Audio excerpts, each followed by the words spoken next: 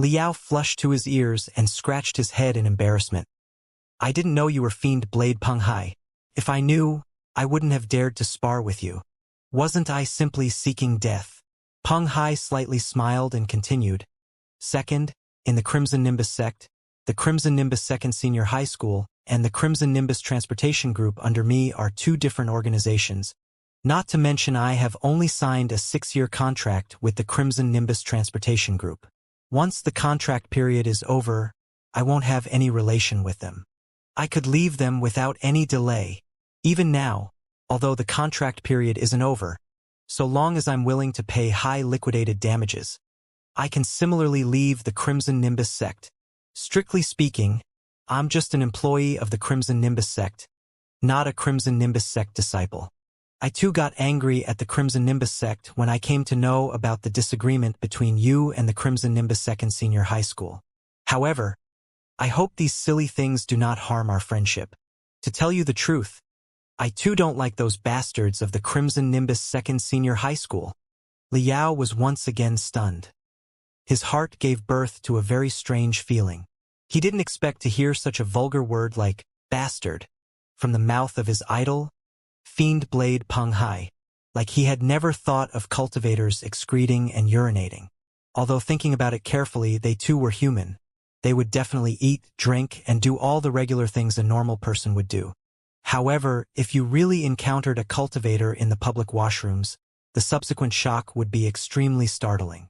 Peng Hai smiled again. His smile was very bright and very lively, much like a 20-year-old naughty fellow.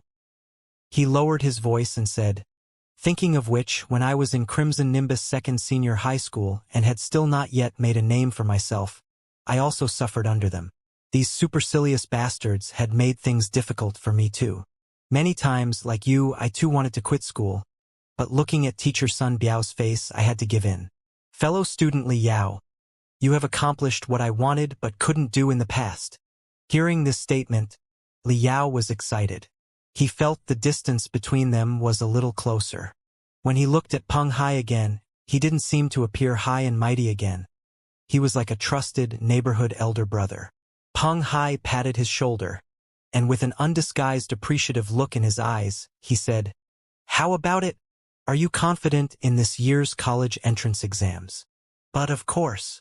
Li Yao, with all his strength, immediately straightened his chest.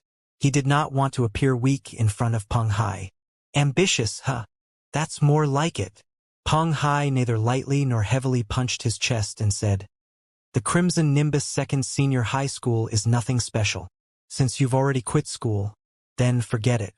For the next month, I will be training in the Demon Beast Wasteland to further consolidate my level.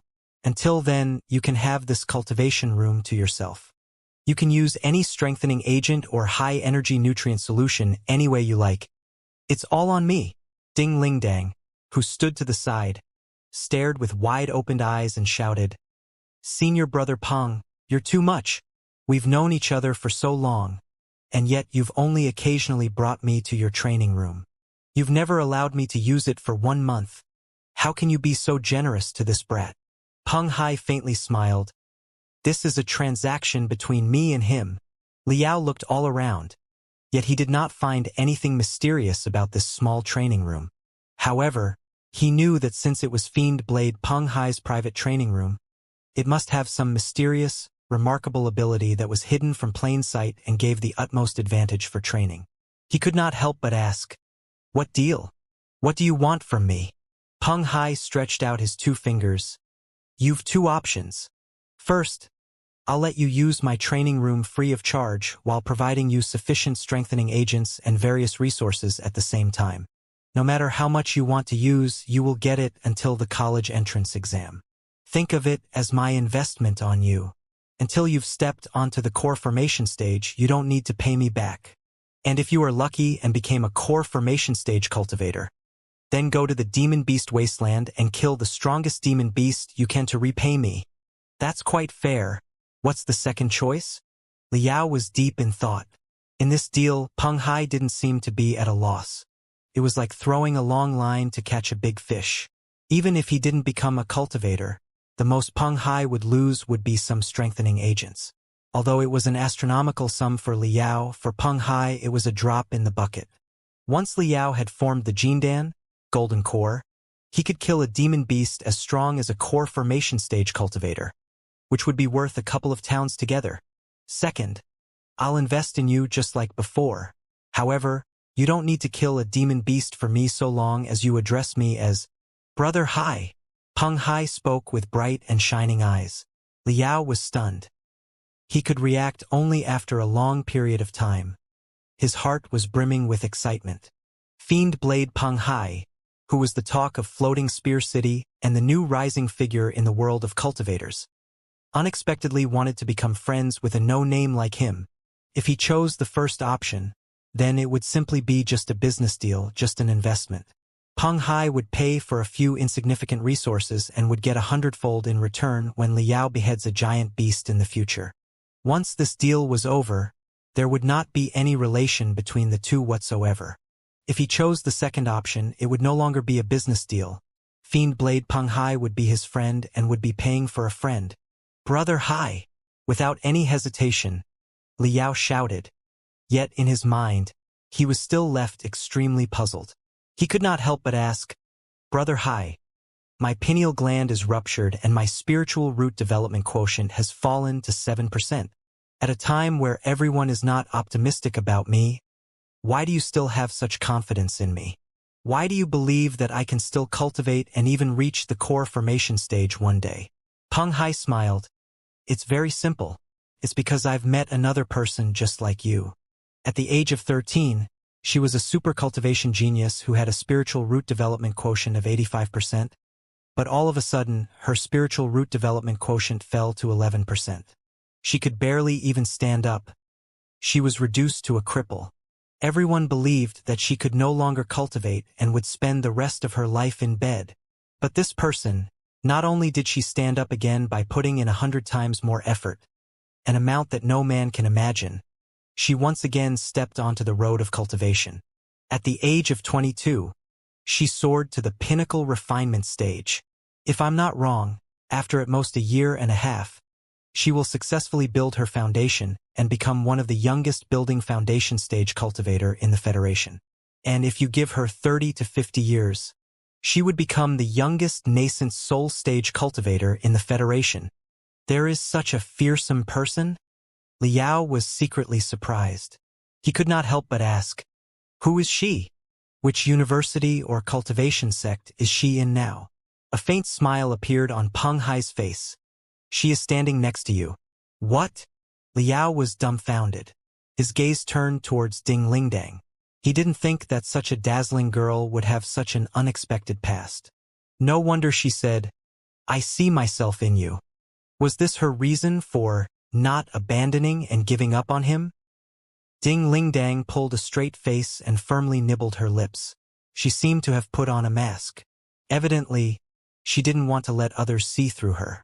Peng Hai also knew she was not willing to mention her past. He quickly changed the topic and said to Liao, do you understand now, fellow student Liao? Even if the whole world is not optimistic about you, even when no one believes you can rise once again, Ding Lingdang and I are the two people who will still believe that you can still create miracles. Liao felt warmth coursing through his body. Unexpectedly, there are still people in this world who still have confidence in me. When he had just woken up, Deep Sea University Professor Xianxia didn't believe he could participate in the college entrance exams. And then the Crimson Nimbus Second Senior High School directly asked him to leave the school. These two things had really made him feel somewhat disappointed. However, at this moment, all of his disappointment was thrown deep into the sea. Liao's eyes turned moist, his blood was boiling, and his will to fight turned wild like a hurricane. All right. Liao no longer hesitated and readily accepted Peng Hai's goodwill. Brother Hai, since we are friends, we don't need to say any words of thanks. However, I just want to say one thing. If someday I become a grand refiner, I will definitely forge the perfect saber that could even split the seas and cut the stars for you. As long as he assimilated the later parts of the memories of Oyezi, Liao had absolute confidence that he would be able to forge the strongest magical equipment in the Heaven Origin sector. Peng Hai burst into laughter. All right, you're really frank. I'll be waiting for that day to arrive then. However, a saber is not necessary because I'm proficient in swords, halberds, tridents, hooks, forks, and altogether 17 types of weapons. It doesn't exactly need to be a saber. If you can refine 8 to 10 flying swords for me, then I'll take them all. Then, why does everyone call you Fiend Blade when you don't even use a saber? Liao was once again dumbfounded. He discovered that his brain cells were not used enough when dealing with Peng Hai. Peng Hai winked at him. The expression on his face now was revealed to be the same as the degenerate of the cultivator world, Sun Biao, and with a smile on his face, he said, "The nickname Fiend Blade was something I intentionally publicized to let others know. Now throughout the entire world of cultivators, everyone knows me as Fiend Blade and naturally believes that I use a saber. How could they know that I'm, in fact, more proficient in swords? In the scenario where I am fighting, if I suddenly brought out 17 to 18 flying swords or 20 long spears or used illusions to turn myself into a 3-headed, 6-armed man waving 7 to 8 meteor hammers instead of a saber, wouldn't the other guy be dumbfounded? At that moment, they would start to think about what I, Fiend Blade, was actually hiding. Just this moment of surprise would be enough for me to cut him 100 times. Remember this. All warfare is based on deception." Liao was covered in cold sweat. He finally knew for sure that this brother Hai of his was the personal disciple of the degenerate of the cultivator world, Sun Biao. Both of them had no sense of shame. Isn't it very bad to casually reveal such a big secret? It doesn't matter. Many people in the world of cultivation know me personally, and even my enemies say I'm very frank and upright. Let's say you told everyone that I don't use saber, that I'm cheating everyone, and that my name Fiend Blade is just for fame and nothing more. Do you think they would believe you? Liao, after thinking about it for a long time, suddenly discovered that Peng Hai's methods were truly too insidious and too cunning. Brother Hai, then can you actually use a saber or not? What do you think? I'm not guessing. I have decided to forge a set of blades for you, comprising of flying knives, a dagger, a miao-diao, a whip blade, a 9-ringed golden saber. You can then hold a blade exhibition in the world of cultivators and let everyone know of the name Fiend Blade. This way, the next time you and your enemy cross paths, he would be worried whether you are going to take out a flying knife or a dagger to slit his throat or suddenly pull out the 9-ringed golden saber to cut him into 2. At the moment he is pondering over your weapon, you can suddenly take out a 10-feet-long snake spear and stab him to death. TSK, TSK, TSK. This scene will be really pleasing. An adult and a child. The two people started laughing crookedly at the same time. Ding Lingdang, who stood beside them, had her eyes turned white. The shamelessness of these two guys was completely beyond her imagination. All right, brat. I like you more and more. Come. Let me take you to see my real training room. Peng Hai smiled and said. Peng Hai walked up to a milky white wall nearby and drew an imaginary line. Soon, a vibrant hologram shone on the wall. As Peng Hai quickly punched in a few glyphs, a burst of buzzing noise came from the ceiling before a metal disc lightly fell from above.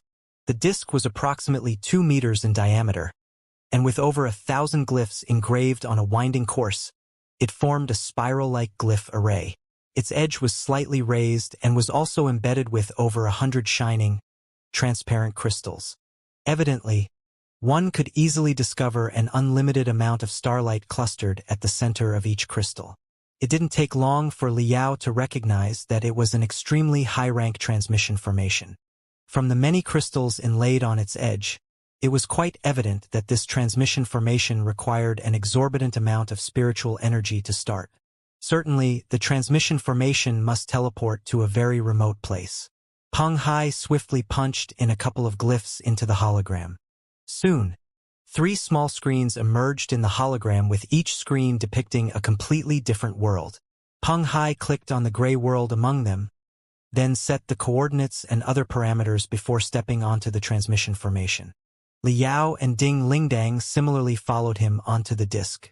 The crystal inlaid around its edges were getting increasingly brighter, making it impossible to directly look at them.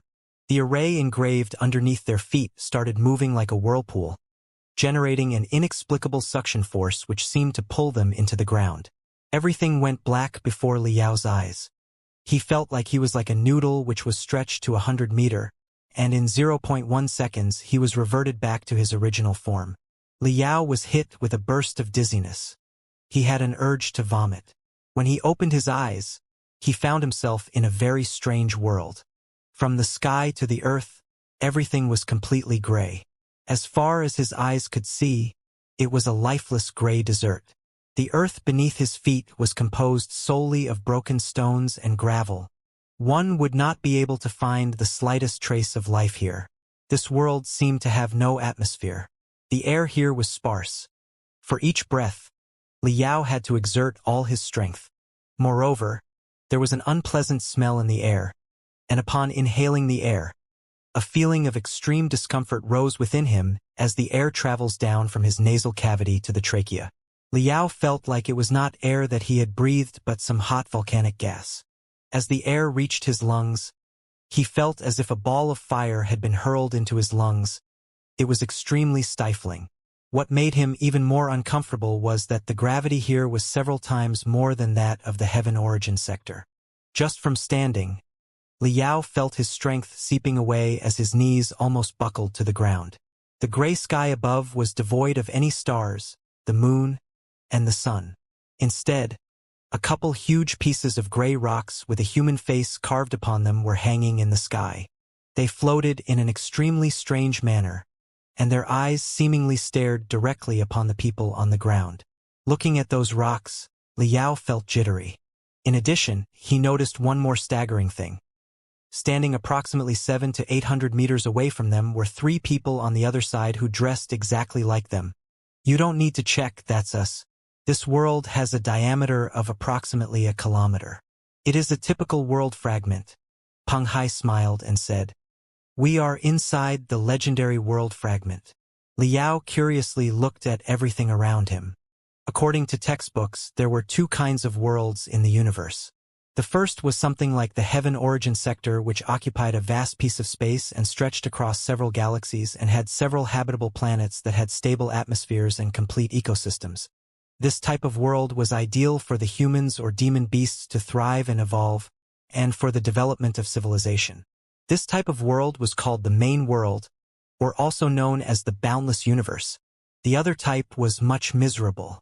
Perhaps you could say it was the space-time fragment formed due to the Big Bang at the beginning of the universe, or perhaps a part of the main world blasted off during the fight between super-ancient cultivators, or maybe a part torn away during the spiritual energy tide, or it might even be possible that it was artificially created for all sorts of strange and unusual reasons. This type of world was often very small, with a radius varying from a couple hundred meters to even a few dozen meters, while the largest one would not even exceed the size of a continent.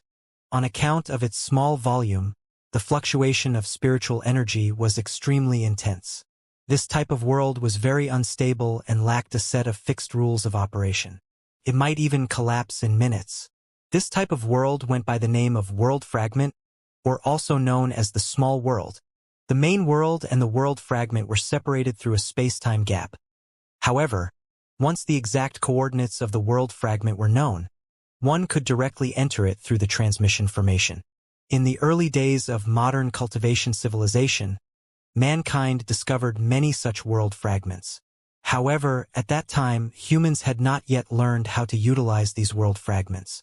These world fragments were simply treated as a dumping site for waste from the main world, or were treated as a place of exile. After 10,000 years of development, mankind had discovered millions of such world fragments and realized the advantages of these world fragments.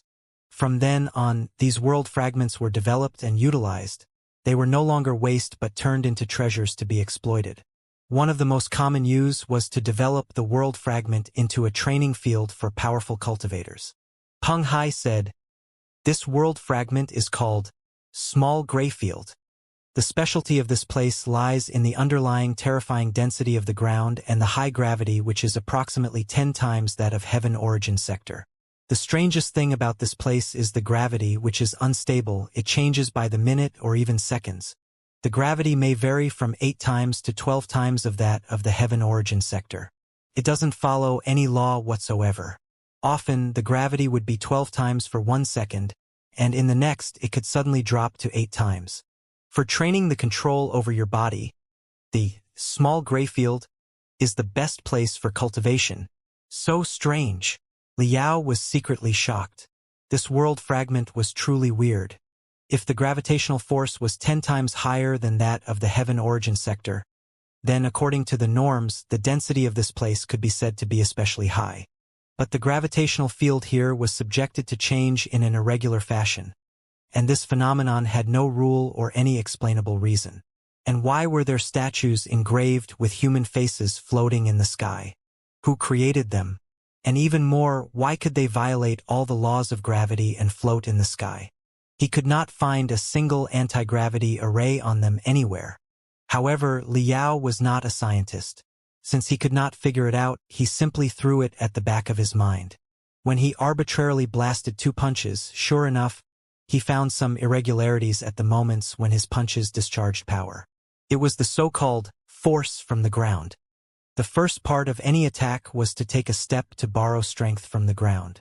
The subtle changes in the gravitational field had led to Liao having a feeling as if he was stepping on cotton. The heavy-headedness and light-footedness kind of feeling rendered the punches, which were originally strong enough to tear the air, into powerless light jabs. There is a full set of training equipment in here. If you can adapt to the gravity of this place within a month, then I believe that after returning to the heaven origin sector, your strength will have advanced to a completely new level, and getting admitted to the 9 elite universities would be a piece of cake for you, Peng Hai said with a smile. Peng Hai paused and took a glance at the nearby Ding Lingdang, who seemed like she wanted to say something, before continuing. Junior sister Ding, you can't say senior brother didn't take care of you later. For the period of an entire month, the training room is under your management. You must operate the transmission formation and also help me look after this brat. Make sure to never ever step onto the other world fragments besides the small gray field, especially him. Even you have to be careful there. Both world fragments were prepared for building foundation stage cultivators and are extremely dangerous. If an ordinary person stepped in there, he would vanish in the puff of smoke. Ding Lingdang was brimming with happiness. She jumped in jubilation and cheered, "Long live senior brother! For a long time, I've been wanting to cultivate in the small gray field. However, can't you promise me one more thing?" Peng Hai frowned. "I knew you'd be insatiable. Say it, what else do you want?" A huge grin appeared on Ding Lingdong's face. "Senior brother Peng, as you know, fellow student Liao is hesitating between the Grand Desolate War Institution and the Deep Sea University. How about the two of us have a round of bout to let fellow student Liao experience the true strength of the Grand Desolate War Institution? Maybe watching us will cause his blood to start boiling and burst with joy. And who knows? He might just, on the spot, gave up on becoming a bullshit refiner and realized that a body practitioner is a very promising career." Once she was finished, without even waiting for Peng Hai to agree, Ding Lingdang began exercising her hands and feet on her own as very frightening sounds began to come from her joints. Peng Hai calmly and collectedly backed away half a step. A helpless smile appeared on his face. "Do you want to show fellow student Liao? Or do you simply want to have a round of spar with me?" Ding Lingdang stuck her tongue out. "You saw through me. Senior brother Peng, you're the most outstanding graduate of Grand Desolate War Institution before me. All this time, I've been looking for an opportunity to learn from you, but you've always refused. Today, think of it as letting fellow student Liao have a taste of the firepower of a battle-type cultivator. Let him see exactly how crazy it is." Peng Hai glanced at Liao before a peculiar aura started surging in his eyes. Finally, he nodded in agreement. "All right, for fellow student Liao's sake, I'll suppress my strength to pinnacle refinement stage and spar with you. But first, you have to agree that this is only for 30 seconds. No need. If it's just pinnacle refinement stage, then I'll blow you away in 10 seconds. Ding Lingdang was completely excited. Her excitement was clearly visible on her face. Her skin, as exquisite as honey, was slightly flushed red. Even though there was no trace of visible movements on her, The 8 bells tied to her beautiful ankles suddenly started vibrating frantically, producing sharp yet delicate jingles. The jingles coming from these bells were unlike any ordinary bells. Surprisingly, they sounded like the clashing of swords and blades. When those light and crashing jingles of bells connected into a loud bang, Ding-ling-dang suddenly took off. Shwa! What remained at the place she once stood was an incomparably distinct blur. Unexpectedly, Ding-ling-dang appeared in front of Peng Hai.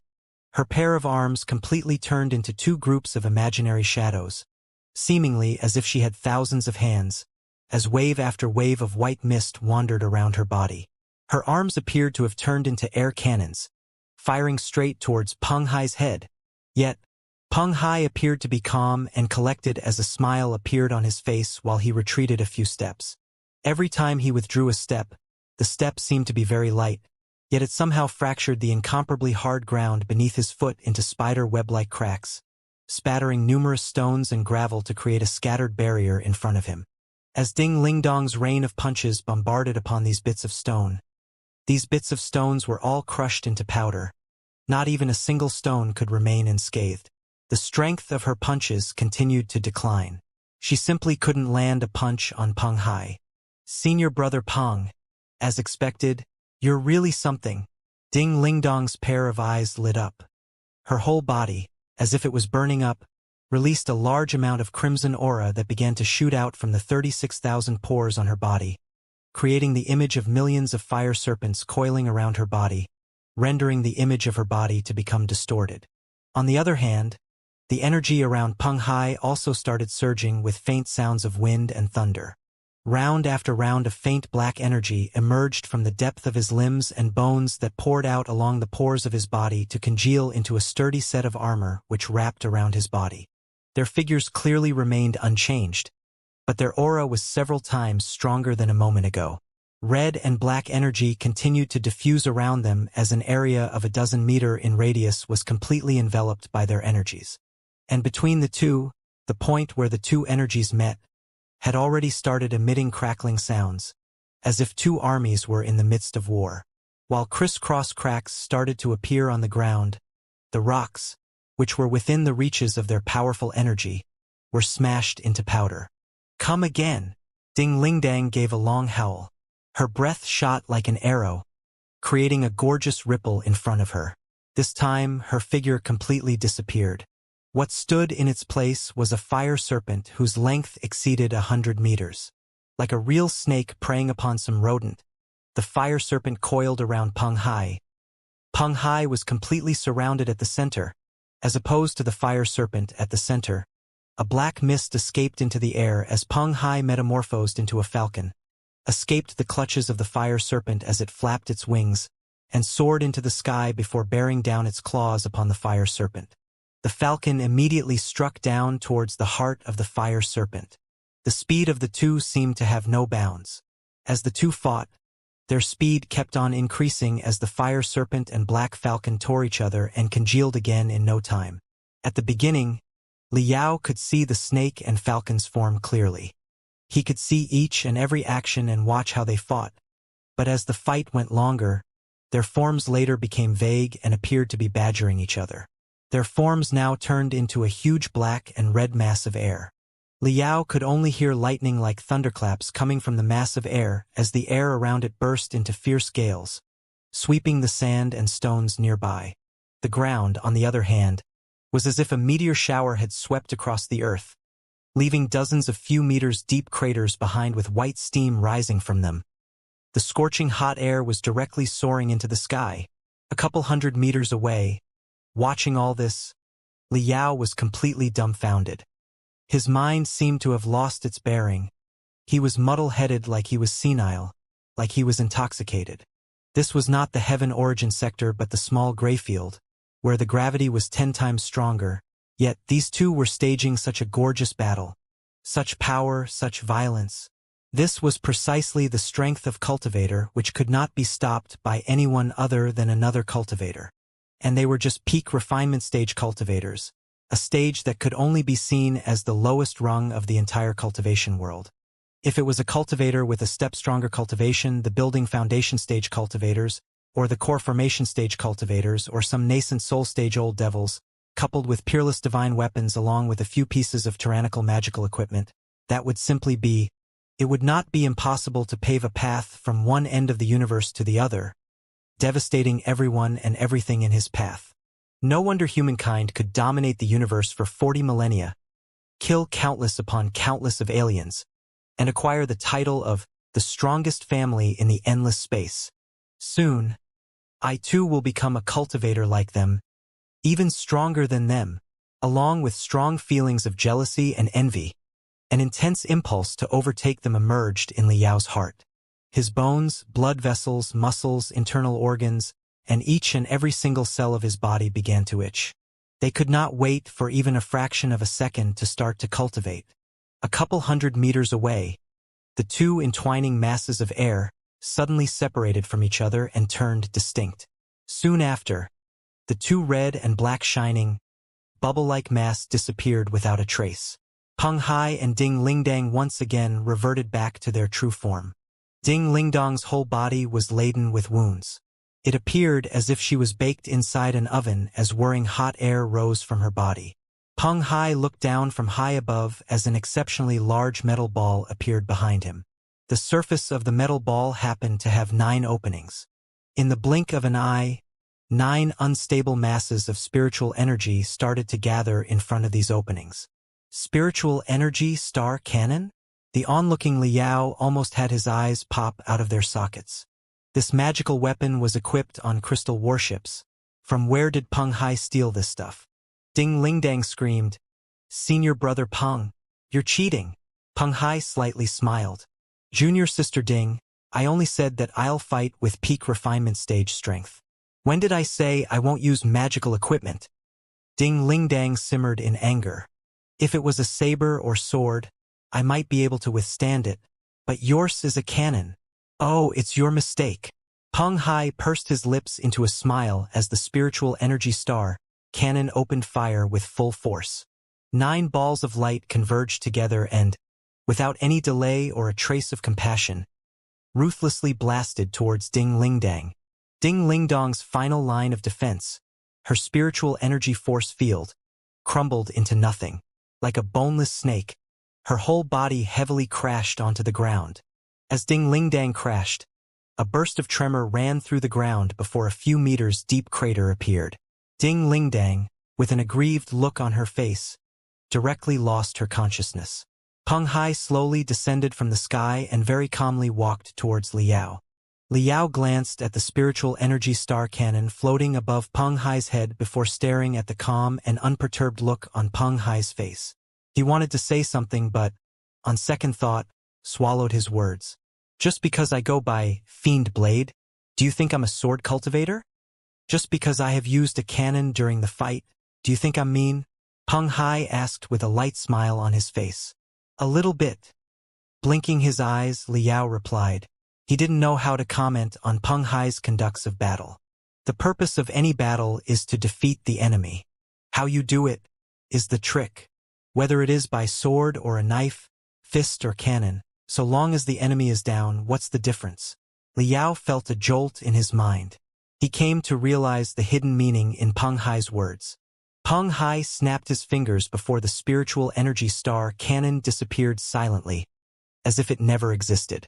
Peng Hai patted Liao's shoulder and earnestly said, "Liao, the two of us came from the same background and struggled to get here from the lowest rungs of society. You and I are like the pebbles that had been eroded for a few hundred millennia under the waterfall. Even if we appear to be all shining and glossy on the surface, on the inside, there is a part of us which is persistent, which could never be crushed. If we have selected a target, we will stick to our path and always strive to go till the end. Even if we hit an iron wall, we will always find a way to knock a hole through the iron wall and continue to walk on our road. However, you are forgetting something. There are more than one way to our destination and also more than one way to realize our dreams. Deep Sea University is indeed the holy land for refiners. However, if you enter the Grand Desolate War Institution's combat department, you will learn the applications of various kind of magical equipment. you will realize the advantages and disadvantages of various magical equipment as well as the top magical equipment requested by the soldiers at the front line. With all these experiences, if you study refining again, perhaps you might be able to refine even more powerful magical equipment which are more suitable for combat. Liao was absorbed in his thoughts. Peng Hai's words had set off waves in his heart. You do not need to decide now. After all, this is a life-changing decision for a student. You still have 1 month's time, so you should think about it. And in the end, if you still decide to go to Deep Sea University, I am still going to support you. Alright, it's getting late. I have to go to a party with a bunch of old comrades tomorrow afternoon before leaving for the Demon Beast Wasteland. You slowly cultivate here. Ding Ling Dang will wake up in another 10 minutes. At that time, everything will be arranged by her. Brother Hai. Peng Hai was just about to leave before Liao suddenly called out to him. What else? Peng Hai asked with a smile. Liao hesitated for a moment before finally he decided on something. He summoned up the courage to ask, Brother Hai, it may be a little rude, but could you show me the true strength of a high-building foundation stage cultivator? Peng Hai raised his eyebrows and, with a look of surprise, stared at Liao. Liao clenched his teeth, mustered up his courage, and directly received Peng Hai's gaze. After a moment, a smile appeared on Peng Hai's face. He relaxed his whole body before nodding. All right, little brother, you are very interesting. I will let you see what a high-level building foundation stage cultivator is like. Peng Hai raised his hand as a translucent spirit glyph flew out from his palm towards Liao's head. Bang! With a thunderous bang, the spirit glyph exploded into pieces before streams of light flew around Liao's body, coiling around his body and congealing into a transparent shield. Liao knew it was the spiritual energy force field that would prevent him from getting injured by the spiritual energy waves. I usually suppress my strength to 3%, which is equivalent to a common martial artist. That's why you don't feel any expert-like aura from me. However, so long as I have 0.001 seconds, I can become like this. Peng Hai's pair of eyes opened wide as he took a long, deep breath. His entire body suddenly doubled in size. His muscles expanded as if air was blown into them, and each and every one of his blood vessels were thick and sturdy like a python that had completely wrapped around his body, moving up and down as the blood coursed through the vein. Just a moment ago, that ordinary-looking man with a tall and thin physique had turned into a super-muscular man with a physique of over 2 meters high in an instant. Even his skin that was as hard as iron and as bronze as copper faintly reflected an oppressive kind of gloss. Peng Hai's voice too was now incomparably hoarse as well as deep and resonant. Now, I have only exerted approximately 7% of strength, which is the limit to which I can stimulate and fortify my flesh and blood. This is the pinnacle state which a human body can attain and is also known as the coup de maître of a martial artist. A step further and I will have no choice but to arouse the spiritual root to absorb the world's spiritual energy and use it to further strengthen the body. This is the so-called refinement of energy. While speaking, Peng Hai's stature suddenly shrank down and once again turned into a tall and thin figure. However, on the top of his head, a faint splendor was flowing, proliferating invisible ripples one by one. Each ripple was like a huge ripple which spread in all directions with Peng Hai as the center. A faint black mist surged out from all 36,000 pores of his body and lingered around him to create a hideous-looking armor of spiritual energy. The entire armor appeared to be glistening in a faint blood-red glow. This is 12% of my strength, then 13%, 14%. Peng Hai, while smiling, very slowly and unperturbedly increased his strength as round after round of the black mist around his body continued to spread, completely enveloping an area with a radius of a few dozen meters. A black falcon rose from the black mist as it opened its wings, eclipsing over 100 meters in the sky. This is the peak refinement stage strength that you saw a while ago. Next is the building foundation stage. Peng Hai's pair of eyes opened wide as he let out a deafening shout. Meanwhile, the black falcon once again metamorphosed into a group of black mist. Afterward, the black mist turned into strands of black silk which retreated back into his body in an instant. Peng Hai's pair of eyes turned as dark as an abyss. They were like a deep ancient well, like the dark sky during an eclipse. The facial expression on his face now was extremely cold and indifferent. It was without any trace of humanity. The land beneath his feet continued to crack and create a huge spider web-like fissures within a radius of a couple hundred meters. In an instant, Peng Hai's hair became long as his feet left the ground and his body floated in the air. Even in the absence of wind, his long hair kept on swaying on its own. It seemed extremely wild. The black mist from his pores once again spread all over the place, turning even denser, darker, and terrifying as it ran amok in all direction. Liao, even after hiding inside the spiritual energy force field, could still feel the overwhelming strength which continued to surge out from Peng Hai in a steady flow. Bang bang! Deafening explosions rang as the black mist madly crashed into the spiritual energy force field. This kind of power had the ability to shake the heavens and the earth, a power which Liao absolutely could not withstand. He had a feeling, if not for the shelter of the spiritual energy force field, under Peng Hai's aura, he might have been grinded into minced meat within a half-second. Peng Hai stood tall and erect in the sky. His pair of eyes were now completely black. One could not find a single trace of white in his eyes. Around his body, a pure black force field of spiritual energy had already taken shape. Countless number of stones ripped out the ground, rose into the air, and started orbiting around his force field. A hint of strange smile floated on Peng Hai's face. This is high level of the building foundation stage. However, this is still not my limit. Just as the last words spelled out from his mouth, Peng Hai let out a wild roar. His pair of eyes became like a black sun from which an incomparably dark aura continued to surge out. Liao was completely unable to describe everything he saw. He never knew that darkness could be so dazzling. Crack, crack. Countless black electric currents appeared around Peng Hai, madly swimming around his body to create a second layer of spiritual energy force field.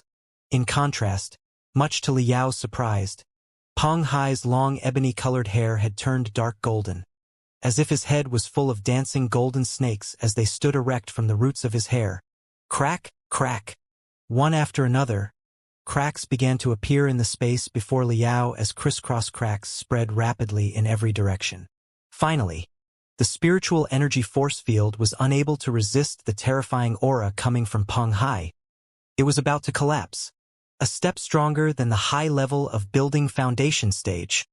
This is the peak of building foundation stage. Seeing all this, Liao became muddle-headed as if he were a drunkard. Only God knew when he had started to tightly clench his fists to the point where his nails dug into the flesh of his palms. Despite this, Liao didn't feel anything. He was completely immersed in the spiritual energy storm produced by Peng Hai. I want to become a cultivator like him. I'll definitely become a cultivator like him, Liao madly shouted deep within his heart. Finally, the spiritual energy storm raged for 3 seconds before Peng Hai withdrew the force field as all his aura returned back to his body.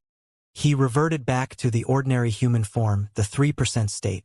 Brother Hai, you've actually cultivated to peak level of the building foundation stage?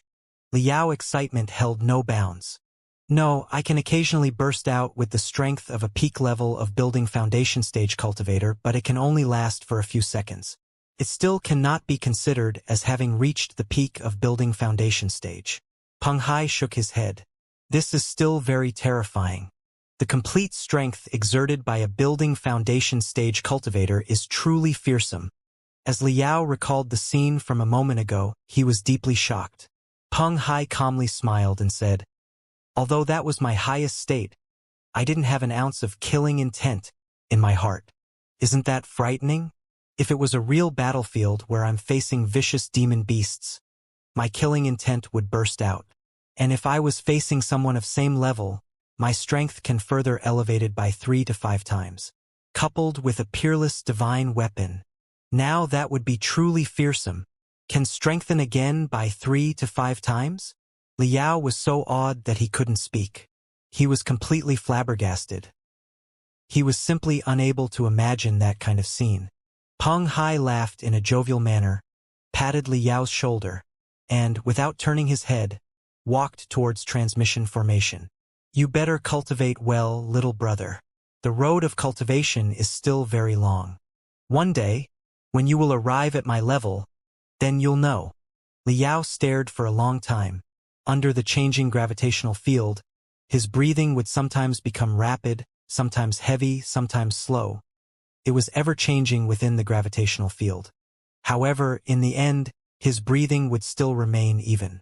Towards the disappearing silhouette of Peng Hai in the transmission formation, Li Yao sent out a powerful punch as a smile brimming with confidence appeared on his face. Brother Hai, I will cultivate well and catch up to you soon. For the next 3 days, Li Yao spent all his time doing restorative training. He was working hard to restore his body back to its peak state in the shortest span of time. To sum it up, it was just eating and sleeping. Eating the high-energy compressed food that was specifically made for the military. It was military specialized because it was for the cultivators preparing to hunt in the demon beast wasteland. Just a fingernail-sized piece was enough to fuel a low-level cultivator with enough energy to fight for an entire day. Every hour, Li Yao would force himself to eat a jar full of this highly energy-compressed food before he would use to assimilate it, subsequently converting the food into the most basic energy used to repair his overexhausted body. After eating, he would sleep in the special deep sleep chamber inside Peng Hai's private training room. An hour of sleep within the deep sleep chamber was equivalent to sleeping normally for an entire day and night. In order to restore his body to its peak condition as soon as possible, for the past few days, Li Yao only slept. He didn't attempt to assimilate Oyezi's memory fragments in his dreams. Every second, Li Yao felt his energy and stamina increase by a point as though each crack in his bones was being repaired every second, further advancing his body's strength. After 3 days in the small gray field, Li Yao was jogging with ease. During the jog, he would sometimes alternate between jumping, squatting, and shadowboxing. Each of his punches left an afterimage behind. Li Yao had already recovered his vigorous and healthy physique. Compared to before his coma, he was now 3 centimeters taller. His body was neither skinny nor did it have excess fat. His build was well-proportioned such that it was perfectly symmetrical and filled with muscles, but not to the point that it could be considered in excess. He had a streamlined body like the pebbles that had eroded under a waterfall for hundreds of millennia. Each and every bone was symmetrically arranged on his rock-hard skeleton. Because he had not basked in the sun for quite a while, his skin was slightly pale, but it had a healthy luster to it, overflowing with a powerful aura. I've now completely recovered. I feel stronger than before the coma. If I test my spiritual root development quotient, I am confident that it has progressed by at least 20 to 30%. Li Yao took a long, deep breath. Under the gravity that was 10 times stronger, each step sprung him 4 to 5 meters forward. He squinted his eyes and felt the steady flow of power in his 4 limbs and bones. Li Yao was completely satisfied with his new body. Ding Ling Dang mockingly said, "The spiritual root development quotient is purely an imaginary number. In the grand desolate war institution, only chicks would be crazy about spiritual root development quotient day and night. An unyielding man would only believe in their own fist." Li Yao was surprised for a moment as he slowly clenched his pair of fists. Makes sense.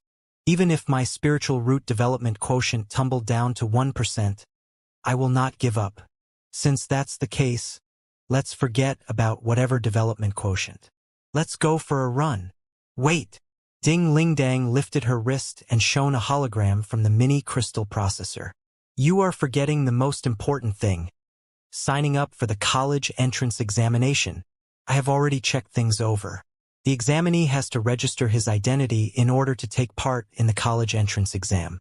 It is quite troublesome, but you'll have to run around to several places and get a comprehensive body exam along with several other tests.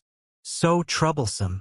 A frown appeared on Li Yao's face as he carefully went through the introduction on the hologram.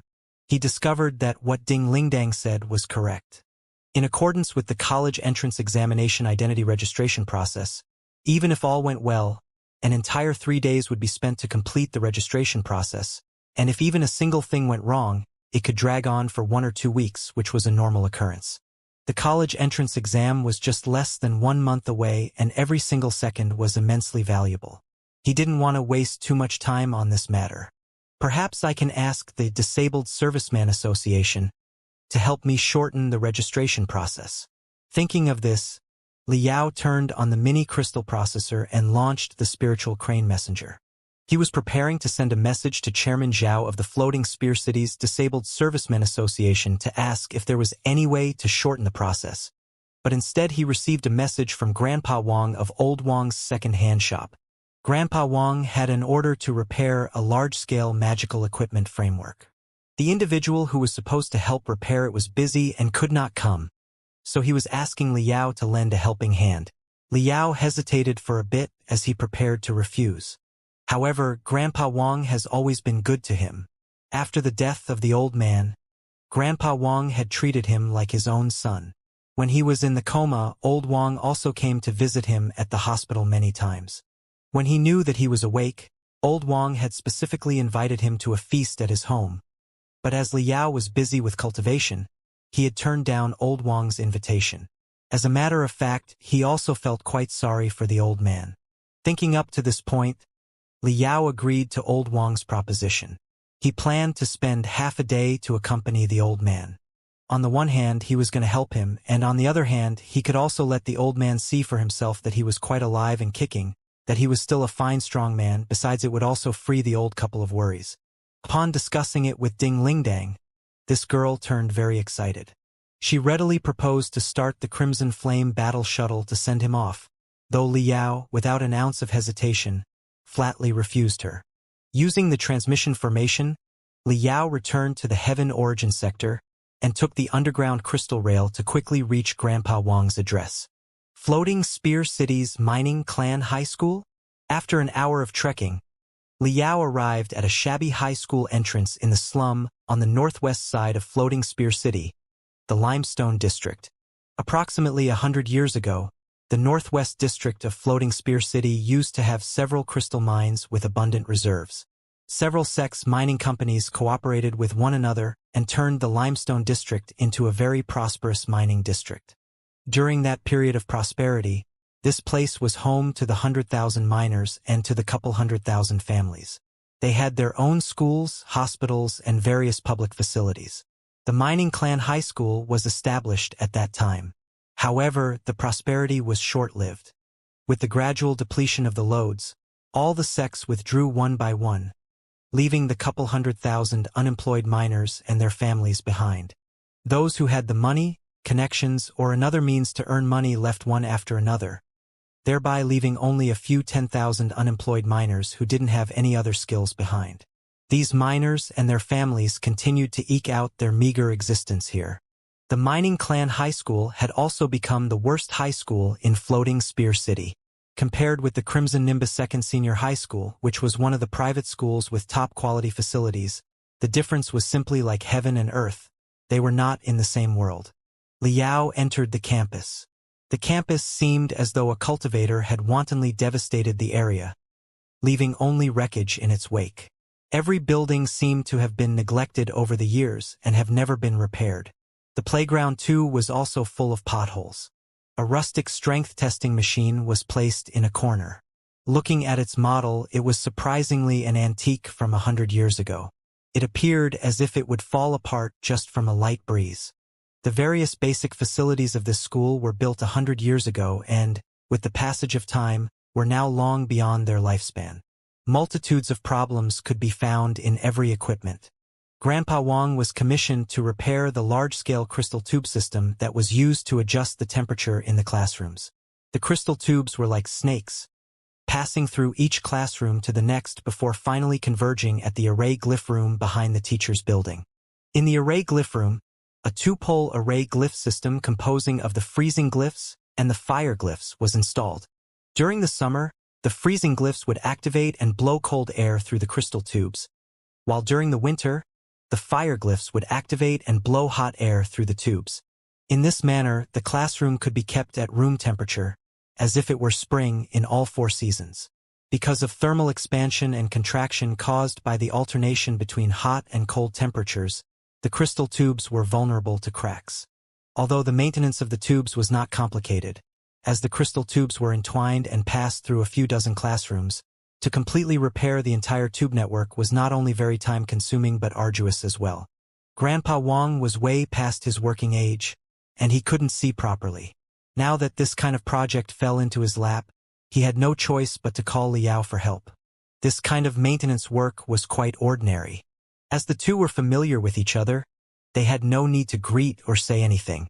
Liao rolled up his sleeves and stuck out his buttocks as he and Grandpa Wang began to check and perform maintenance on the crystal tubes, classroom by classroom. After a long, arduous maintenance that spanned half a day, the two were covered in dust from head to toe. Finally, all the crystal tubes had been cleaned out from the inside out, and the broken tubes had been replaced with new ones. Liao pressed his ears to the crystal tubes and listened for a while before confirming that the sound was normal and the array glyphs were operating very smoothly. The task was complete. Liao pursed his lips as a grin appeared on his dark face, revealing the snow-white teeth inside. It's done. Grandpa Wang, this time, I'm not going to calculate money with you. Treat it as my respect for Grandma Wang. If there is nothing else, then I'll take my leave first. Wait! Grandpa Wang laughed like an old fox as he dragged Liao out of the school building. Inside the playground stood a chubby old man. This is the principal of the mining clan high school, Mao. He is an old classmate of mine. Nice to meet you, Principal Mao. Liao blinked his eyes. He found it a little strange. The maintenance of crystal tubes was not some big project. At best, it was worth a couple $1,000. Yet Grandpa Wang dragged him out to meet the principal. Why? Principal Mao and Grandpa Wang glanced at each other. The two were a little embarrassed. After a moment of silence, Principal Mao squeezed out a little smile on his face and said, Student Liao, it is like this. I heard old Wang say that you have withdrawn from Crimson Nimbus 2nd Senior High School and were thinking of registering your identity in order to apply for the college entrance examination.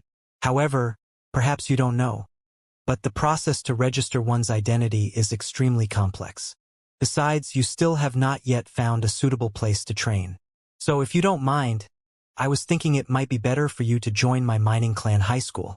The entire registration process will be handled by the school, and you can also train here. As you can see, although the training equipment are a little old, they are all in working condition and are maintained quite well. It would be better than what you might find at home. As for the cost, you don't need to worry. Old Wang and I have been friends for many years, so I will not take a single penny from you. What, Grandpa Wang, you? Liao realized that this was the real intention of Grandpa Wang for calling him here. He could not help but feel warm in his heart. Grandpa Wang coughed twice. Little devil, this old man has heard everything about you. You have offended people at Crimson Nimbus 2nd Senior High School who have power and influence. They forced you to drop out, and you also had a little accident. I'm afraid you won't be admitted to a top university, but you should not give up. It is better for you to train here and vie for a good technical school. After you have graduated, you can come back and formally join me as my partner. I don't have a son, and the few grandsons I have are not interested in magical equipment maintenance. The day when my two legs can no longer support me, I'll leave my second-hand magical equipment shop to you. Don't say it doesn't bring in money. It can somehow bring food to the table. What do you think? Liao took a long, deep breath to slow down his throbbing heart. Grandpa Wang didn't know that he had already recovered his strength, and even more, he didn't know about the shocking mutation that had taken place inside his brain. Everyone believed that his spiritual root had ruptured and he was completely crippled. Even so, Grandpa Wang didn't give up on him, still thought about him sincerely, and even helped him find such a school. Although it was the worst high school in the entire Floating Spear City, Liao knew that Grandpa Wang had done the best he could. A warm feeling slowly filled up Liao's chest. After a moment of hesitation, Liao said, Principal Mao, I have angered some very powerful figures from Crimson Nimbus 2nd Senior High School. Aren't you afraid that your mining clan high school will become the target of their anger if you took me in? Principal Mao laughed as he pointed at the surroundings, speaking in a self-deprecating tone. Take a look around. As far as my school is concerned, It is the worst high school in Floating Spear City. Only the children of penniless miners would come here to study, and that too only for the purpose of getting into a technical school to learn cooking, maintenance, or some similar expertise in other fields. How would they take revenge? All right. Liao felt warm in his heart. He continuously nodded his head. Grandpa Wang, Principal Mao, thank you for your kindness. I have decided to attend the college entrance examinations as a student of your mining clan high school. However, since I have already found a training room, I won't always come to school. I hope you do not mind. It does not matter. Anyways, you just have to register your name to ease your way into the college entrance examinations. That's all. However, training rooms outside are very expensive, especially before the college entrance examination. Many training rooms will use crash course type rooms as a way to cheat examinees of their money. You can't be fooled. If you can get a refund, then you should take it. Train in the school and save a little bit, Principal Mao said. Liao smiled. Principal Mao's character was almost the same as Grandpa Wang. Both were sincere and kind men. He shook his head. It's all right. It's my friend's training room, so its cost is very cheap. Oh! Principal Mao exclaimed and no longer tried to persuade Liao. He then said, Student Liao, wait here for a while. If you'd like, you can look around and familiarize yourself with the environment. I'll settle the account for today's maintenance with Old Wang first, then I'll check how I should complete your procedures. To be honest with you, it has always been our students who transferred to another school. If I'm not wrong, in the past few decades, we have not received even a single transfer student from another school. Ha ha ha. I will go and sort out a few files. You just need to sign a few papers. All right? I'll definitely go all out in the college entrance examination to win glory for the mining clan high school, Liao said in a serious tone. Principal Mao laughed jovially. Regarding Liao's commitment, he made no comments. The two old men, with arms around each shoulder, went inside the office building. Liao, with hands behind his back, leisurely explored the simple and crude campus. His mood was pretty good. Helian Lai, Zhao Shud, and He Mianxian, all of them were not optimistic about him, did not believe him, and treated him like a cripple, like trash.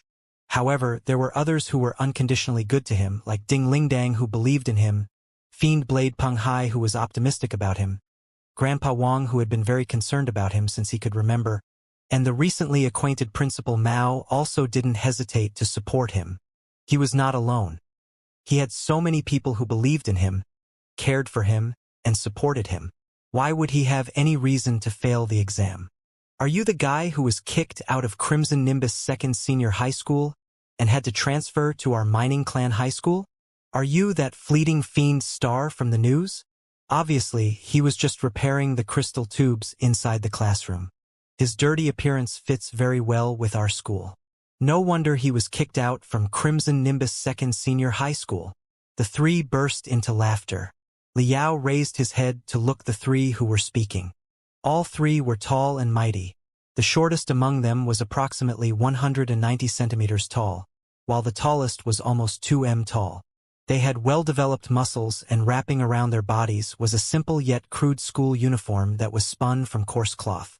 A casual movement would seemingly tear their uniform apart.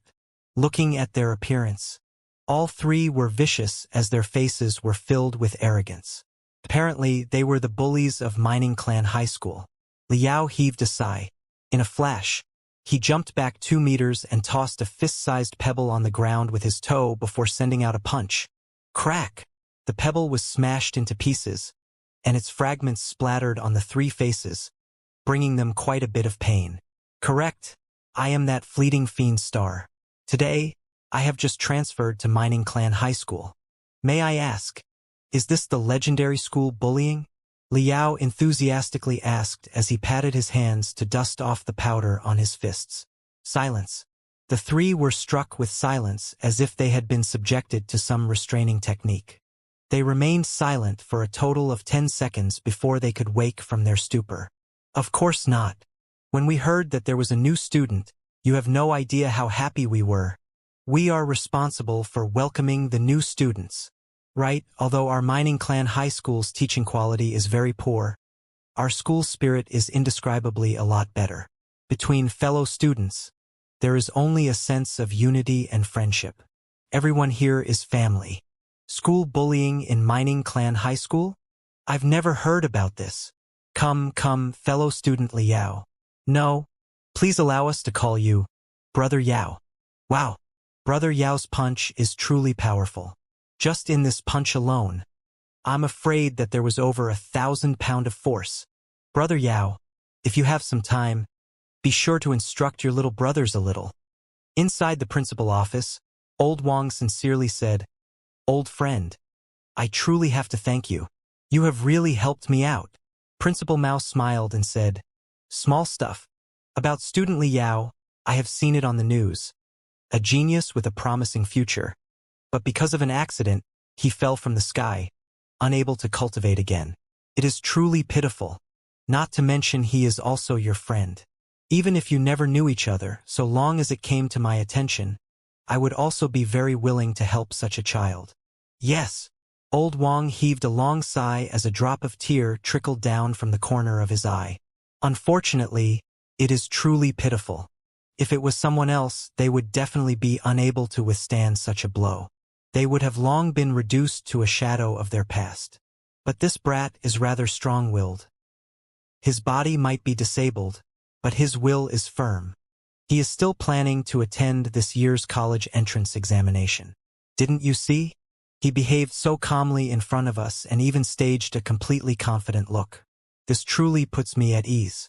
It is truly. Indeed, student Li Yao has an indomitable spirit. I was very moved. You don't need to worry. Even if he can't go to college this year, he can still study at Mining Clan High School next year. So long as I, Dagong Mao, am still here, the doors to the Mining Clan High School will always be open for him. While talking, Principal Mao walked to a window to get a fresh breath of air. Hey! As he arbitrarily glanced over to the ground, he suddenly exclaimed, What happened? Old Wang went to the window and looked around on the ground. In front of the office building at the playground, 3 stocky and imposing muscular boys nodded and bowed as they respectfully followed Li Yao to an antique strength testing machine. In an instant, Principal Mao's face turned dark and bitter as he clenched his teeth and said, These good-for-nothing punks. I just left for a few minutes and they are already bullying the new student. Awful. I have taught them to be better than this. They should not be doing this. That's not right. Old Wang scratched his bald head, hesitated a moment, and then said, It doesn't seem like they are bullying. Yeah, it is a little odd. What are they doing? Do they want to test Li Yao's punching force? What a joke. Student Li Yao's spiritual root is torn. He is already a cripple, yet they still want to test his punching force. Do they want to make a joke out of student Li Yao? Principal Mao was extremely furious. As he prepared to stop them, Old Wang grabbed his shoulder. Standing before the strength testing machine, Li Yao had already taken 3 steps back, pulled his right fist as far back as he could, as if he was a cannon ready to fire, and postured himself to send out a punch with his right fist. Principal Mao blinked his eyes. Although he was not a cultivator during his youth, he had been to the battlefield and had seen the blood of many soldiers. Despite being separated by a few dozen meters, he was still able to sense the exceptionally powerful and dangerous aura emitted from Li Yao. In an instant, Principal Mao returned to a few decades back, to the moment when he had an unexpected encounter with a demon beast in a corner of the trenches in the front lines. Principal Mao shrunk his neck as he was suddenly covered in goosebumps. Li Yao remained motionless, yet his aura continued to increase. The air around him became a little distorted, creating a field exclusive to him. The 3 muscular boys near Li Yao, upon noticing the strangeness, involuntarily retreated 3 to 4 steps. His aura is exceptionally strong. His spiritual root is obviously torn. So how is this possible? Principal Mao muttered to himself. Without a single blink, Principal Mao watched with widely opened eyes, carefully observing Li Yao's each and every action. But he missed everything. In his eyes, Li Yao had completely turned into a blur. In only 1/100th of a second, his right fist had ruthlessly landed upon the strength testing machine. Boom!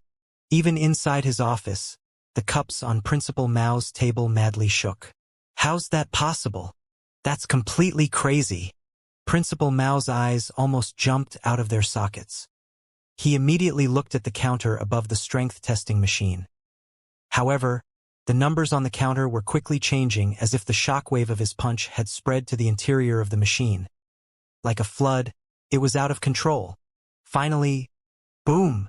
From inside the strength testing machine rang a thunderous explosion as a mass of black smoke slowly rose into the air, spreading a strong smell of fire and metal. Like a shot beast, the strength testing machine swayed for 3 seconds as it held its ground before it finally collapsed completely, turning into a pile of crushed parts. This punch of Liao had surprisingly sent this antique, with over 100 years of history, to its grave. Inside the office, Principal Mao and Old Wang were like 2 wooden statues that had been carved using rooted trees. They stood aghast. After over a minute of silence, Principal Mao reached out for a cup whilst his hands continued to shiver. The cup made a series of tattering noises as it collided with his teeth. He chugged down the entire tea into his stomach in one go. Are you sure he is crippled? Principal Mao stammered as he asked. Yes.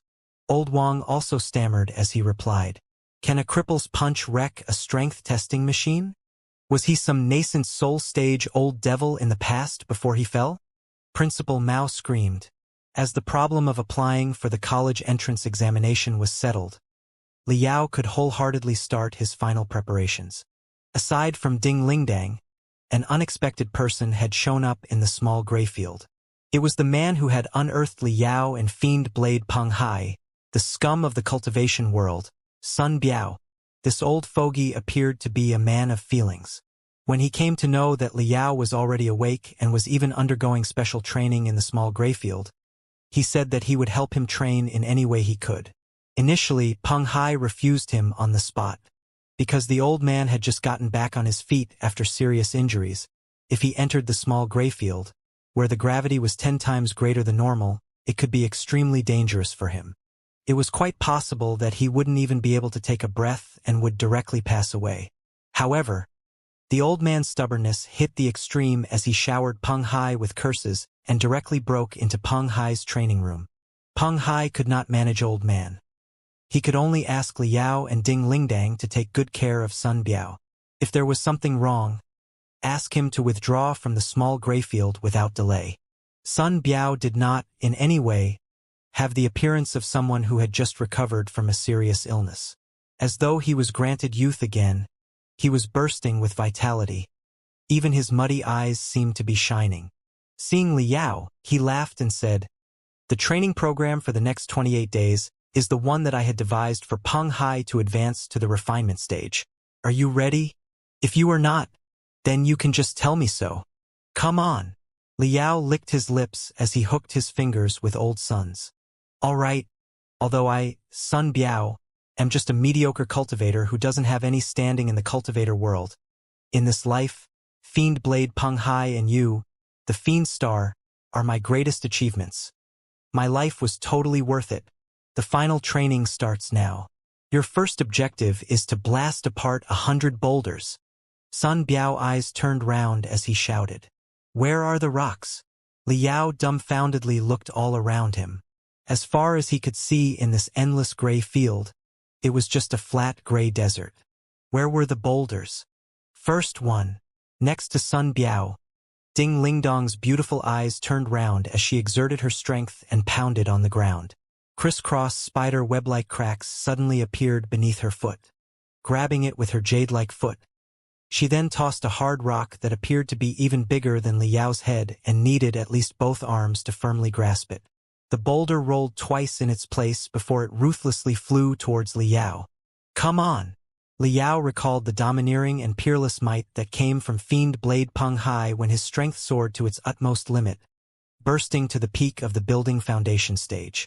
Everything under the soles of Liao's feet blew away as he gave a furious roar, twisted his waist, deeply bent his knees, and pulled his right hand back as if he was drawing an arrow. His entire body cut into a pose in preparation to send a fierce punch. As the boulder drew near, Liao sent out a punch, ruthlessly colliding with the boulder. Explode for me. First day, Liao forcibly smashed 100 rocks, ran 50 kilometers cross-country whilst carrying a 100-kilogram weight under the influence of tenfold gravity before sparring with Ding Lingdang using the analyzing and relearning each stance one by one, and inevitably get beaten black and blue by Ding Lingdang. Second day, third day, fourth day, Liao trained almost like a lunatic. His daily consumption of food and strengthening agents was 10 times more than that of the average high school student. If Ding Lingdang and Sun Biao had not personally seen this, they might suspect whether there was a miniature black hole hidden in his stomach. How else could he engulf so much food? Seventh day, eighth day, ninth day, the speed of Liao's progression was insane, even to the point where it was visible to the naked eye. The training schedule drafted by Sun Biao was not able to keep up with his progress. Every day, Liao would only need 70% of the time to complete the training program. In the remaining time, he would review the over and over again to thoroughly master this set of hammer techniques down to his soul and completely evolve it into 108 fist techniques. 14th day, 15th day, 16th day, 2 weeks elapsed.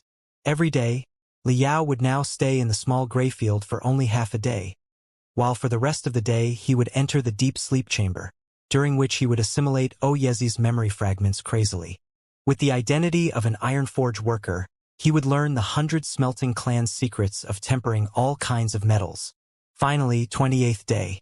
This was also the last day of his training. Tomorrow was the college entrance examination. Today, the small gray field had only one person, Liao. Before him laid a square-shaped boulder, weighing several tons. Ah! Liao exerted strength into both his fists. The muscles on his arms burst out with strange fluctuations as a wave-like power landed upon the boulder before carving a spiral-like pattern on the boulder, thereby forcibly sending it a dozen meters away. Liao's pair of legs kicked the grounds. Before the boulder could hit the ground, in a flash, Liao caught up with the mid-air boulder. His entire figure became indistinct as his phantom silhouettes surrounded the entire boulder. Kacha, only the sounds of the boulder breaking resounded in the silent gray field as though a wild, hungry beast treated the boulder as food, munching on it with all its force. The phantom silhouettes continued to scatter pieces of stone from the boulder like a goddess scattering flowers. After 3 seconds, Liao silently landed on the ground. In a radius of approximately 17 to 18 meters around him, there was nothing but broken stone fragments. I did it! Using his toes, Liao tossed a fist-sized stone into the air before grabbing a hold of it. As he ruthlessly pinched the stone, kacha sounds suddenly came from his palm as the stone broke apart and fell through the gaps between his fingers. I am now at least 4 to 5 times more powerful than I was when I was at the Devil Flood Dragon Island. I am sure with my current strength that if I now charge into the blue team, even without a strategy, I can directly crush them and can even kill several dozen blue team experts one by one. It seems my assumptions were correct. Assimilating Yezi's memory fragments is greatly beneficial for the development of my brain. My spirit root development quotient is definitely higher than the past. Otherwise, no matter how severely I cultivated, I would not have progressed so much within 1 month. Still, I don't know how much my spirit root development quotient had actually increased. Maybe I should check it now. Forget it, Ding Lingdang was right. Spirit root development quotient is just an imaginary number. What's important is one's own ability. Whether it's 1% or 99%, it doesn't matter. I will keep moving forward. I have done my best, and I don't have any regrets. Tomorrow at sunrise, a war will shake the heaven and the earth. Liao took a long, deep breath, suppressed his agitated heart, and returned to the Heaven Origin sector using the transmission formation. There was no one present inside the room. After 20 days in the small gray field, Grandpa Sun Biao's body was no longer able to hold on. His heart almost gave out. Liao and Ding Lingdang forced him to go home and rest. Ding Lingdang was enjoying the wind on the balcony. Today, she wore a fiery, thin, long, red, yarn dress. The gentle breeze made her yarn dress flutter, causing her strong and perfectly round legs to become partly visible. In the sunset, it painted an absolutely beautiful picture. Liao could not help but walk over. Upon hearing the sounds of his footsteps, Ding Lingdang also turned her head and tossed a scroll made of demon beast hide to him. "What is this?" Liao curiously received the letter and opened it. Now that the spiritual network had been developed, normal information was sent using the spiritual crane messenger. Only very important documents would be sent using letters. The contents of the beast hide made Liao gasp for breath. "You actually helped me get 30 points of preferential treatment? As long as I apply for the Grand Desolate War Institution, I'll get preferential treatment of 30 points. Liao went through the contents of the beast hide scroll over and over again to confirm that what he was seeing was right. On the lower right corner of the letter was engraved with the unique spirit seal of the Grand Desolate War Institution, which absolutely could not be forged by anyone else. Getting 20 points of preferential treatment was already considered by far the best and most common preferential treatment a student could get, but much to his surprise, Ding Lingdang actually got him 30 points of preferential treatment. It was unbelievable. Liao could not help but ask, "After my spiritual root was torn, I have desperately trained for just a month and have not even tested my spiritual root development quotient. How were you able to get me such preferential treatment?" Ding Lingdang pursed her lips into a smile as she shook her fist. "I had a talk with the guys from the Student Recruitment Center. I told them that out of all the cultivation geniuses I have seen, you are the most insane, the most ferocious, and have the highest potential. 30 points of preferential treatment was a must.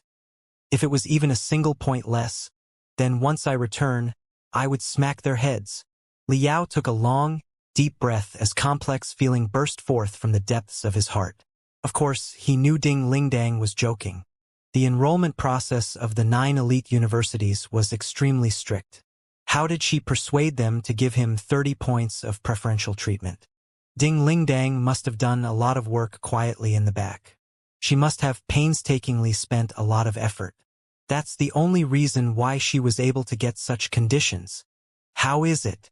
Didn't I say I will let you see the sincerity of the Grand Desolate War Institution? What do you think? Does our sincerity have enough weight? Well, did you think about it? Is it going to be the Grand Desolate War Institution's combat department or the Deep Sea University's refining department? Ding Lingdang turned her head and stared at Liao with bright and shining eyes. While holding onto the beast hide, Liao stood in place as he was dazed. In his mind, various scenes appeared one by one. The excitement that he had when he first repaired a civilian magical equipment, the promise he made to the old man, the embarrassed Xianxia, the passionate Ding Lingdang, the sincere and earnest words of fiend Blade Peng Hai. Each scene entangled with one another, turning into a complex mess. Suddenly, a very strange yet extremely insane idea jumped out from this mess. As if a giant kraken had instantly occupied his brain, no matter how much he pulled, he was unable to extract this idea from his brain. It was completely stuck in his mind. Little by little, the hesitation in Liao's eyes dissipated. In its place was an incomparably relaxed and eased look, almost as if a saber had cut off the chaotic thoughts in his heart in an instant. "Have you decided?" Ding Lingdang, upon noticing his expression, knew that he had already made his decision. "I have decided." Liao smiled. His smile was as bright as sunlight. "You were finally impressed by my sincerity, right? You have decided to join the Grand Desolate War Institution, right?" Ding Lingdang both eyes turned round. She looked as though she would pounce at Liao at any moment, as if she was an anxious mother leopard who was restraining herself. "Sister Ling, before I say my choice, I want to know one thing. What if, in the end, I don't choose the Grand Desolate War Institution's combat department? What will you think?" Liao asked in a serious tone. The corners of Ding Lingdang's mouth twitched as she had a slightly puzzled look. Hesitating for a moment, she clenched her teeth and said, "As someone from the Grand Desolate War Institution, obviously, I would be greatly disappointed. However, since I have done all I can and was still unable to change your thoughts, I will not regret anything. And as your friend, I will support your choice. If your dream is to go to the refining department of the Deep Sea University and to become a master refiner. I will wish for all your dreams to come true. I am relieved to hear that. You are truly a good person. I'm going to treat you as my friend for life, Sister Ling. Good my ass. If you call me a good person again, believe it or not, I will smack you head. Anyway, so to say, have you decided to apply to Deep Sea University's refining department? I did not say so. Then which institute are you going to choose? Is it the Grand Desolate War Institution's combat department or Deep Sea University's refining department? Or is it some other institute? Liao laughed jovially as he blinked his eyes and slowly said, Tomorrow, wait for tomorrow. After the college entrance exam is over, you will know. You? Ding Ling Dang clenched her teeth in anger. Looking at the teasing smile hanging on Liao's face, she could not wait to punch him in the face. After grimacing for a while, she suddenly climbed the fence and yelled toward the setting sun before jumping down. She jumped down from a few kilometer-high building. After a second, from below the balcony came a violent roar. The Crimson Flame battle shuttle transformed into a long rainbow and pierced towards the setting sun. Under the light of the setting sun, Liao closed his eyes. Feeling its warmth, he quietly listened to the noise that came from the depths of his heart, the sound of flowing blood. After a good while, Liao opened his eyes. His eyes were clear and transparent, devoid of any hesitation. Yes, he had confirmed it again. That's what he wanted, and that was the university he wanted to attend.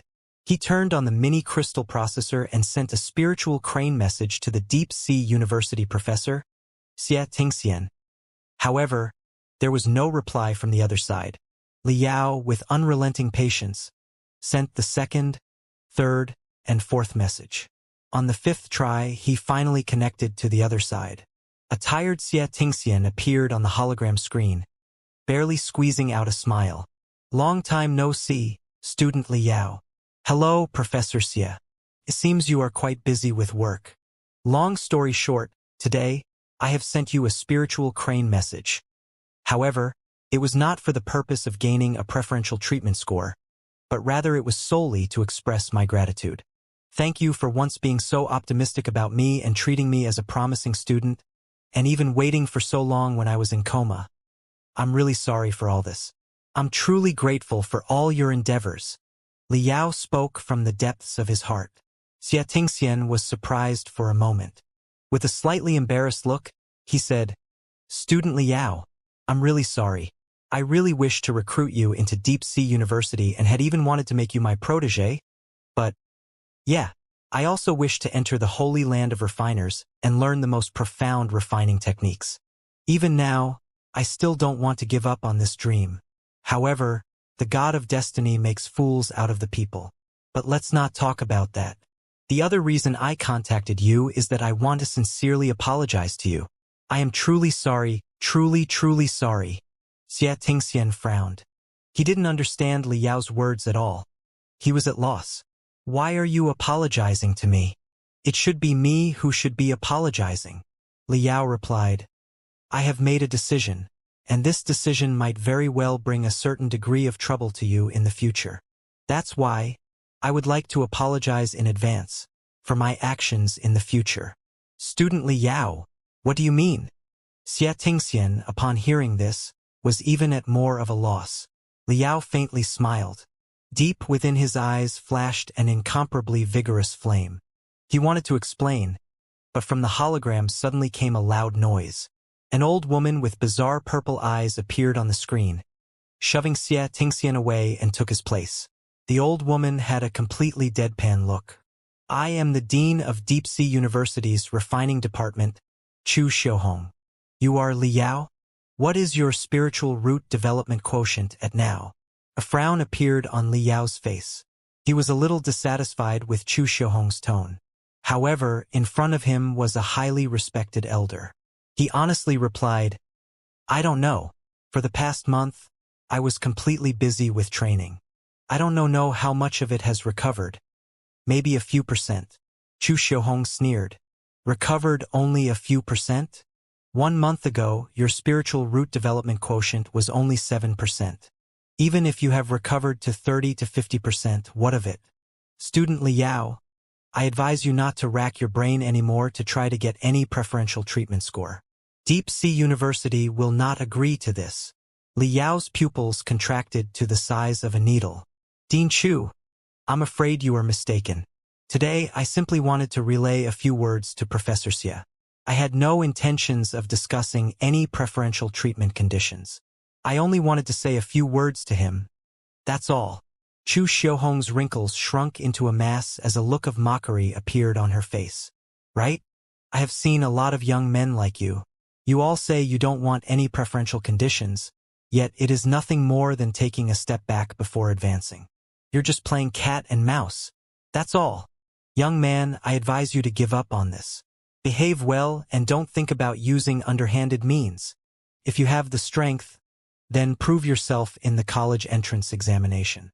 So long as your score is decent, the doors of our Deep Sea University would naturally be open to you. If your strength is inadequate, no matter how many strings you pull, they all will be useless. Liao smiled. Dean Chu, I am truly not looking to pull any strings. Not to mention, I am also not going to be applying to the Deep Sea University's refining department. That's for the best. After all, Deep Sea University's refining department is the refiner's holy land. The requirements to join our school is extremely high. In your current state, I'm afraid that it will truly be difficult for you to enroll here. If you have truly recovered a little, I suggest you apply to the Star Nebula University or the refining department of Federation's first military college. Although they are not in the same grade as us, at any rate, their cutoff score is low enough. Last year, it was 200 points lower than our department. Thank you for your advice. I will consider it seriously. Is there anything else? Professor Xie and I are conducting a crucial refining experiment. An entire team of more than 30 refiners is waiting for you. Nothing. I am truly embarrassed. I was too abrupt and had hastily sent a message. I apologize for disturbing you and Professor Xie. Chu Xiaohong coldly snorted and directly cut off the connection. She simply didn't give Li Yao any opportunity to say anything else. The hologram screen turned dark. Under the dark curtain of night, Li Yao stood for a long time, gazing at the countless stars in the pitch-black sky. His pair of eyes also gradually brightened like the stars. There are no more problems. Now I don't have the slightest of concerns. I can't wait for tomorrow to arrive. I'm going to fight happily. That night, Li Yao, in deep slumber, slept soundly without a single wisp of a dream.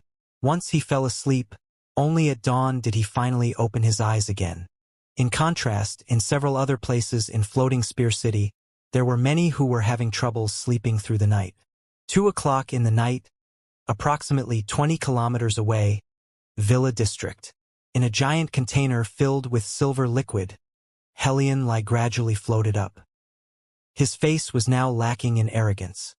Instead, his eyes carried a sliver of sinisterness and ruthlessness. His face, on the other hand, was devoid of any expression. Slowly, he walked out from the giant container. His skin gave off a silver light, seemingly as if he was covered in silver armor. I did it! Standing nearby, Helion Ba showed a happy expression as he shouted, "A lie! You did not disappoint Elder Zhou Yin's expectations. You have finally mastered the profound silver war body with the help of his secret method. From now on, your strength will soar." Helion Lai's face, on the other hand, had a completely hideous look.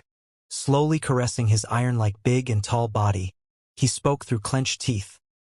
For this entire month, I had to suffer an inhumane pain day in and day out without even a single breath of respite.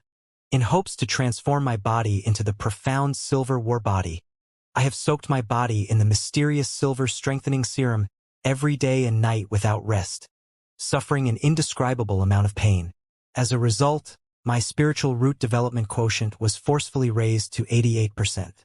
From now on, my road to cultivation will be completely flat, allowing me to gallop straight ahead. Finally, it is the moment to pluck the fruit. Tomorrow, I will definitely become the Floating Spear City's champion of the college entrance examination. Helion Ba nodded his head. Yes, you must become the Floating Spear City's champion of the college entrance examination. It is no longer just related to only you, nor is it solely a matter for our Hellion family. Now, your college entrance examination score will determine the winner of the ongoing struggle between Elder Zhou and Fiend Blade Peng Hai. Elder Zhou is an expert from the older generation of the Crimson Nimbus sect, while Fiend Blade Peng Hai is the most recent rising star. It is a struggle between the older generation and the younger generation. They appear to be in harmony. However, this is only on the surface. Elder Zhou had only invited Peng Hai to train the new students at Crimson Nimbus Second Senior High School in hopes to create an illusion that the two gets along harmoniously. But in the dark, the two have had a lot of disagreements. Their contradictions run very deep. The two have even secretly fought several times. The college entrance examination this year can also be considered as another form of fighting. Elder Zhou is optimistic about you. He believes that you are a promising student that is worthy to be trained. That's why he has poured so many resources to nurture you. On the other hand, Peng Hai seems to be supporting that little bastard, Liao. I heard that he had even lent his training room to that little bastard. He has made it clear that he is standing behind that bastard. Upon hearing Liao's name, all of Hellion Lai's muscles instantly swelled, doubling the size of his body. Stroking his lower abdomen, he slowly spoke word by word. Liao, I will always remember this punch for the rest of my life. After the college entrance exam, I will definitely make you pay for it, Hellion Ba said. As long as you become the Floating Spear Cities champion of the college entrance examination and prove that Elder Zhou Yin's insight was correct, his position in the Crimson Nimbus sect will be more stable, possibly enough for him to suppress Fiend Blade Peng Hai. By then, it will be completely okay to take revenge on Liao however you want. Elder Zhou and our Hellion family's several elders will completely support you. However, if your test results aren't good, Hellion Lai narrowed his eyes. That's impossible, father. You have seen with your own eyes the kind of inhumane suffering I have gone through this month. The title of Floating Spear Cities champion of the college entrance examination is already in my bag. No one could take it from me. Alright, our Hellion family's members should be domineering like this. Father will be waiting for good news, right? Father, is there any news regarding Liao? Is he going to be taking the college entrance exam? It is rather strange. I have thoroughly checked up on the list of examinees who have personally registered their identity for this year's college entrance examination in Floating Spear City. Yet out of the 5,788 examinees who have personally registered, Liao's name wasn't there. Hellion Lai was surprised for a moment. Maybe he has transferred to another school? Hellion Ba shook his head. I have asked all the high-quality high schools in the city and even inquired some relatively strong ordinary high school, but there is no record of him. It seems that the brat has yet to recover his strength and is not going to be taking part in this year's college entrance examination. Oh, what a pity. These days I have been busy training and did not put any effort to look for that waste. Once the college entrance exam is over and I get the title of Floating Spear Cities champion of the college entrance examination, I will look for him and slowly compare notes with him. 3 o'clock in the night, approximately 25 kilometers away, in another antique villa. Xianxia softly yawned, rubbed her beautiful sleepy eyes, and carefully shut down the crystal processor hologram.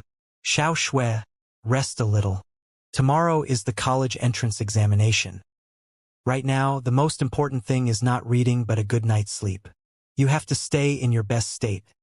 A chubby, middle-aged woman behind her said with concern. Joshua faintly smiled and said, Mom, do not worry. It's just a college entrance exam. It's a piece of cake for me. 4 hours of sleep will be enough. 4 o'clock in the night, approximately 30 kilometers away, inside a dense jungle. From inside a holiday cottage completely constructed from wood, the voices and laughter of women along with tender moans were coming again and again. Young Master Zheng, you should take it easy. You have to take the college entrance exam soon. Young Master Zheng.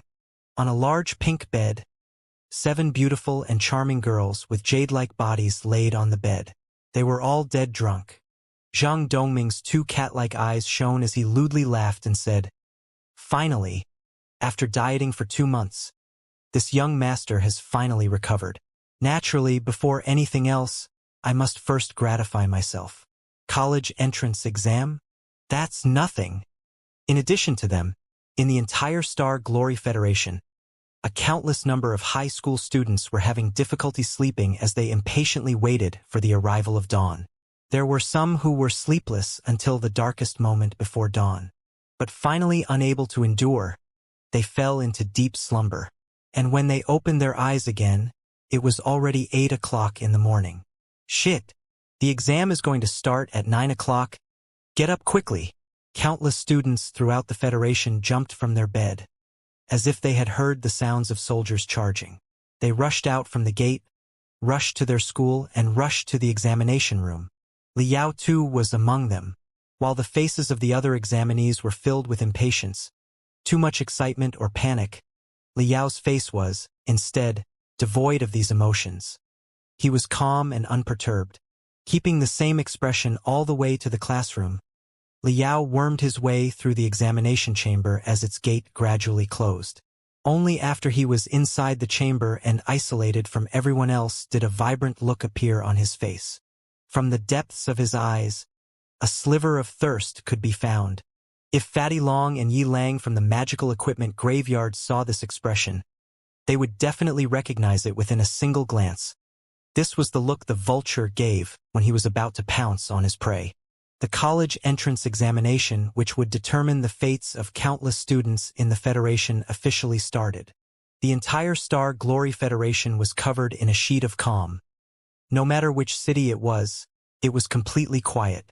A few flying shuttles that were as slow as a snail were quietly crawling their way through the sky. Even those cultivators who usually whistled across the sky as they flew on their flying swords had all now become cautious. They did not dare to make even a pin drop noise. Who would dare to disturb the examinees at this moment when they were giving their all? Even if it were those nascent soul stage old devils, they would be drowned in the hundreds of millions of furious parents. 1 hour, 2 hours. Countless examinees were diligently doing to the best of their abilities in the examination chambers, while countless parents eagerly waited outside. 3 hours elapsed. For the Star Glory Federation, those 3 hours were both the most tranquil and the most tense. Finally, after more than 3 hours of examination, it was finally over. One by one, examinees who had finished their exam early left the examination chambers. They were all profusely sweating as they left the campus with ease, seemingly as if a weight had been lifted off their mind. They were the cause of the first wave of excitement and cries. After 5 hours, the time allotted for the exam was over. Every examinee was forced to leave their examination chamber. The Star Glory Federation resumed its ordinary days of hustling and bustling, even more so than 5 hours ago. Every parent and every examinee were gathered inside the school, waiting for the college entrance examination results to be announced. The examination chamber used for taking the college entrance examination were all equipped with an advanced crystal processor with ultra-high computing capability. When the examinees kill the beasts in the virtual space, it was possible to calculate the examinee's score in real time. Theoretically, the moment the examinees walk out of the examination chamber, it was possible for the crystal processor to calculate the final college entrance examination score. However, in order to ensure the fairness of the college entrance examination, after the final score was calculated, it would then be transmitted to other crystal processors in the Spirit Network to be reviewed again. Each and every examinee's score would be calculated by 7 different crystal processors, and at the end, when each crystal processor gave exactly the same result, it would be determined that the review was correct. Afterward, it would be uploaded to the main crystal processor of the city's Board of Education. The entire process would approximately need 1 hour. 1 hour later, the main crystal processor of the city's Board of Education would announce the results and rankings of all the examinees, and the examinees would be able to inquire through their own mini crystal processor. However, the top-quality high schools like the Crimson Nimbus Second Senior High School, who had the strength to obtain the title of Floating Spear City's Champion of the College Entrance Examination, would set up a huge hologram in the most conspicuous place, displaying the names and scores of the city's top 100, 500, and 1,000 students. At the Crimson Nimbus Second Senior High School, the principal, the trustees, the head of the teacher's office, the teachers, and the thousands of students as well as the thousands of parents were all utterly quiet as not a single sound could be heard. A tense expression could be seen on everyone's face. Their eyes were never taken off the holograms set at the center of the playground. They were all quietly awaiting for the final results to be announced. Xianxia stood out in the crowd like a stork in a flock of fowls. His entire body was surrounded by a powerful aura. No one dared to be within half a step close to him. Thus, in an area of approximately 1 meter in radius, there was no one else. With both hands wrapped around his shoulders, he appeared to be perfectly calm and collected. However, if one looked closer at his fingers, they were lightly tapping, revealing the restlessness within his heart. Suddenly, the originally pitch-black hologram slightly flickered before it was flooded with ripples one after another. The deathly silent crowd promptly turned restless. Look! The results are going to be announced. I wonder if there is anyone in our school who could grab a hold of the title of Floating Spear City's Champion of the College Entrance Examination. Rumor has it that this time we have 2 very powerful candidates. They look very promising. Results are out. The ripples in the hologram spread faster and faster as a series of blood-like red numbers fell from the top of the hologram like rain, creating a list of hundreds of examinees with their names and achievements. The topmost line displayed, Crimson Nimbus Second Senior High School's Xianxia, College Entrance Examination Total Score 715. Spiritual Root Development Quotient 88%. Final Score 629.2. First in Provisional Score Ranking. Wow! The crowd remained silent for half a second before suddenly erupting into a pandemonium of cheers and exclamations. Xianxia is Floating Spear City's champion in this year's college entrance examinations. A spiritual root development quotient of 88% and a total score of 629.2. In recent years, such a good score is rare. After all these years, our Crimson Nimbus Second Senior High School has finally produced a Floating Spear City's champion of the college entrance examination again. Wow, look! Zhang Dongming from the Phoenix Ridge Second High School is second place. His spiritual root development quotient is 2% higher than Xianxia, but his score is lower, making his final score just half a point lower than Xianxia. That's amazing.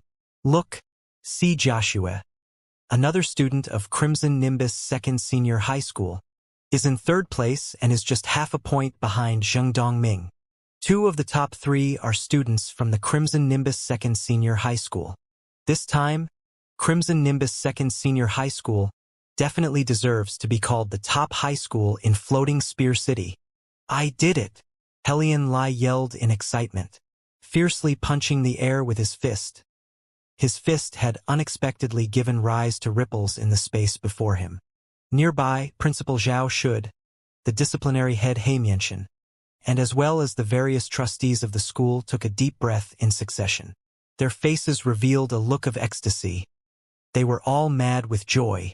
Xianxia was extremely complacent as he grinned from ear to ear. Old Zhao, this year, our Crimson Nimbus Second Senior High School has a record-breaking harvest, and we have completely suppressed the Phoenix Ridge Second High School's fame. Yes, due to this year's exam results, many good seedlings will definitely choose our Crimson Nimbus Second Senior High School next year. If the students are good, the results will keep getting better and better. Now that we have gotten rid of the predicaments from the previous years and have stepped onto this virtuous cycle, we will only get stronger and stronger. Old Zhao, this was only possible because of all of your meritorious deeds. As soon as this news reaches the Crimson Nimbus sect, presumably even the sect master will be very happy. How can that be? First and foremost, our students were able to get such a good score because of the collective support of every trustee. Credit also needs to be given to the hard-working teacher who had put a lot of effort into each student. Finally, it is also because of the hard work of our students. How could it be related to this Zhao? Ha ha ha ha. Zhao Shud laughed very jovially. Over the past these months, Li Yao's matter had been stuck in his throat. He always felt as if there was a thorn in his heart. It was very uncomfortable. Today, All the troubles had vanished in a puff of smoke. He felt as if all the dark clouds shrouding his heart had vanished. He felt as calm and clear as the clear sky and as boundless as the sea and sky. He was relaxed to the extreme. Even if he were granted the freedom and everlasting life of an immortal, he would not change. Beep, beep, beep. Someone had sent him a spiritual crane message. It was Elder Zhou, who was the person in charge of education in the Crimson Nimbus sect. In the hologram, a smile that was as bright and as beautiful as a spring was hung on Zhou Yin's face, as if hundreds of flowers were in full bloom. Principal Zhao, this time, the performance of the Crimson Nimbus Second Senior High School is very good. 2 of the top 3 are students of Crimson Nimbus Second Senior High School. Even Sect Master came to me for advice. Ha ha ha ha. It is all due to your meritorious service. After discussing with the Sect Master, we have decided it will be better to let you, Principal Zhao, personally speak in the sect's General Assembly. What do you think? Zhao Shud was so excited that he was about to have a heart attack. His face was flushed red to the ears. It is all due to Elder Zhou's care. It is all due to Elder Zhou's care. Zhou Yin waved his arm. Fostering begets fostering, and hard work is paid with hard work. In short, this time we got a big win, and those who had done meritorious service will be rewarded. Ha, even the stocks of our Crimson Nimbus sect are beginning to fluctuate. It seems they have already received the news. Our stock prices are going to soar. First, let's not talk about you. I still have to discuss with Sect Master about how we're going to disseminate the news to the public. We are going to completely spread the good news. So you must be prepared to do several press releases. In a short while, we are certainly going to hold a press conference. Later, there will be a celebration party which will span over a few days. You and Helian Lai are going to be the main guests, so you cannot be careless. Yes, Elder Zhou, don't worry. I will ardently promote the Crimson Nimbus Second Senior High School. Zhao Shud was radiating in happiness. His entire face was flushed red like a completely ripe persimmon. Soon after, from the sky came deafening whistles. A dozen or so flying shuttles were approaching at very high speed. It's the reporters. The reporters from all the major news channels have arrived. Several parents with good eyesight immediately recognized the flying shuttles. Sure enough, the flying shuttle had yet to land, but several impatient journalists jumped out from the flying shuttle. With a murderous look on their faces, they plunged into the crowd and started shouting at the top of their lungs. Student Helian Lai? Where is Student Helian Lai? Student Helian Lai, you are the Floating Spear Cities champion of this year's college entrance examination. Please tell us how you are feeling. Student Helian Lai, may I ask, how do you usually train? Can you share some of your training experience with the other students? Principal Zhao Shud. Since the sudden appearance of the cultivation genius Fiend Blade Peng Hai, a few years back, your Crimson Nimbus Second Senior High School has been completely silent. In Floating Spear City, which is one of the important cultivation city in the Federation, you have been continuously suppressed by the Phoenix Ridge Second High School. But why has 2 geniuses suddenly appeared this year in Crimson Nimbus Second Senior High School? Please tell us about your thoughts. Principal Zhao. There is no need to hurry. You don't need to be so anxious. Friends from the media, please be patient. I will answer all your questions, but it'll be in the press conference which will be held very soon. If you have any questions, please wait till then. I promise I will speak without any reservation. I'll tell you all I know. Zhao Shud's face was radiating happiness, grinning from ear to ear. Helian Ba also squeezed to his son's side and patted Helian Lai's shoulder with force. He could not hide his joy. Attaboy, you have saved your father's face. Well done, you did well. Are you Helian Lai? I am a reporter from Floating Spear Morning Post. First, please reveal a bit of your experiences in private with us. A few reporters recognized Helian Lai and desperately squeezed over. After the excitement at the start, Helian Lai became very calm. He swept over the hologram, shook his head, and said, "Wait! Only 80% of the scores of Floating Spear City's examinees have been calculated. There are still some districts where the scores of their examinees have yet to be calculated. This is not the final ranking. Because there were too many examinees, the amount of data was too much. Thus, all the data was divided into batches, calculated one by one, and fed into the database. Until now, there were several slum districts where the examinees' scores had not yet been uploaded and calculated. However, in light of the results from previous years, these examinees from the slum district would not raise any big storm. After all, they didn't have enough money to put food on their table, so how were they going to train? How could they score within the top 1,000 of Floating Spear City's college entrance examination? Even if they somehow made their way into the top 1,000 list, it would be near impossible for them to create any big effect on top 100. At least, in the last few decades, it was unheard of for any high school within the slum districts to have an examinee who paved a road to the city's top 100. Therefore, once the top 100 students were determined, it was 100% certain that the ranking would not change. Very soon, at the bottom of the hologram, the progress had jumped to 90%. Citywide, 90% of the examinees' scores had been uploaded to the database and had been calculated. Now, the examinees' scores from the 3 districts had been uploaded. There has been no change in the top 1,000 rankings. First place is still Helian Lai. Are you now ready for the interview? Wait a minute.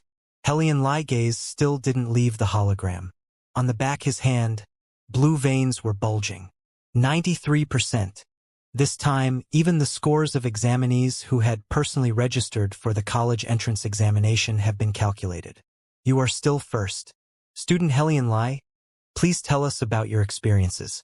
You absolutely cannot hide it. Student Helian Lai, the majority of viewers are now anxiously waiting for your interview. Wait a minute. 97%.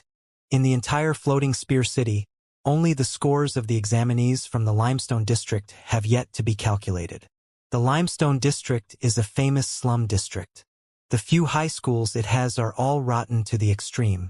Even last year, not a single student from the Limestone District could enter the top 10,000 in the entire city. Student Helian Lai, now can you give us an interview? Several journalists shouted at the top of their voice. They had almost plugged Helian Lai's mouth with their crystal mic. Only the Limestone District is left? Helian Lai heaved a sigh of relief. His entire body seemed to be brimming with energy and vitality, radiating with cheerfulness. He nodded his head at the several journalists, took the crystal mic, and started speaking with fervor and confidence. Respected viewers, parents, students, and teachers, hello. I am Floating Spear City's champion of the college entrance examination, Helian Lai. A reporter had asked me if I have any tips to give. Of course, I do. I have 3 tips. First is hard work, second is hard work, and the third is work hard like a madman. I believe as long as you have worked hard enough, everyone can create miracles. He was prepared to speak some more when he noticed all the journalists, parents, and students were all dumbfounded. As if they had seen some ghost, they were all firmly staring at the huge hologram behind him. Helian Lai felt as if his heart had been ruthlessly clutched by an invisible hand. He immediately turned his head and noticed that the hologram, which had been entirely still till now, was beginning to fluctuate. At the bottom of the ranking, there were some changes happening. Wow, breaking news! Impossible! It is absolutely impossible. An examinee from the Limestone District has actually made his way into the top 1,000 of the Floating Spear City. Rank 998. That's incredible. Student Guchong from Limestone High School is truly incredible. He has actually subverted so many competitors from high-quality high schools and paved his way into the top 1,000. Amazing. This is truly amazing. One by one, several journalists started talking about him. All of them were talking of going to the Limestone High School to interview student Guchong after interviewing the college entrance examination champion, Helian Lai. Helian Lai once again took a long deep breath, wiped the cold sweat from his forehead, glanced at the progress rate at the bottom of the hologram, and found that 99.9% of the examinees' scores had been fed into the database. Only the Way School, the Floating Spear City's mining clan high school, that was at the bottom of the ranking in last year's college entrance examination, had not entered the database. Helian Lai collected himself. On his face appeared a smile once again. As everyone can see, as I have said before, as long as you work hard enough, it is possible for everyone to create miracles. At the moment, behind me, nothing less than a miracle has occurred. An examinee from the Limestone High School has actually made his way into the top 1,000 of the Floating Spear City's college entrance examination rankings. You can imagine how hard it must have been. In fact, you should not be interviewing me, you should go to Limestone High School and interview fellow student Guchong. It's not strange for me to get the title of college entrance examination champion. Fellow student Guchong is truly worthy. Helian Lai's voice once again abruptly came to a stop. He discovered that everyone in front of him, regardless of whether it was the reporters, parents, students, teachers, head instructor, trustees, and even his own father, Helian Ba, everyone was staring with their mouth agape, as if they have all lost their wits. They were all extremely horrified. This time, the expression on their faces was completely different from a moment ago. A moment ago, it was like they had seen a ghost. But at this moment, as if they had become a ghost, as if they had become a wandering ghost, as if they had become a zombie, or as if some spirit glyph had been pasted onto their forehead, suppressing their bodies. Their bodies had become completely rigid.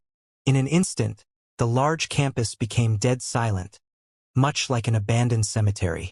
Thousands of people stood upright like the thousands of weed growing by a tombstone. Helian Lai's breath became extremely rapid. Every one of his joints was as if it had been covered in rust. Even turning his neck had become extremely difficult for him. "Look, you quickly take look. Quickly look," a reporter stammered. His gaze was as if it had been stuck on something behind Helian Lai. He was unable to move. Helian Lai's mind went blank. With all his strength, he turned his head inch by inch, forcing his own gaze to fall upon the hologram. At the top of the hologram, just above his name, appeared a brand new name. The name was like a ghost. From the abyss of the large amount of data, it silently made its way to the top, suddenly climbing above Helian Lai. Floating Spear City's Mining Clan High School's student Liao, college entrance examination total score 781. Spiritual root development quotient 92%. Final score 718.52. Citywide first. No.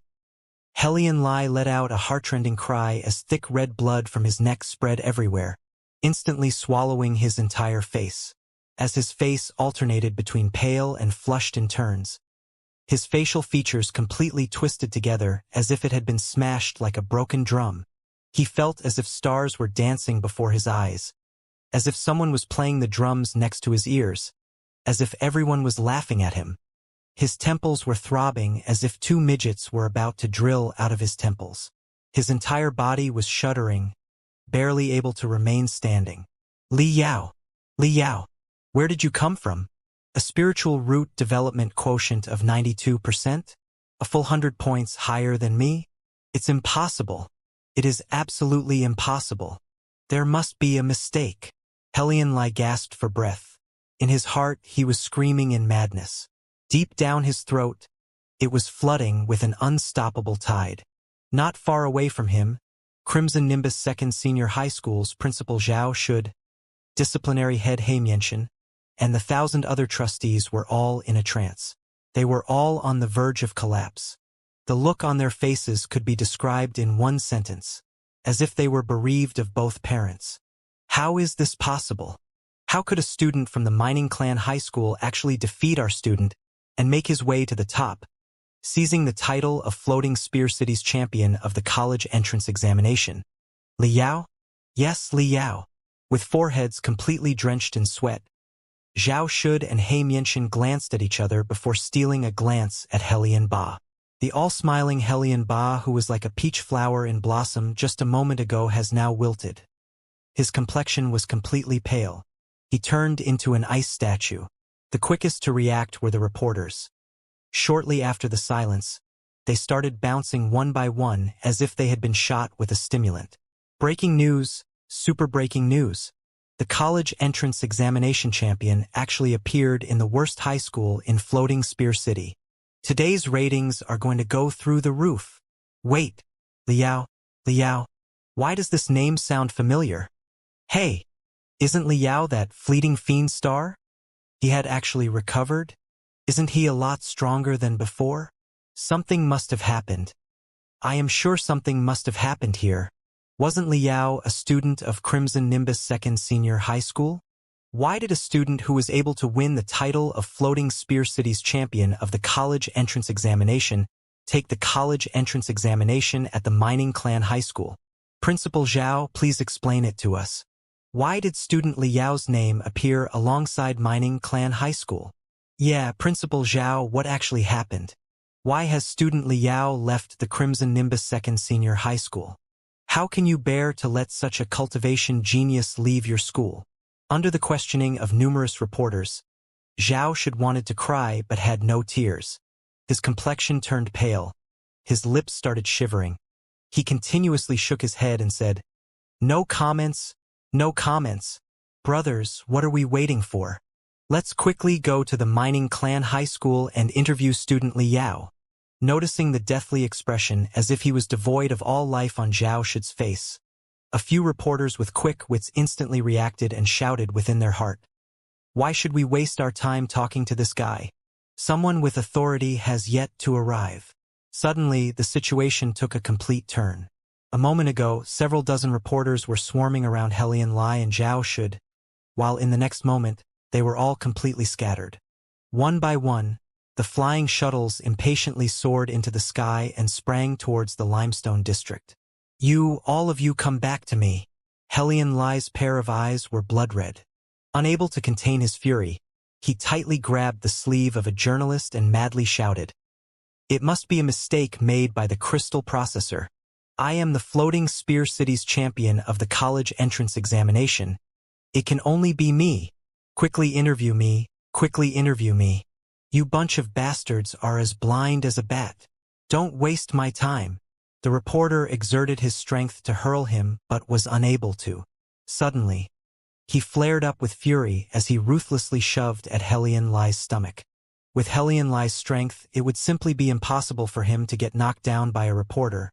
But at this moment, his body was as though all the bones in his body had been removed. From this shove alone, he softly fell onto the ground, landing on his ass. The reporter did not even spare him a single glance.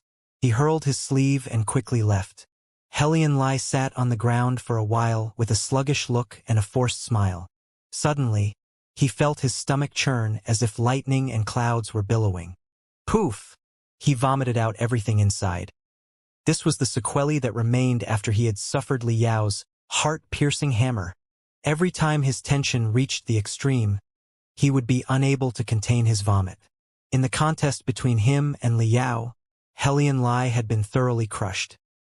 He was so miserable that one could not bear to look at him.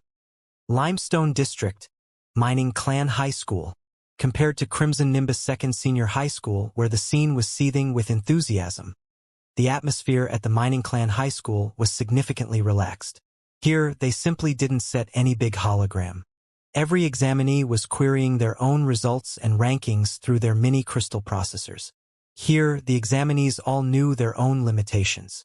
They never thought they would be able to get into those big universities. They were all completely satisfied with getting into some technical schools. So after the results of the college entrance examination was out, there wasn't an ounce of tension visible on examinees' faces here. 30 to 40% of the students were gathered together as they talked and laughed. I scored 345 points. I am ranked 75562 in the city. Haha, it's enough. This score should be enough for me to enter the mysterious fire cooking school. Mine is also not bad. I scored 341 points, but I have not decided which school I want to attend. My father explicitly said that I am not allowed to learn to operate mining equipment or learn any crafts related to mining. It has always been my dream to be a beautician. While the countless examinees of Slum District were talking and laughing, deafening roars suddenly came from the sky one after another as several dozen rainbows flashed over from the sky above the Mining Clan High School, leaving a trail of colorful flames behind as they slowly dispersed. Wow! So many luxurious flying shuttles. Look at that. That flying shuttle seems to have the insignia of the city's Board of Education.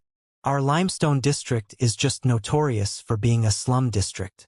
Why are there so many luxurious flying shuttle approaching here? They seem to be flying towards Limestone High School. Soon, all the students received the news. The Limestone High School belonging to the Limestone District had an examinee called Go Chong, who, as if possessed by a god, had unexpectedly paved his way into the top 1,000 in the Floating Spear City's college entrance examination rankings. The entire campus suddenly burst into exclamations. Amazing! I never would have expected that an examinee from our slum district would be able to get into the top 1,000 of Floating Spear City. I know this Gu Chong. His mother died very early on and his father was a miner, but he was seriously injured in an accident. As a result, his entire body was paralyzed. The whole family relied on the meager subsidy to survive, so Gu Chong worked extremely hard. He wanted to get a good score in order to cure his father and reverse the fate of his family. Yes, several times I woke up at 4 to 5 a.m. in the morning and saw Gu Chong carrying a heavy stone running down the street. All the neighbors called him an out-and-out training maniac. Are so many reporters as well as the officials from the Board of Education going to interview Gu Chong? This kid is a perfect example of a fish leaping across the Dragon Gate. He has reached the sky in a single leap. All the examinees of the Mining Clan High School were feeling envious of Gu Chong's result. Such a good result was enough for him to choose a good university, and perhaps some companies under a cultivation sect might spend money to train him. Could be said that from now on, his fate had completely changed. However, who asked him to train like a madman? No sweets without sweat. For such a result, he had paid for it with his sweat and no one was going to get jealous over that. While the examinees were chatting with each other, an extremely strange scene appeared in the sky. Those luxurious flying shuttles, which happened to be rushing towards the Limestone High School and were about to disappear in the horizon, suddenly made a U-turn, and much to everyone's surprise, they were all directly flying toward the Mining Clan High School. Many more luxurious flying shuttles were closing in on the Mining Clan High School from every corner of the city. The space around the Mining Clan High School was completely packed. What's going on? All the examinees and their parents were mind-boggled. They all stood still like wooden chickens in their place. They didn't even dare to breathe loudly. There were so many luxurious flying shuttles, with the cheapest among them being worth a few $1,000,000. Why were such flying shuttles, without any previous arrangement, acting in consort and gathering at the Mining Clan High School? This was the last-ranked high school in Floating Spear City with the worst of the worst teaching quality. A while later, where is the college entrance examination champion? A large group of luxuriously dressed cultivators with spiritual light looming around their bodies jumped out of the luxurious flying shuttles. They could not wait to land on the campus. They were the managers of various sects in the Floating Spear City responsible for soliciting talent. Where is the college entrance examination champion? Behind the group, a bunch of officials from the Board of Education followed one after another. Where is the college entrance examination champion? A large group of journalists followed after them as they boisterously squeezed into the crowd. The examinees and the parents of the Mining Clan High School started at each other before looking at the numerous well-dressed high society figures with a strange look in their eyes, as though they were looking at a bunch of idiots and madmen. If they were not idiots and madmen, why would they come looking for some college entrance examination champion in this ghastly place, the Mining Clan High School? You still don't know? Your fellow student Liao is this year's college entrance examination champion. Quickly, ask student Liao to come out and give an interview. Liao, student Liao. An impatient reporter started his mini crystal processor and adjusted the hologram to show the Floating Spear City's college entrance examination ranking.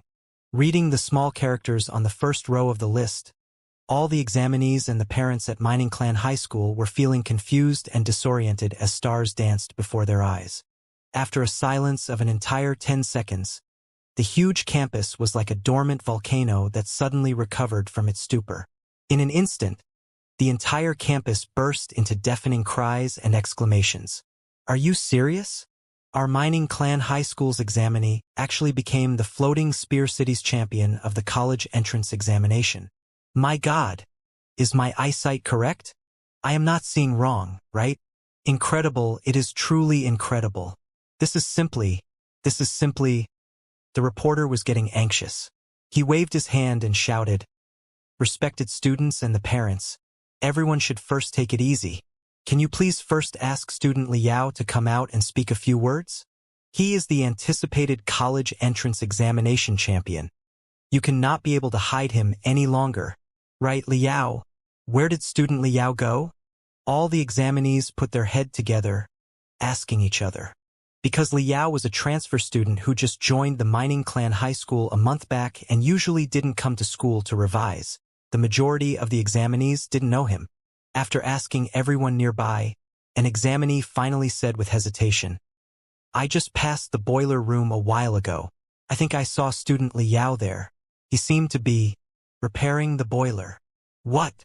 All the reporters screamed as if they were all rooster whose neck had been stepped upon. Liao was indeed repairing the boiler. In the entire Star Glory Federation, he was one of the examinees who had completed their college entrance examination early. It only took him 3 hours to complete all the examination questions. And immediately after, he had left the examination chamber without any delay. There were still 2 hours before the college entrance examination was over. In the meantime, Liao chose to wander around. With his hands behind his back, he leisurely strolled around the campus.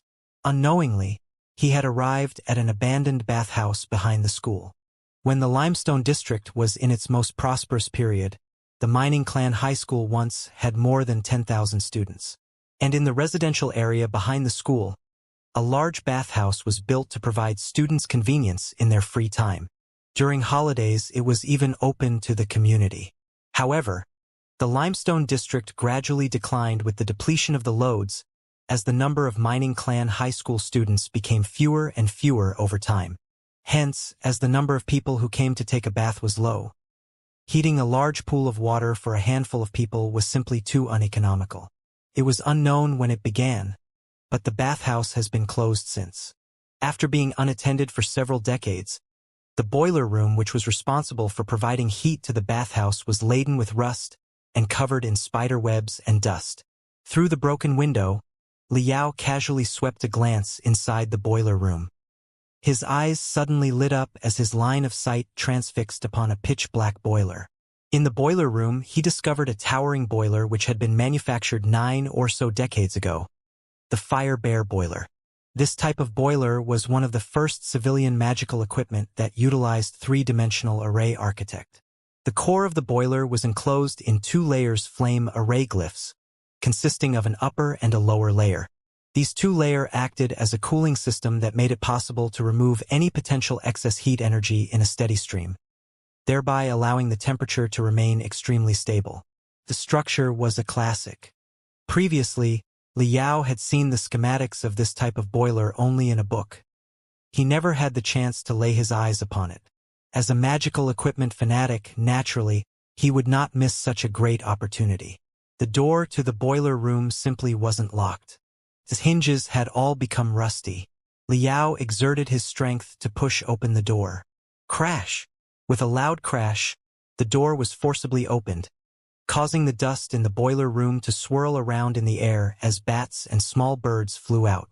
Some of the bird poop had even landed on Liao's head. Liao simply didn't pay any attention to all of these things.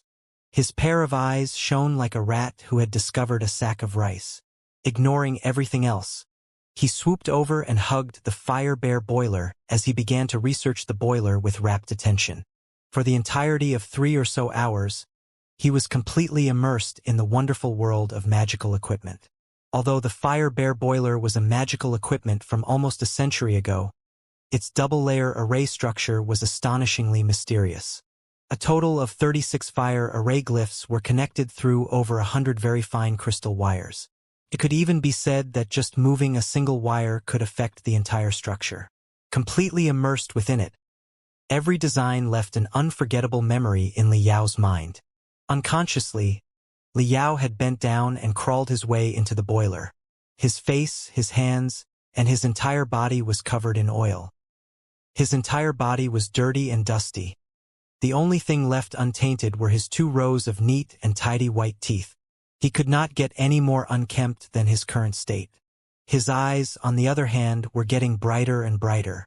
His 10 fingers as gentle as a goose feather lightly whisked the crystal wire, as if he were a world-renowned zitherist lightly playing the zither and creating a beautiful tune.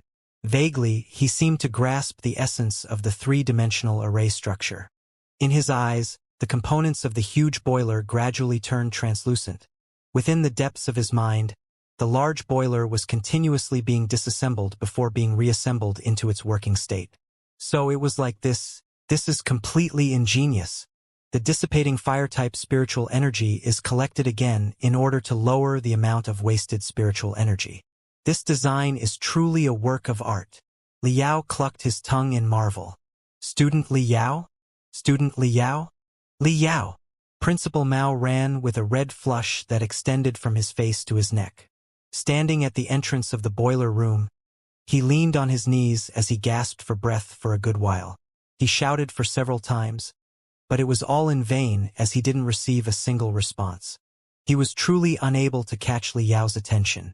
He took a look around before picking up a wooden torch and lightly poked Liao's ass with it. Student Liao. Wait.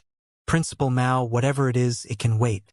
I will soon figure it out. So it was like this. This is too formidable. Why didn't I think of this sooner? Originally, these 3 crystal wires were working in conjunction. Liao slapped his thigh. Without turning around, he said in excitement, Principal, can you wait again? I'm absolutely sure that I can fix this boiler. It will be as good as new. Principal Mao didn't know whether to laugh or cry. He yelled, Liao, it's getting late. You still want to repair this boiler? Quickly come out now. You have to give interviews. You are Floating Spear City's champion of the college entrance examination. Don't yell. The echoes inside the boiler room make my head hurt. Whatever it is, it can wait for me. Let's talk about it after I repair the boiler. Even the college entrance exams What? I am the college entrance exams champion? Inside the boiler, Liao let out a wolfish howl and jumped in excitement. Boom! But soon after, the entire boiler room started shaking as the dust accumulated upon the beams of the room fell and covered the whole boiler room. Liao had forgotten that he was still inside the boiler. His head violently collided with the steel plates as a bulge soon appeared on the boiler as well as on his head. Liao did not care about the pain. Holding his head, he crawled out of the boiler and took 2 deep breaths as he collected himself. He grabbed Principal Mao's shoulder and started shaking him. Principal, am I really Floating Spear City's champion of the college entrance exam? Hey, can't you spare my old bones? Won't you know after checking the net?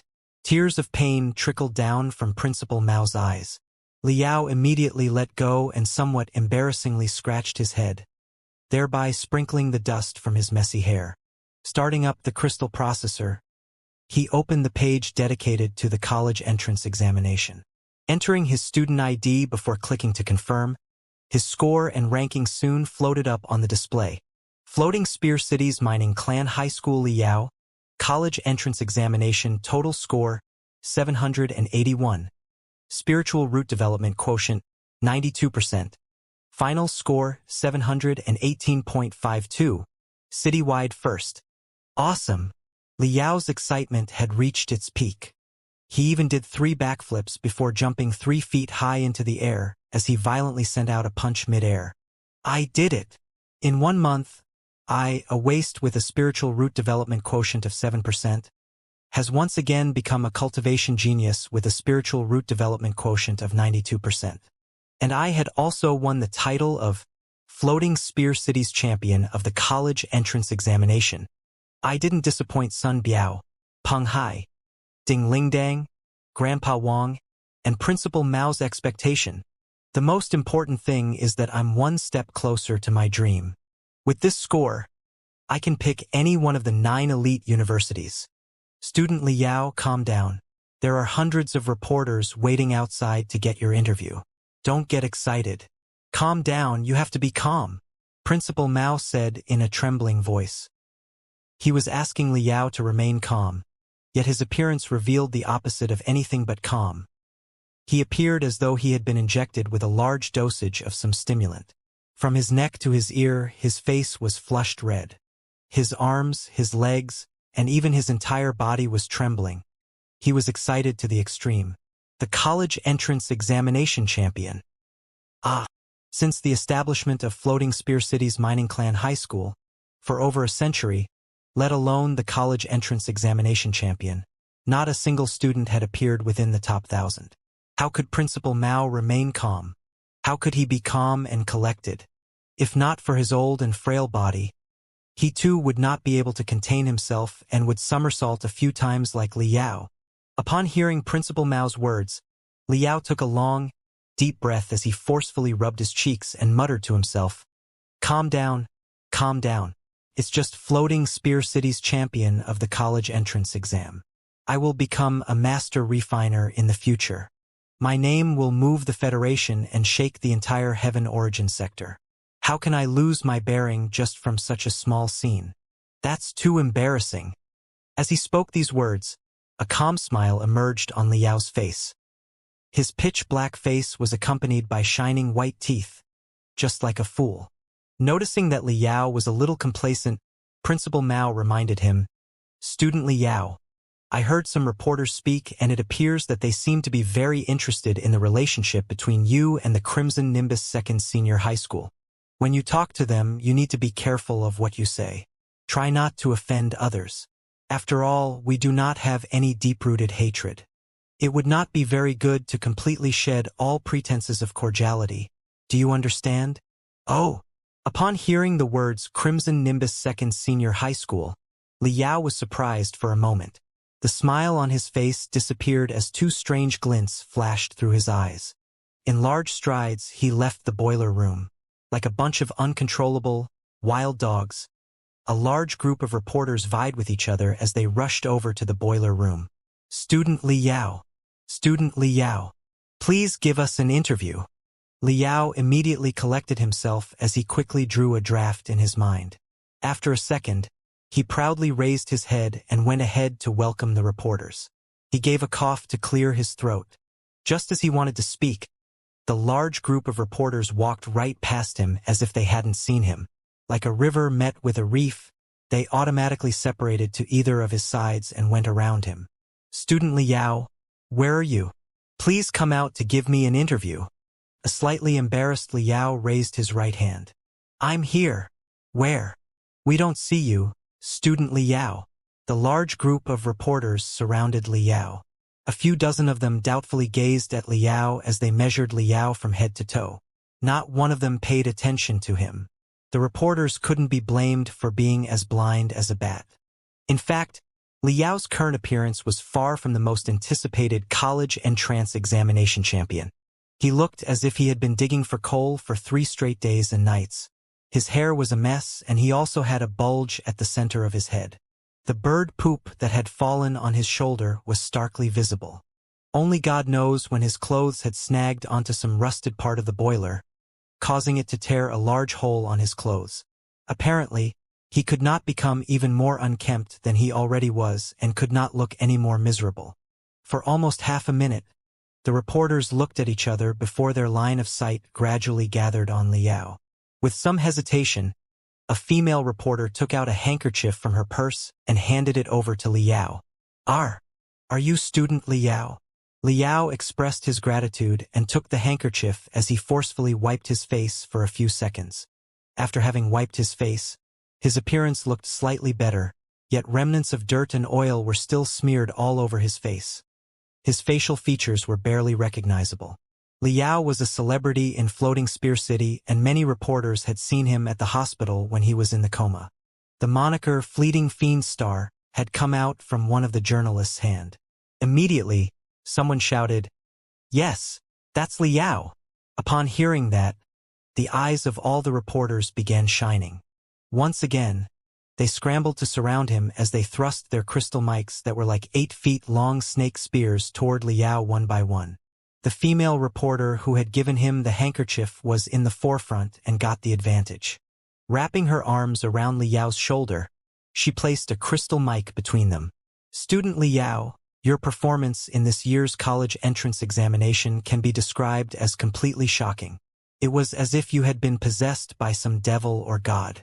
You have made a complete reversal, shocking the hell out of everyone. Everyone is very curious about you. However, what we are most concerned about is, why did you drop out of Crimson Nimbus Second Senior High School and come to this no-name school? As you know, Crimson Nimbus Second Senior High School is a famous school within Floating Spear City. Every year, its overall strength is in the top 3, while Mining Clan High School has been at the bottom of the list for the past few decades. If I may, can you tell us if there's some underlying reason for all of this? Principal Mao stood on his toes behind the crowd as he forcefully waved both his hands. Without uttering a single sound, in hopes to remind Liao, he mouthed the words, "Don't be fooled. These reporters just want breaking news. Don't look for trouble." Liao slightly smiled at Principal Mao, indicating he had a sense of propriety. However, in his heart, he secretly apologized. "Principal Mao, I'm sorry. I know you are looking out for me. You don't want me to openly offend the Crimson Nimbus Second Senior High School and bring harm to myself. But you are too honest and too good. How could you understand the kind of person Helian Lai is? Even if I am just a point ahead in the college entrance exam, for someone like him, it would be the biggest insult. No matter how low-key I remain, how I gloss over things to stay on good terms, or how much goodwill I express, it will be all in vain, as it will be impossible for him to give up any thoughts to go against me. Any compromise from my side will only be interpreted as me being weak. It would only encourage him, even more than he already has, to take revenge on me. If so, then why should I have any second thoughts? An eye for an eye and a tooth for a tooth. Since I have the opportunity to slap him in the face, I should use all my strength to ruthlessly slap. This is how I, Liao, do things." Clearing his throat, Liao grabbed the crystal mic and loudly said, "Of course, there is an underlying reason."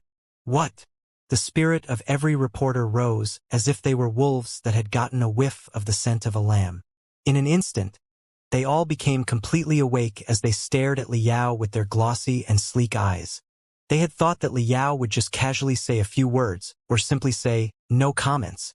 How could they have expected that this young man would say such a thing, and had even wanted to give such hot news? In an instant, the reporters simply wanted to burst into tears. They could not wait to loudly applaud and cheer for Liao. Principal Mao, on the other hand, heaved a sigh. With one hand massaging his temple, his face was filled with helplessness. He knew that this brat was simply someone one shouldn't mess with. Give him an inch and he'd take a mile. Zhao should, the guy you have offended is really not someone to be trifled with. You should not have offended this fiend star. This time, your Crimson Nimbus Second Senior High School is going to have a hard time. Principal Mao secretly shook his head. He could not help but heave a sigh. With a sharp glint in his eyes, Liao spoke with a clear and mellow voice. "As you all know, 2 months ago, I represented the Crimson Nimbus Second Senior High School in this year's Limit Challenge competition.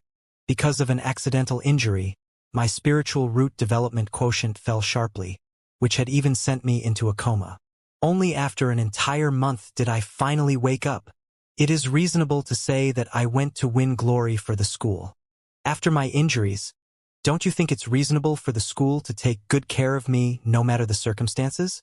But after Crimson Nimbus Second High School's management discovered that I was injured and wasn't able to cultivate, the very day I woke up, they heartlessly asked me to leave the school and told me that whether or not I could continue would depend on my recovery.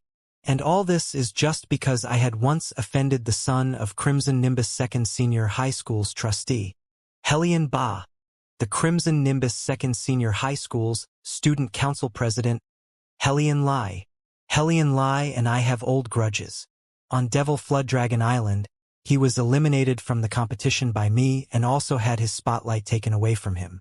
This new hatred along with the old grievances made him disregard everything as he started to take revenge against me frantically. Everyone in Crimson Nimbus Second Senior High School knows about this. You can casually pick any student and interview him. Even the aunt responsible for cleaning the canteen is clear about this.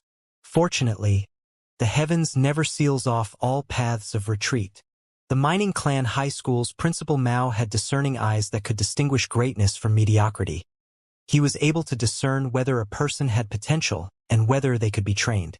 He took a big risk to protect me. Over this past month, I have been undergoing intensive training, and fortunately, I was able to recover to my previous form, allowing me to obtain a good score in the college entrance exam. For sure, I'm happy to become Floating Spear City's champion of the college entrance exam, but there are two things I'm more happy about. First, I didn't disappoint Principal Mao, who trusted and cared for me, and won the supreme honor for Floating Spear City's mining clan high school. In the future on my road of cultivation, I will keep the identity of mining clan high school graduate as I continue to tread forth. Second, I have used the facts to prove that the Crimson Nimbus Second Senior High School's management is as blind as a bat. Them asking me to leave school was not my loss. On the contrary, it was their biggest loss. They can now regret without any hesitation. I have said all I wanted to say. For the rest of the details, you can go to Crimson Nimbus Second Senior High School and interview the students, the principal Zhao Shud, the school trustee, Helian Ba, and the student council president, Helian Lai. Maybe they will give you a different version of the story. After he finished speaking, Liao threw the mic and elegantly took his leave. However, he had set off a mighty uproar which in just a few hours was enough to shake the entire Floating Spear City. A month ago, a seriously injured, poor brat from the slums who could not oppose the rich and was kicked out of a famous school. However, after a single month, he mystically turned things around and entered some no-name waste school, eventually winning the title of college entrance examination champion in one fell swoop and giving a ruthless slap to the face of the famous school. Through twists and turns, the entire story had become a soul-stirring journey. It was simply more exciting than any novel. Upon listening to Liao's words, every reporter felt an upsurge of emotion, and their blood was seething. The reporters had a keen sense for breaking news. One by one, every one of them had realized that all of Liao's experiences could be turned into a sensational story. It was too late to return to the mobile production control room. All the reporters sat down on the ragged campus of the mining clan high school one after another. For a long time and with half-squinting eyes, the reporters racked their brain as they assembled the information piece by piece, drawing a draft for their respective news channel. The reporters from the formal media groups still took a relatively objective stand. Their focus was on either the recovery of Liao or the improvement of his spiritual root development quotient. The title of their drafts were also relatively restrained. Many like the following: The Fiend Star Rises Again, the biggest miracle in the history of Floating Spear City's college entrance examination. What truly took place past this month? In contrast, the reporters from small media groups as well as media from the entertainment industry were not as reserved. Generally speaking, these reports would be more afraid of calm and peace in the world. Even if they had nothing, they would, out of nothing, piece out some breaking news, let alone the earth-shattering information that Liao had unveiled. So, titles without any ounce of integrity were born. Breaking news. The biggest conspiracy in the history of Floating Spear City's education. The poor genius offended the second-generation wealthy and got kicked out of the school. Revenge of Regal's son after losing his girlfriend. 5 days and 5 nights of love and hate. The Chronicles of Dispute on Devil Flood Dragon Island. The biggest joke of the college. Entrance examination. Helian Lai. The half-minute college entrance examination champion. In this era of information where public attention was everything, it was the era of attention economic.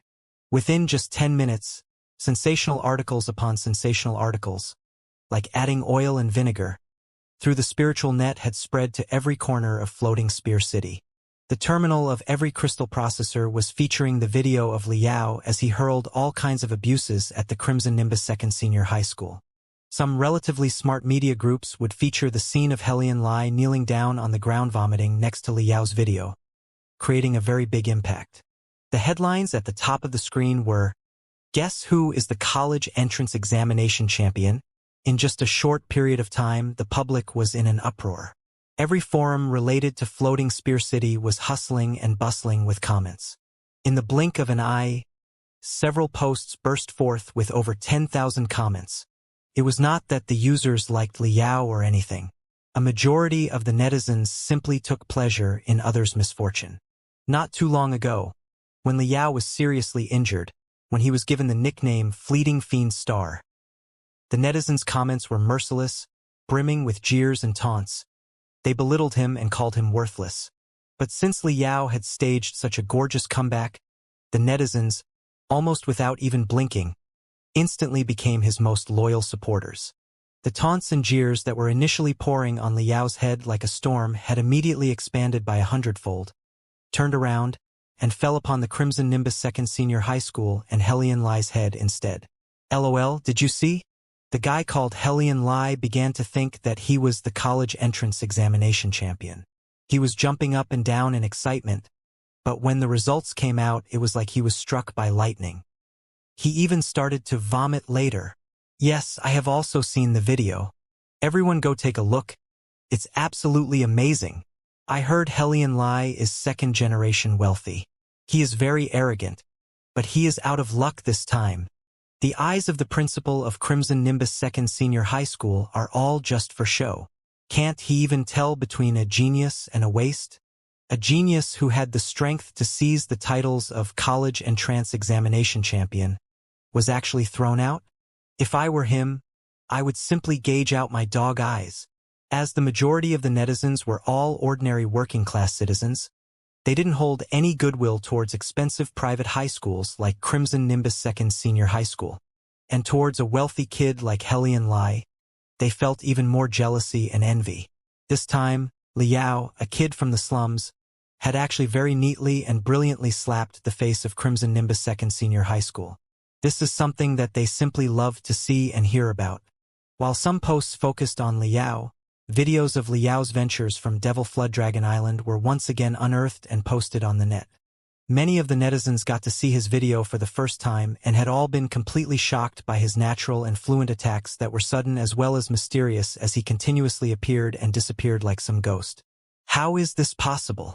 How can one person alone annihilate the opposing team's entire command post? Powerful. He is truly powerful. No wonder he could be crowned as the college entrance examination champion. Rumor has it that Liao had confronted a mutated large-eyed ape which had been injected with stimulant alone and even beheaded it. Is he really a human? Helian Lai is simply nothing compared to him. From now on, Brother Yao is the only idol for me. We are both poor kids from slums. If Brother Yao can do it, then why can't I? From today onwards, I will also start training madly like Brother Yao. After 3 years, I will also become the college entrance examination champion. You? Do you even know how Brother Yao trained? Come. Let me show you a copy of a special training chart secretly taken out from Crimson Nimbus Second Senior High School. It said that this is how Brother Yao trained. Is this really the amount of training Brother Yao did in one day? That's completely crazy.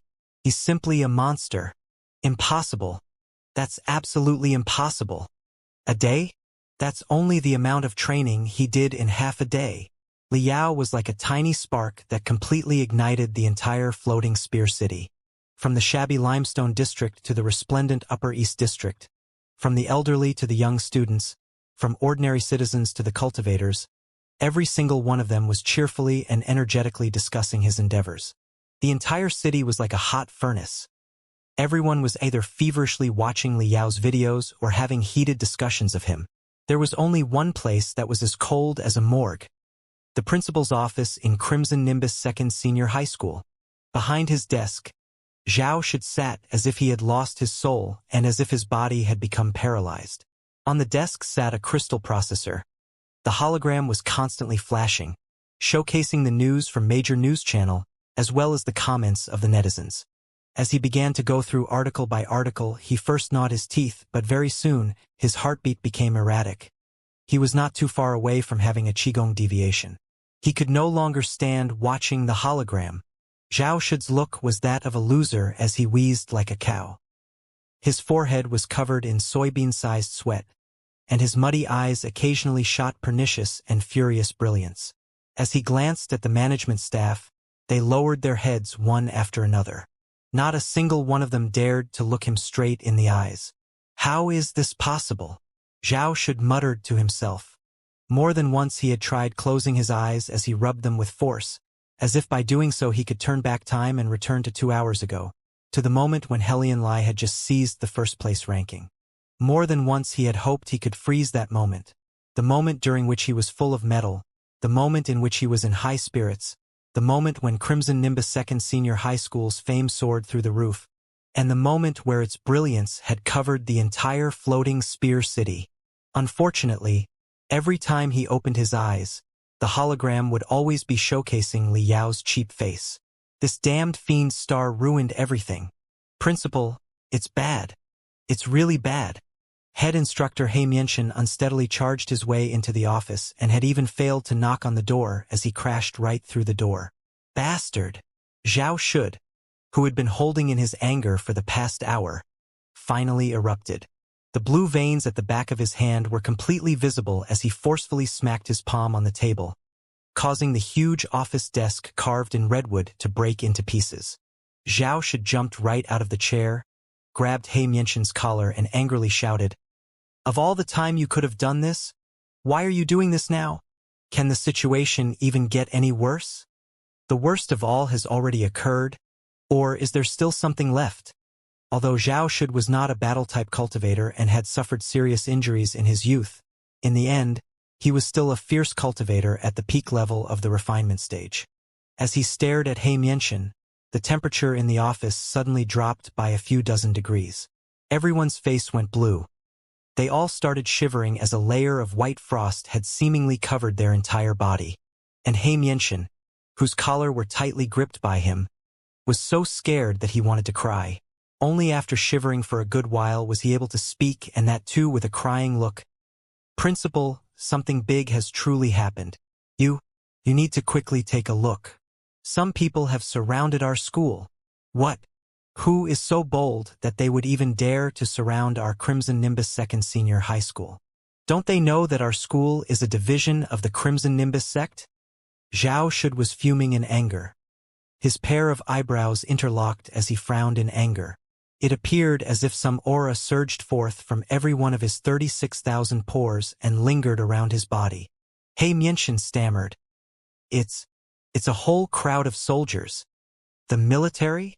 Zhao Shud's anger had reached its maximum. "We only kicked out a student. Is there a need for the military to intervene? Our Crimson Nimbus Second Senior High School is a private school. How we deal with our students is our private matter, so why is the military stepping in?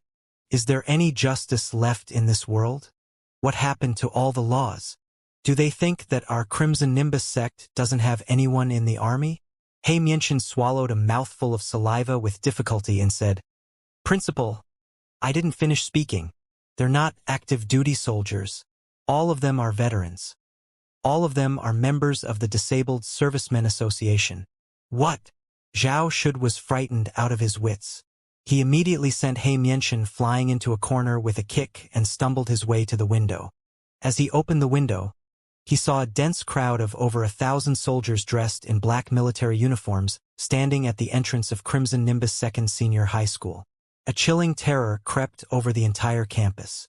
Looking carefully at these soldiers didn't have epaulets on their uniforms. Furthermore, the color of their uniforms had faded due to having been washed over a long time. There were some soldiers whose uniforms were dated back to a few decades ago and had been worn out from the washing. A few holes could even be seen on the uniforms, which had been subsequently patched up. The uniforms were completely shabby. Occasionally, one would be able to find a young soldier amongst the group of soldiers. No matter if they were an old soldier with white hair or a young soldier, they all had one thing in common. They were either missing an arm or a leg or were blind or some other part of their body. Every single one of them was fitted with spiritual prosthetics. They leaned on crutches, sat in wheelchairs, and many even had to cough for a long time just to take a few steps. They looked as if even a light sneeze could blow them away. However, when they were not coughing, they would stand straight like the pines that grew on the cliffs and precipices. The group of over 1,000 disabled veterans did not speak a single word. Like over 1,000 ghosts, like over 1,000 tombstones, they quietly stood at the entrance of the Crimson Nimbus Second Senior High School as a strong stench of blood lingered around them. A murderous air had enveloped the entirety of the huge campus, causing many students and their parents to shudder in fear. Those who were more timid didn't even dare to make the least bit of noise. The number of disabled soldiers was constantly increasing. After receiving the notification from the Disabled Servicemen Association, thousands of ordinary-looking, middle-aged men and old men with missing body parts stretched out their trembling hands and rummaged through their drawers, looking for their black military uniform which they had once worn in the past to some campaign before putting it on with difficulty once they were dressed in the military uniform. They no longer trembled, nor were there any instability in their movements. On the contrary, they raised their head high, stuck out their chest, walked out of the house in large strides with a fierce glint in their eyes. Step by step, they neatly marched their way to Crimson Nimbus Second Senior High School as if they have once again returned to the battlefield, as if they were not marching to some school but advancing to some hill which had been occupied by demon beasts. It seemed as if no one would be able to stop their advance. In just half an hour, over 3,000 disabled veterans had already gathered at the entrance of the Crimson Nimbus Second Senior High School. And yet, thousands of disabled veterans were still firmly advancing towards the entrance like black streams that eventually converged into the sea. They seemed as if they wanted to completely swallow Crimson Nimbus Second Senior High School. The denizens of Floating Spear City soon discovered this anomaly. From the bottom of their hearts, the Federation citizens held these disabled veterans in high regards. Very soon, a passerby on the road asked, "Sir, where are you going?" The disabled veteran who was asked was already 130 years old. His head was full of white hair and wrinkles upon wrinkles covered his face to the point where his facial features could hardly be discerned. The military uniform he donned was once in fashion a long time ago in the past. However, it was now covered in patches upon patches. His chest was adorned with 3 shining medals while his left sleeve was dancing along the rhythm of the wind. This elderly man also had some problem hearing. Only after identifying the source of the voice and carefully listening to the passerby as he asked the question again did he understood. The elderly slightly smiled. As a majority of his teeth had already fallen out due to his age, the air seemed to be leaking when he spoke, making it difficult to discern what he was saying. Yet, the passerby could not help but shudder due to the bloody aura lingering around him. "I want to help out a little brother from the association, to seek justice for him." The elderly brushed his black military uniform and calmly said, "What?" All the onlookers were shocked to the extreme. Disabled veterans were the most respected bunch in the Federation, and the Disabled Servicemen Association was the most close-knit organization. It is one of the organizations in the Federation on whose bad side you don't want to get on.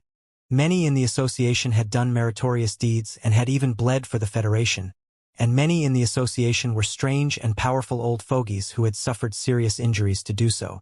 Whether it was in the military, among the civilians, or even in various sects, they had some very deep connections. All kinds of social and political figures were involved. One could say that they had a direct connection to the heavens. Much to everyone's surprise, there was actually someone so audacious that he even dared to provoke the Disabled Servicemen Association. Who is so bold that they even dare to provoke the Disabled Servicemen Association? Yeah, the Federation's army is busting their asses off in the front lines to fight against the demon beasts, shedding blood and laying down their lives. They had to pay a steep price to maintain peace for the entire Federation.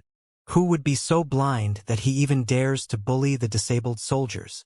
Everybody, let's go take a look. Perhaps something big is about to happen. Dialogues similar to these could be heard in the streets and alleys of Floating Spear City. In just a moment, every single disabled soldier was followed by a long tail of civilians. And when they arrived at the entrance of Crimson Nimbus Second Senior High School, the huge campus had already been completely surrounded. The gathered people were no less than 70 to 80,000.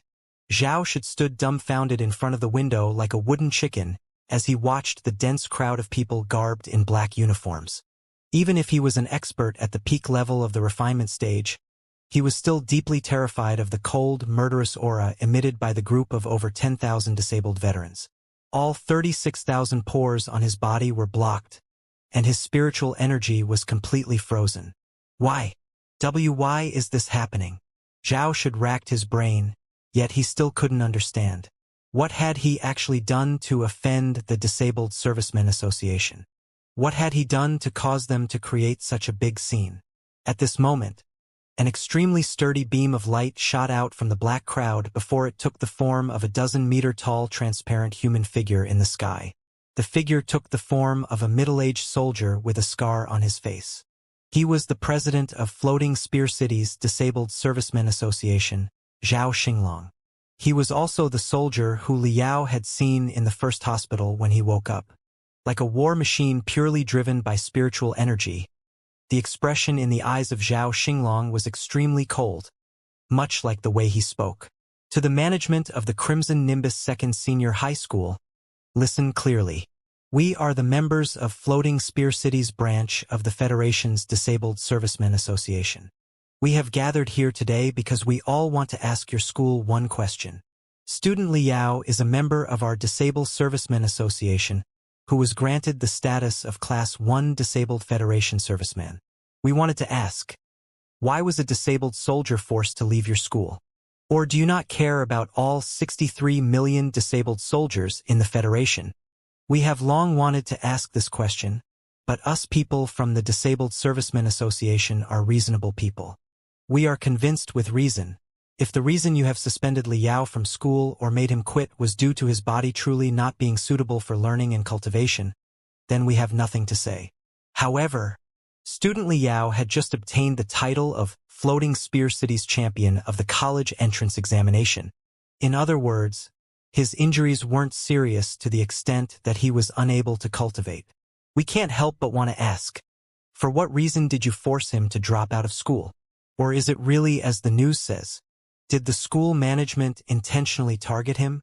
All of us, the 13,255 disabled veterans of Floating Spear City's branch, have gathered solely for this. We are waiting for your school's reply. Don't worry, we won't rush inside or break any laws. We will just stand here as we wait for you to give a reasonable explanation. Once these words were spoken, the public bursted into an outcry. Along the way, no matter how much the onlookers asked, the veterans kept their mouths shut. Only at this moment did the onlookers understand that this was related to Liao. Much to everyone's surprise, the fleeting fiend star, Liao, had unexpectedly been granted the status of Class 1 Disabled Federation Serviceman. This is too much. A Class 1 Disabled Federation Serviceman was actually forced to quit school.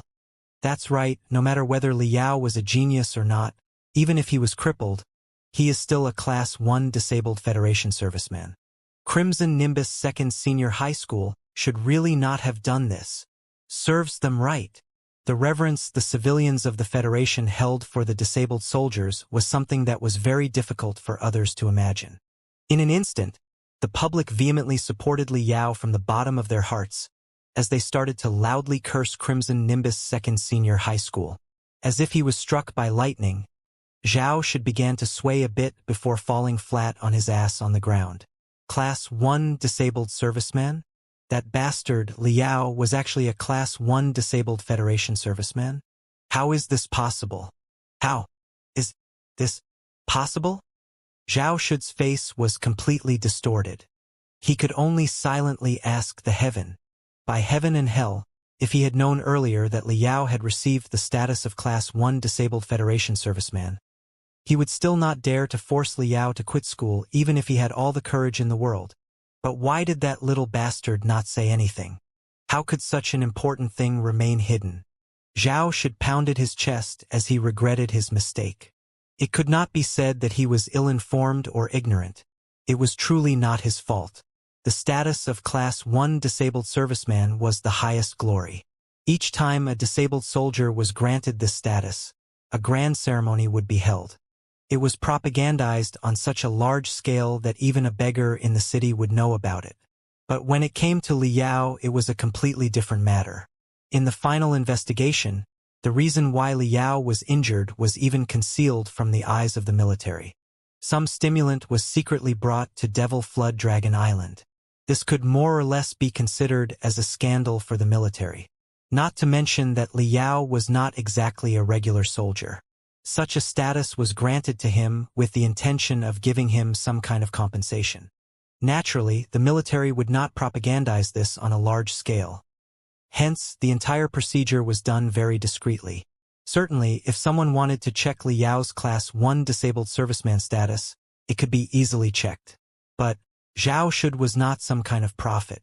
Once he came to know that Liao's spiritual root had been ruptured and he had become a cripple. For all he knew, Liao had become a bag of waste which could only be thrown out. He put this matter at the back of his mind and had forgotten it completely. Only someone who had nothing better to do would go and check up on this kind of thing.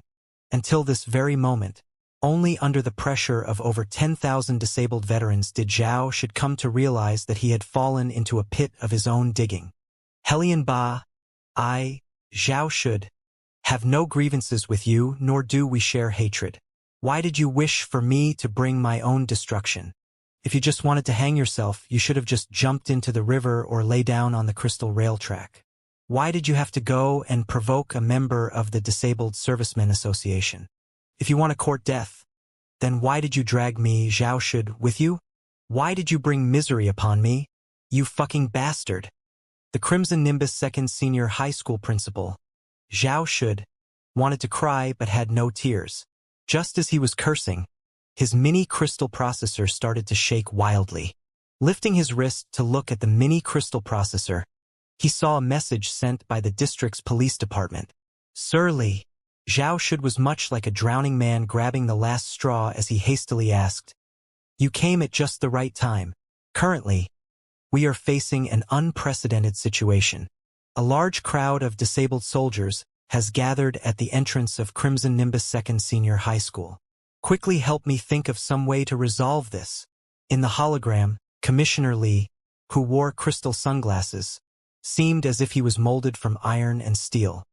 He calmly and coldly said, "Principal Zhao, I have specifically come to let you know that the Disabled Servicemen Association plans to hold a large-scale victory parade for the next 3 days to commemorate the victory in the Battle of 9907 Peak. An extremely arduous battle to regain control of 9907 Peak 153 years ago in which 2 squads of Federation soldiers put up a fearless fight and had repulsed the onslaught of 7 demon beasts 4 times by just the afternoon. The police force has already approved their application for the victory parade, so it is a legitimate parade that is protected by the law. Of course, if the opposite party is causing a disturbance, throwing garbage on the ground or destroying public property, or have entered the campus and are destroying property, then your school, by all means, can report to us, the police. We will definitely take serious action should such a thing occurs. We will absolutely not show favoritism just because the other party is disabled servicemen." Zhao Shud was rendered speechless. He once again peered through the window. There wasn't any noise, nor was there anyone throwing garbage on the ground. Absolutely nothing. Thousands of disabled soldiers like a frozen sea stood silently outside the campus. Sometimes silence was also a kind of noise, a noise more deafening than any other noise. Zhao Shud's lips quivered. He really had nothing to say. Even if he wanted the police to intervene, he must still provide a reason. However, the other party was neither hitting you nor shouting at you. They just quietly stood outside as they deeply stared at him from all directions. No matter where you looked, they weren't breaking any laws. Zhao Shud was completely disheartened as he disappointedly said, "Surly, I know our Crimson Nimbus 2nd Senior High School is in the wrong here, but please show us some way." Commissioner Li heaved a sigh and said, "As your friend, let me give you a piece of advice.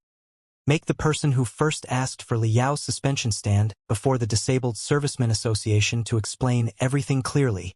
As if I could do that. In his heart, Zhao Shud really wanted to hand over the Hellion father and son duo. However, the two would definitely be skinned alive and swallowed without even having been dipped in vinegar by the large group of disabled veterans. Not even dregs would remain of them. "All right, that's all I can say. You better take care of yourself." It's time for me to get off work. Commissioner Li gradually stood up. Very slowly and imperturbably. He started unbuttoning his deep blue police uniform before taking it off and opening a suitcase that had been gathering dust for God knows how long. Sir Li Yu. Zhao Shud was somewhat at a loss as he watched the other party change into a well-ironed black military uniform. Commissioner Li took off his sunglasses, revealing a pair of spiritual prosthetic eyes that shone in a red aura from the depths of his eye sockets. Enunciating word by word, he said, I should have told you that in the past I had lost both my eyes in Demon Beast Wasteland. I am also a member of the Disabled Servicemen Association. Now that I am off duty, I need to quickly leave and participate in the victory parade. Goodbye. Swish. The hologram went pitch black, as the opposite party had simply cut off the connection. In the darkness, Zhao Shud's facial muscles began to twitch uncontrollably. His lips quivered for a long time as if he wanted to say something. However, in the end, not one word came out. Outside the window, everything was shrouded in a deathly silence. The disabled veterans, as if assimilating into the darkness of the night, looked from afar, giving off an appearance akin to a giant black beast that was trying to thoroughly devour Zhao Shud's soul.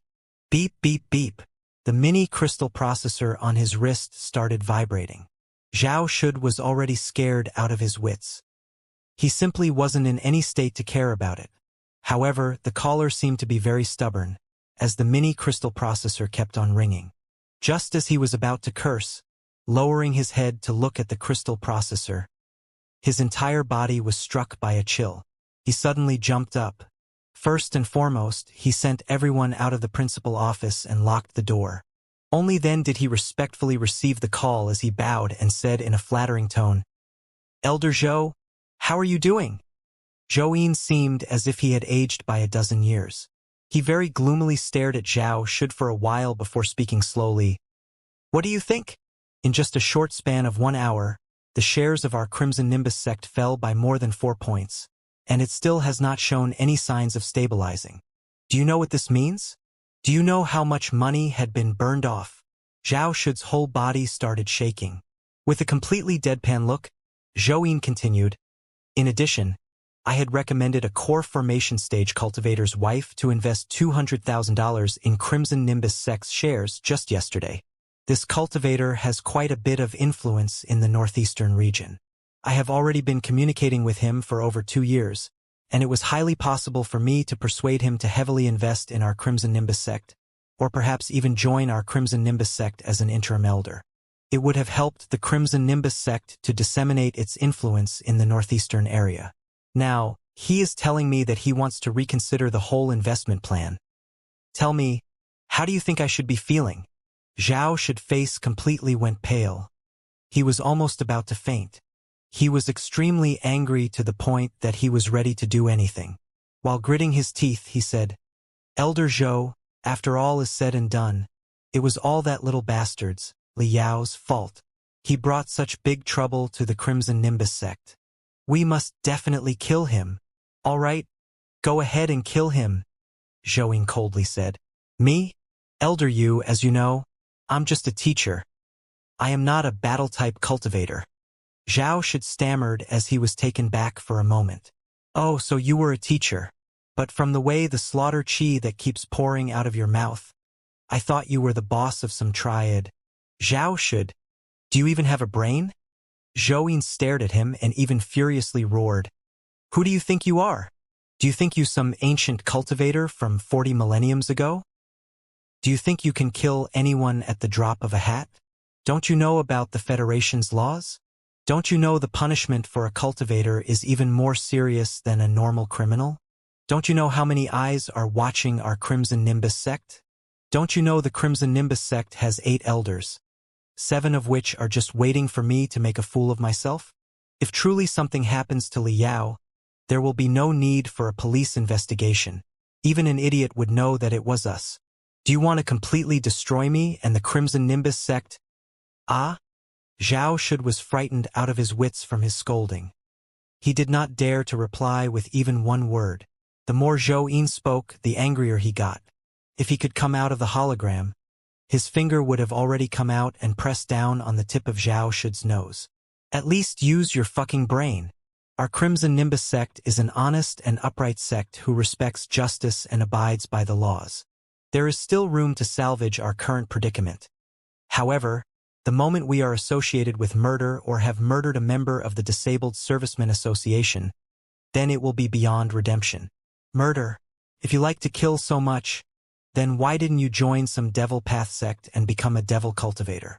Tell you what, if killing someone was not a crime, then the sect master and the other elders would have already killed me. Before they could kill me, I would have first chopped a pig like you into pieces. Zhao Shud looked mournful as if he was in bereavement. He didn't know what to do.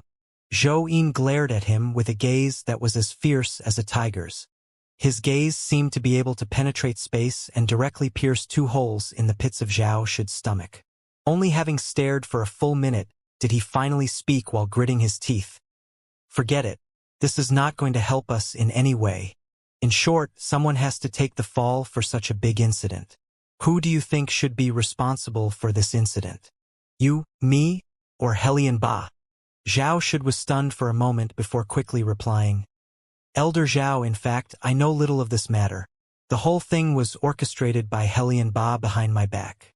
As you also know, the Helion family's influence in Floating Spear City is not small.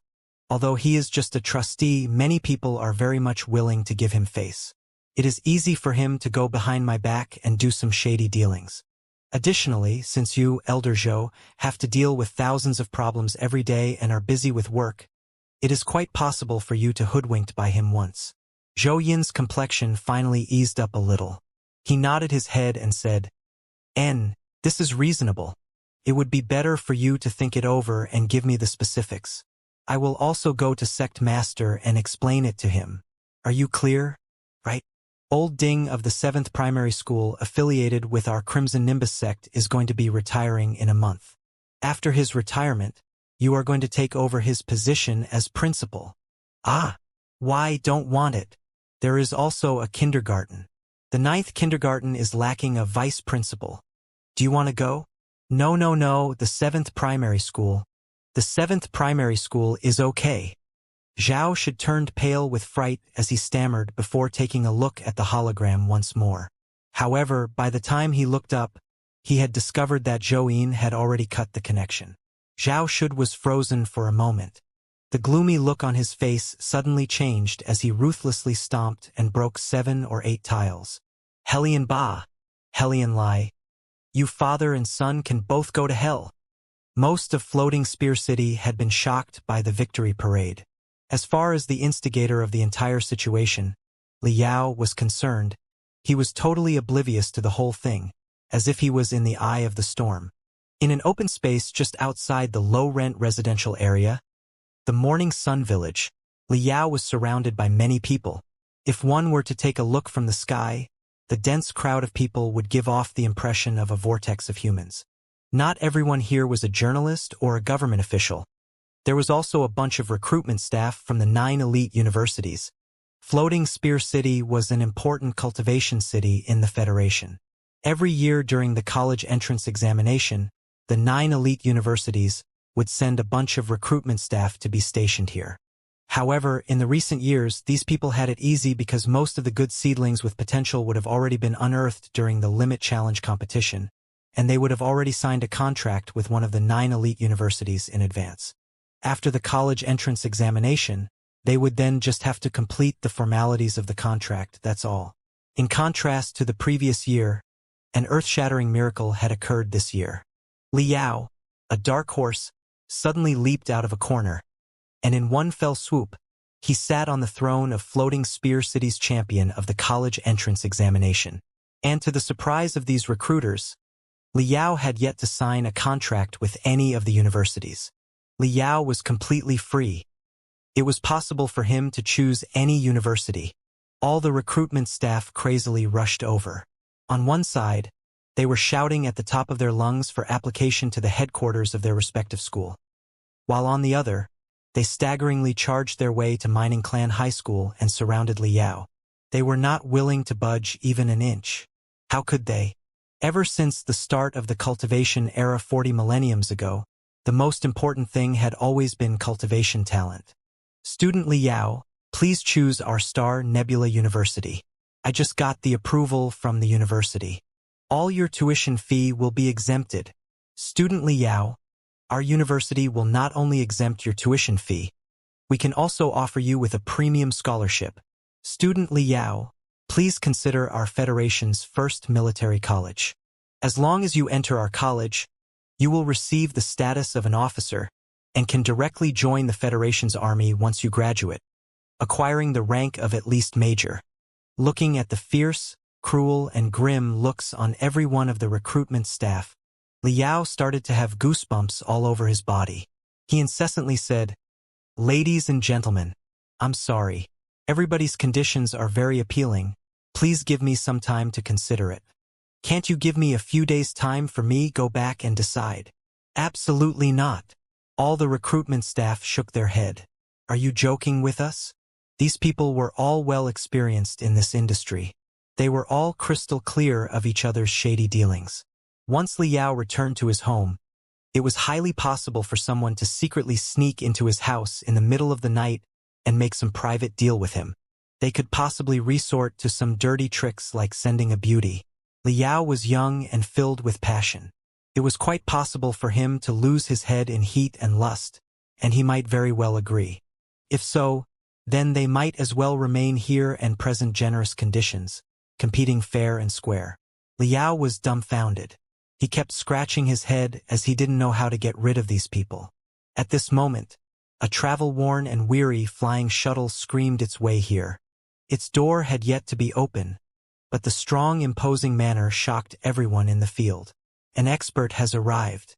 Once the door was opened, an old man dressed in a purple robe flew out and landed before Liao with an ashamed look on his face. It was Deep Sea University's expert refiner, Professor Xianxia. Professor Xia, why did you come? If you wanted to say something, you could have just sent me a spiritual crane message. Liao was caught by surprise. Deep Sea University was about 500 kilometers away from Floating Spear City, yet Xianxia had personally driven his flying shuttle at a lightning-fast speed here. This was truly surprising. Xianxia forcefully laughed. How could I sincerely express my apology through a spiritual crane message? Student Liao, this time, you have truly given me a slap I won't forget. Liao immediately replied, Professor Xia, you don't have to apologize for anything. I still highly respect you, truly. Liao's conduct towards Xianxia was clearly different than how he treated Zhao Shud. Although Xianxia had retracted his offer, he at least had his reasons. Besides, within the refining department of Deep Sea University, Dean Chu Xiaohong was the one with the final say. Thus there were plenty of things that were outside a professor's control, which was what happened with Xianxia. Once Xianxia had even said that he would personally come and help him recover. Despite not carrying it out, he could not be blamed, as he was an expert who was busy with many things. In the end, what mattered was that what he had said had already greatly moved Liao. Xianxia very sincerely said, I know our Deep Sea University had wronged you. Our Dean Chu is someone who is obsessed with skill, and she is oblivious to the ways of the world. In the cultivation world, her hot temper is already well known.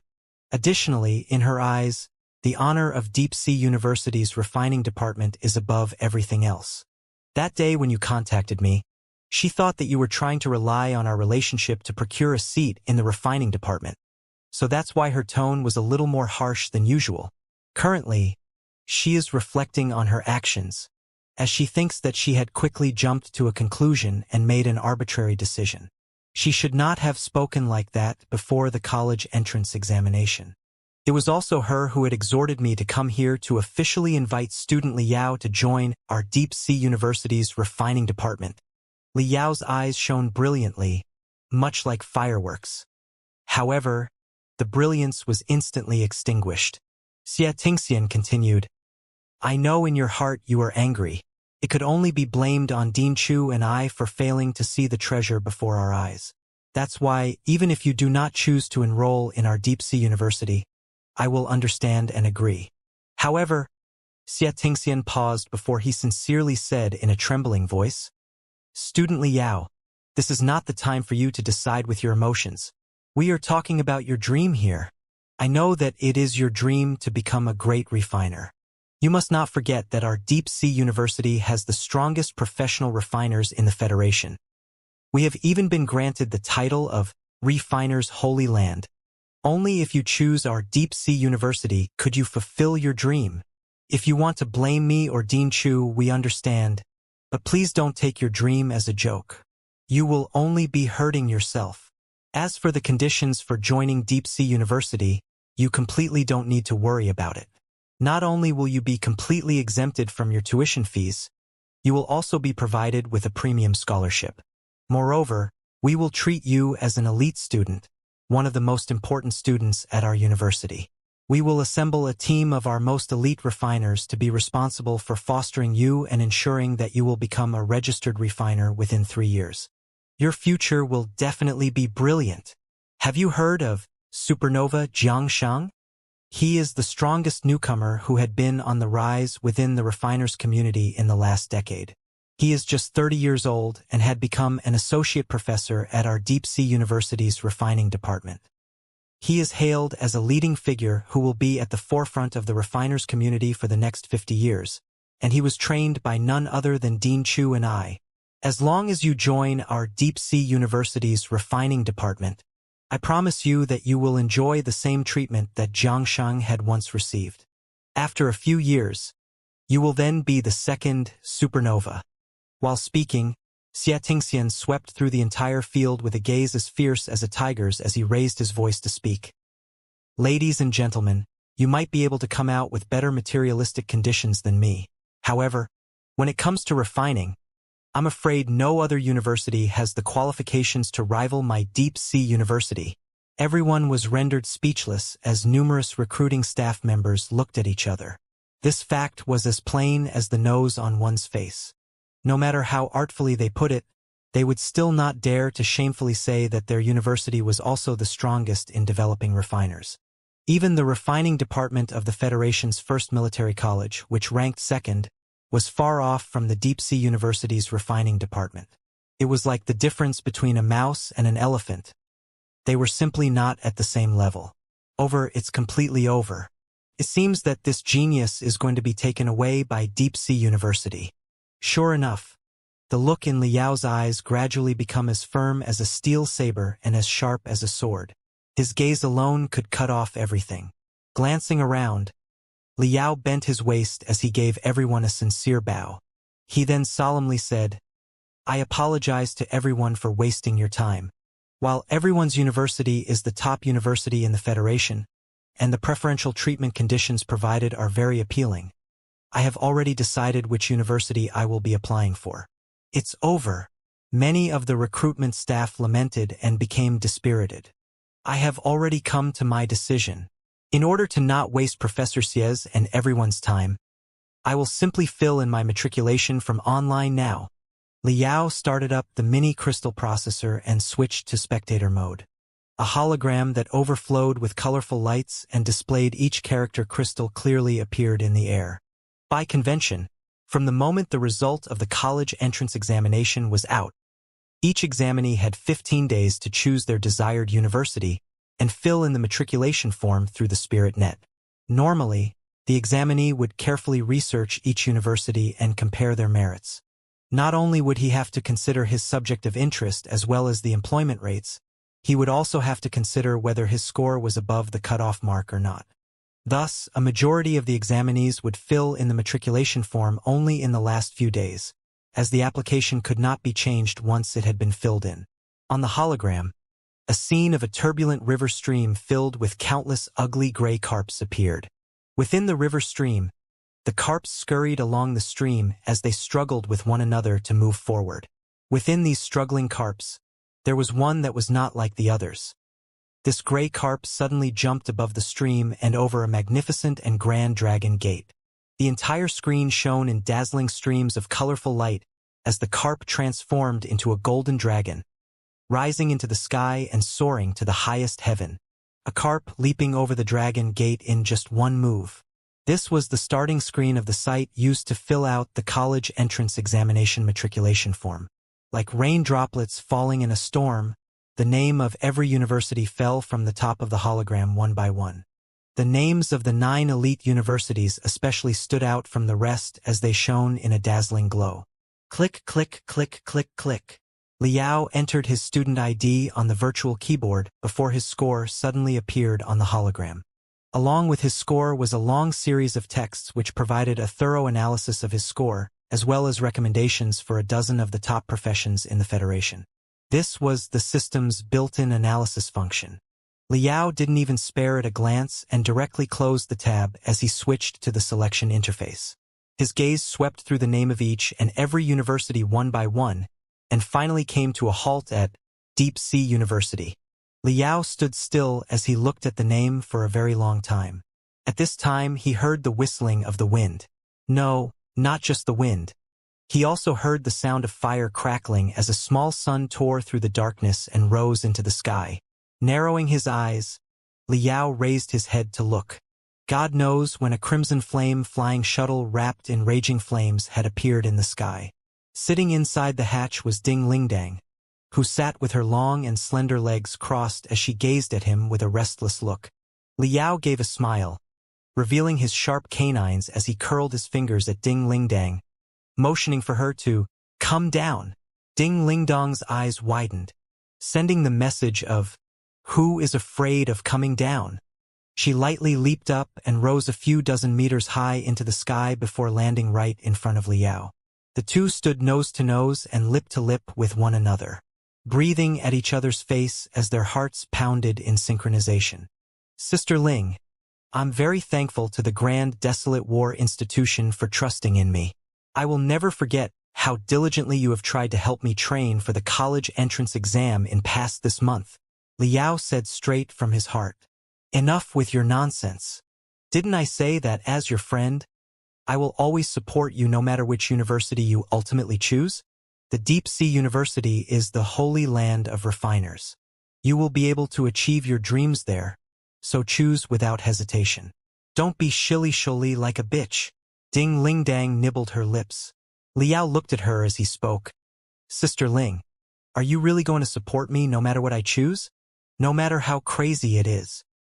"Yes, but if you choose the Deep Sea University's refining department, you must do your best to become the strongest refiner.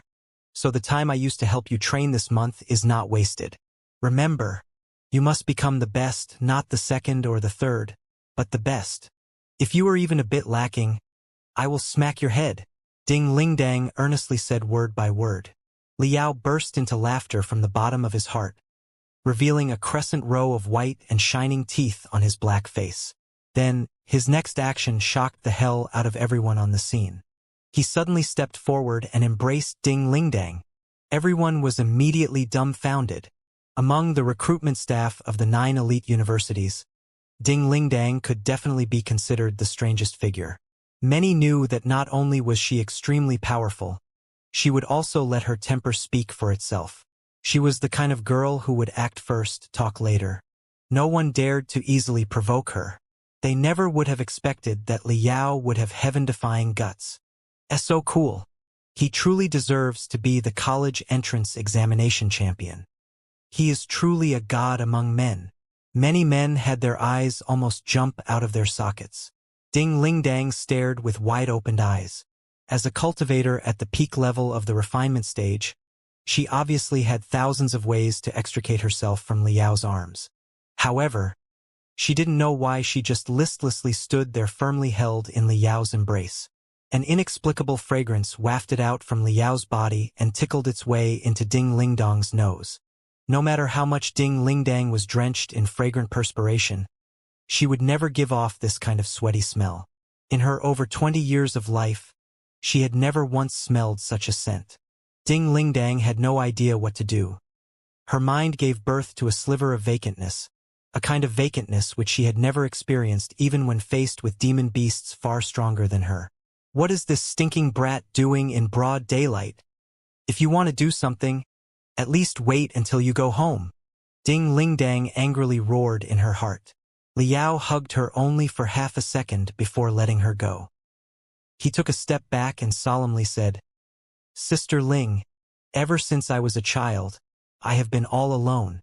Besides the dead old man, I have no other relative. But I have decided, from this moment onwards, I will treat you as my sister. Sister my ass. That's so nauseating. Ding Lingdang instantly felt goosebumps all over her body. But in the depths of Liao's eyes appeared dazzling brilliance while words weighing 1,000 kilograms poured out of his mouth. My dream has always been to become the best refiner. That's why I cannot choose the Grand Desolate War Institution's combat department. For that, I'm truly sorry.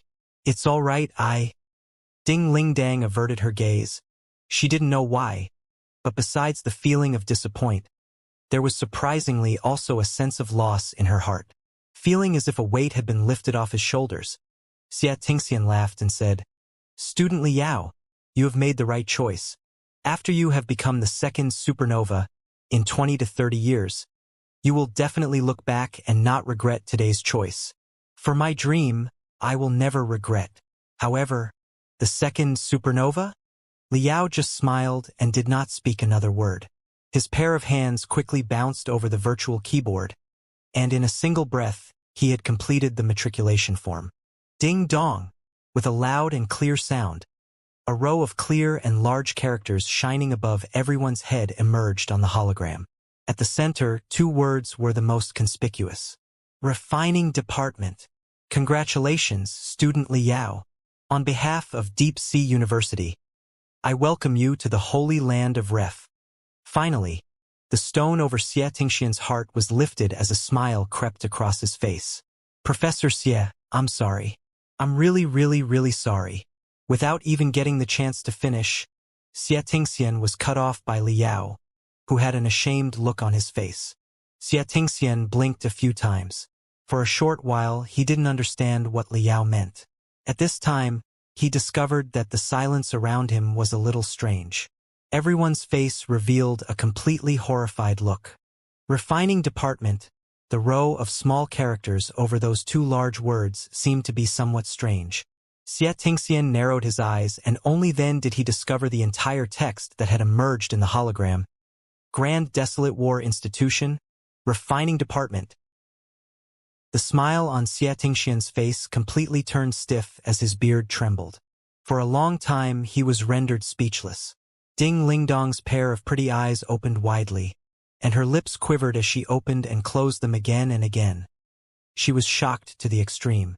Every recruitment staff, reporter, student, parent, and every onlooker was as though they had been struck by lightning. For a good while, they were unable to speak.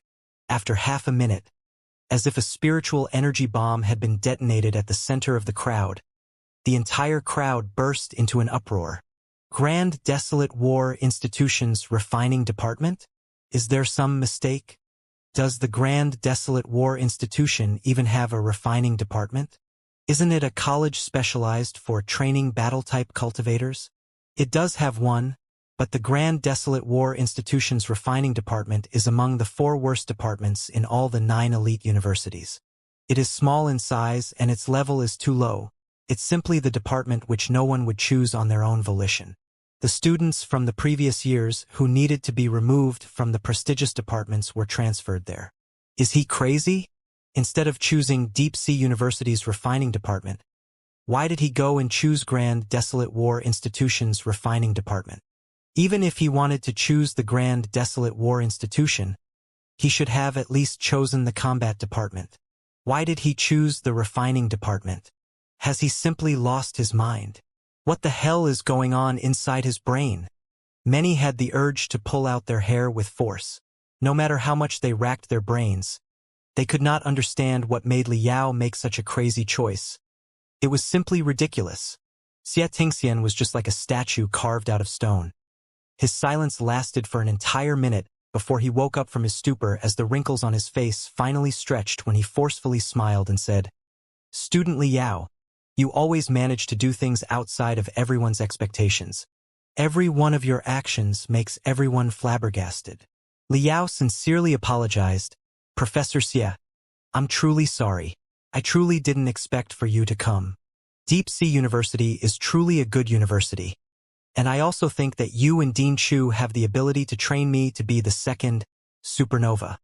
However, I don't want to be just the second supernova, but rather the first fiend star. That's why I chose the Grand Desolate War Institution. Xianxia heaved a long and deep sigh. You had once said that your dream is to enter the holy land of refiners. Who would have known that you would give up your dream in a spur of the moment? It's simply not worth it. Student Liao. Liao smiled as he said, Professor Xie, you are wrong. I have not done this in the spur of the moment, and not even a second had I given up on my dream. At present, Deep Sea University's refining department is certainly the holy land of refiners. However, someday in the future, perhaps this glory will belong to Grand Desolate War Institution's refining department. Who can say for sure? What? Xianxia was stunned.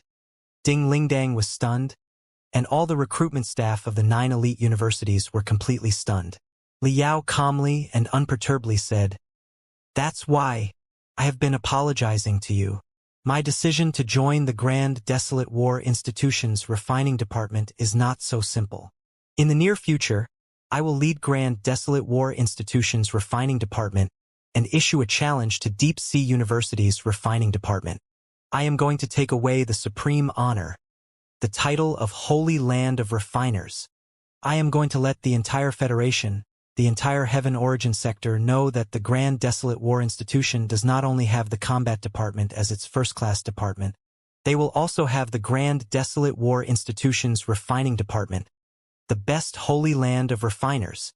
With an extremely sincere look, Liao gave an incredibly crazy declaration, causing every listener to think that maybe there was something wrong with their ears. His declaration also instantly made Xianxia absent-minded. What is he saying? Does he even know what he is saying? Young man, just because of a slightly good score, you forgot how high the heaven is and how deep the earth is.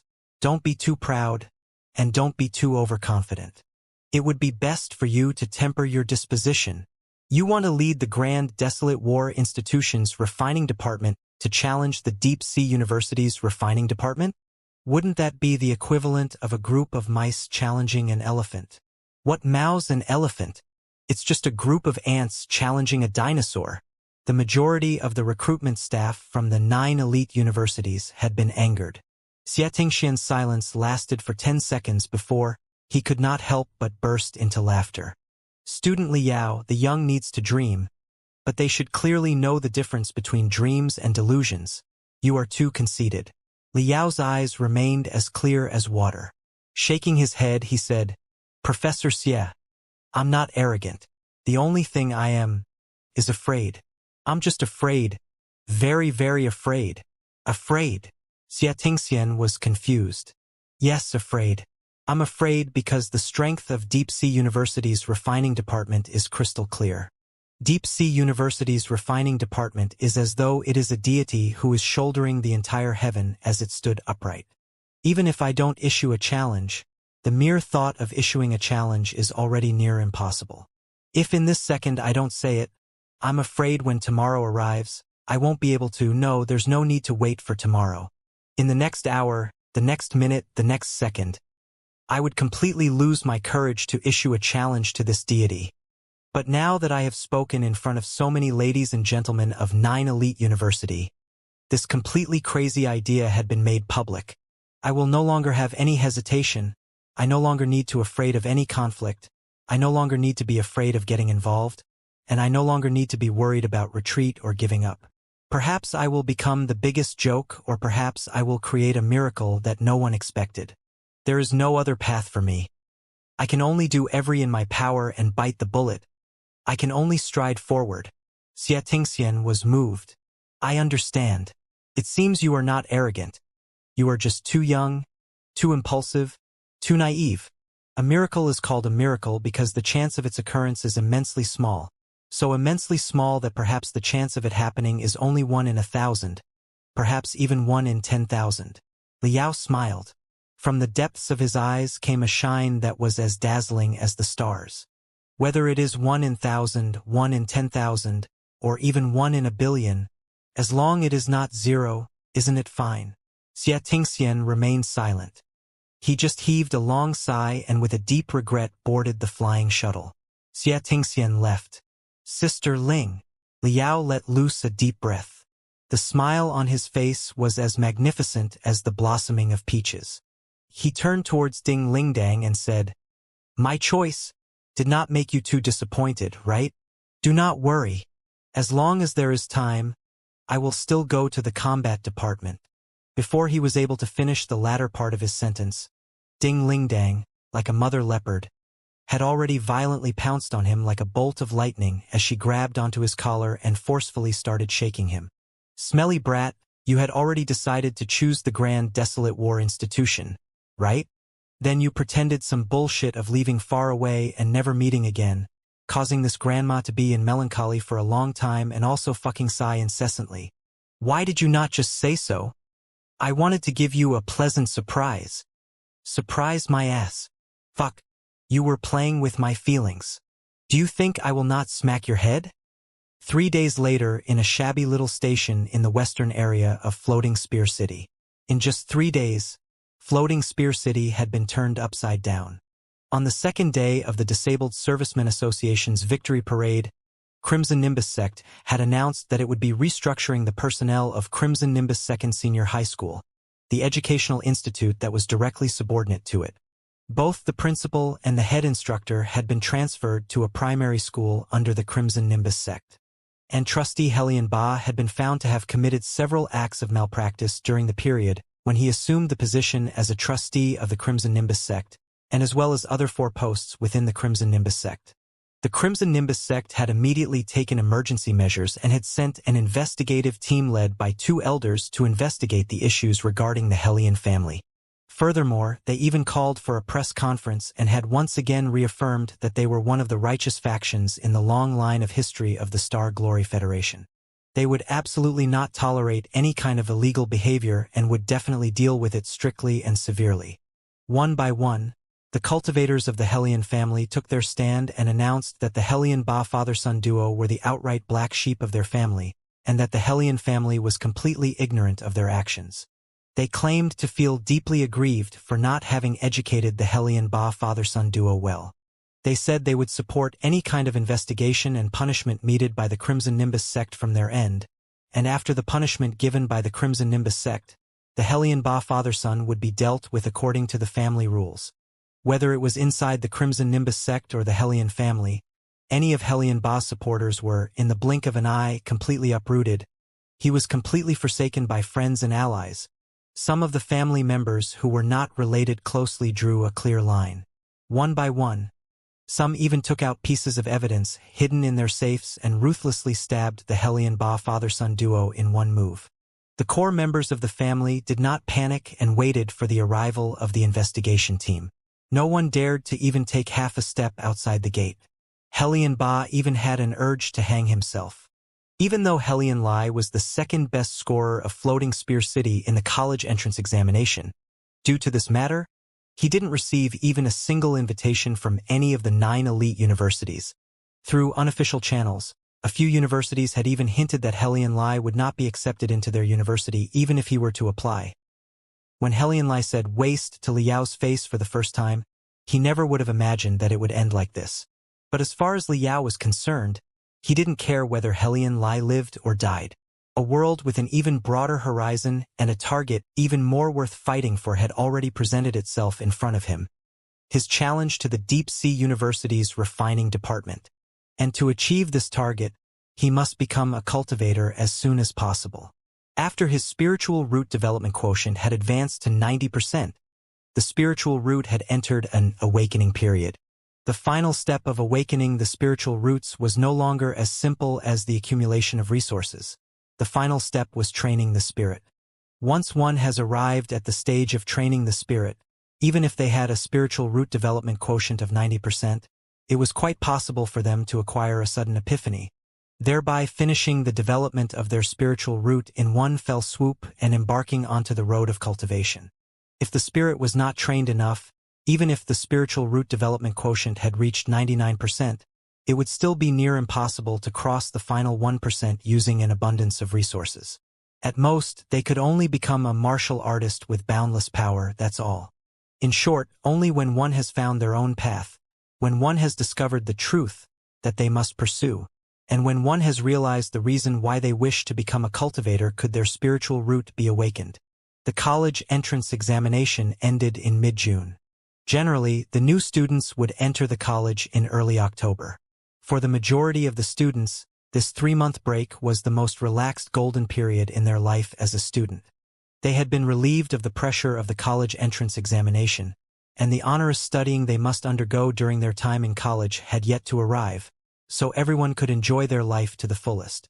In this 3-month time, Liao planned to travel to the northern and southern parts of the Federation. In order to broaden his horizons and knowledge, it could also be considered as making up for the regret of having always dwelled in the magical equipment graveyard of Floating Spear City. And more importantly, he was going to train his heart and soul.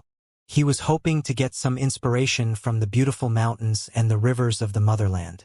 A sliver of an opportunity or a little epiphany was all he needed to awaken his spiritual root, allowing him to embark on the road of cultivation before stepping foot into the college campus at this small, shabby station.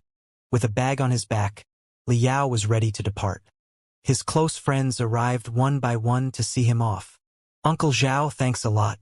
If there was no pressure from the Disabled Servicemen Association this time, the Crimson Nimbus Second Senior High School would not have been so quick to admit defeat.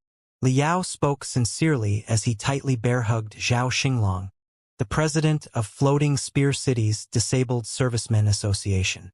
Zhao Xinglong laughed from the bottom of his heart and heavily punched Liao in the stomach. "I also have to thank you. You have truly increased the prestige of our Disabled Servicemen Association." Hey, a seriously injured disabled soldier, had actually made a comeback and topped the college entrance examination. When I heard this information, we uncouth fellows were all completely dumbfounded. We had even suspected that there was something wrong with our ears. Ha ha ha ha. Liao flushed red. "Uncle Zhao, since I have already proven that I have completely recovered and have no disability, can the disabled veteran status still not be taken back?" Zhao Xinglong stared at him with wide-opened eyes. "Do you think that the national honor is something that could be given and taken so easily? You once have suffered serious injuries, and your spiritual root had been ruptured, which led to a severe disability. These are clear facts. You can't say that just because your body has recovered, the nation should reclaim the rightful treatment you deserve. But I have always felt that I was not a true, disabled soldier. I have always felt like I am impersonating one." Liao was rather embarrassed as he spoke. "It's simple. As you tread forward in your path of life, you just have to be strict with yourself so that your actions are worthy of these 5 words. Class 1 Federation Disabled Soldier. Isn't this all right? If the opportunity presents itself, you can always join the Federation Army and happily fight in the Demon Beast Wasteland. Then, it would be even more justified." Zhao Xinglong waved his hand as he resolutely and decisively spoke.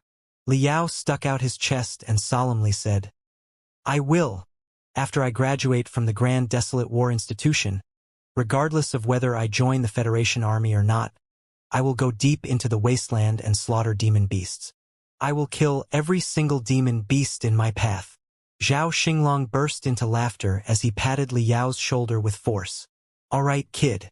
I know I have not misjudged you. Go.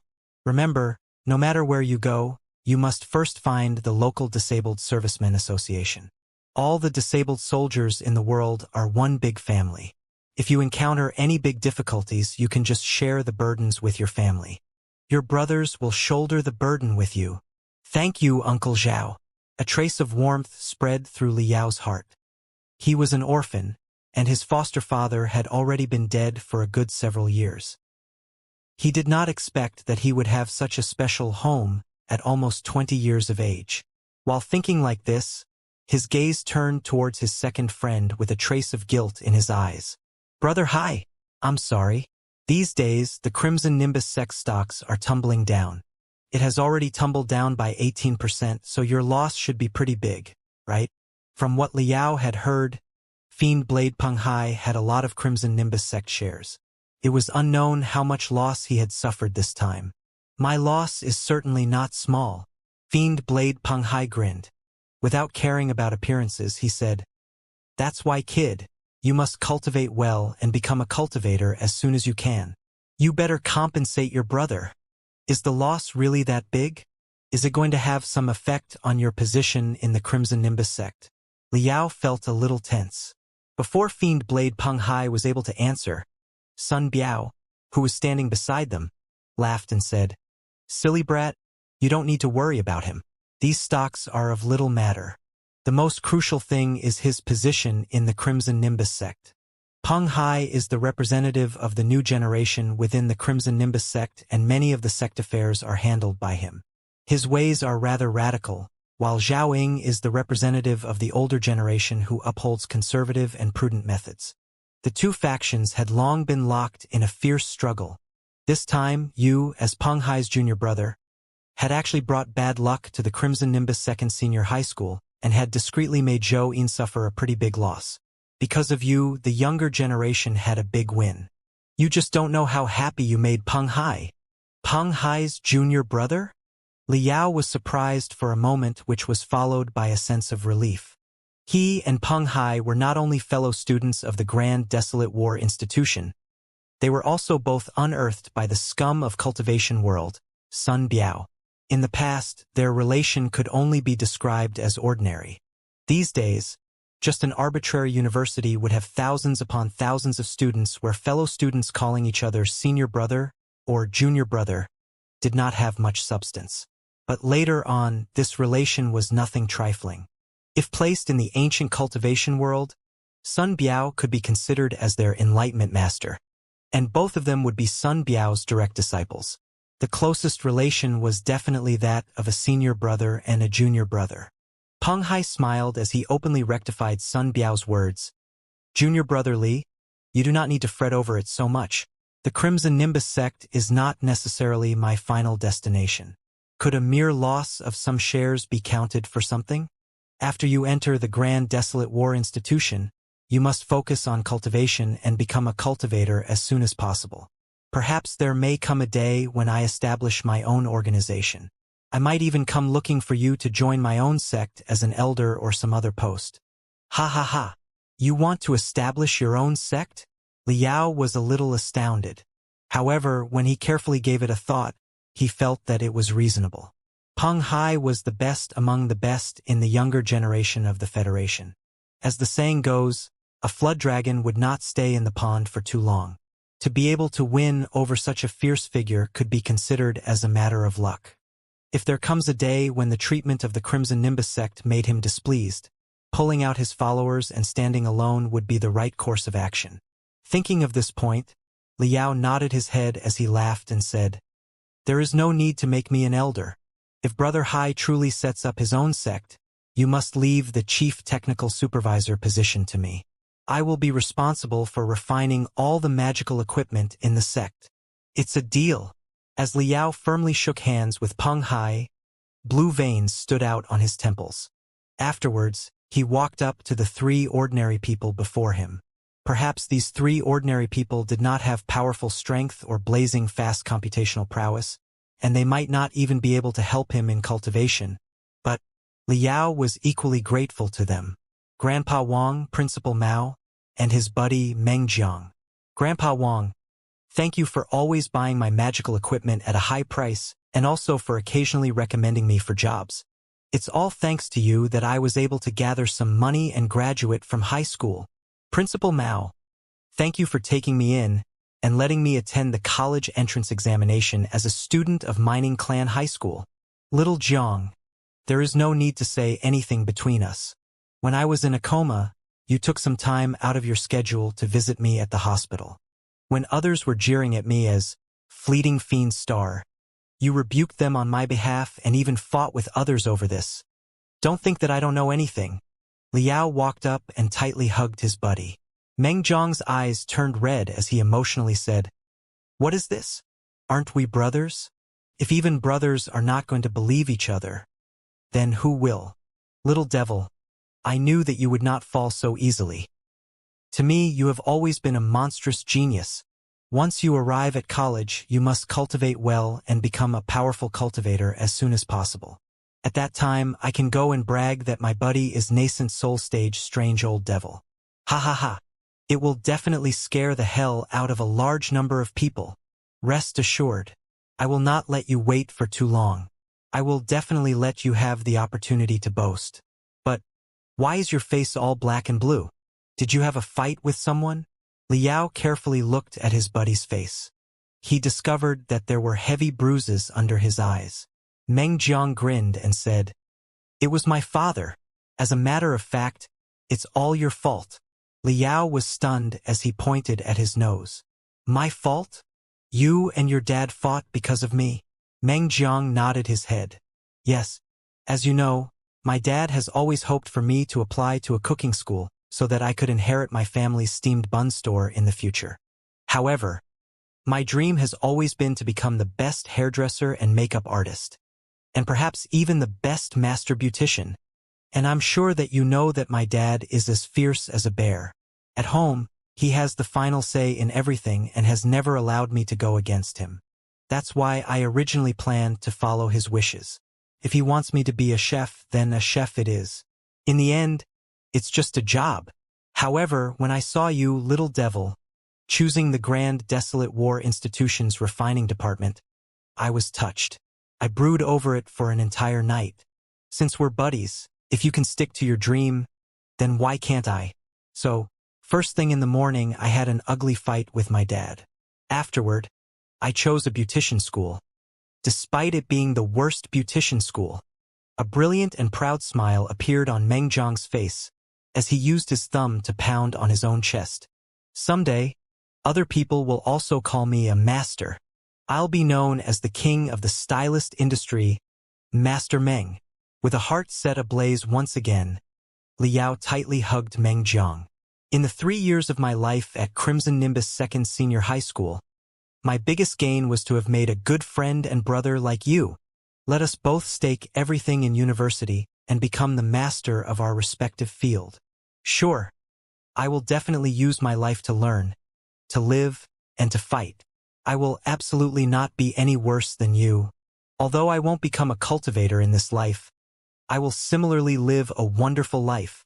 Meng Jiang straightened his chest as he shouted in loud and clear voice. The two chatted and laughed as they once again recalled their glorious school life. Only when both of their eyes had turned a little red did Liao reluctantly turn to his other side. "You don't need to act all cuddly with me. You and I are not that familiar. We are just ordinary friends." Vigilantly, Ding Lingdang stared at him.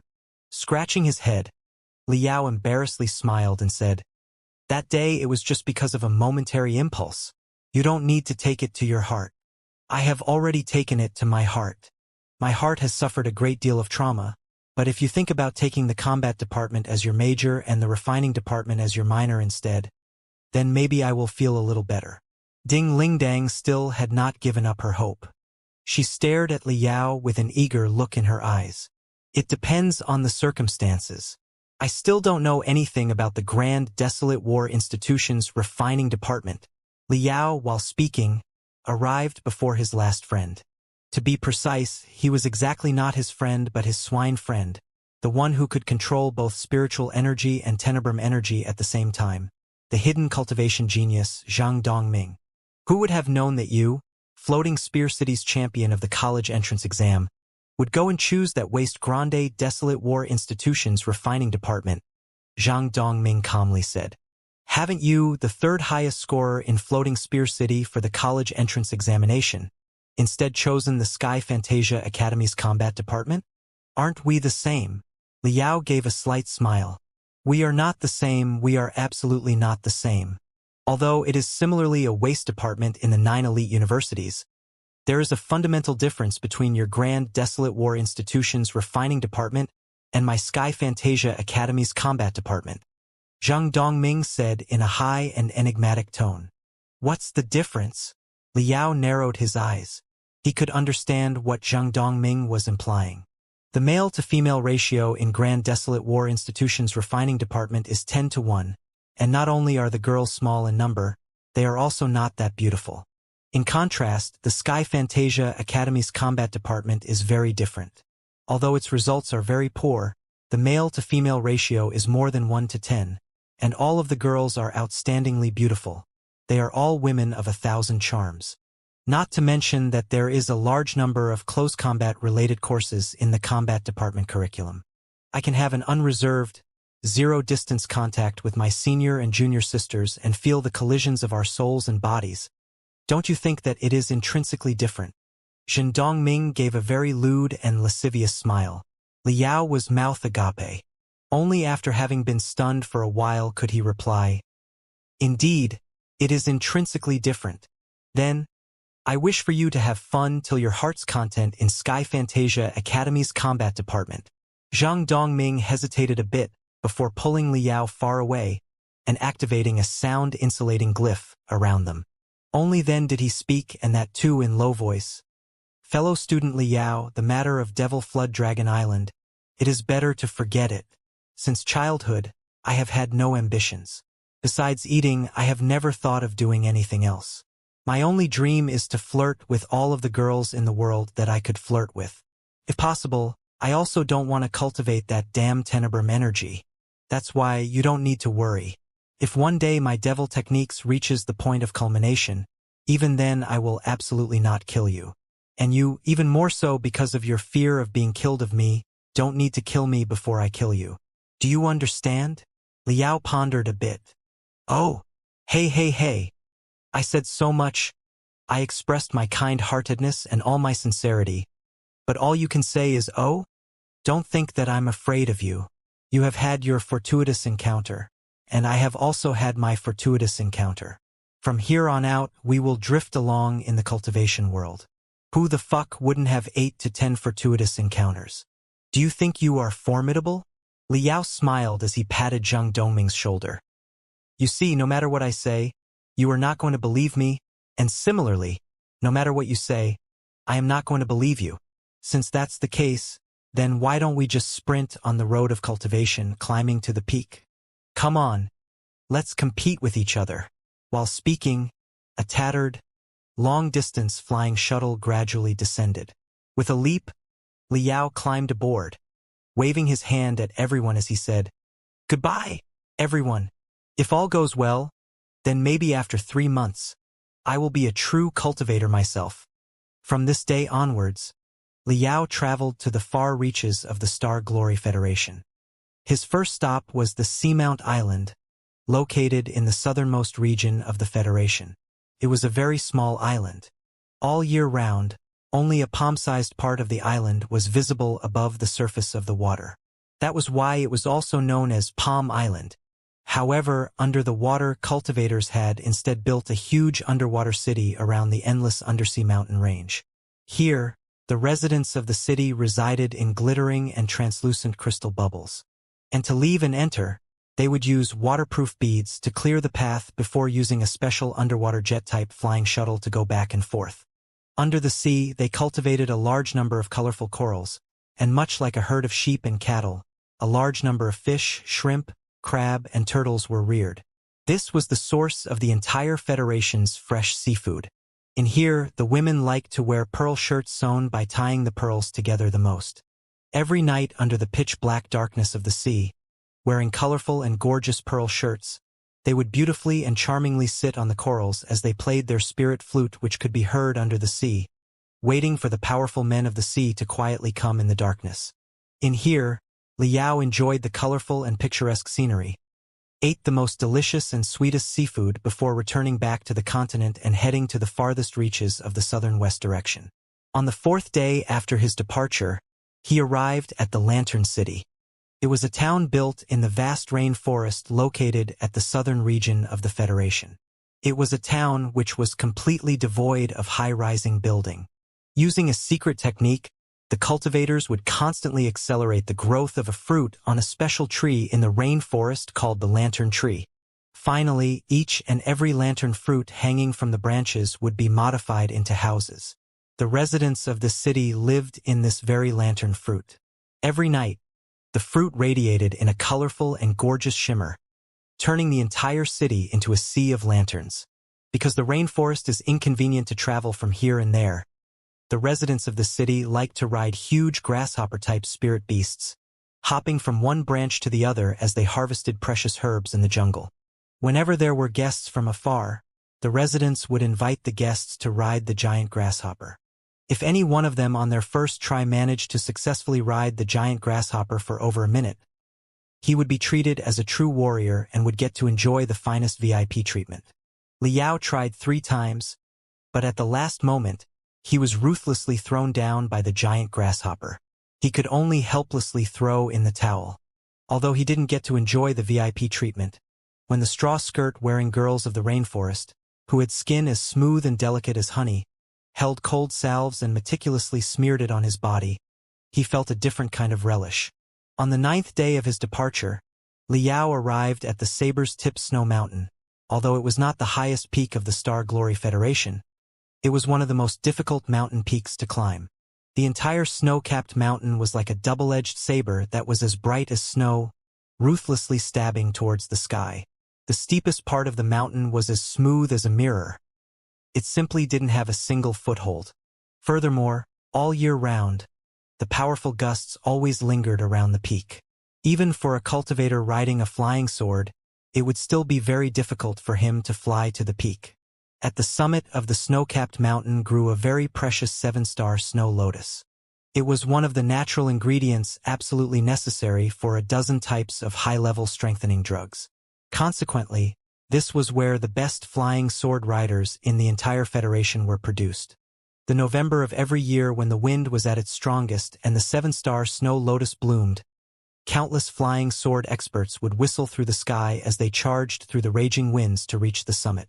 Amidst these perilous, fierce winds, they would seek for the gaps, try to feel its rhythm as they charged left and right, and would even be tossed around for 3 to 5 days before eventually conquering these winds and acquiring the most precious herb. Although it was not the blooming season for the snow lotus when Liao arrived, it didn't decrease the number of flying sword experts that gathered around the snow-capped mountain. Amidst these winds, they were undergoing training and doing all sorts of eye-catching air maneuvers, which made Liao feel like it was not a wasted trip. He was completely satisfied. If it was an air battle, the battle prowess of these flying sword experts would absolutely not be less than any flying demon beast. In the next 3 months, Liao toured mountains, rivers, rainforests, hills, deserts, oases, and farmlands of the Federation. He saw all kinds of weird towns. There was a town located on top of a crater of an active volcano. The entire volcano crater had been sealed by a huge array of glyphs. Rumor has it that 400 years ago, this volcano had once erupted, ravaging a dozen nearby towns. A cultivator, after sealing the volcano, had lived here with his family, guarding the volcano. Even to this day, the family had developed into a new town, but they had never forgotten their mission as they referred to themselves as the guardians of the volcano. There was a town which was completely built on the back of a few hundred ginormous alpine camel beasts. In the Heaven Origin sector, the alpine camel beast was one of the largest spirit beasts on land. Each alpine camel beast was like a whale surfing on the sea. People built houses on the back of these alpine camel beasts, and each alpine camel beast could house a few dozen families on its back. Hundreds of alpine camel beasts together constituted a mobile city. The residents of the city took part in the care of animals for a living. With the changes in the season, they would drive the alpine camel beasts to seek watergrass to raise the cattle and sheep. Here, Liao ate the freshest mutton in his life. He boiled the mutton for 10 minutes to the point where the blood didn't coagulate, and when he took a bite, it immediately melted in his mouth as it rolled down his throat, much like a delicious wine. Town after town, at every hill, every lake, every farmland, every town, Liao saw many bizarre things and met many strange people. One time, he had encountered an old man of 130 years of age. Obviously, he was just an ordinary person. However, he had a pet whistling skyhawk, a spirit beast with a length of 4 to 5 meters. When the old man was 4 years old, he had inadvertently picked up a palm-sized bird whose wings were broken. As the bird was very pitiful, using branches, the man had helped connect its broken wings and had also smeared healing ointments. From then on, the little bird always stuck to him, accompanying him all the way through adolescence, marriage, childbirth, and old age. From the beginning to a century later, the little bird had always remained palm-sized. The old man had also gotten accustomed to the existence of this small thing that was always around him. But who would have known that after its 104th birthday, the height of the little bird would suddenly soar? In just a short span of 3 years, the bird grew to be 5 m long, revealing the lofty appearance that many spirit beasts had. Only then did the old man come to realize that he had picked up an amazing thing. I was just an ordinary wage earner. My house was small, and there was also my son and daughter-in-law as well as my grandchildren who were soon to be married. So, where would I be able to raise such a big bird? I was forced to secretly raise it on the roof of the house. Because of this, I had been nagged by my wife, my son, and my daughter-in-law, and the neighborhood committee had even come looking for me several times. They had even alerted the police. A few cultivators from the cultivation sects had come knocking at my door, stating that they were willing to pay an exorbitant price for this guy. But how could I be willing to part with it? In the eyes of cultivators, it is just a spirit beast. But in my eyes, it's my whole youth, my whole life. I will not sell. I will absolutely not sell. The old man gently caressed the whistling sky hawk's head and laughed as he spoke. The whistling sky hawk, which was known for its fierceness, very gently leaned on the old man. The left wing was slightly twisted and signs of having been seriously injured in the past could be seen. And just like that, after another 20 years, I retired. My children and grandchildren don't need to worry about me, and my old woman has also left a step earlier. Finally, I can fulfill my childhood dream. Little bird, oh little bird, ever since I was a child, I have always wondered how much better it would have been if you were a spirit beast. If you were a spirit beast, then I could ride you and continue to fly. Fly across the mountains, over the rivers, above the clouds, and even fly throughout the heaven origin sector. The old man jovially laughed, revealing the lack of front teeth as he climbed up on the back of the whistling skyhawk with difficulty. Preet! The old man blew a whistle laden with rust. The whistling skyhawk gave a long whistle before flapping its wings and soaring into the sky. The whistling skyhawk had suffered an injury to its wings, and the old man was not a cultivator and simply didn't know any skills for riding spirit beasts. A man and a spirit beast slowly soared into the sky. The way they flew was full of twists and turns. It was simply too horrible to watch. The old man simply didn't care. He sang a song which used to be popular a century ago, as their silhouettes slowly disappeared into the pile of cotton-like layers of clouds. Along the way, Liao had encountered no small number of people who were no different than this old man. He had met a sword cultivator with tyrannical strength that was both accomplished and well-known, but as the age of 90 dawned upon him, he suddenly came to a realization and had discovered that what he truly wanted to become was a scholar-type cultivator. He wanted to be a poet. And so, this sword cultivator put down his sword. In the desolate and vast land of snow, he hiked on a mountain of snow, searching for inspiration. Occasionally, he would encounter some highway robbers or bandits, but only as a last resort would he use the sword. On the contrary, he would try to use poetry filled with warmth and love to reform the evildoers. Over time, everyone near the snow mountain had heard of a devil poet who had excellent sword arts as they came to fear his poems, and even more so dreaded the 3-feet-long sword in his hand. Liao had also met a village doctor who had graduated from the Empyrean Capital School of Medicine and had once worked in many cultivation sections.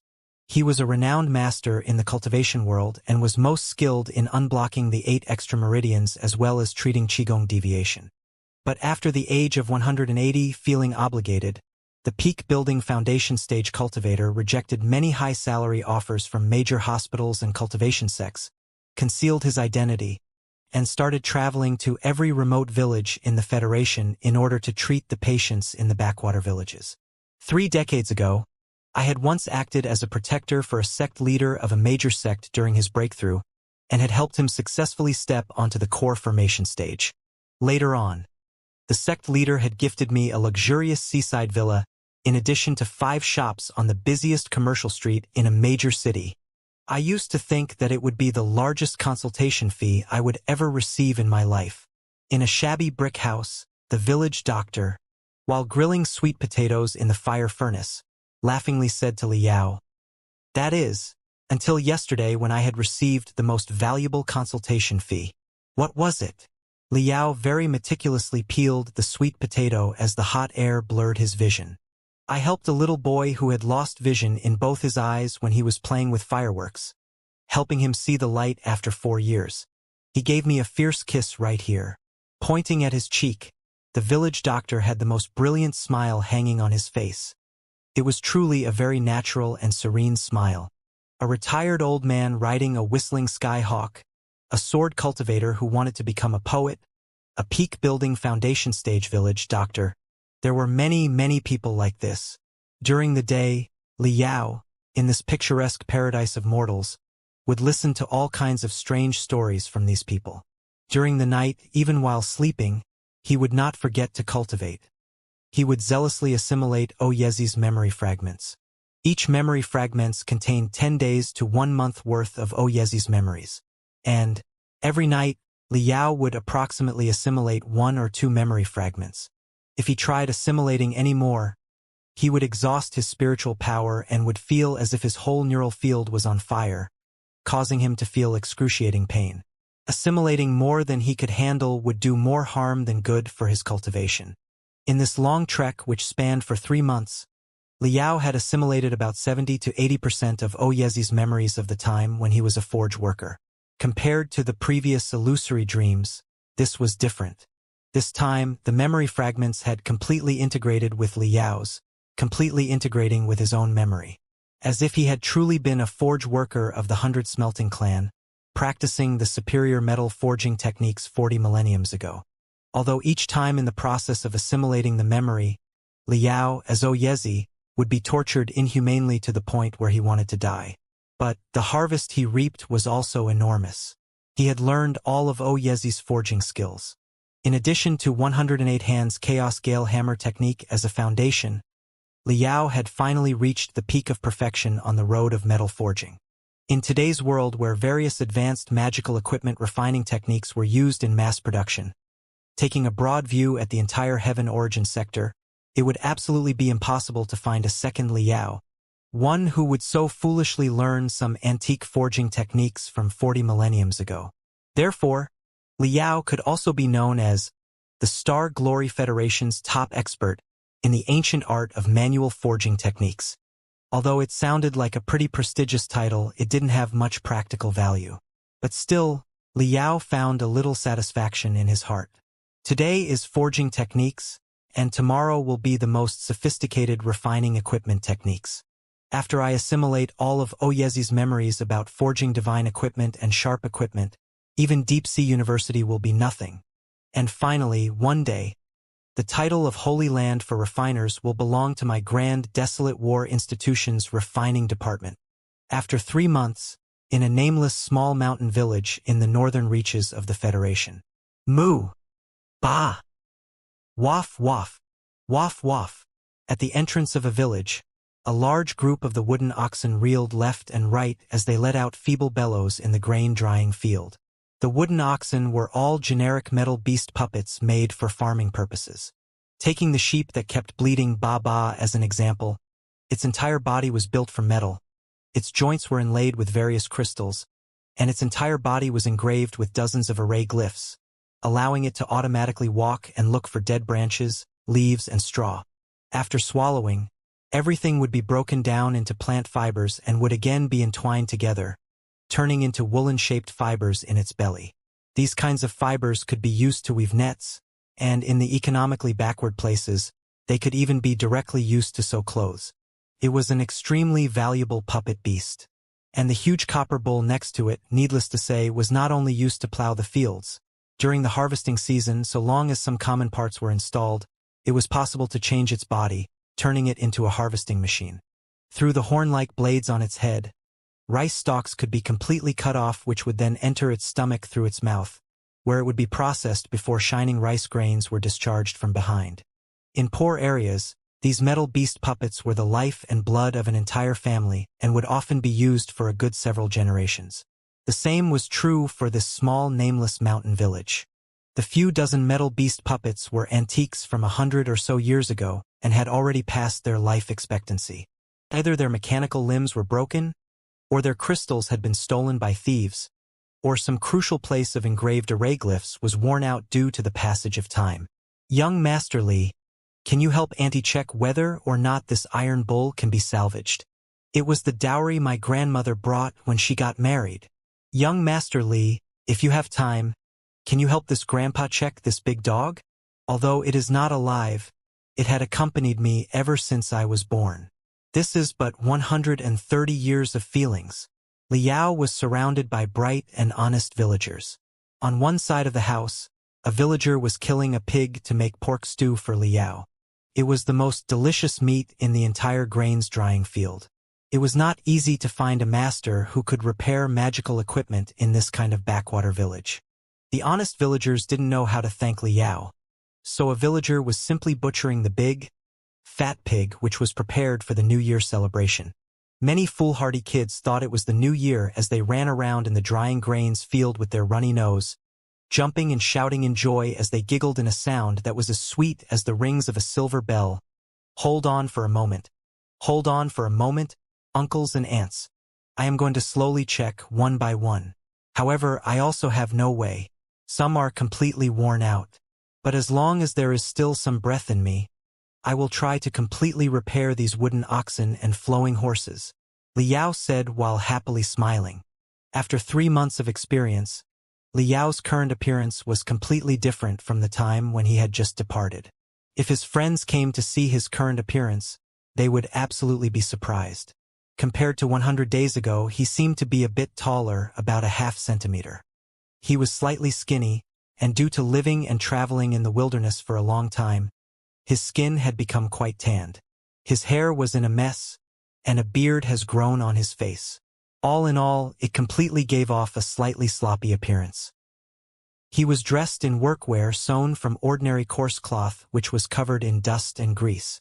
At first glance, he looked no different than most of the common field workers. But the biggest change could be found in his temperament. The past Liao, having grown up in the magical equipment graveyard since childhood, had the most extreme character brought up in him due to the poor living environment. He was just like a vicious vulture whose first choice in an encounter was to use the most violent methods. But now, after 3 months of traveling over the hills and through the river, beholding so many sublime and vast sceneries, and meeting many people with various stories, unbeknownst to him, Liao had become broad-minded. Furthermore, because of assimilating so many of Oyezi's memory fragments, his temperament had gradually transformed, and thus he became more mature. Now, he was unlike any of the 18 to 19-year-old hot-headed teenagers. He was more like an adult who had been living away from home for a few years and had gone through fire and water. It didn't mean that he had given up on his principles of life, but rather his fierce aura was no longer exposed. In the past, Liao was like a vicious vulture, but today, Liao was like a soaring hawk. The vulture was now hibernating within his heart. While recalling the memories from the past 3 months bit by bit, Liao disassembled the wooden oxen and flowing horses as skillfully and as easily as if traveling along a familiar road. Nowadays, these unsophisticated civilian magical equipment were as simple as ordinary toys in his hands. With proficiency similar to a butcher dismembering an ox, the metal beast puppets turned into heaps of parts one by one. After cleaning, derusting, pruning, oiling, and undergoing all sorts of processing, they were once again reassembled. Moo! Moo! The iron bull bellowed at the top of its voice. Bah! Bah! Bah! The bronze goat automatically spun and weaved wool-like fibers while bleating cheerfully, woof woof, woof woof, woof woof woof woof. The big tin dog, which had been missing its hind leg, and instead had a wheel installed in its place by Liao, bolted around the kids while swaying its hollow, iron tail left and right as it made creaking noises. Wow! The villagers had never seen such marvelous maintenance skills. Compared to Liao, the old magical equipment maintenance technician who had difficulty seeing clearly was simply as clumsy as a tailor who mended shoes. The entire village that had gathered in the grain-drying field was completely shocked by Liao's quick and sharp skills. Each and every villager was grinning from ear to ear from shock and amazement. The repaired wooden oxen and flowing horses cheerfully ran towards their owners, and naturally, the owners all had huge smiles hanging on their faces. As for the other metal puppet beasts whose most crucial components were impossible to repair because of excessive wear and tear, their owners had a frown knitted on their forehead, and they all felt depressed. Liao, after thinking for a moment, said, "Everyone, don't worry, I will think of some way. It's just civilian magical equipment anyway. The load-bearing capacity and the precision requirements for its components are very low. It would be better to..."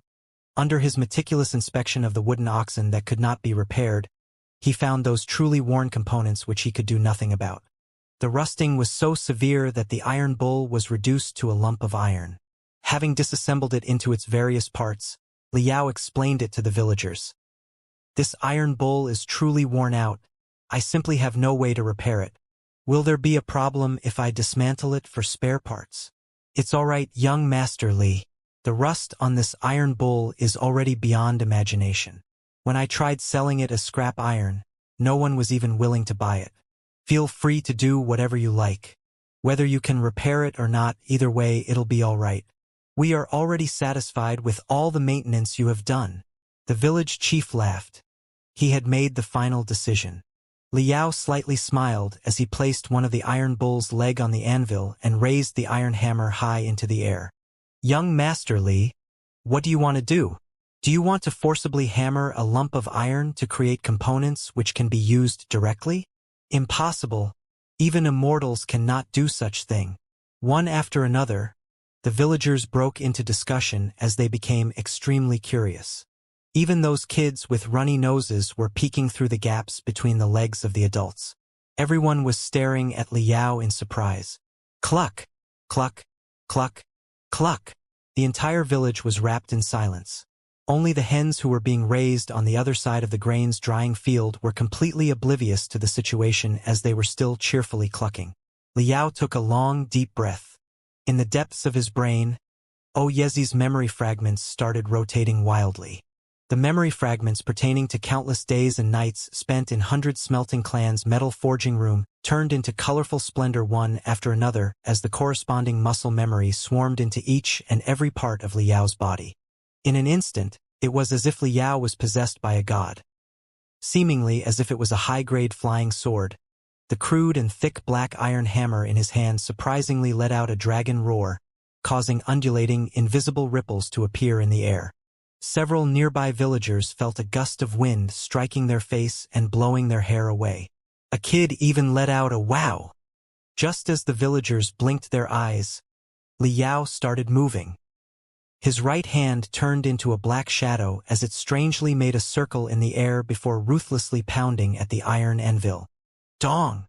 Dazzling sparks burst forth in between the iron hammer and the iron anvil along with a thunderous bang, which surprisingly lingered in the air for a while, like that of a toll from an old temple bell, making everyone's ears to start ringing. Many villagers could not help but cover their ears. Dong!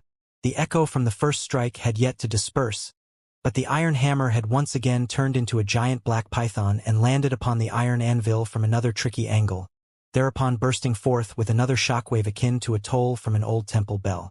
Like frightful billows and terrifying waves, two shockwaves, one after the other and with layer upon layer, stormed towards everyone. This time, even the strongest among villagers involuntarily covered their ears as every child started to break into cries. What's going on? It's not like we have never seen metal forging before. But why is it so loud? Wow, check out young Master Li's speed. An iron hammer weighing tens of kilograms is just like chopsticks in his hands. Fast, extremely fast. I am simply unable to clearly see when he is striking the anvil. I only see boundless black shadows. While covering their ears and staring at Liao with wide-opened eyes, every one of them was shouting at the top of their lungs. However, aside from what they themselves had said, no one else could hear or understand the others. Everyone was immersed in an immense shock. As for Liao, he seemed as if he didn't feel anything. He was neither affected by the deafening, bombarding rings nor was he perturbed by the screams of the villagers. Once he switched to his working mode, he seemed to have entered an ethereal state where he forgot everything, even himself. With a solemn look in his eyes, he kept staring at the iron anvil. But, if one looked carefully, The depths of his eyes bore a faint mist, one that gave off the impression as if his spirit wasn't even here. Instead, it was inside the metal forging room of 100 Smelting Clan from 40 millenniums ago. Dong! Dong! Dong! The collision of hammer and anvil continuously reverberated. Since the very beginning, Liao consciously controlled each and every movement of his body while displaying along the entire process. However, as the forging progressed, his speed also became faster and faster. The strikes of the iron hammer were no longer a conscious action. It became as natural as breathing to him. Afterwards, his pair of arms completely transformed into two black ori, directly enveloping the entire iron anvil. Everyone could only hear a series of deng, deng, deng, deng, coming from inside the aura, but they were simply unable to clearly see any of his movements. Suddenly, his every action came to a halt. The flattened iron hammer was thrown aside. To everyone's surprise, the hammerhead had actually turned crimson, as if it had just gone through high-temperature smelting, and it was even emitting scorching heat. "Give me another hammer!" Liao shouted as he stared with wide-opened eyes. Because of the multiple fierce bombardments in a short span of time, the temperature of the iron hammer climbed to the peak, and thus it was no longer usable. Witnessing such a marvelous performance, all the villagers cried out in surprise. They were all horrified. The village blacksmith quickly handed him a new iron hammer. After weighing the hammer for a bit, another round of sounds of the ruthless pounding of a hammer echoed in the village. In just a span of half an hour, Liao had replaced a total of 5 iron hammers. Finally, it's done. Throwing away the scorching hot iron hammer, Liao contentedly appreciated his own masterpiece. His hands were full of bloody blisters as they constantly shook. The villagers swarmed over, and as they carefully looked with wide-opened eyes, they discovered multitudes of parts of different shapes lying on the iron anvil as well as a pile of parts on the ground. A completely rusted iron bull had been forcefully hammered into the over 100 magical equipment components on the ground. The equipment components, in and of itself, were the proof that showed how formidable the forging techniques of the 100 Smelting Clan were 40 millenniums ago. Holding a magical equipment used to measure accuracy, the village blacksmith walked over. A red beam from the magical equipment shot out, carrying out a full-range scan of each and every component. He really made it. Although the accuracy is a bit worse than the original, for a civilian magical equipment, it is completely acceptable. The gray-haired old blacksmith, after reading the data on the measuring equipment, jumped out in surprise and happiness. In a moment, the swarm of villagers broke out into cries of exclamation just like the waves of a tsunami. Young Master Li is absolutely amazing. Just using an iron hammer, he made hundreds of parts? Of course. Young Master Li is a university student. So what if he's a university student? Our family's third child is also a university student as well. But look at what he is doing now. How can that be the same? Young Master Li is a student of a prominent university. While the villagers were immersed in cheering and jumping in joy, the village chief, with a big grin on his face, invited Liao into his own small house. Young Master Li, this time I really have to thank you. You have greatly helped my village. Village chief, I simply repaired since I could. Now that university is about to start, tomorrow, I will leave to report to the Grand Desolate War Institution. Liao said with a smile. All right, attending university is important. On behalf of the entire village, I wish you a pleasant and safe journey. Right, I have something for you. If it's not too heavy, bring it along with you. From under the bed, the village chief, with difficulty, dragged out something that was wrapped in a rag. It was apparent that it was very heavy. Just from the friction with the cement, it already made a squeaking noise. The village chief cautiously unwrapped the cloth. Lying inside was an oddly shaped lump of metal where the bottom part was thin, while the top part was thick and even had 2 protruding ends. It resembled a hammer that had been crafted by nature itself. Ha! Liao's eyes began to shine. In the memory fragments of Oyezi, the very first exercise he came in contact with was, and in the 100 Smelting Clan's forging room, day and night, it was also the hammer which he had been in contact with. The hammer could be said to be the tool which he was the most familiar with. And it appeared that this bizarre-shaped, naturally formed hammer was neither metal nor any kind of ore. It looked quite ordinary, but it possessed a kind of bizarre, devil energy, one which made anyone who looked at it be reluctant to extricate their line of sight. The village chief breathed a sigh of relief. While raising a spiritual energy lamp to illuminate the lump of metal, he laughed and said, "Look!" Narrowing his eyes, a faint blue color appeared in his sight. Just a moment ago, this lump of metal was completely black and gave off an appearance that was too ugly to look at. But once it came in contact with the light, a trace of a magnificent blue sheen appeared on its black surface. Within the depths of this blue sheen, it seemed to be sparkling with a brilliance akin to stars, giving it a look as if it were a huge blue gemstone. It was extremely beautiful and captivating. Dark star rock. With one glance, Liao recognized the material. This material called dark star rock was neither metal nor ore, since it possessed both the characteristics of metal and rock. It was not something which was naturally formed in the heaven origin sector, but instead, it was a kind of meteorite from outer space. Although it was not scarce in quantity, generally speaking, it was limited to the size of the fist of a newborn child. Such a big piece lumped together to take the form of a natural warhammer was rather rare. The dark star rock's value was not too high. Although it was very hard, its spiritual energy conductivity was extremely bad, and it was very difficult to use it to refine a variety of magical equipment. Thus, it was almost equivalent to a scrap of metal. Unless it was used to refine a very particular magical equipment with a specialized property, for general purposes, it would never be used. However, the market price for such a big piece of dark star rock was easily a few $100,000. A flash rushed past Liao's eyes as his breathing became a little rapid. He said in excitement, "Village chief, what do you mean?" The village chief laughed and said, "Young Master Li, this stone fell from the sky a couple years back. When it fell into our village, it even smashed a large tile-roofed house. Don't be deceived by its small size. It is very heavy. Just this small lump weighs a few £100. You can give it a try and see whether or not you can handle it." Seeing that Liao stood still, the village chief approached him and pulled his hand. "Young Master Li, today, you have helped our village by repairing so many wooden oxen. The overall maintenance cost could easily be over $10,000. But as the majority of the young men from our village are working outside, with only the old and young left behind, we would not be able to gather so much money in a short period of time. A few years back, an outsider wanted to buy this piece of stone and offered $30,000. But I noticed that he had a thievish look, one that was unlike someone who is honest, so I didn't sell it to him in the end. Today, perhaps an ordinary hammer is too light for you. I noticed that while you were using the hammer, you didn't find it comfortable to use. Furthermore, in just a short period of time, it became soft and hot, rendering it impossible to use.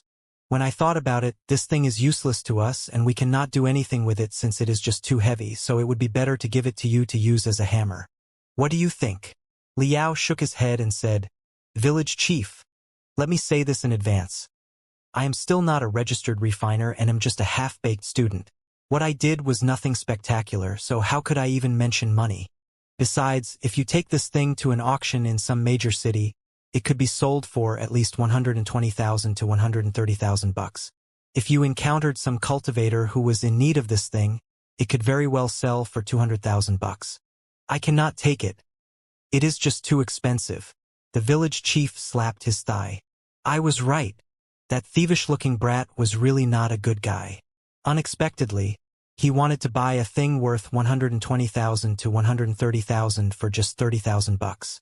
Really, we village folks don't know anything about goods. But, although we don't know anything about goods, we can still tell good from bad. In just one glance, I knew young Master Li was a good person.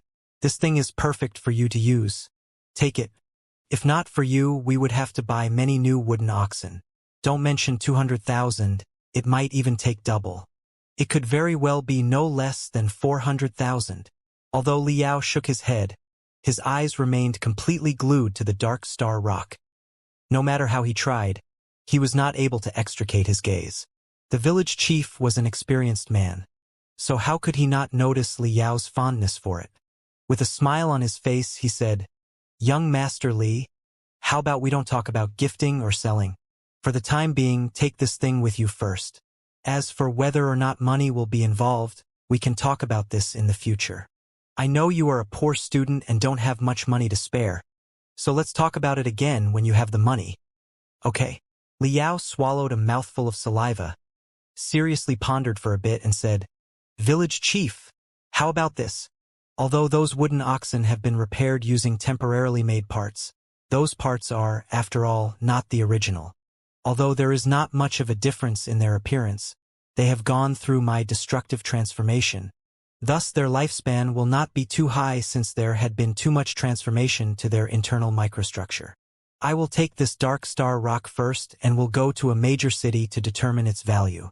Once I have determined how much it costs, I will help you exchange the entire sum for the appropriate parts and send it to you. Later, you can ask the town's magical equipment technician to replace them with their corresponding parts. That way, you can reuse it for another 20 to 30 years. What do you think?" Every month, Li Yao would receive 30,000 bucks as an allowance for being a Class 1 Federation's disabled serviceman. In addition, he was completely exempted from paying the tuition fee by the Grand Desolate War Institution. Considering that he could also receive a premium scholarship, he could, in fact, be considered as a slightly rich fellow. He had decided to save a year's worth of money to exchange for spare parts and send it over to these villagers.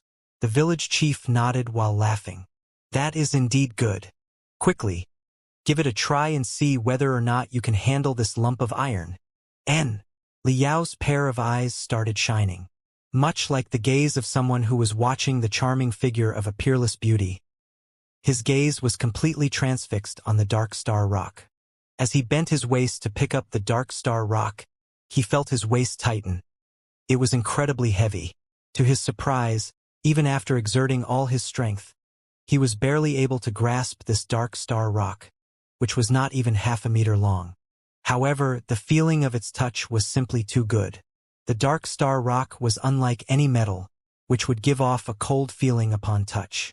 Instead, it was as if he was caressing a piece of mahogany that was a couple of years old. It was dry as well as smooth, and at the thin end of the dark star rock, there were a dozen naturally grown, circular grooves, which greatly improved the grip.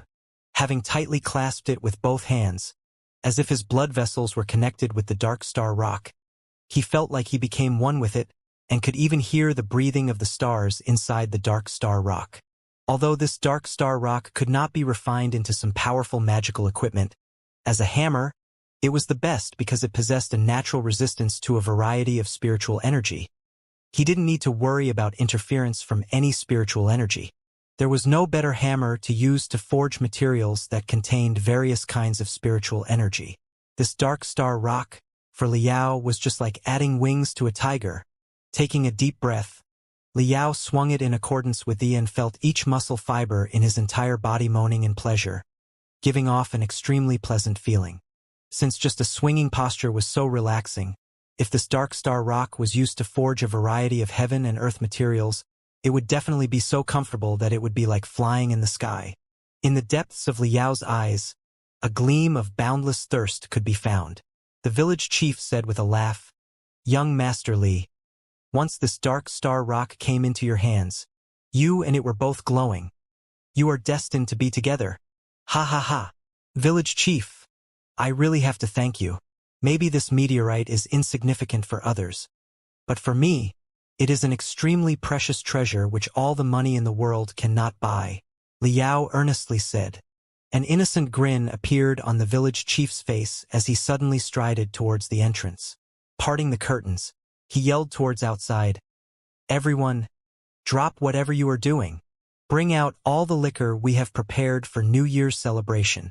Young Master Li is going to leave tomorrow, so what do you say? Can we let him leave so easily? Village chief, you?" Li Yao was suddenly dumbfounded. 2 days later, at the vast expanse of the northern plains, an unusually clear sky with thin clouds gave off the appearance as if the sky was particularly high, and the scorching hot sunlight shone upon the land, seemingly turning the entire world into a golden sea. "Moo!" With its whole body covered in long white hair, a very obese, giant spirit beast was languidly floating over the highway. Yes, it was floating. Soaring Roar was a spirit beast that evolved from a large marine spirit beast. Since its body was extremely big and tall, its forelimbs were simply unable to bear its own weight, and so, its body had adapted itself and grown 16 holes underneath its body which could blow air, allowing it to shoot a large amount of air, and by virtue of the subsequent recoil force, could float in the air. At the rear of its body, there were 4 identical holes that could shoot air. Once the air was shot towards its back, its body, which weighed a couple dozen tons, would be able to drive forward. Its principle was quite similar to the hovercraft used by the Federation Army. Because it was air-driven and hovered mid-air, every action of the Soaring Roar was incredibly stable. It could ignore any terrain, regardless of whether it was lakes, swamps, or hills, and so long as it was not a 10,000 rens high mountain, it would be similar to riding on a flat plain. This mode of transportation was extremely loved by the ordinary citizens. Loaded on the back of this Soaring Roar was a large amount of tea bricks, whose weight was similar to air for the Soaring Roar. Groaning in dissatisfaction, the Soaring Roar would fling its flexible long nose to the back from time to time. An old man whose face was completely covered in wrinkles hastily gave it a crabapple, which was its most favorite food, and also combed its hair and removed the lice. Only then was the Soaring Roar was a little more satisfied. Liao laid comfortably on the tea bricks as his head rested on both his hand. Narrowing his eyes, he looked up into the sky, looking for changes in the unending clouds. With a nose filled with the fragrance of tea and a body tanned from having basked in the sunlight, he was comfortable to the extreme. From time to time, he would even take a nap. Only God knows how long it was until he finally heard the old man shout, "Little brother, we have arrived at the Giant Edge Pass. Grandpa Wu, thank you for giving me a ride for a day." Liao jumped down from the back of the Soaring Roar and lightly landed on the ground a dozen meters below. Waving his hand, he smilingly said goodbye to the old man, hoping that the old man would not discover the $200 that he had secretly stuffed in his pocket when passing by. Taking a long, deep breath, he did a set of strengthening exercise for the muscles and the bones. Finally, Liao had completely recovered from the decadent hangover from 2 days ago. He completely did not expect that the wine brewed by the village would be so strong. Even he, whose physique was as strong as a peak martial artist, was unable to support himself and had to sleep for 7 to 8 hours after having continuously gulped down 10 pitchers. But he was not someone who would take it lying down. Before he was drunk dead, he had successfully made the entire village tumble down on the ground. From old to young, even the ants had not been let off. The next day when he woke up, besides the few kids with runny noses, the men and women and the old and young of the entire village were all asleep. This trip, I have seen many incredible sceneries, met many odd and strange people, made a few interesting friends, and have even inadvertently obtained the Dark Star Rock, which is the most suitable hammer for refining. I have truly learned a lot. Liao pondered in a happy mood. The only regret is that I have not found the feel that belongs to me. My spiritual roots have still not awakened. But it is still not urgent. How could a cultivator's spirit be so simple? If just touring the mountains and rivers was enough to awaken the spiritual roots, wouldn't this world be full of cultivators? Liao laughed at himself. After 3 months of travel and cultivation, he felt that his spiritual root development quotient had significantly progressed. If he tested it now, it might very well be possible for it to have climbed above 99%. Especially his forehead, every morning when he woke up, he would always have an obvious bulging feeling, one that felt like the uncontrollable pillar propping up to the sky in the lower region of his body. It seemed as if there was something like a bamboo shoot in the depths of his brain, one which was about to break out of his body. It was almost the final stretch. Once his spiritual roots awakened, he would become a cultivator. However, this final stretch was not so easy to cross. Many people had been stuck on this 99% for half a year, and even being unable to cross this bridge after 2 to 3 years was pretty normal. Rumor has it that when the spiritual roots awaken, one will feel as if their whole body is burning. They will lose their mind as all their emotions would be 100-fold stronger than before. Unable to restrain oneself, one could only act in accordance to their desires and act as they please. But, in these past 3 months I have never experienced this feeling. It seems that only after entering the grand desolate war institution can I slowly look at my luck. Liao gazed into the distance. The road ahead was still very long, and a wonderful university life was about to start. Grand desolate war institution, here I come. Looking all around and seeing that no one was in sight, for a moment, he acted in childishness as he used both his hand to pound his chest and make a gorilla-like roar. And the black-winged flying sword, which had not appeared for a long time, drilled its way out from the backpack on his back and danced around him. In front of them, on the boundless desolate piece of land, was a towering mountain range which looked like an uplifted back of a giant dragon. However, the center of the mountain range revealed a long, straight canyon which seemed as if it had ruthlessly been made by a giant axe that separated the heaven and the earth.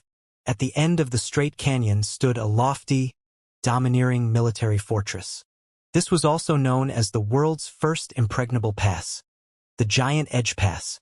The extreme Heaven Mountain range ran tens of thousands of li across at the center of the entire Heaven origin sector.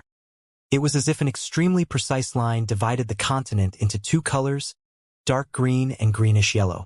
The air to the south of the extreme Heaven Mountain range was humid, the land was fertile, and lakes, hills, and farmlands could be found everywhere. It was the home of 90% of the Star Glory Federation's population.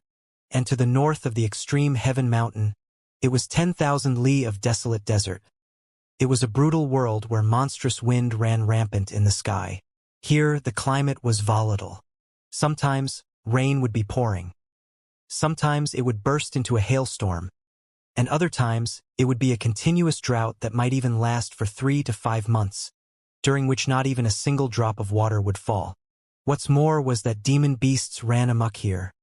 It was a place where evil creatures wrought havoc at will. The living environment was incredibly bad. And although the size was almost the same as the inland area, it only harbored 10% of the Federation's population. The ordinary people of Star Glory Federation both love and hate this cruel territory.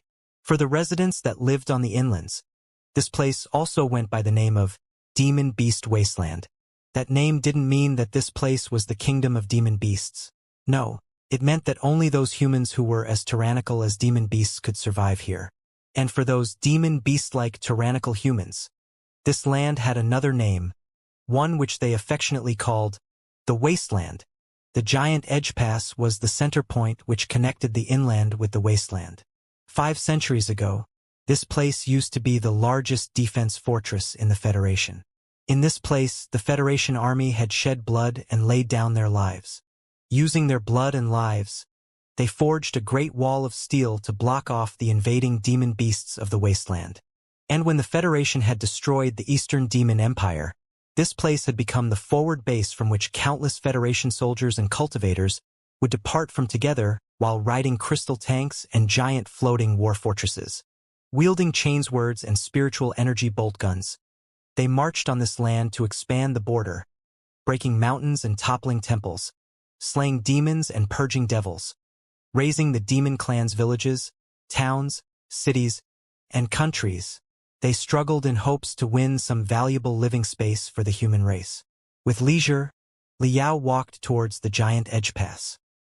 He had not even arrived at the front of the fortress, yet his gaze had already been attracted by the dense groups of hundreds of white towers on both sides of the road. With distinct edges and spikes all over, an intense bloody aura emanated from these white towers. On closer inspection, how could these be white towers? They were clearly piles of bones of nearly 1,000 demon beasts. Each tower of bones was 70 to 80 meters high, with the tallest being even taller than 100 meters. They were great and splendid, shooting straight up into the sky. Arm bones, leg bones, ribs, all kinds of bones could be found in these towers of bones. But the most common was the skull, broken skulls. From palm-sized skulls to skulls with a height as high as 12 meters, all could be found among the piles. One could only imagine how huge the demon beast, the owner of the skull, must have been. Aren't these clearly the war trophies on display? Liao gasped in admiration. As a human, a prideful feeling instantaneously welled up in his heart.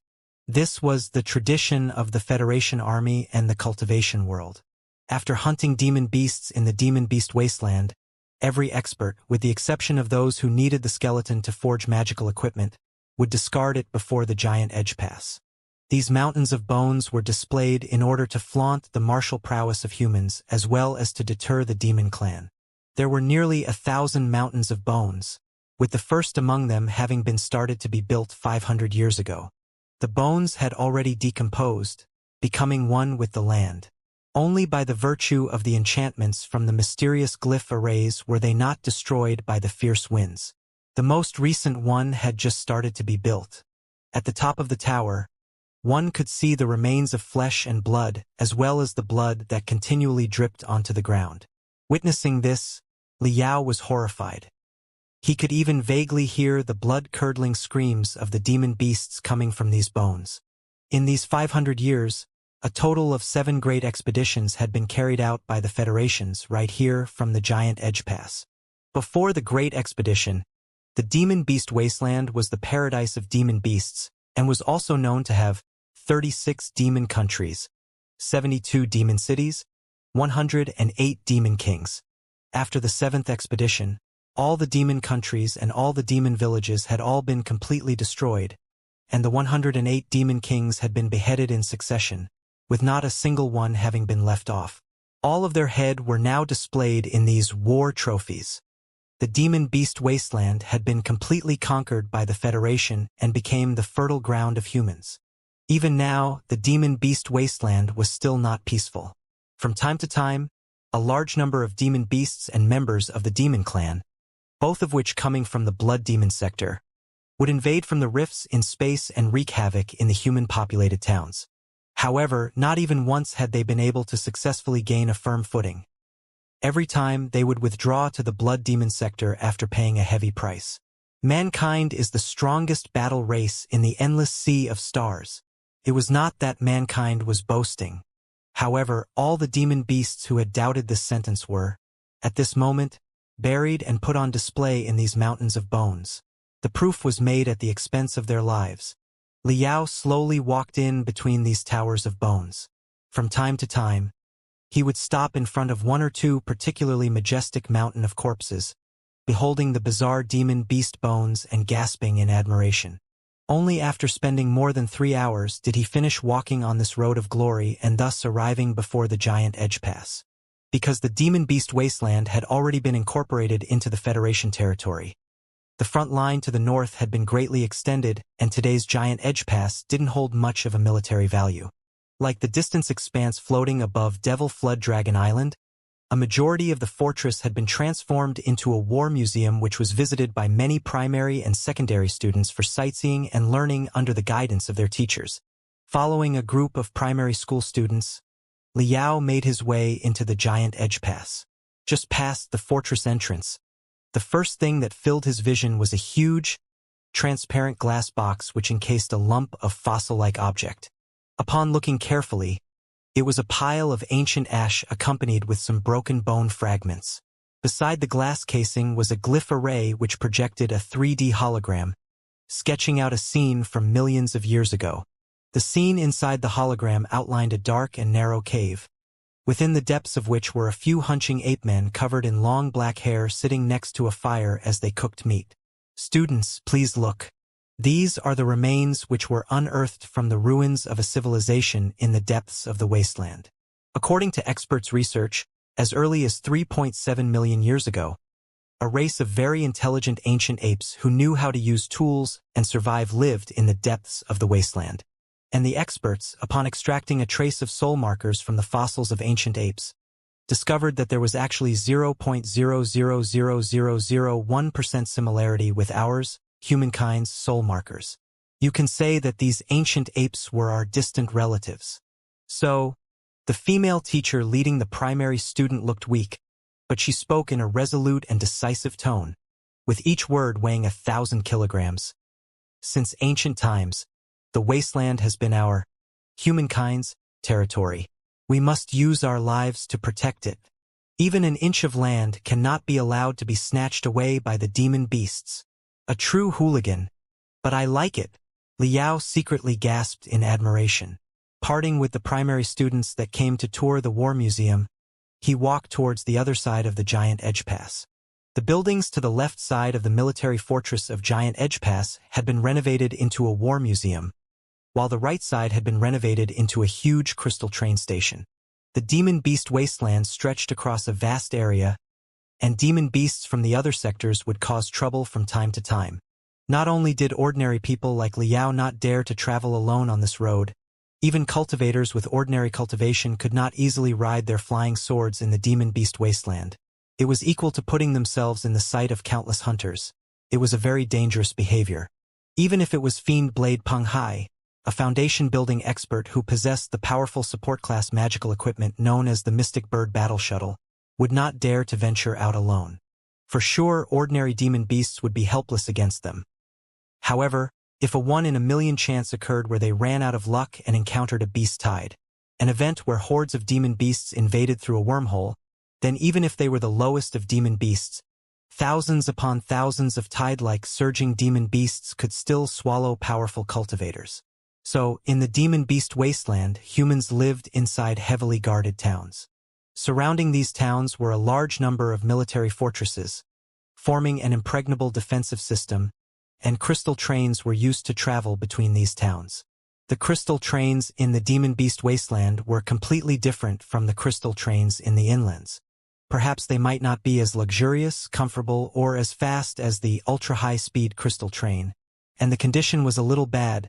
But the crystal trains here had multiple defensive arrays installed within them and even had armored compartments installed, stationed inside which were an army of train soldiers who would safeguard the passengers. 3 days ago, Liao had bought a train ticket through the Spirit Net.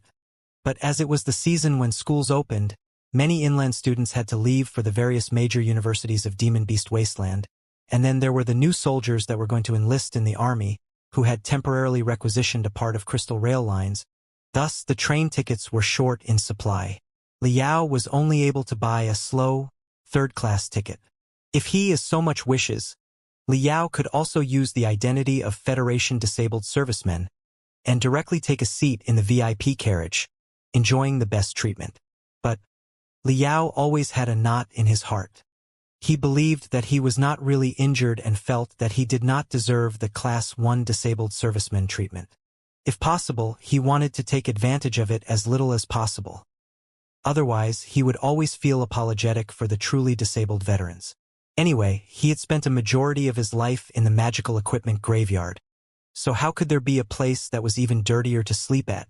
In comparison, the conditions of the third-class compartment were already pretty good. Waiting for the train, he might as well close his eyes and sink his spirit into the depths of his brain so that he could assimilate the memory fragments of Oyezi. Whatever was happening outside had no relation to him. Thinking like this, Liao walked into the waiting hall. The season when schools opened was the time of peak passenger flow. The huge waiting hall was bustling with people, the majority of which were young students traveling to the universities in the Demon Beast Wasteland. Many of the students had left their homes and were going so far away for the first time in their lives. They were all dancing in joy and chirping in happiness. They were all excited to travel to the thrilling and dangerous wasteland from Legends. The waiting room was wrapped in a cheerful atmosphere. Liao took a look around, walked up to an automatic ticket machine, and from the mini crystal processor on his wrist, transferred his purchase ticket spirit code into the automatic ticket machine to scan. Ding! A thin train ticket was thrown out from the mouth of the ticket machine. Just as Liao was about to reach out, the ticket, without any implication of wind, moved by itself and unexpectedly folded itself into a paper crane. The paper crane started circling Liao's head and had even made chirping sounds akin to a bird. "Hello, passenger. I am your train ticket. Your train will leave in 1 hour 32 minutes, so you can go to the waiting room number 8 to wait. But our old squad leader's smoked chicken leg of Giant Edge Pass is very famous and is on sale in the Veteran Gourmet restaurant. As there is still time, how about you give it a try?" The boss used to be the cooking squad leader in the Federation Army, And the chicken leg is big and far. It's very delicious. No need. I'm not hungry. Liao was speechless. This year, advertisements were truly everywhere. If you are not hungry, that's all right. In my array glyphs, there are still 15 telepathic thoughts. They can provide the information of the 1,372 products available in the vicinity of the train station. How about you take a look? The paper crane dancing around his head said in anticipation. There is really no need. Can't we directly go to the waiting room? Oh, the paper crane said in a grievance. Fluttering its little wings, it twisted in the front as it led Liao to waiting room number 8. With a very sad humph, it unfolded itself before reverting back into a thin train ticket which fell into Liao's hand. It made Liao a little embarrassed. He thought that by not going to the old squad leader's gourmet shop to give it a try, it was a little unfair to it. Waiting room number 8 was huge. Dozens of rows of long iron aisles were filled with passengers, and the center of these aisles was packed with large and small bags. The fragrance of greasy meat buns filled the air, and although it smelled awful, it also brought a sliver of warmth.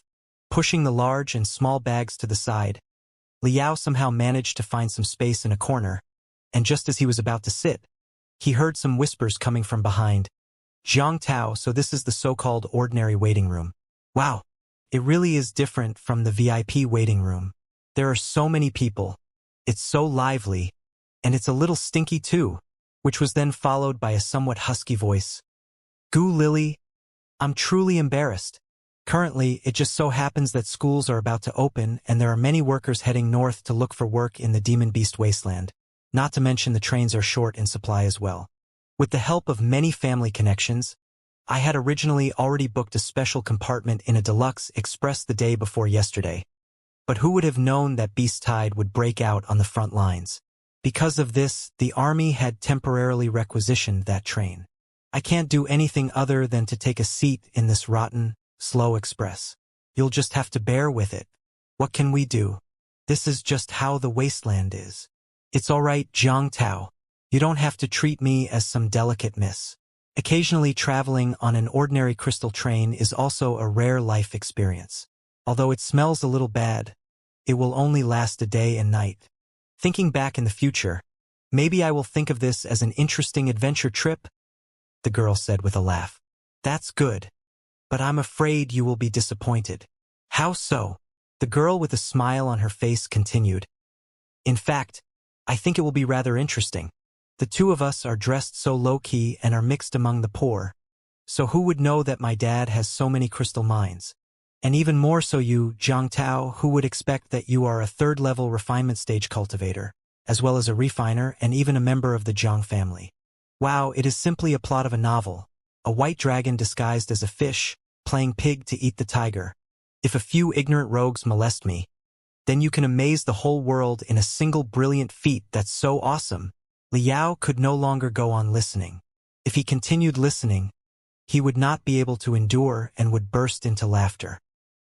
He simply found a corner far away, and disregarding whether the ground was dirty or not, he sat down and very comfortably stretched his tired waist.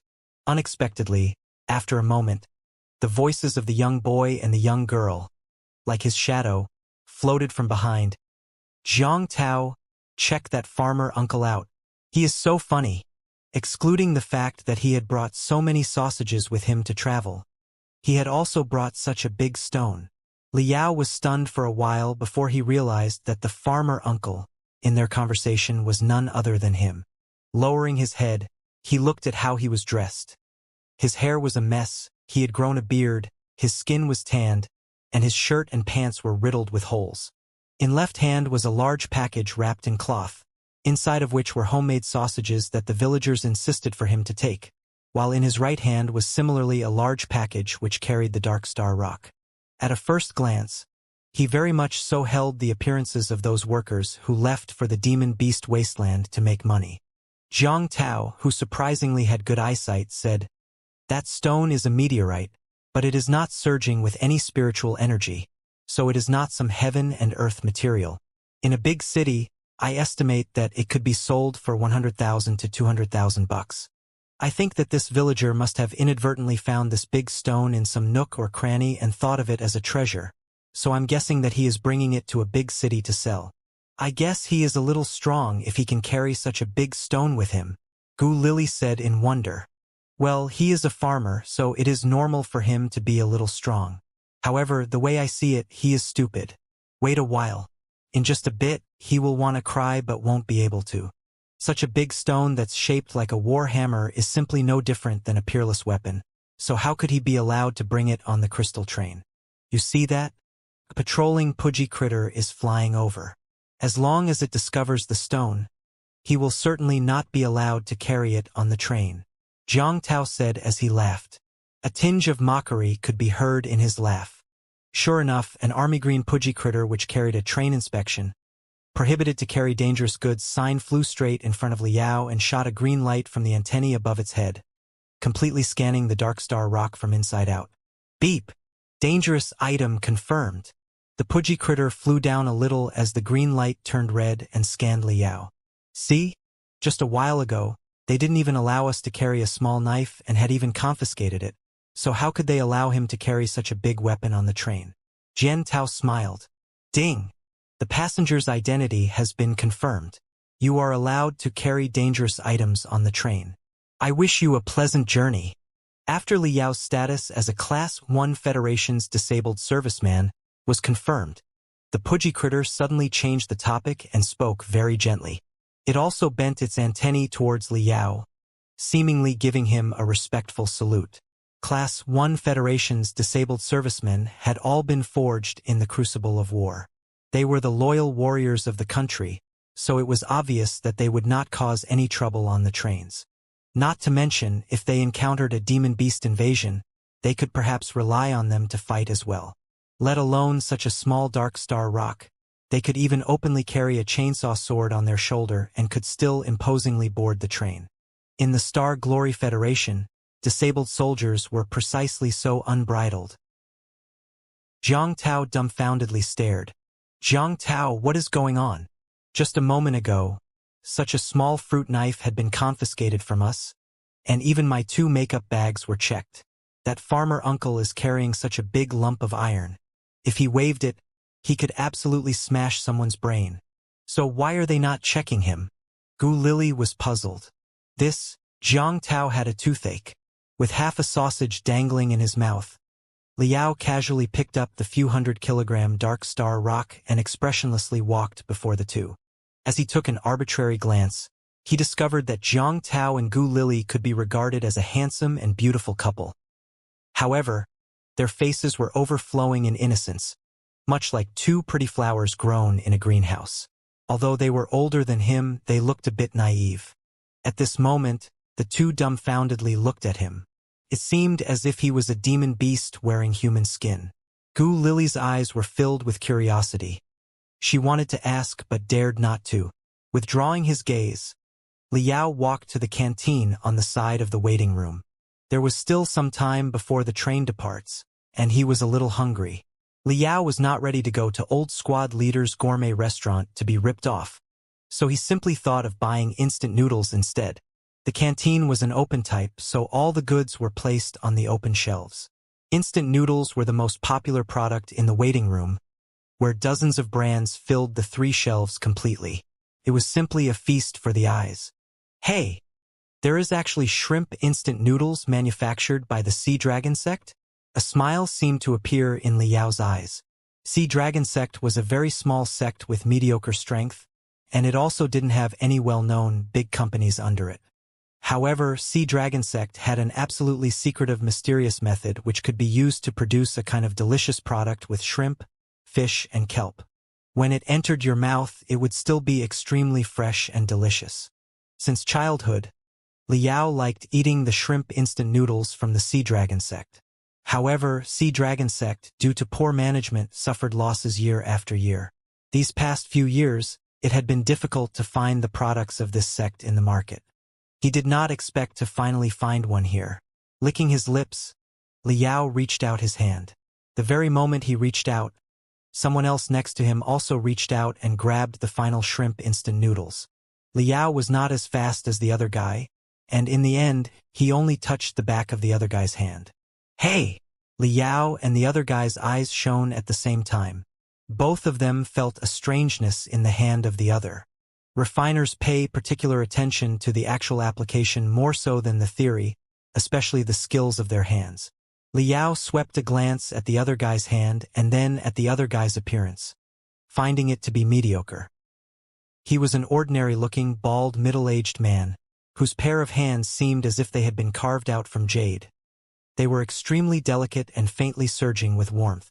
He was clearly a superb refiner, and the middle-aged man was 10 times more shocked than Liao.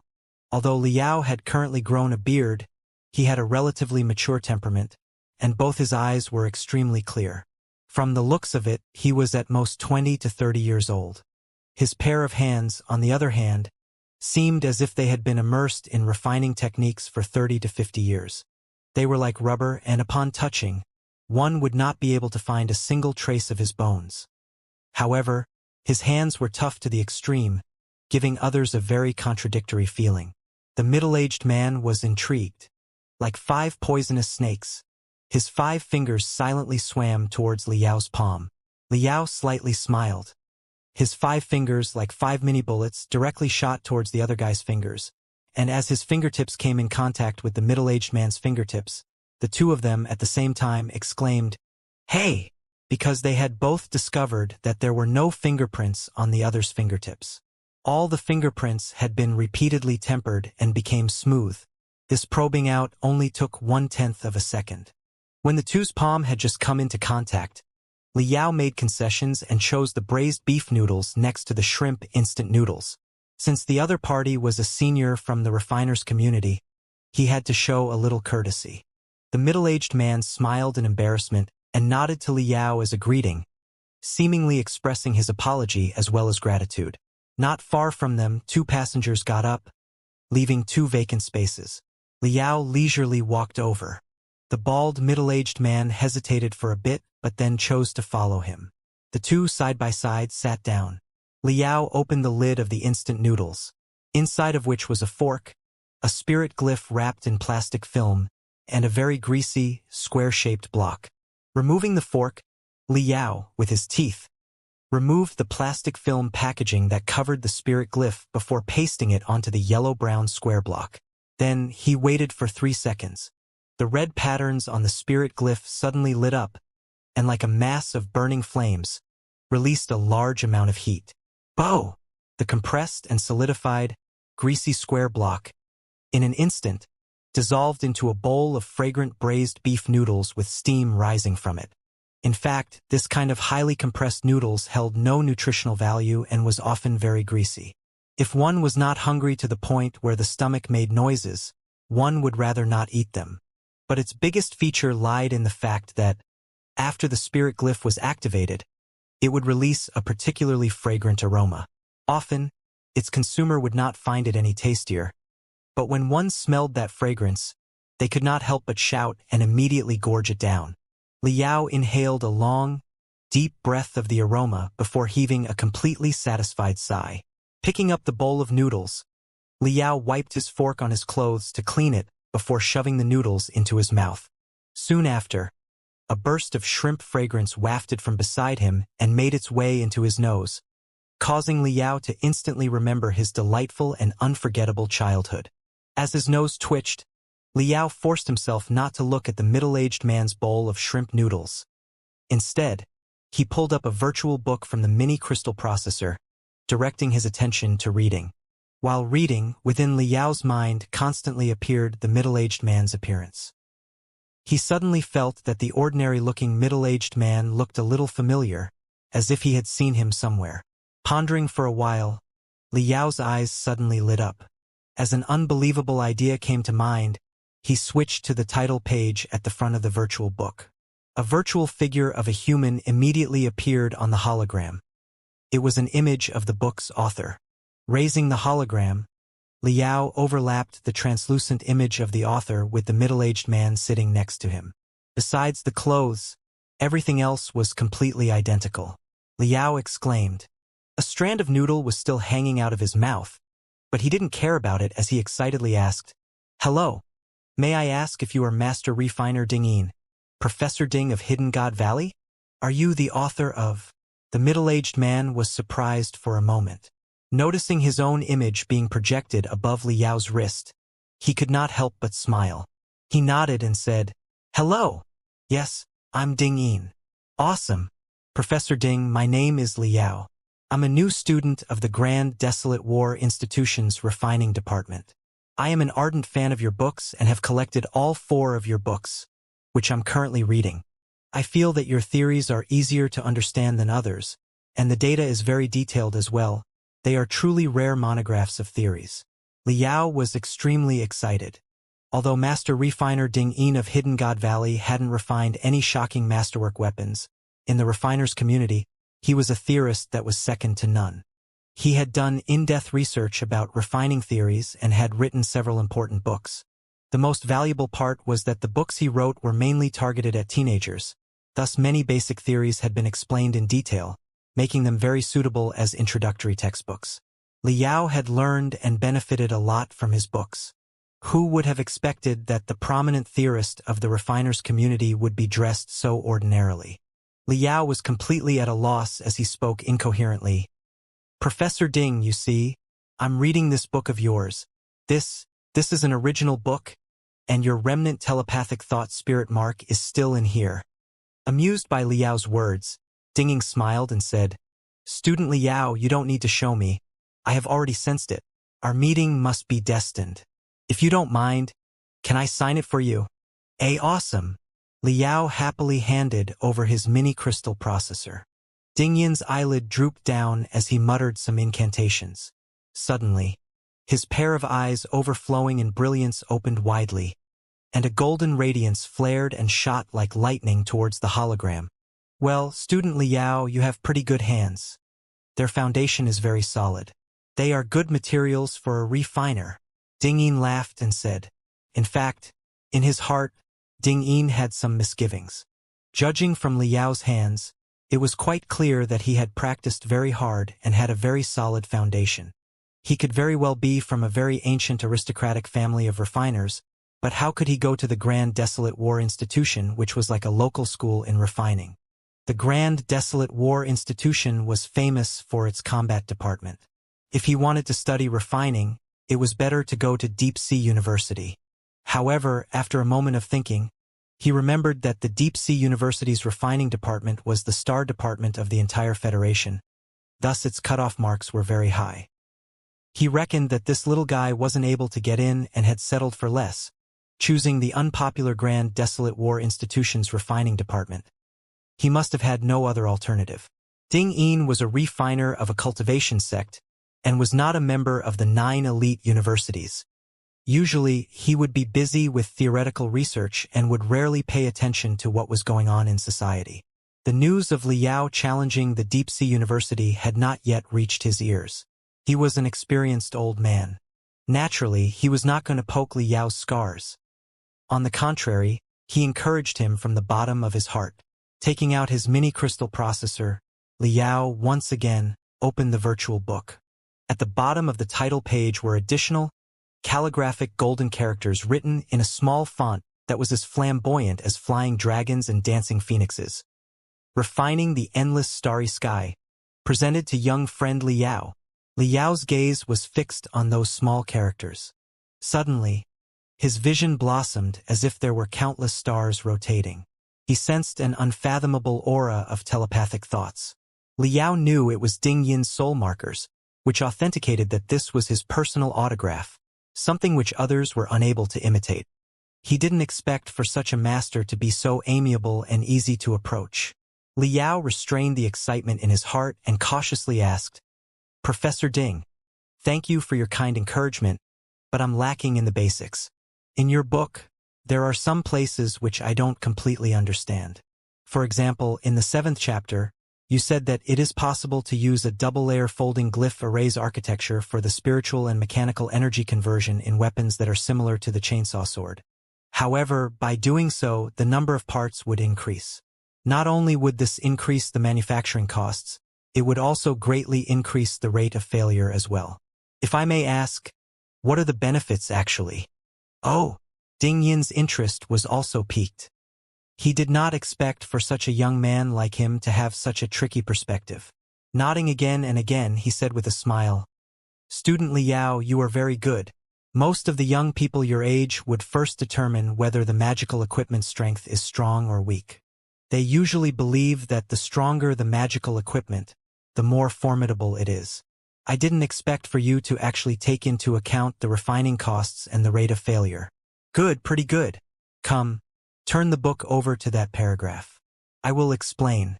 Using the double-layer folding glyph array architect, you can greatly reduce the energy loss during the conversion of spiritual energy to mechanical energy, and also, as long as proper refining techniques are used, the rate of failure would not increase too much. See? Especially this. The old and the young." The two heads bumped into each other as they burst into a heated conversation. They had completely lost themselves in the discussion. At the beginning, the two kept each other at an arm's reach. They were a little bit reserved. Gradually, their conversation began to pick up. The two looked exceptionally solemn, and their tone became increasingly intense. From time to time, they would sketch some ghost-like structure in the hologram, yet the sketches would be as flamboyant as flying dragons and dancing phoenixes. Lone Star Master Formula, Rock Reverend Formula, or Star Magnetic Rotational Forces Hypotheses. One by one, words which seemed to have come from some book of heaven to the ordinary people were popping out of their mouths as if they were popcorn, and the passengers next to them, upon hearing, were surprised. It was as if they were looking at two madmen, like water overflowing from a broken dam. Liao could not be controlled and continuously threw strings of questions one by one as if he were firing a cannon. From time to time, Liao would praise him in his heart. A master is a master. Generally, the problems which I could never understand even after contemplating for 10 to 15 days were solved with a few words in a way that it gave me a clear understanding. Moreover, thinking about it, he simply didn't use the concepts that were beyond my knowledge. One truly has to admire him greatly. He is really awesome. Little did he know that at this moment, Ding Yin had broken into cold sweat, because he found that this little guy was too abnormal.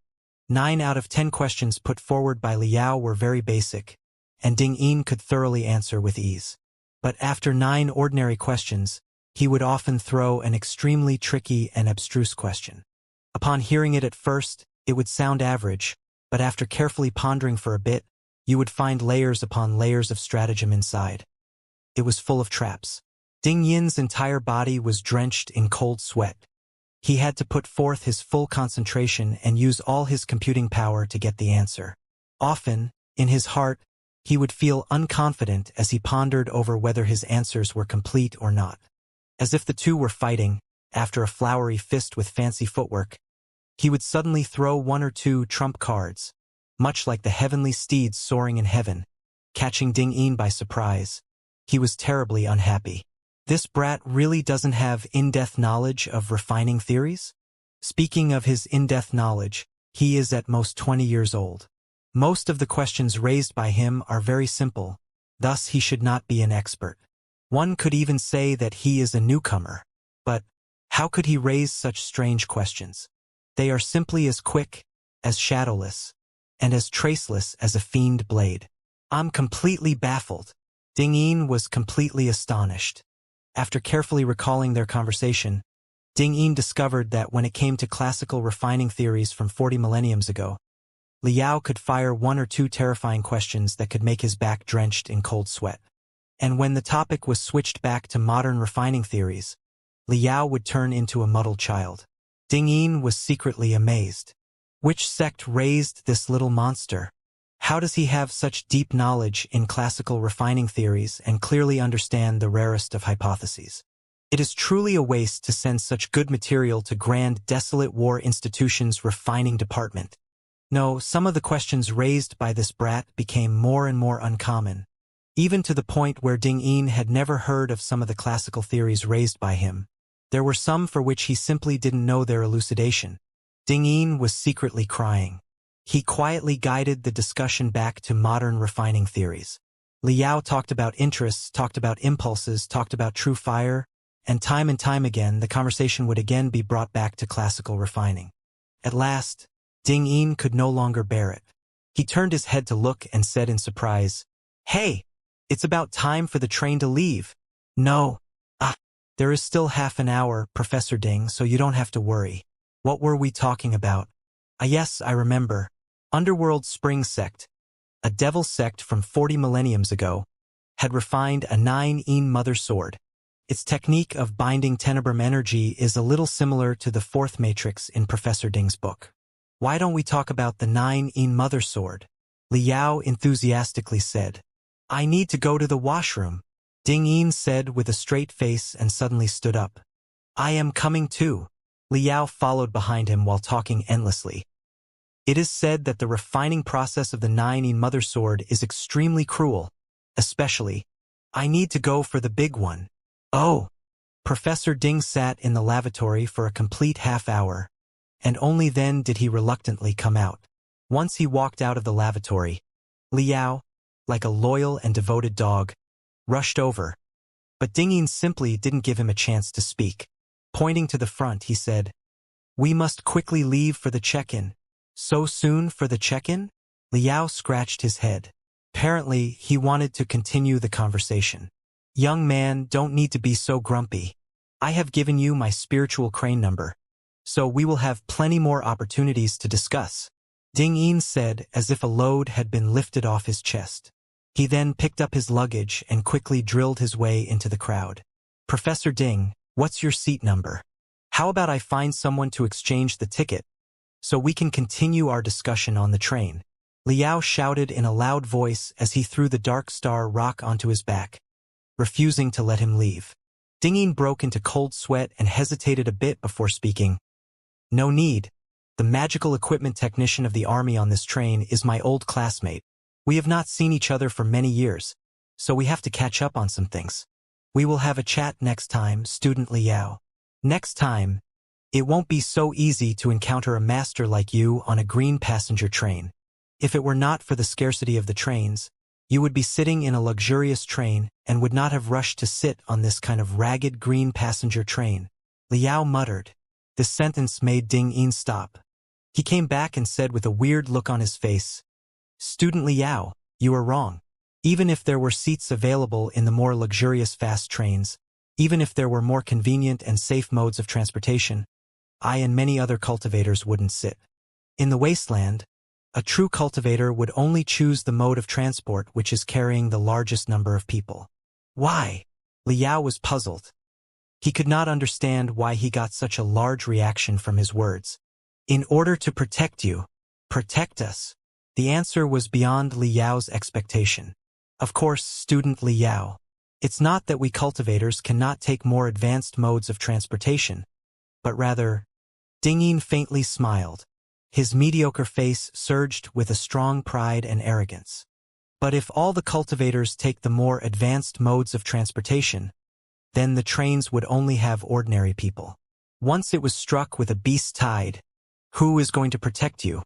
"So it was like that," Liao said as if deep in thought.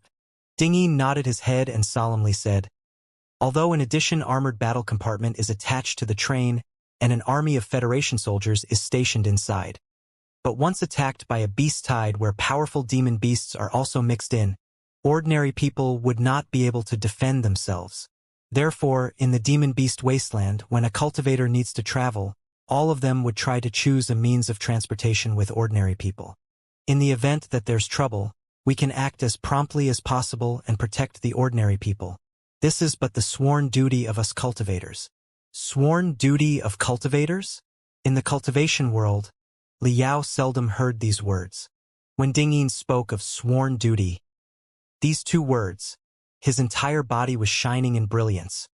It was as if an inexplicable power was bursting forth from the depths of his soul, ascending him into a completely different type of existence.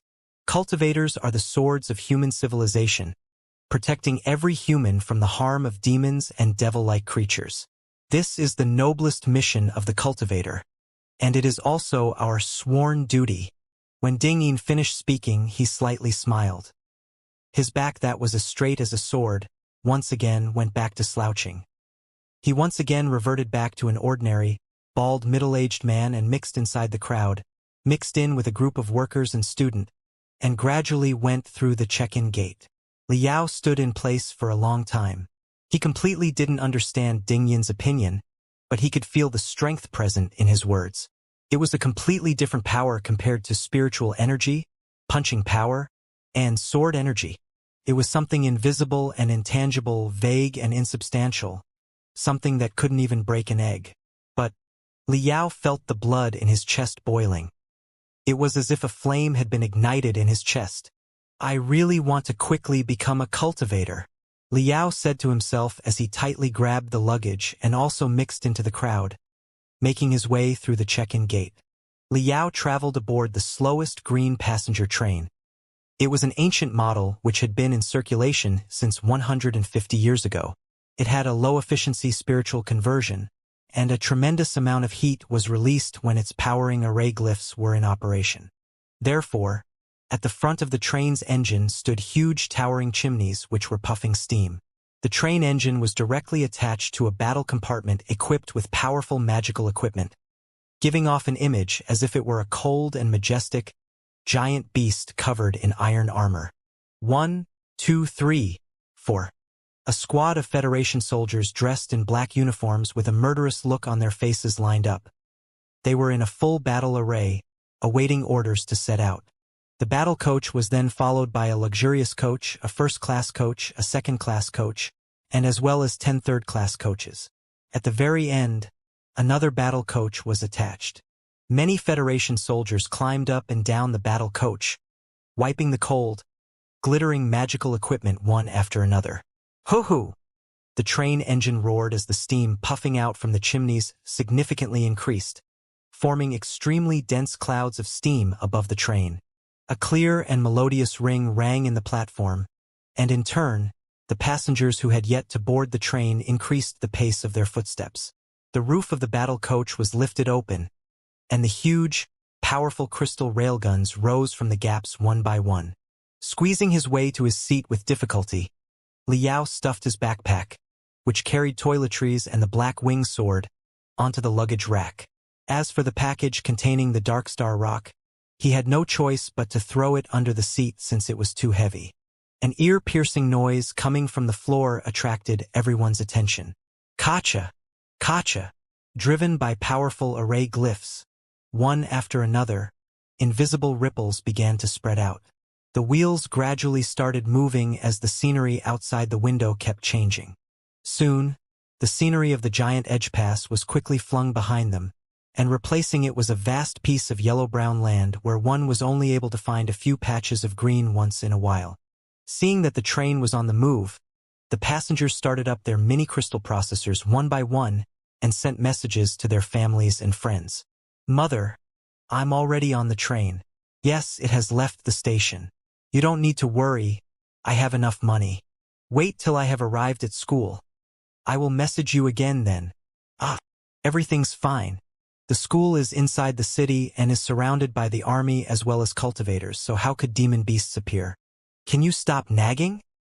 Wanair, wait for me. I will definitely make a name for myself in the demon beast wasteland. After I make a lot of money, I will return and marry you. Little gang, you better listen to your mother.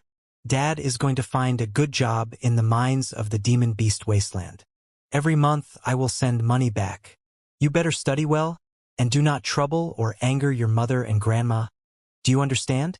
If you listen to your dad, then Dad will buy you a flying sword model when he returns at New Year's. But if you don't listen to your dad, Dad is going to spank you. Upon hearing the reluctant farewells of the passengers, an inexplicable emotion burst forth from Liao's heart. Opening the spiritual crane messenger, he sent messages saying he was safe and sound to Grandpa Wang, Meng Jiang, and his other close friends. Only after exchanging words with everyone did he finally heave a deep sigh of relief. Once again, he directed his gaze outside the window, looking at the vast world and the boundless blue sky. In the distance were the desert that extended as far as the eyes could see and the billowing sand that made the setting sun look incredibly huge. Not so far away, a small oasis dotted the landscape in the desert. At a glance, the spring appeared much like a crescent moon, next to which stood a towering lone barack. Standing before the entrance were two new teen recruits, who stood straight like pine trees. Next to the barack was a sizable mine, beside which was a few dozen-meter-tall crusher that was as big as a prehistoric behemoth. Constantly engulfing lumps of ores from under the ground, it screened out the precious crystal powder, and through some mysterious technique, it once again compressed it back into crystals which could be directly used by humans. This was the wasteland, a paradise for the brave and an ocean of hope. Despite the harsh environment, the limitless billowing sand, the brutal demon beasts, as well as the lack of warmth from the four season, which was present in the inlands and was suitable for the survival of humans, the ground underneath this boundless wasteland bore immeasurably precious treasures. The wasteland had 90% of all the crystal or reserves of the entire Federation.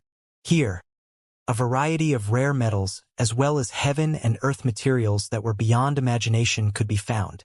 Needless to say, demon beasts themselves were priceless materials.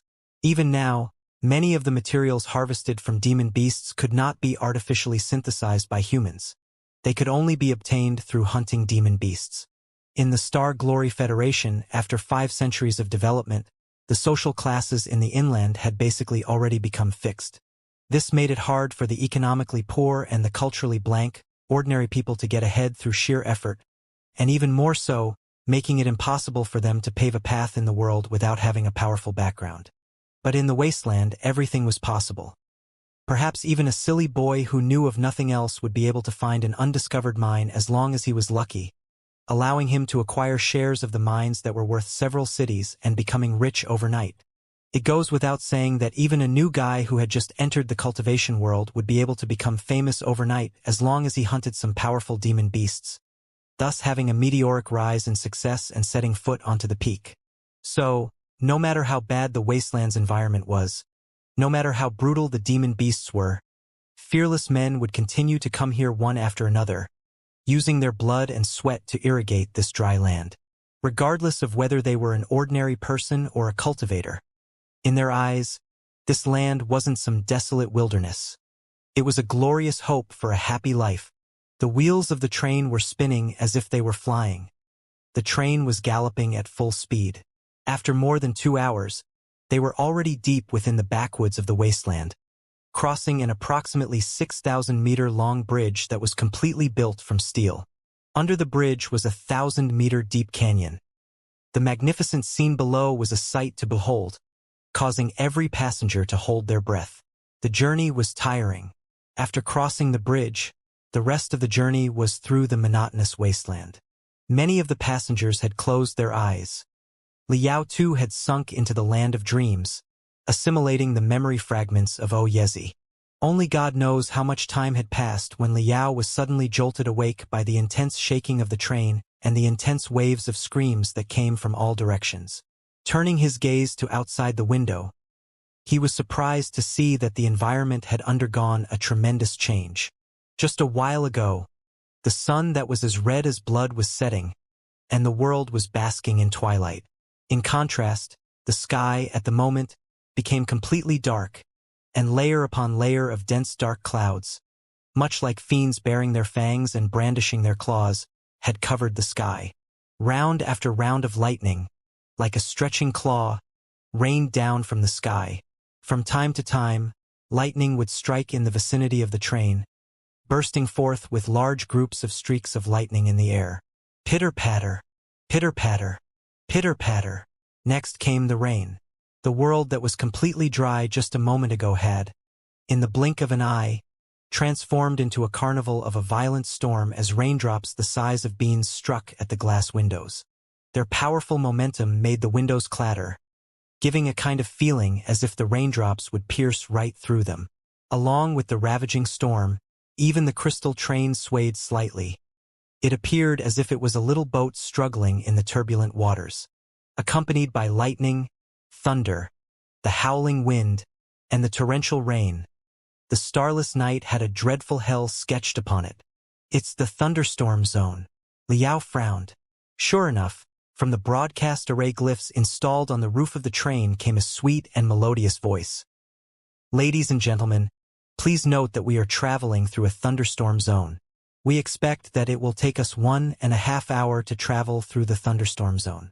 Please pay attention to your safety, and please try not to use the spiritual crane messenger, lest attracting the lightning and destroying the crystal processor. The demon beast wasteland was riddled with gravitational and magnetic field anomalies and changing climates. Often, a lot of strange weather conditions would appear in the wasteland. The thunderstorm zone was one such weather condition. In the range covered by the thunderstorm zone, a storm would burst forth within a short span of time and would be accompanied by lightning and thunder. The sky would be filled with incredibly tyrannical lightning spiritual energy, and not only would all means of communication be completely cut off, even the cultivators' telepathic thoughts could not be transmitted. Ordinary cultivators simply did not dare to ride their flying swords in the thunderstorm zone. Even if the experts of the core formation stage insisted on rushing through the thunderstorm zone, they would first have to carefully consider and prepare again and again. In the event that they attracted lightning, they would be struck, which was nothing to joke about. However, for cultivators who were proficient in lightning spiritual energy, the formation of a thunderstorm zone also meant a rare opportunity for cultivation. Therefore, many lightning cultivators would especially chase the clouds and the lightning in the demon beast wasteland. These cultivators were also known as thunderstorm chasers. Although the thunderstorm zone was fierce, defensive arrays had been installed all around the crystal train. In normal circumstances, it would not cause any harm to the passengers. As long as the train was out of the thunderstorm zone, everything would be calm and tranquil, and the sky would be bright and clear. However, today's situation seemed to be somewhat different, as the lightning amidst the dark clouds was exceptionally fierce. The frequency of lightning rumbling through the sky was also much higher than the usual thunderstorm zone. Sticking his face so close to the window that his nose stuck on the glass, Liao gazed outside. Just a moment ago, the vast expanse of desert had, in the blink of an eye, turned into a boundless black ocean. And in the sky, dark clouds billowed, surging with a large number of air bubbles. Like a boiling pot, something was brewing in a speed that was visible to the naked eye, congealing as it rose to the surface. It was as if strange insects were gnawing a big hole in the sky, but at the same time, it also seemed as if the fearsome eyes of a fiend were gradually opening. What's that? Liao faintly saw some fierce-looking black silhouettes zipping its way out from the dark clouds. Just as he wanted to look carefully, round after rounds of ripples suddenly propagated on the window. Soon, the window turned into an opaque hologram, displaying a clear blue sky and white clouds. A scenery with oasis everywhere. Has it been closed? Liao secretly wondered if the situation was moving in an unpredictable direction. Obviously, some kind of strange development was taking place outside the window, one which could very well cause large-scale panic among the passengers. Thus, the conductor could only start the hologram, covering the windows and sealing off the train. It was clearly not just a thunderstorm. The thunderstorm zone was a common weather phenomenon in the demon beast wasteland. Even if the passengers had not experienced this before, they would have heard of it. Thus it would not cause any panic. But clearly, it was something more terrifying than just a thunderstorm. Ta-ta-ta-ta. A dozen Federation soldiers in black battle uniforms holding spiritual energy bolt gun with a chainsword hanging on their back, one by one, rushed from the front of the train to the back as they gnashed their teeth while their murderous aura soared into the sky. What rotten luck! We have encountered demon beasts. Liao was a little frightened in his heart. Not long after, a weak burst of tremors was transmitted from the rear end. Ordinary people might not perceive it, but Liao keenly felt it.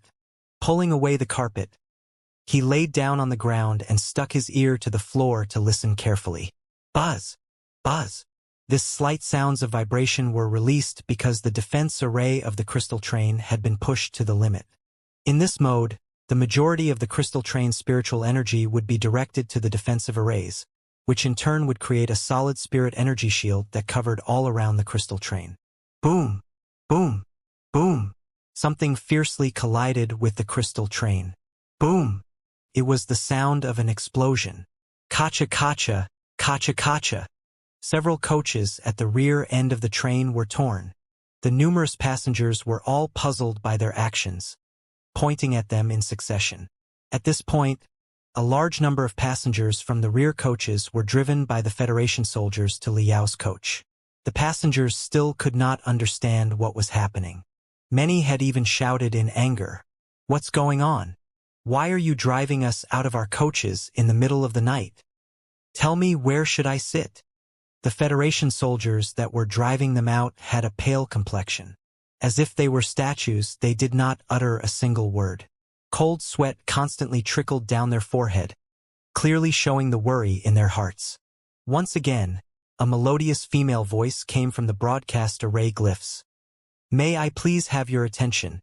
Ladies and gentlemen, just a moment ago, a ball lightning had struck the few coaches at the rear of the train.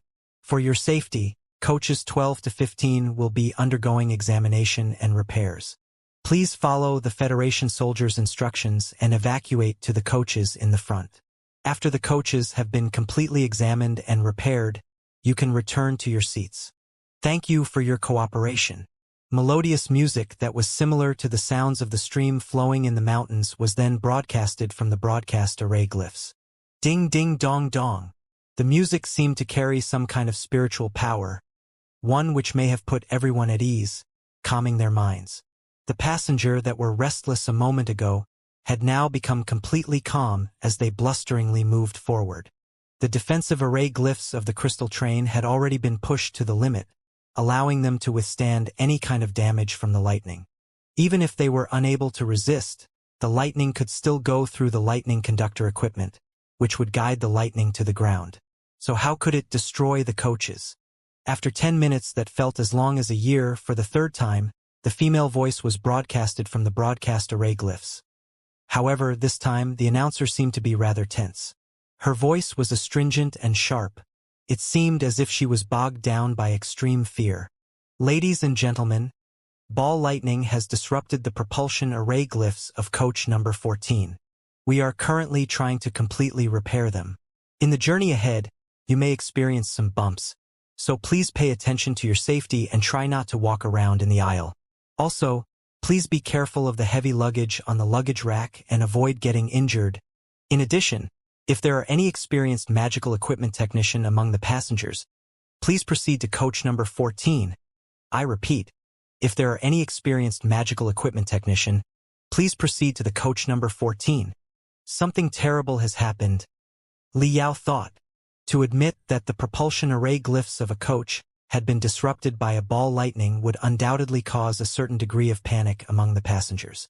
However, the truth must have been 100 times more frightening than the ball lightning, even to the point that the Army's magical equipment technician could not handle it, forcing them to seek help from the passengers.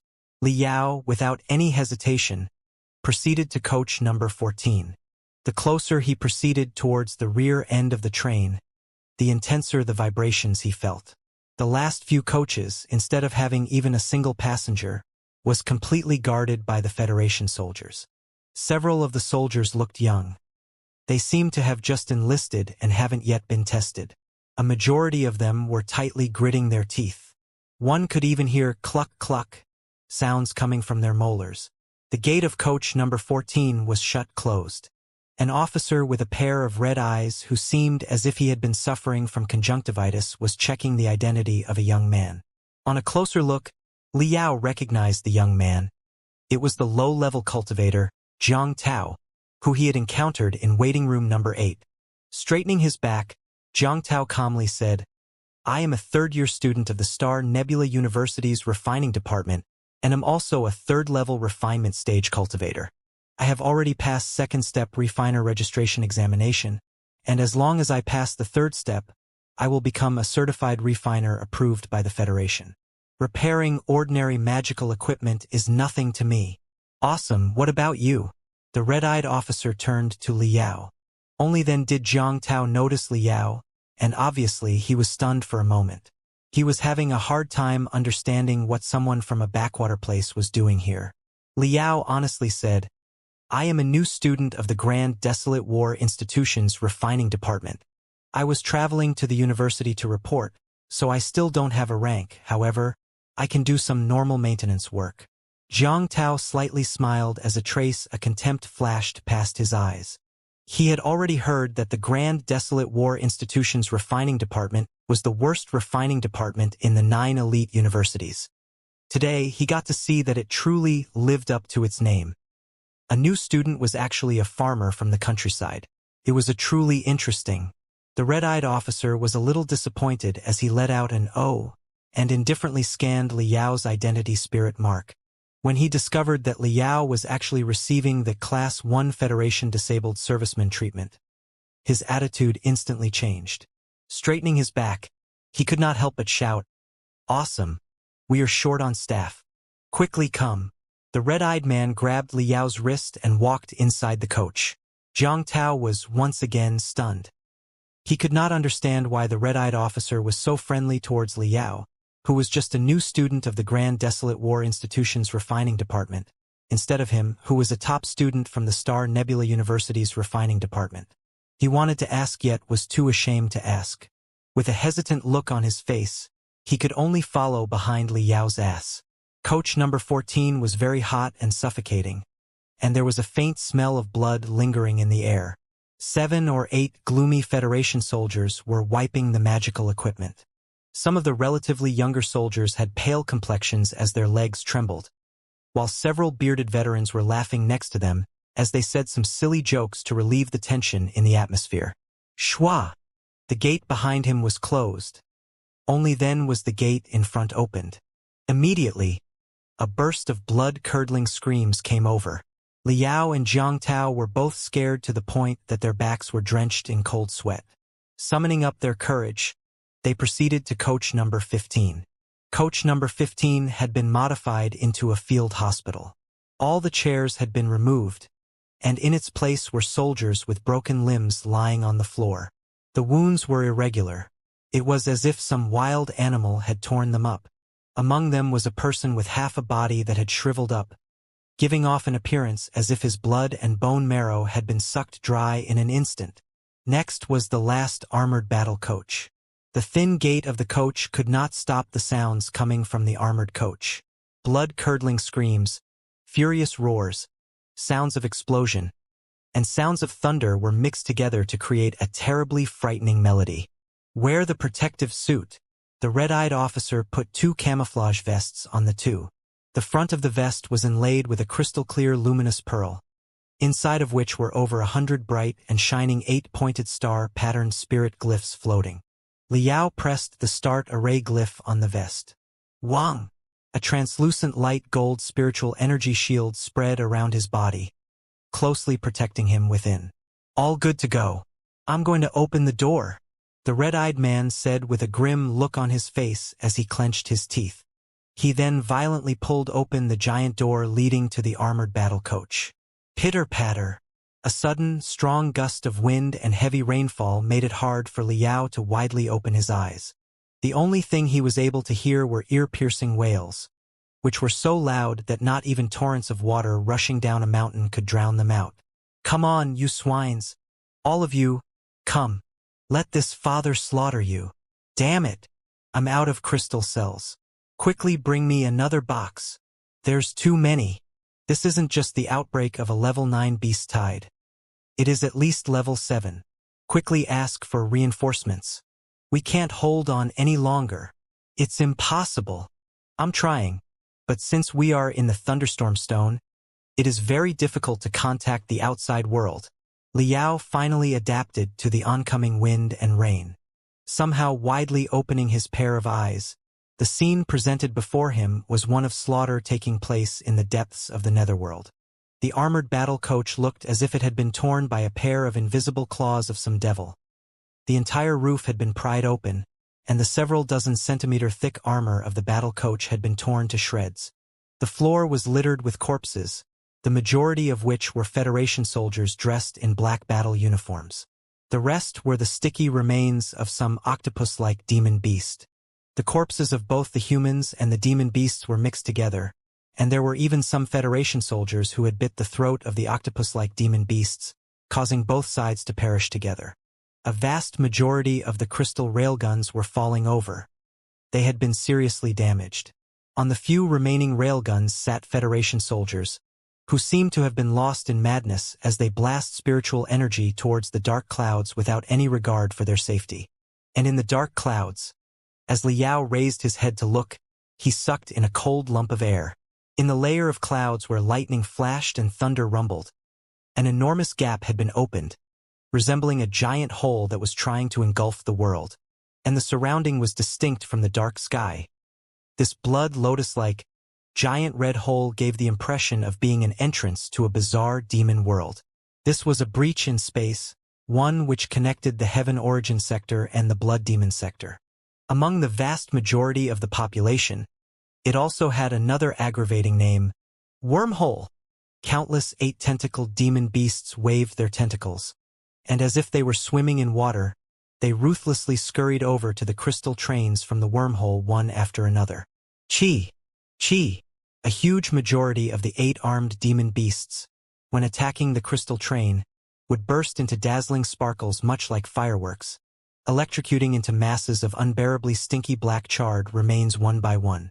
The defensive array of the crystal train had formed an airtight electric net in the air, but a few of the especially powerful 8-tentacled demon beasts would forcibly endure the electric shocks of the defensive arrays, breaking through the electric net and charging towards the train. Before they could recover from the dizziness due to the electric shock, they were torn to pieces by the crossfire of the crystal railguns, turning them into bits of remains floating in the air. In just a short moment, under the collective attacks from the defensive arrays and the crystal railguns, hundreds of 8-tentacled demon beasts had been sent to the netherworld. However, for every one that died, 100 8-tentacled demon beasts would rush out of the wormhole in steady streams, shrieking ear-piercing screams, as wave after wave of new demon beasts charged towards the crystal train. It's a beast-tide outbreak. Liao's complexion became pale. The beast-tide outbreak was the most terrible scourge of the Heaven Origin sector and was second to none. As many as 100,000, 1,000,000, 10 million, or even hundreds of millions of low-level demon beasts would tear open the barrier of the boundless universe and invade the Heaven Origin sector through the wormhole, engulfing everything in sight. Farms, cities, humans, animals, plants. Even the demon beasts native to the Heaven Origin sector could not escape. This was the beast-tide outbreak. The lowest level, level 9 beast-tide outbreak, could gather hundreds of thousands of low-level demon beasts. Even the weakest demon beasts, the mouse demon and the insect demon, could pose a great threat to cultivators so long as their numbers surpassed a certain point. In the history of the Federation, there was even an instance in which a core formation stage cultivator had been eaten alive, leaving only his skeleton behind, by a swarm of locust demon beasts that had blotted out the sky and covered the land. Before a beast-tide outbreak, ordinary humans, even more so, had no room for escape. Fortunately, the barrier between them and the boundless universe was not so easy to tear. The vast majority of the Heaven Origin sect was very solid. It was extremely difficult to tear, thus the probability of the formation of a wormhole was minimal. Only in the Demon Beast Wasteland, which happened to be between the Heaven Origin sector and the Blood Demon sector, and had many places that were extremely fragile, could wormholes appear quite easily, allowing for demon beasts to invade. This had brought about the endless suppression and killing situation of demon beasts in the wasteland. However, no matter how many demon beasts were beheaded, more powerful demon beasts from the Blood Demon sector would continue to invade in a steady stream.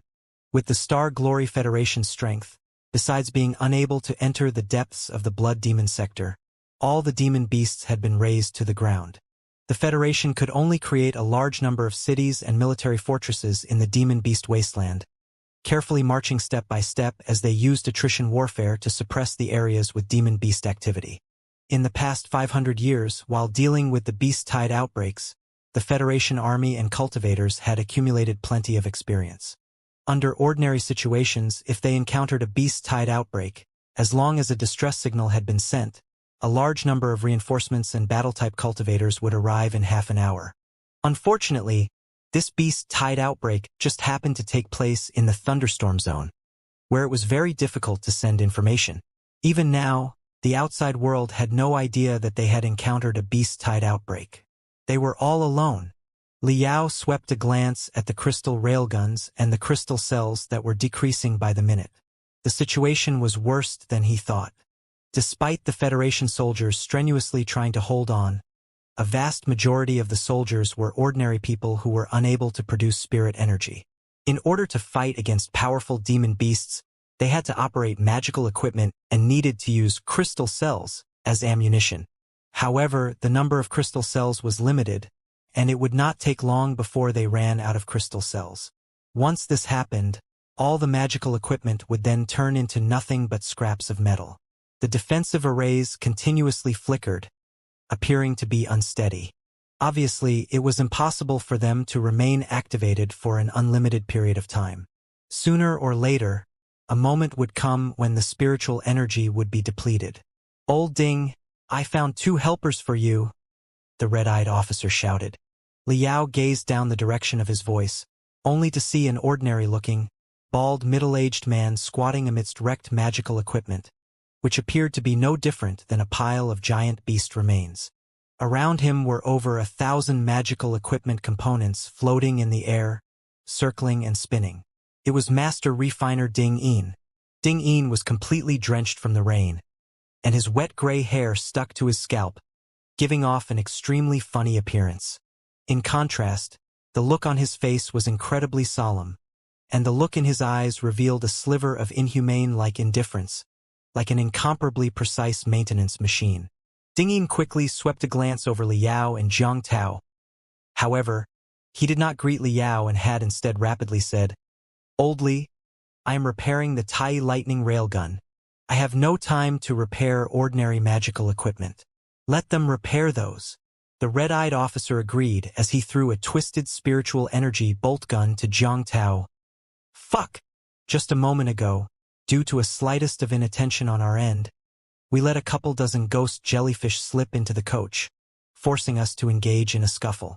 During that scuffle, not only were many magical equipment damaged, but we had even lost 2 magical equipment technicians. Quickly take a look and see whether or not you can repair these firearms." Zhang Tao's complexion turned pale as his lips quivered and his legs trembled continuously. From head to toe he was drenched in rain. His high and mighty arrogance had all been extinguished, making him look just like a wandering ghost. Zhang Tao was from a rich family. Since childhood, he had always been swimming in luxury. He was no different than a flower carefully raised in a greenhouse, never having faced any wind or rain. The bloody battle scene before him was something that he had only seen in war games in the great illusionary land. He had never imagined that the nightmare would become reality. Although he very well knew that the crystal train was in big trouble, and had even been raided by demon beasts to the point that they had to seek help from the civilian magical equipment technicians, even though he had also participated in the Limit Challenge competition, where he had fought with some captive demon beasts and had even personally killed a few, he used to think that all demon beasts were like the demon beasts in the Limit Challenge competition, which he could probably kill with leisure, allowing him to become a great hero who is looked upon by millions of people and perhaps even allowing him to show off a bit in front of his girlfriend. But who knew it was the beast tide that could destroy everything in sight? Zhang Tao was completely scared to the point that he might wet his pants at any moment, yet he remained standing. For his bladder to still be able to hold on despite the fear, one truly had to commend his bladder. I. Zhang Tao dryly repeated 2 words before looking down to examine the spiritual energy bolt gun. It was a very common, long-range magical equipment. Zhang Tao had seen it many times in textbooks and had also examined and repaired them several times. Could be said that he could deal with them with ease. However, in this hell-like battlefield where desolate, blood-curdling screams rang in his ears, where the smell of blood clogged his nose, where the shadow of death lingered around him like thorns wrapping around his heart as his hands shook and stars danced around in his eyes, how could he wholeheartedly do repairs? As he reached out and touched the bolt gun, he felt something strange in his palm. Pulling back his hand to look, he discovered that the other side of the spiritual energy bolt gun had been covered in a lot of sticky, meat-like residue. There was even something that resembled a human eye directly staring at him. He didn't know whether it was from the soldiers of the Federation army or the ghost jellyfishes. However, Zhang Tao could finally no longer endure. His psychological barrier had completely collapsed. He threw the spiritual energy bolt gun and completely emptied the contents of his stomach. You! The red-eyed officer was stunned. He didn't expect Zhang Tao to be so useless.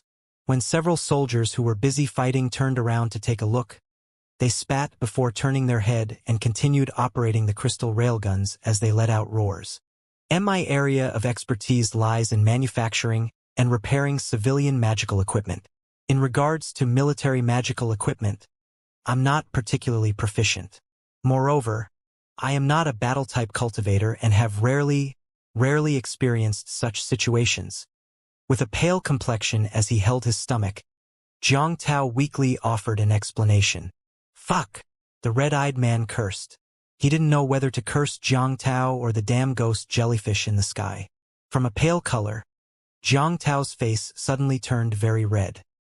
He was definitely not someone with a good temperament, as he had grown up in a wealthy family and had been doted upon by many since childhood.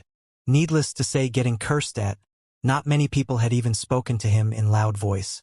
Where would he have received such an insult? However, facing such a beast tide that blotted out the sky and the earth, not even the slightest flames of anger came out. Like a rooster who had lost its feathers, he shrunk into a corner, completely spiritless. The red-eyed man did not even give him a glance. Instead, he turned his gaze towards Liao with eyes full of expectation. Taking half a step forward, Liao bent down to pick up the spiritual energy bolt gun. With a sweep of his gaze, he quickly said, Thunderfire bolt gun, the next generation, long-range magical equipment jointly developed by the Army and the Thunder Cry sect, which utilizes a special spirit magnetic track architecture. Through the activation of the array glyphs, the extremely compressed spiritual energy in the crystal cells would instantly turn to gas and expand into spirit vapor. With the volume having been expanded by thousands of times, the bullet in the barrel would be pushed and thus break out at the speed of sound in an instant. Even if standard rounds are used, one shot is equivalent to an attack from an intermediate-level refinement stage cultivator. Liao very familiarly removed the crystal cell, opened the magazine to examine, and praised. If spiritual energy rounds engraved with offensive array glyphs are used, the maximum strength unleashed can be close to an attack from a peak refinement stage cultivator. Moreover, you can continuously fire 30 rounds of spiritual energy bullets. This firepower is quite good. In the hands of an ordinary soldier, even with little training, he would be able to unleash a battle force equivalent to a low-level cultivator. Finding his words to be reliable, the red-eyed officer revealed a happy look. Can you repair it? It is not possible. These firearms are seriously damaged, and without proper tools, no one can repair them. Liao shook his head.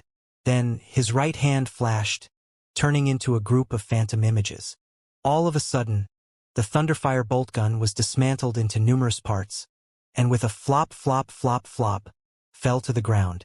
Only a small number of the components were tightly grasped in Liao's palm. Disassembling the gun with one hand, 2 sparks burst forth in the eyes of the red-eyed officer. Several wounded soldiers leaning on the side, even more so, stared at him with wide-opened eyes as all of them exclaimed at the same time. Disassembling a gun was something which every soldier had to learn. In the army, for those who were proficient in this art, even if both of their eyes had been covered, disassembling and assembling a gun was not difficult for these experienced veterans. However, using just one hand to reduce a twisted Thunderfire bolt gun into the most basic magical equipment components was quite remarkable. Upon seeing this, Zhang Tao's pupils contracted. He didn't expect for such an ordinary-looking guy from the countryside to turn out to be an experienced magical equipment technician. It goes without saying that even if one were to ignore his refining skills, someone with a pair of hands that moved at lightning-like speeds like his did not number many. At this moment, everyone's gazes were completely fixed on Liao. While Liao's right hand was disassembling the gun, his left hand wasn't remaining idle. From the ground, he picked up another twisted Thunderfire bolt gun, and his left hand similarly turned into a group of gray silhouettes. From time to time, magical equipment components would fall from the gaps between his fingers, creating ding-ding-dang-dang sounds as they fell onto the ground. Disassembling Thunderfire bolt guns simultaneously with each hand? The red-eyed officer and several soldiers were all struck dumb by his performance. They had been playing with guns for all their lives. However, they had never imagined that someone could simultaneously disassemble two firearms. After a short while, a pile of distorted components filled the ground, while completely intact magical equipment components remained in Liao's hands. Next, both his hands moved together as the speed of his hands soared to their limit. His 10 fingers were like 10 highly skilled dancers as they dazzlingly started to move up and down. At this time, everyone felt like they had just woken up from a dream. So it turns out Liao's hand speed a moment ago was simply some slow movement. Only now had he unleashed his full capacity. After a moment, with a kacha sound, a brand new Thunderfire bolt gun appeared in Liao's hands. Although it was missing auxiliary components like the telescopic sight, it was, for the most part, completely intact. Proficiently, Liao inserted the crystal cell. Zoom! The array glyphs at the rear of the Thunderfire bolt gun flared with a red brilliance, emanating a cold, murderous aura. It was as if a saber had been unsheathed from its scabbard, releasing a roar akin to one by an extremely hungry dragon as it waited for the moment to spill the blood. Liao threw the Thunderfire bolt gun to a soldier and explained, "Although it is impossible to repair, but as I see it, there are lots of damaged firearms here. Since not all of the components are completely unusable, I have removed the completely intact components and reassembled them into new guns that can be used. 10 broken guns can be used to assemble 3 or 4 new guns. Is that fine?" The red-eyed officer had happiness written all over his face. Continuously patting Liao's shoulder, he loudly said, "Good! Good! Truly worthy of a disabled veteran. At the most crucial moment, we can only rely on our own people." "So you were a disabled veteran?" Several soldiers looked at each other. All of them revealed an expression that said, "So it was like this," in their eyes. They all regarded Liao as a battle-hardened veteran. If it were ordinary civilians, like the guy who had curled up beside them for example, witnessing the beast-tide outbreak in such a frightening heaven and moving earth-like scene, then they would have long been scared to the point of becoming completely at a loss. Yet, someone like him was calm to the extreme, not even batting an eye in the slightest. If he was not a veteran, then what was he? Ding Yin was completely buried in the magical equipment wreckage. Although he was completely preoccupied with repairing the Tai lightning railgun, he still heard the exclaiming and shocked voices continuously released by the red-eyed officer and the soldiers. In astonishment, he raised his head to look and just so happened to see the speed of Liao's hands soaring to their limit and the 2 Thunderfire bolt guns that had been disassembled into pieces within 10 seconds. "Liao! Come over here!" Ding Yin shouted in excitement.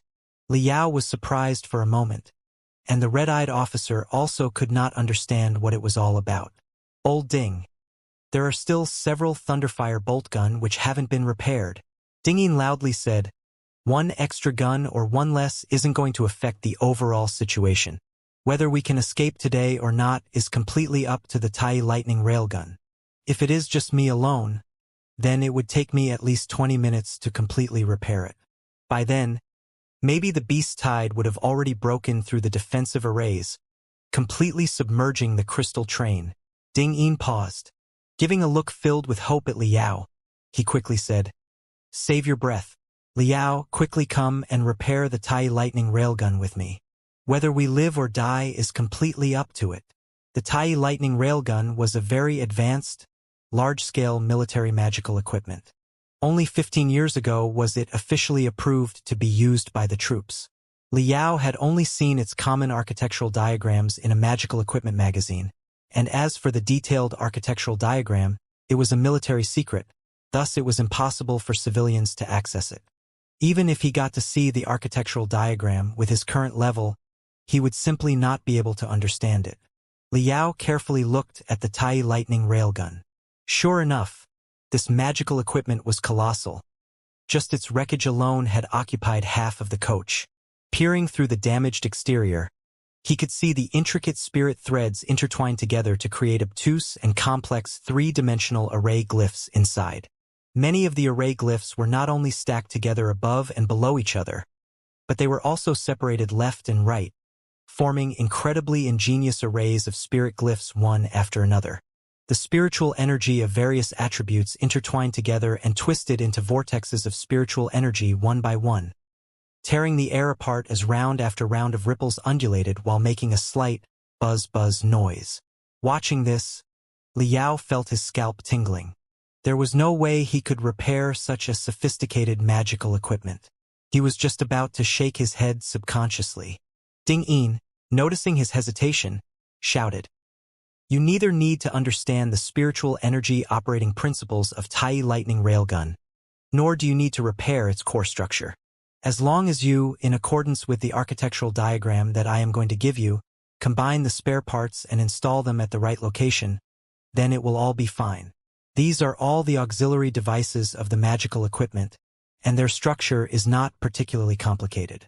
It's just that they are large in quantity. It can only be possible to finish installing them in a short amount of time if one has lightning-like hand speed." Raising his hand as over 100 complex and intricate magical equipment architectural diagrams were projected by the mini crystal processor, Ding Yin looked straight into Liao's eyes. Ding Yin roared, "The life of everyone on the train is in our hands. If we can fix the Tai Lightning Railgun in time, we will still have a chance. Otherwise, everyone will be engulfed by the beast tide. Not even a tiny bit of dregs will remain. Will be swallowed by the beast tide?" Liao felt his blood turn cold. He swept a glance at the tide of ghost jellyfishes that were endlessly pouring in from the dark clouds in a steady stream. Sparks burst forth in his eyes as he tightly clenched his teeth and studied the Tai Lightning Railgun's architectural diagram with all his concentration. "I will personally handle the core battle components. You are responsible for the auxiliary components as described in diagrams number 51 to 72. I will give you 10 minutes. Is that enough?" While wiping off the rain, Ding Yin asked with clenched teeth. Liao's eyelids slightly twitched. His eyes sparkled as they burst forth with star-like brilliance. In the blink of an eye, each of the 21 diagrams was engraved in his brain. Liao closed his eyes and calculated silently. Then, his eyes started rotating at a high speed, and his computational power soared to the extreme.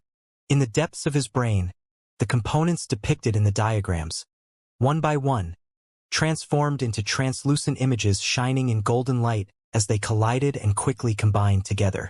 After 7 seconds, Liao fiercely opened his eyes. A gleam of strong confidence burst forth from the depths of his eyes. "There is no need for 10 minutes. I will be done in 8 minutes 53 seconds. In the torrential rainstorm, under the invasion of a beast tide." Liao and Ding Yin launched a magnificent display of magical equipment maintenance. As one would expect of Ding Yin, the energy flames of a great cultivator were ignited to the extreme in the blink of an eye, revealing the absolute strength of a master refiner.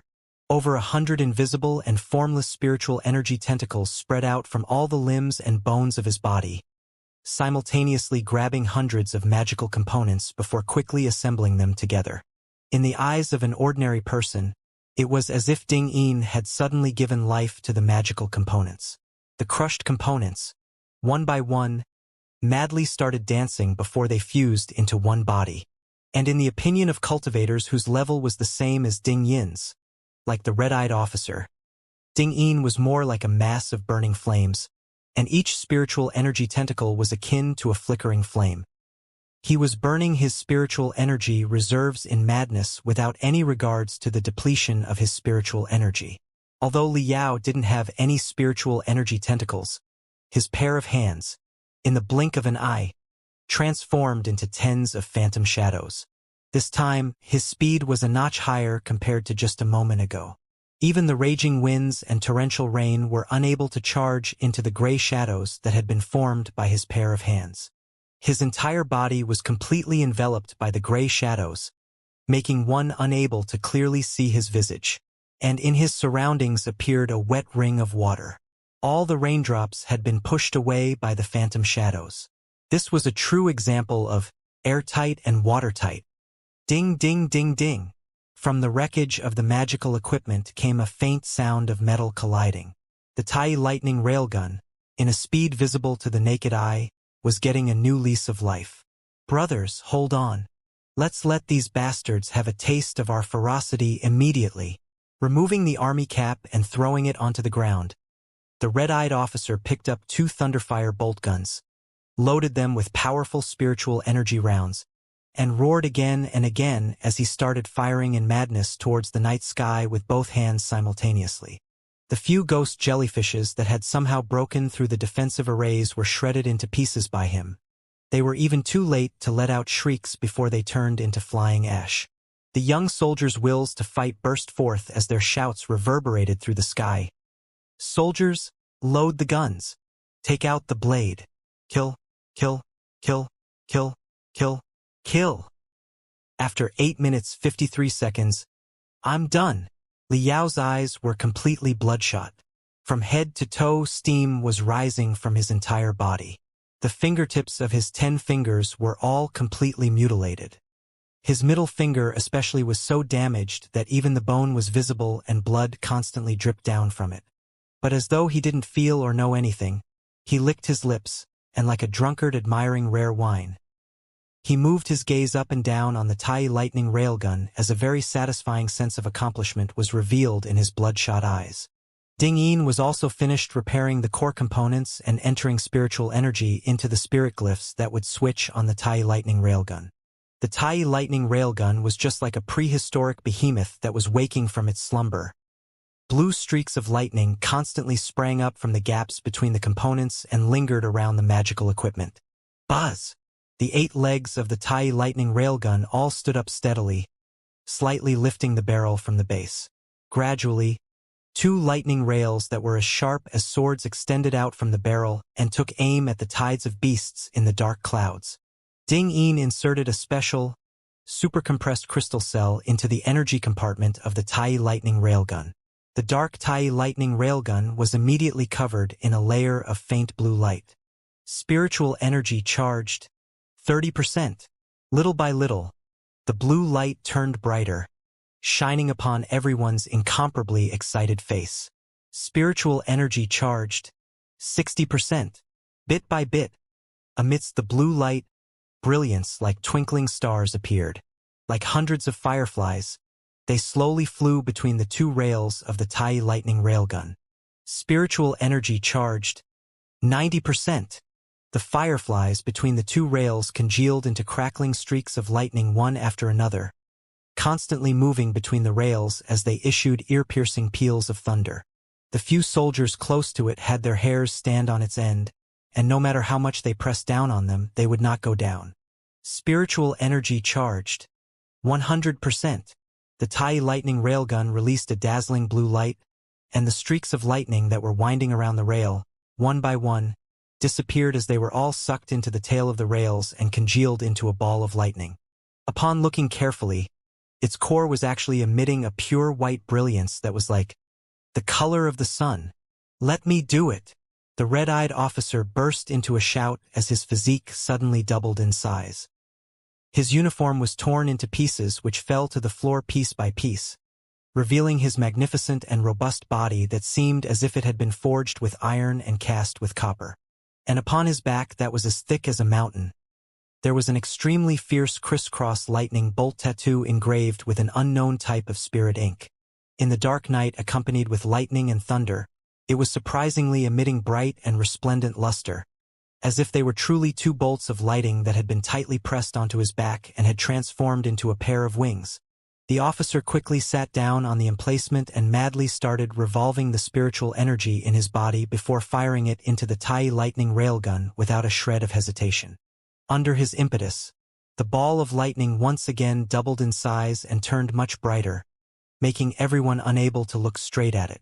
Tai lightning railgun. The highly compressed lightning spiritual energy would be released through the rails in the blink of an eye, creating an unmatched bolt of lightning which was as powerful as an attack from a peak core formation stage expert. By choosing to attack us in the thunderstorm zone so that we are unable to contact the outside world, did you bastards think you were clever? But you would have never dreamed that we had a masterwork weapon. The Tai lightning railgun that could unleash 500% of its power in the thunderstorm zone. If the ball of lightning explodes in the center of the thunderstorm zone, It will draw forth the lightning and create a fearsome thunderstorm. You sons of bitches will all be struck by lightning and annihilated instantly. The red-eyed officer madly roared as spiritual energy, like torrents of water rushing down the mountain, flooded the Tai lightning railgun to the limit before a glittering ball of lightning flashed out from the gap between the two rails and directly pierced the center of the beast tide. Shwa!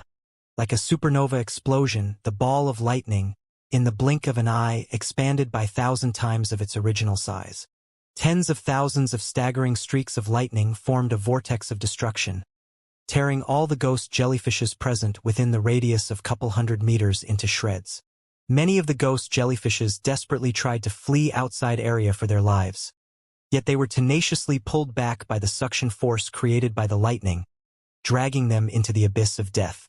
In a single moment, a terrifying, transparent hole appeared amidst the beast tide. One could even faintly see the dazzling light coming from the stars behind the beast tide. Crack, crack, crack, crack. Although the few hundred ghost jellyfishes in outer ring weren't torn into pieces, they were still electrocuted to death and fell from the sky like raindrops. The remaining ghost jellyfishes spread out one by one. Only after a long time did they converge once again. But this time, they did not dare to form such a dense group. The soldiers of the Federation army burst into cheers of jubilation. However, the red-eyed officer with the naked upper body had a solemn look instead. The Tai lightning railgun by no means had attracted the lightning. Although a large number of ghost jellyfishes were blasted to pieces, it simply didn't cause much harm to the beast tide. Furthermore, these bastards seemed to be taking precautions. They no longer formed a tight formation, rendering it impossible to kill thousands upon thousands of ghost jellyfishes again in one shot. As shocking as the Tai lightning railgun's might was, the consumption of spiritual energy was similarly an astronomical figure. Each shot was equivalent to burning hundreds of thousands of crystals. They only had 3 special, supercompressed crystal cells on board, allowing them to only fire the Tai lightning railgun 9 times. They only had 8 more opportunities left to attract lightning. Watching the jubilating soldiers around him, the red-eyed officer spat a mouthful of saliva as he charged the spiritual energy with a gloomy complexion. Taking advantage of the instant when a streak of lightning flashed in the sky, he once again fired another ball of lightning. This time, the ghost jellyfishes had instead become a little wiser and separated from one another by a wide margin. The ball of lightning once again fiercely exploded, tearing hundreds of ghost jellyfishes into pieces before the sky helplessly dimmed down. The sky was once again covered in a veil of darkness. The red-eyed officer did not utter a single word. Clenching his teeth, he fired the 3rd ball of lightning without even looking at the result, stood up from the emplacement, kicked open the hatch of the spirit energy compartment, and pulled out the steaming hot crystal cell. Without a care about the series of blisters that had appeared on his palm due to the heat, he ruthlessly pushed in the new crystal cell. 4th, 5th, 6th. 3 rounds of balls of lightning zipped out. The first explosion had not yet even been extinguished, yet the 3rd blast had already exploded, creating 3 shining stars in the sky and clearing a large area in the sky.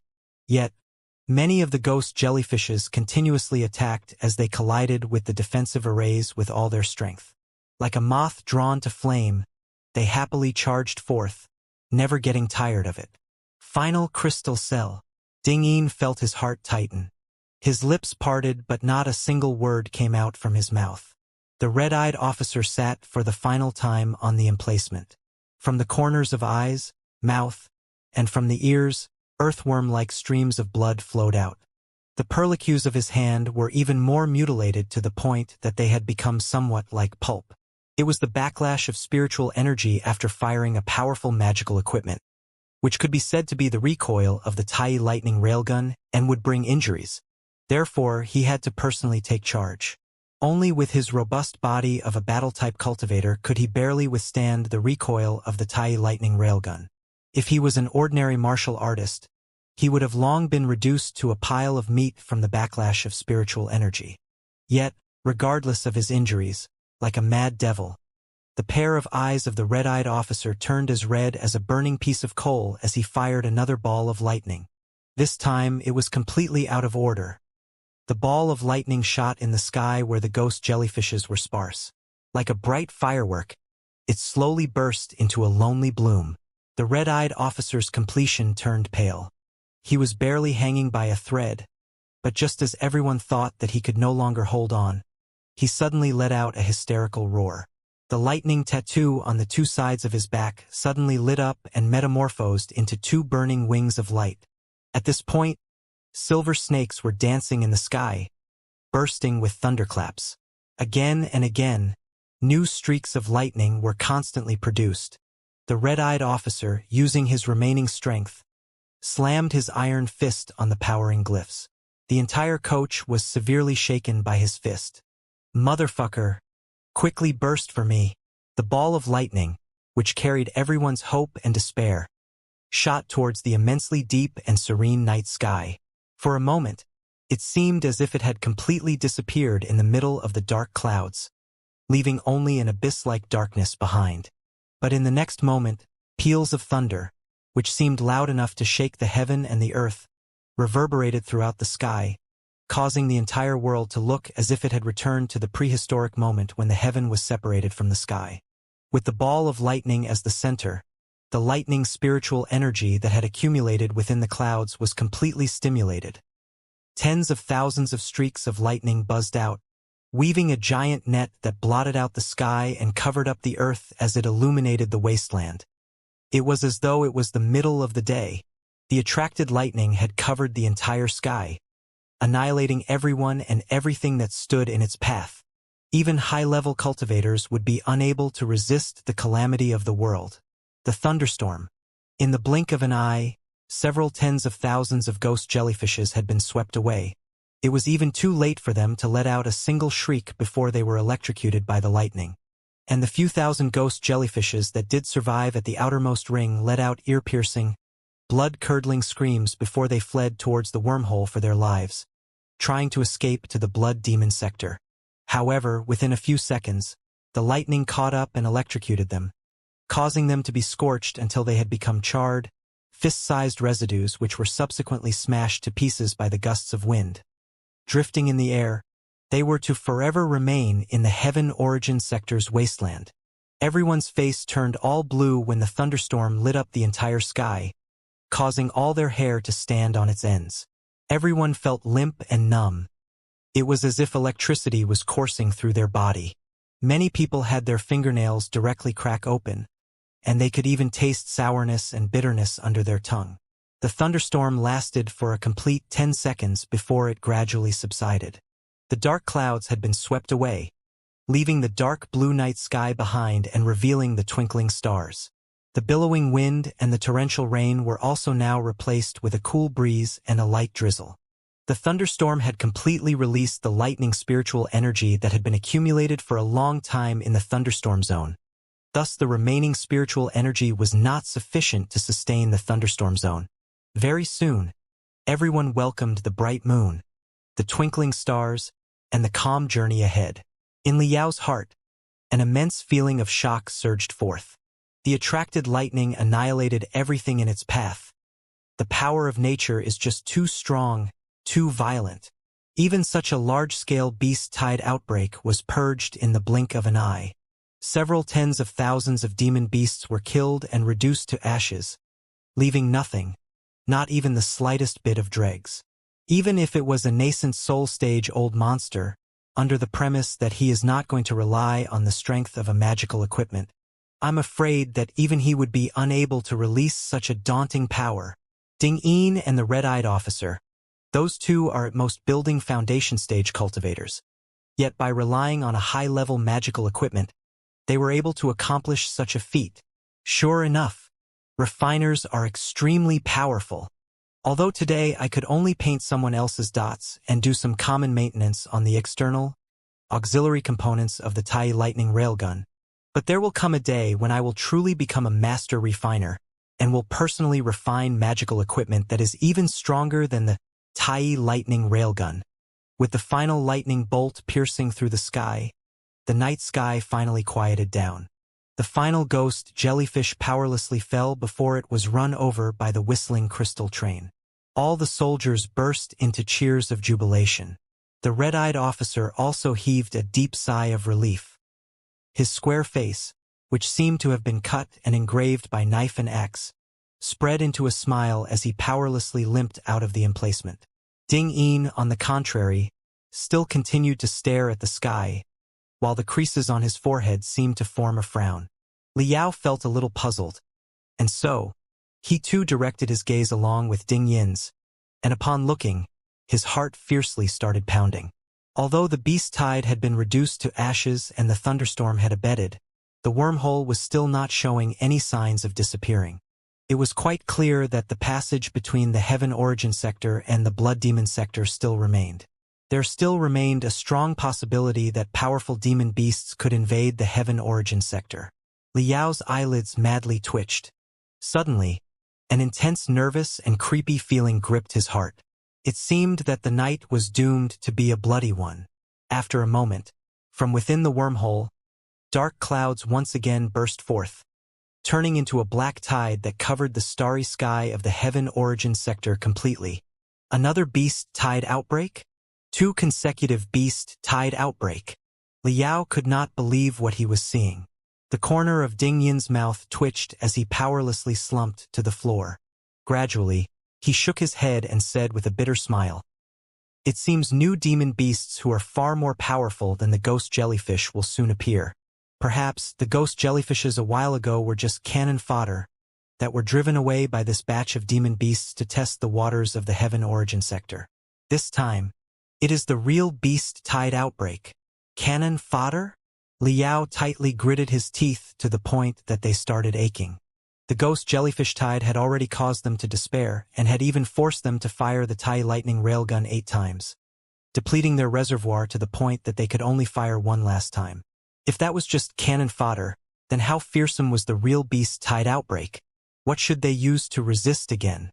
Very soon, an overwhelming, demonic energy invaded the coach. The temperature within the coach fell by 12 degrees, and a nauseating, bloody smell permeated through the air. The soldiers' cheers of jubilation turned weaker and weaker, leaving only a silence of despair behind. On the face of many, the joy of having survived the calamity still remained, but the depths of their eyes instead flickered with deep fear.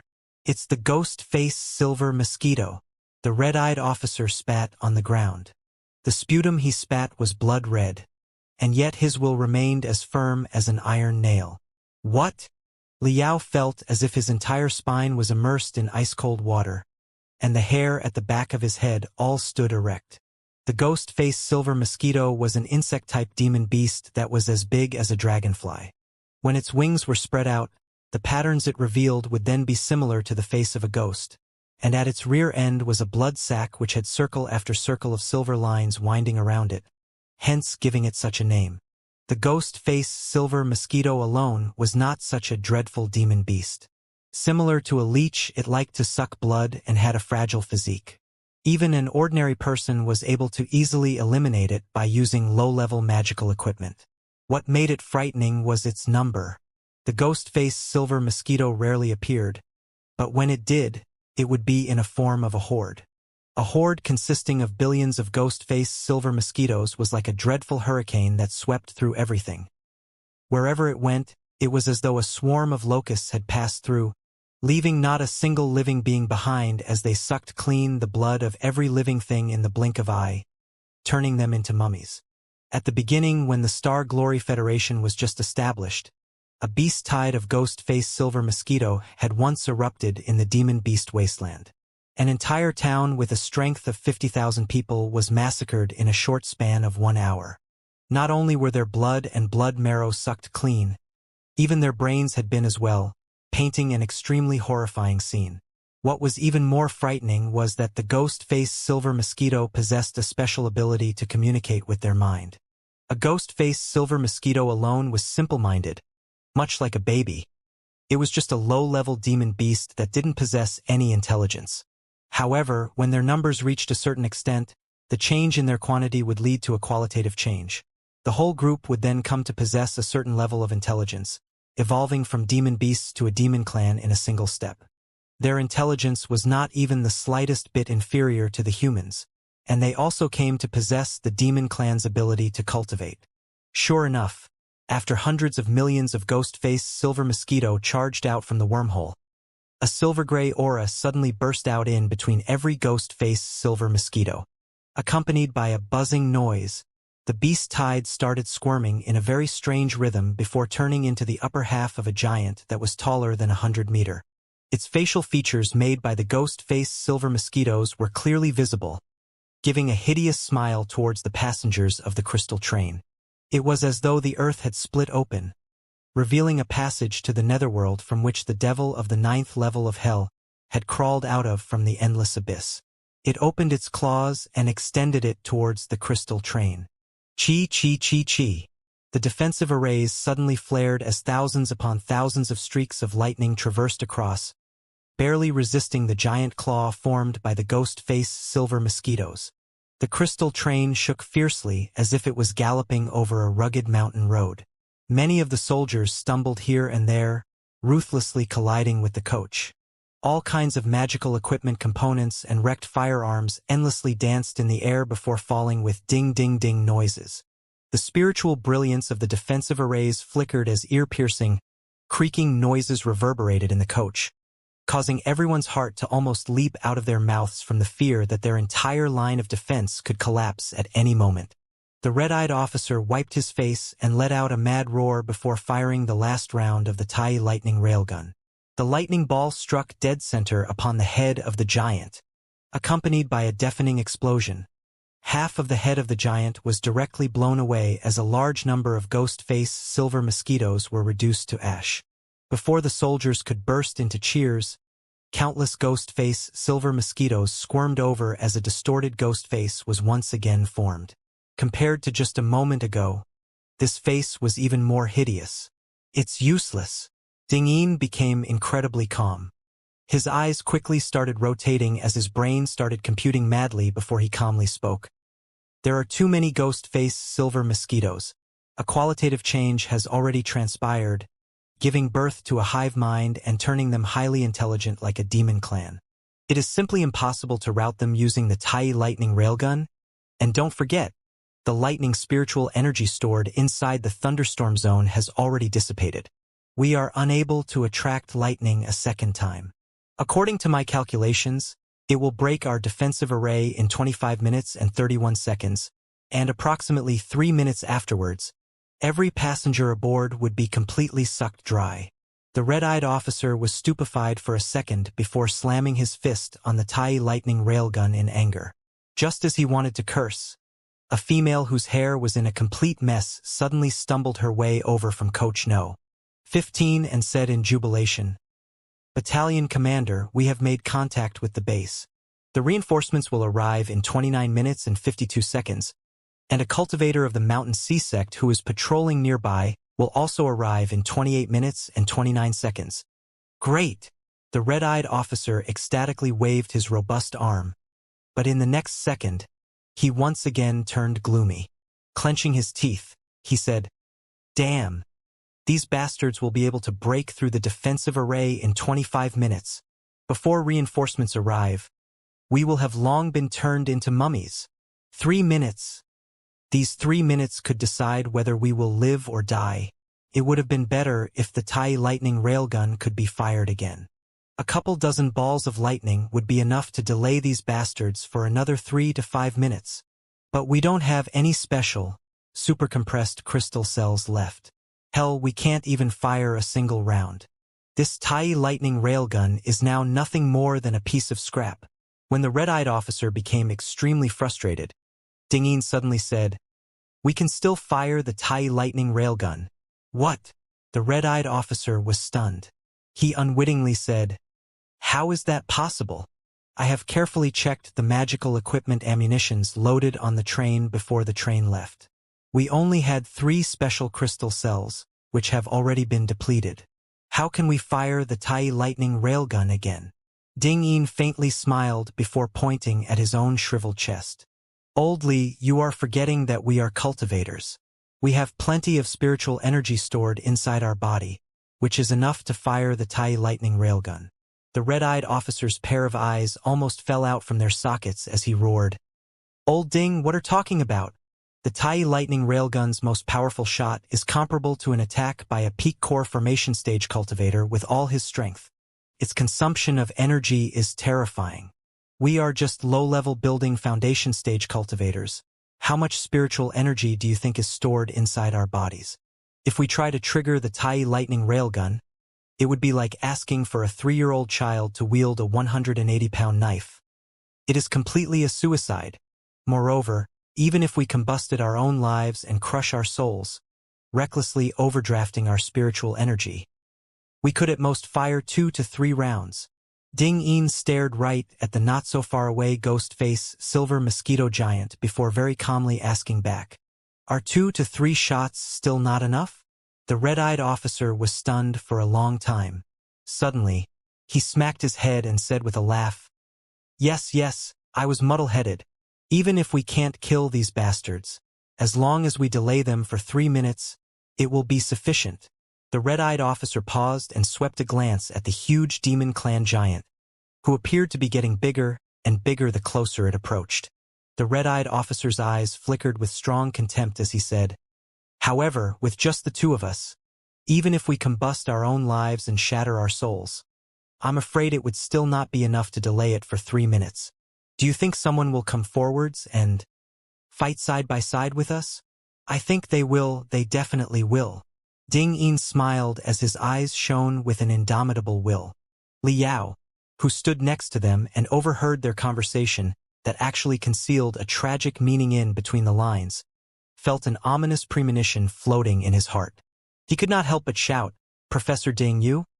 Ding Yin slightly smiled, spread his hands as he drew a sorry gesture, and calmly said, "Student Li Yao, I'm very sorry. In the waiting room, I promised you that we would discuss refining topics many times in the future, but I'm afraid I have to break my promise." The red-eyed officer punched the mini-crystal processor a few times before a dozen or so holograms were projected simultaneously. The holograms then turned into a dozen or so monitoring screens which showed the situation inside the coaches. A vast majority of the passenger had no idea what was happening outside. Everyone just believed that the bumps they had experienced had all been caused by the thunderstorm. There were even many people who were voicing out their complaints to the crew. Only a few passengers sat restlessly, coming to realize the existence of the beast tide. These people were from all ages, from old to young with varying physique. Even the clothes they wore were not the same. But there was one thing common in all of them. They all had an extremely clear pair of eyes that were flickering with a faint spiritual aura. "We are in luck. There are many cultivators on board."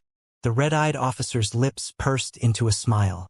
He started the transmission array glyph and said in a heavy tone, "Who are the cultivators? Please proceed to the back of the train. We need you here." His voice changed into a moving and passionate telepathic thought that propagated through every coach. "Who are the cultivators? Who are the cultivators? Who are the cultivators?" Li Yao, staring at the monitoring screen, discovered some changes in a few of the passengers on board. In coach number 2, a gray-haired, hale grandpa gradually stood up. From the luggage rack, he picked up a light gold straw hat and meticulously placed it on his head. Turning to the window and straightening his appearance, he supported himself with a walking stick that had a dragon head on its handle and calmly proceeded towards the back of the train. In coach number 3 sat an obese man with a big head and large ears. On his thick and short fingers, there were 3 big rings shining in a golden light. Next to him sat a petite girl who was old enough to be his daughter.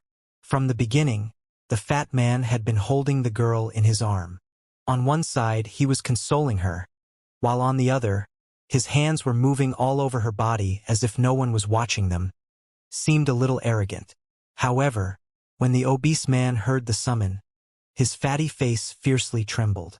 In the blink of an eye, he turned incomparably solemn and showed a little dismay as well as fear. The obese man hesitated for a long time. His facial feature turned increasingly hideous, and his molars were all about to break from clenching. Suddenly, he slapped his thigh and started to intensely kiss the girl in his arm. He kissed so fervently that it seemed as if he had never kissed someone in this life and would also never be able to do so again. Despite how much the girl struggled, it was all for naught. After kissing enough for half a minute to have passed, the obese man finally let go, stood up suddenly, and carrying his belly, which resembled the belly of a woman who had been pregnant for a 5 to 6 month, started moving towards the back of the train with difficulty. The girl wiped the saliva off her face and doubtfully asked him, seemingly asking where he was going. Liao saw that obese man impatiently wave his hand and said just one word. From the motion of his mouth, it was apparently, toilet.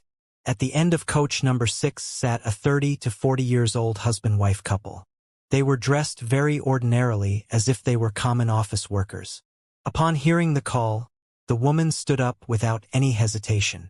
On the other hand, a fearful look appeared on the man's face who, after a moment of hesitation, reached out to grab the woman's hand. The woman stared at him with wide-opened eyes. Her eyes flickered with intense shock and contempt.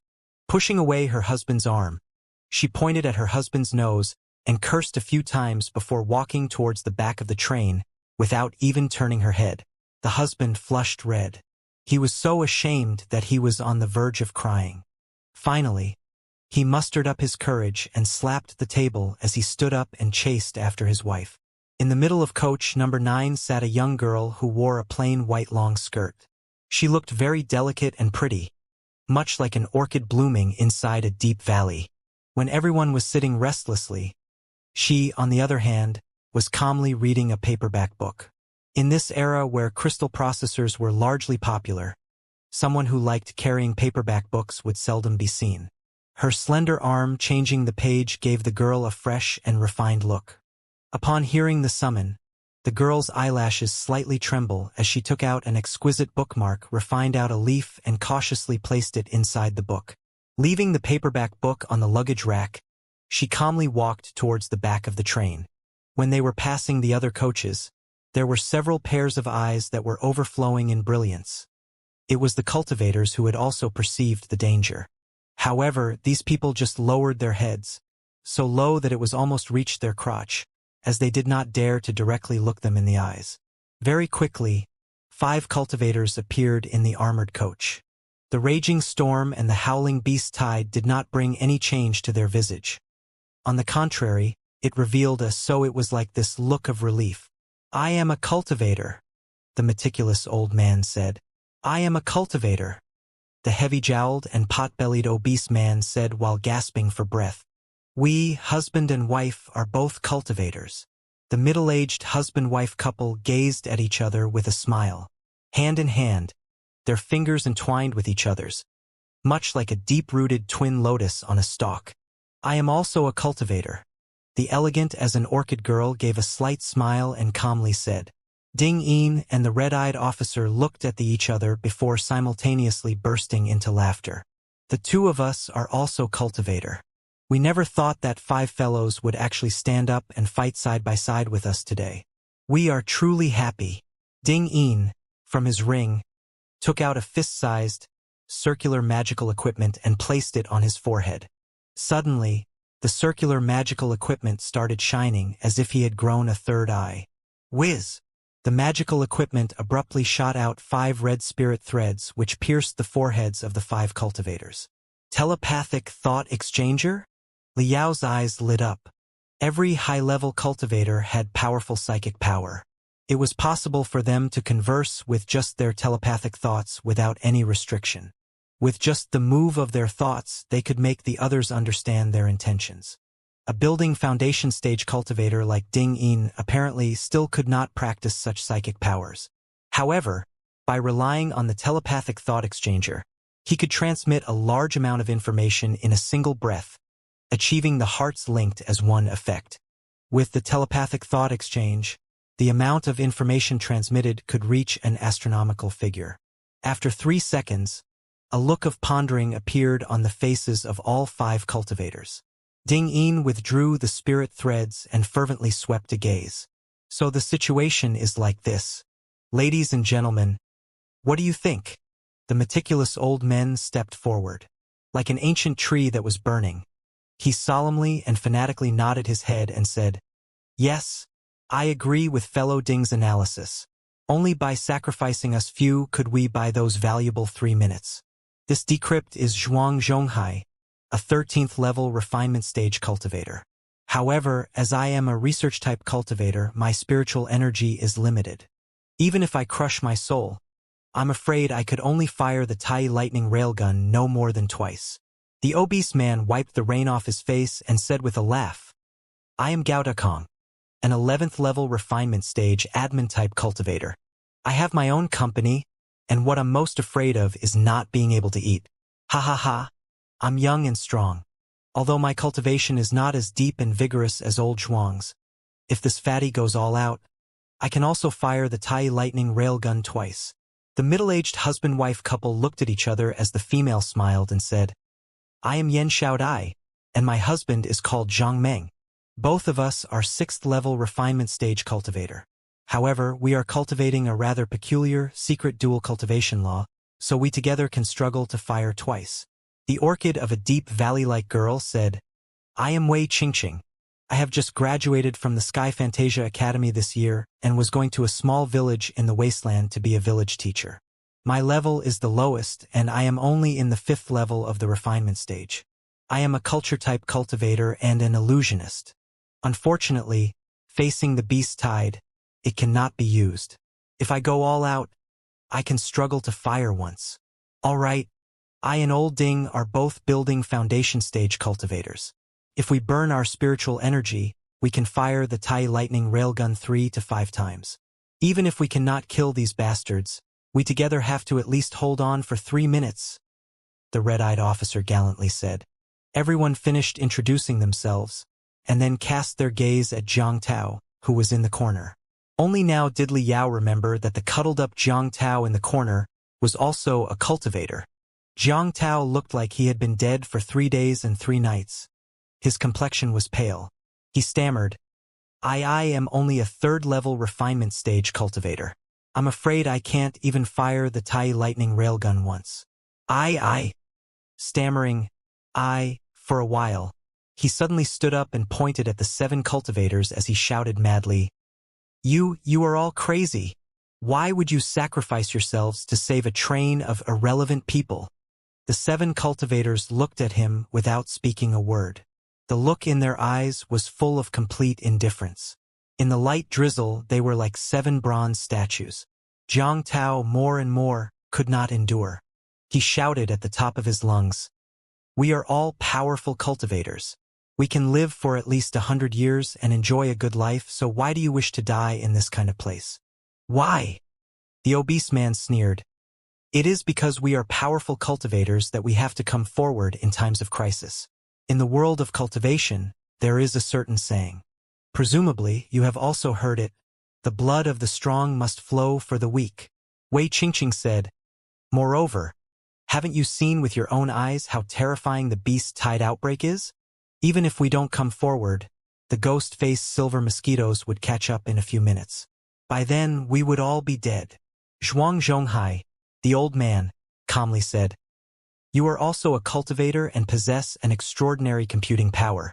You can draw your own analysis and check whether or not we have a second road. Jiang Tao rolled his eyes and screamed, Of course I know this. The ghost-faced silver mosquitoes will take some time to kill the passengers. Since we are all cultivators, in that time we can run several dozen li and meet up with the reinforcement. We would be able to escape with our lives. Zhuang Zhonghai narrowed his eyes as he spoke, enunciating word by word. Young man, you're saying, we should let the entire train of ordinary people become our shield, aren't you? Jiang Tao's face flushed as he minced his words. Oh, of course that's not what I mean. What I meant to say was that no one can predict the beast tide outbreak. If the ordinary people die, they can only blame their bad luck. We cultivators are the elites of society, the pillars of the country. We are like the feathers of a phoenix and the horns of a unicorn. Wouldn't it be a pity to die in vain like this? Only if we survive could we take revenge for the ordinary people. His remarks rendered the 7 cultivators completely speechless. Zhang Meng, who was hesitating to come forward a moment ago, could not help but ask his wife in a low voice, Xiaodai, was I as shameless as this guy? How could you? Xianxia smiled. Gently wrapping her arms around her husband's neck, she said with a voice full of deep love, "My husband is the most handsome man in the entire heaven origin sector. Even when you are shameless, you are still very handsome." While speaking, she tiptoed and passionately kissed Zhang Meng on the lips. Ding Yin indifferently looked at Zhang Tao, much like he was looking at a dog. "Little friend, since our opinions differ and we cannot find a common ground, and as it seems that you also do not wish to fulfill the sworn duty of cultivators, please return to your seat. And also, please be careful not to disturb the ordinary people, lest you create a panic." "You are all stupid." Zhang Tao clenched his teeth and said with a distorted face, "What the fuck is a cultivator's sworn duty to protect ordinary people? The blood of the strong must flow for the weak. These are all ideologies from a couple centuries ago. Besides, you fools, no one else takes this seriously. I don't believe there are only so few cultivators on board. There are definitely many cultivators like me who are not going to act even until the very end. We are the ones who have made the wisest decision." Wei Qingqing's voice was very gentle, yet it carried an indomitable will. "I am cultivating my own truth. As for the other cultivators, it has nothing to do with me. I just want to have a clear conscience." "You are simply unreasonable." "Then quickly get the hell out. You don't need to be so chatty. Don't interrupt this father when he is trying to save the world." The obese man spat a mouthful of saliva towards Zhang Tao's feet, which fell dead right in between his legs like a flying sword, scaring the hell out of him. Zhang Tao's complexion turned from red to purple, much like fresh pork liver. Although his lips parted, in the end, he did not dare to retort. He shrunk his neck and staggeringly receded towards coach number 15. Across from him laid a wounded soldier who was moaning in pain. Without even taking a single glance, Zhang Tao stepped over him.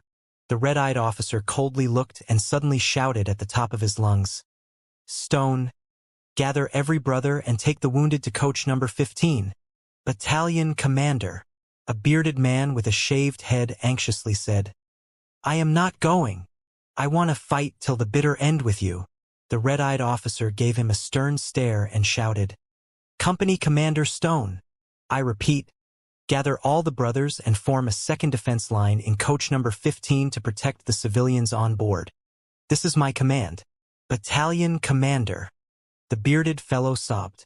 "Stone, cultivators have a cultivator's duty, and the Federation Army has its own duty. I am a soldier of the Federation Army as well as a cultivator. Now is the time for me to fulfill my duty. Your time has still not arrived. Go. Stick to your post and prepare for battle. If we are not able to buy 3 minutes, then it will be your turn. Remember, even if you can hold on for an extra second, that 1 second will still count." The red-eyed officer heavily patted the bearded fellow on the shoulder. "Yes, sir." The bearded fellow gathered every soldier. Thud! Every soldier stomped their boots as they stood at attention and saluted, splashing water everywhere. Afterward, carrying their Thunderfire bolt gun on their shoulder, they put the seriously injured soldiers on stretchers and supported the lightly wounded soldiers as they retreated towards coach number 15. "Student Liao, you should also go." Ding Yin walked in front of Liao and kindly smiled. Liao blankly watched everything. His forehead was incomparably aching. An inexplicable power from left and right was trying to break from the inside. It was as if a nail was ruthlessly drilling its way out from the top of his head. He felt a buzzing sensation in his entire brain, and his whole neural field was in ebullition. "Professor Ding, are you planning to sacrifice yourself to buy time for us?" Liao asked in a low voice. Ding Yi nodded and calmly replied, "Yes. After you have withdrawn, we will choose the right time and detach the armored coach from the train. You will continue on your journey while we cover for you in an attempt to buy 3 minutes." Liao anxiously said, "Professor Ding, I know you want to combust your life and overdraft your spiritual energy so that you can transcend your spiritual energy limit by 10 times to fire the Tai Lightning railgun. But there is no need to detach the armored coach from the train. Even if you overdraft your spiritual energy, you will not necessarily die. However, if you detach yourself from the train, The armored coach will lose its driving force, and you will be engulfed by the tide of ghost-face silver mosquitoes. You will die, you will certainly die. Ding Yin sighed and said, Student Liao, it's not that simple. In the absence of supercompressed crystal cells, the Tai lightning railgun is a powerful equipment which only core formation stage cultivators can use with ease. We are just low-level cultivators. Even if we combust our own lives and crush our spirits, we would be barely able to operate the Tai lightning railgun. It is also impossible for us to accurately aim. It is like handing the Thunderfire bolt gun into the hands of a 3-year-old child. Even if he had the strength to pull the trigger, he would still not be able to hit a target outside the 100-meter range. Am I right? Liao was tongue-tied. Ding Yin slightly smiled and said, In this case, there is only one way that could allow us to hit the target. That is to let them approach. Let them come closer until the target is right next to us so that the muzzle is against their temple. No, not the temple but inside the target's mouth. So when we pull the trigger, the gun will blast off its head. So we have no choice but to detach ourselves from the crystal train. While you move forward, we will enter the ghost-face silver mosquito tide and fire the ball of lightning from within. Only in such a manner can we hit the target. We 7 have all drawn our own estimation and finally came to the same conclusion. There is no other choice for us besides this. Student Liao, I'm sorry that I cannot compare notes with you again. Finally, I want to tell you, I actually don't know anything about the 9-in Mother Sword's technique of binding Tenebrum energy. It was the first time I have heard of such magical equipment, so in the waiting room, I simply pretended to go to the lavatory in order to hide from you. It was not my intention to hide anything from you. Ha ha ha. Shameful, isn't it? Liao's lips quivered. There were thousands of things he wanted to say, but in the end, not a single word came out. Student Liao, this is goodbye. May you awaken your spiritual roots as soon as possible and become a cultivator. Become a true cultivator. Ding Yin heaved a sigh as he slightly poked Liao with his finger. Liao suddenly turned limp and powerless, completely unable to move. Ding Yin turned around and left. Examining the Tai lightning railgun, he repaired it one last time. Quickly leave. It's too dangerous here. 2 soldiers forcibly carried Liao to coach number 15. Whoosh! The door between the armored coach and coach number 15 tightly shut. Only now did Liao recover his strength. Struggling with all his might, he arrived before the gate and stuck his nose against the tempered glass as he looked at the other side of the window. In the dark curtain of the night, the demon clan giant created by the ghost-faced silver mosquitoes came closer and closer. Again and again, it stretched out its devil claws and ruthlessly clawed at the defensive arrays of the crystal train. Every time it collided with the defensive arrays, thousands upon thousands of streaks of lightning would burst forth. The crystal train would shake left and right like a lone boat amidst a turbulent storm. The frequency of the demon clan giant's attack was getting higher and higher. In contrast, the electric brilliance released by the defensive arrays was getting bleaker by the attack. After a stalemate of over 10 minutes, a swoosh sound reverberated and strange ripples appeared in the air. It seemed as if something had disappeared. The demon clan giant's devil claws unscrupulously clawed over. The defensive arrays were destroyed completely. At this moment, the only thing blocking the beast tide from the train filled with ordinary people was the coach, which only had 7 low-level cultivators inside, among which was only a single battle-type cultivator, and that was the red-eyed officer. Now! The red-eyed officer roared as he heavily hammered a fist onto the detaching array glyphs at the end of the armored coach that connected it with the rest of the train. Squeak! The armored coach hobbled as it separated from the crystal train. The crystal train's speed soared to the limit, and like an arrow shot from a bow, galloped ahead at full speed. And the armored coach was gradually slowing down. In the eyes of Liao, the armored carriage turned into a deadly arrow that directly shot straight towards the demon clan giant like a lightning bolt. In his ear rang thunderclaps like roars of 7 cultivators. Ladies and gentlemen, let's fight side by side. In this moment, let's behead the demons and exterminate the devils. Evil bastards, cultivators are here. Come here to die. In Liao's field of vision, the armored coach was getting smaller and smaller, much like a small boat engulfed by the frightful billows and terrible waves created by the ghost-faced silver mosquitoes. But in the next second, the Tai lightning gun's roar reverberated as incomparably dazzling streaks of lightning that were akin to a giant dragon that had been in deep slumber within the sea jumped up, brandishing its claws and baring its fangs as it tore apart the Demon Clan giant right from the middle. The Demon Clan giant let out ear-piercing, blood-curdling shrieks as if it was in great pain. Countless ghost-faced silver mosquitoes were electrocuted to ashes, while the rest of them stagnated for a while before they, once again, gathered together to form a giant. Taking advantage of the moment while the giant stopped, the crystal train had galloped a dozen kilometers ahead. The Demon Clan tried to catch up, but once again, a ball of lightning rose into the sky and ruthlessly exploded just above its head, confusing and disorienting it for a while as it repeatedly wailed. Third time, fourth time, fifth time. Every time the Demon Clan giant wanted to charge forward, it would be completely blocked by the giant net of lightning created by the explosion of the ball of lightning, rendering it unable to move. Liao watched in a daze. God knows after how long. Some burning hot liquid trickled down his face. He very well knew that with their cultivation, it was simply impossible for Ding Yin and the others to operate powerful magical equipment like the Tai lightning railgun, which fired balls of lightning that had the strength equivalent to an attack from a core formation stage cultivator with all its strength. They, in order to madly supply the spiritual energy, even damaged their meridians, overdraft their lives, and using their flesh, blood, and soul as a price, forcibly fired the Tai lightning railgun. Foundation building stage cultivators like Ding Yin and the red-eyed officer could only forcibly fire the Tai lightning railgun 3 to 5 times by completely burning their lives.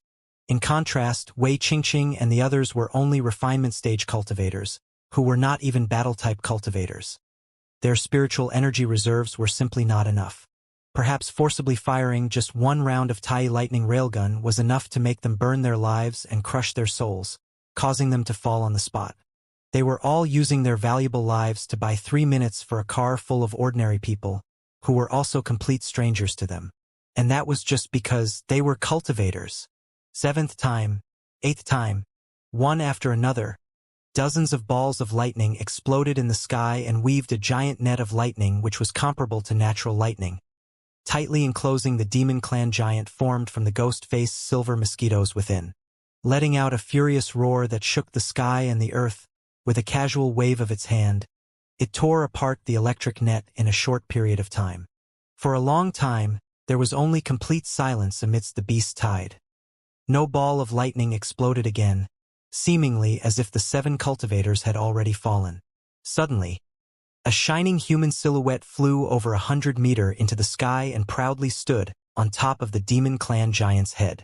Wings that were about 20 to 30 meters spread out. These wings that were purely composed of intertwining light and flames constantly surged out from a tattoo on the back of the human silhouette. It was the red-eyed officer. The red-eyed officer's whole body was completely naked. From top to bottom, there was not a single piece of clothing on him. All the scars on his body were completely revealed, forcibly carrying the few thousand-pound Tai lightning railgun on his shoulder. He was like a god who bravely stood between the heaven and the earth with a body that was basking in the dazzling blue brilliance from the ball of lightning. Bastards! Take a look! This is what a cultivator is. The red-eyed officer madly laughed. The streaks of lightning coiling around him turned brighter and brighter and became more and more turbulent before finally turning into a sun-like ball of blue aura as his entire body completely melted and violently blasted open. This final explosion was fiercer than anything before, reducing the entire head of the Demon Clan giant along with its shoulders to ashes. Only after a minute was the beast's tide able to once again quickly gather to draw a human form. Its vivid facial features revealed a sliver of fear and confusion. Perhaps it could simulate a human-like form and could even simulate the wisdom akin to humans. However, never would it be able to understand why these humans would charge forth to die without even showing a single trace of fear. It possessed a terrifying computational power, and according to its estimations, these people were all the strongest humans on board the crystal train. As long as they let it feast upon the ordinary people, they would have a 90% chance to escape. Humans! The demon clan giant shook its head as it clumsily chased after the train. Its claws were barely able to graze the coach at the end of the train, tearing off an iron sheet.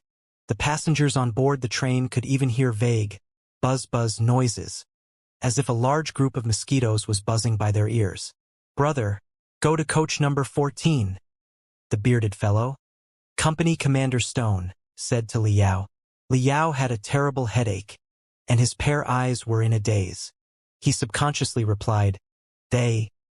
As Company Commander Stone swept a glance around, every soldier of the Federation army who still had the strength to stand gathered by his side. They were like a group of statues carved from stone who didn't reveal a single trace of emotion on their visages, and the emotion in their eyes had come to a halt. A short while following the reassurance of the veterans. Even the young soldiers who were horrified and restless just a moment ago became bustling with bravery as their entire bodies became engulfed in a dense, bloody aura. "We are regular soldiers, and you are a disabled veteran. We will form the second defense line, while you will form the third defense line," Company Commander Stone said. For a moment, Liao was surprised. Clenching his teeth, he nodded his head, and without a single word, walked towards coach number 14. His entire body was hot, and his brain felt as if it was burning with some kind of utterly mysterious power, one which was frantically bombarding his pineal gland. At this moment, he was intensely eager to become stronger, intensely eager to become a true cultivator. In coach number 14, all the wounded soldiers had been transferred to this location. The lightly wounded soldiers quietly wiped their firearms and checked their ammunition as they formed the third defense line. The heavily wounded soldiers lying on the ground were clenching their teeth, trying their best not to groan. They truly could not endure. At this moment, they began to hum the song of the Federation Army in an impassioned tone. "Give me a gun," Liao said to a lightly wounded soldier. The other party took a glance at him in surprise. Then, his lips pursed into a smile as he threw a Thunderfire bolt gun to him. "Kacha kacha!" Liao strenuously started loading the bolt gun, as if the burning spirit in his brain was going to be fired from the barrel instead of the bullets. In coach number 15, Company Commander Stone raised the Thunderfire bolt gun, and pressing the self-destruction spirit glyph on the gun, he loudly shouted, "Soldiers, destroy your guns completely. Snap! Snap!" Dozens of Thunderfire bolt gun heavily fell on the ground before they split into pieces, turning into pieces of scrap. "Draw your chains words." Dozens of chains words glistening in cold luster that were firmly held by dozens of blood-seething Federation soldiers were raised into the sky as they interleaved into a steel jungle, from which an aura of slaughter emanated. In accordance with the army regulations, when heavily surrounded by the enemy, where the enemy was stronger than you, and in the case when you had no routes of escape, the Federation soldiers should first destroy their firearms, and then use their chains words as they engage in close combat with the enemy. Big Head Son, when I count to 3, activate the detaching array glyphs and detach coach number 15 from the crystal train. We are going to slaughter these filthy swines together. Do you understand? Company Commander Stone shouted in a loud voice. A young soldier with a rather large head smilingly agreed as he rolled up his sleeves in preparation for battle and said, "No problem. This father has been a trained soldier for 2 years, yet I still haven't had the opportunity to touch a single hair on a demon beast. Today, I can finally have some fun."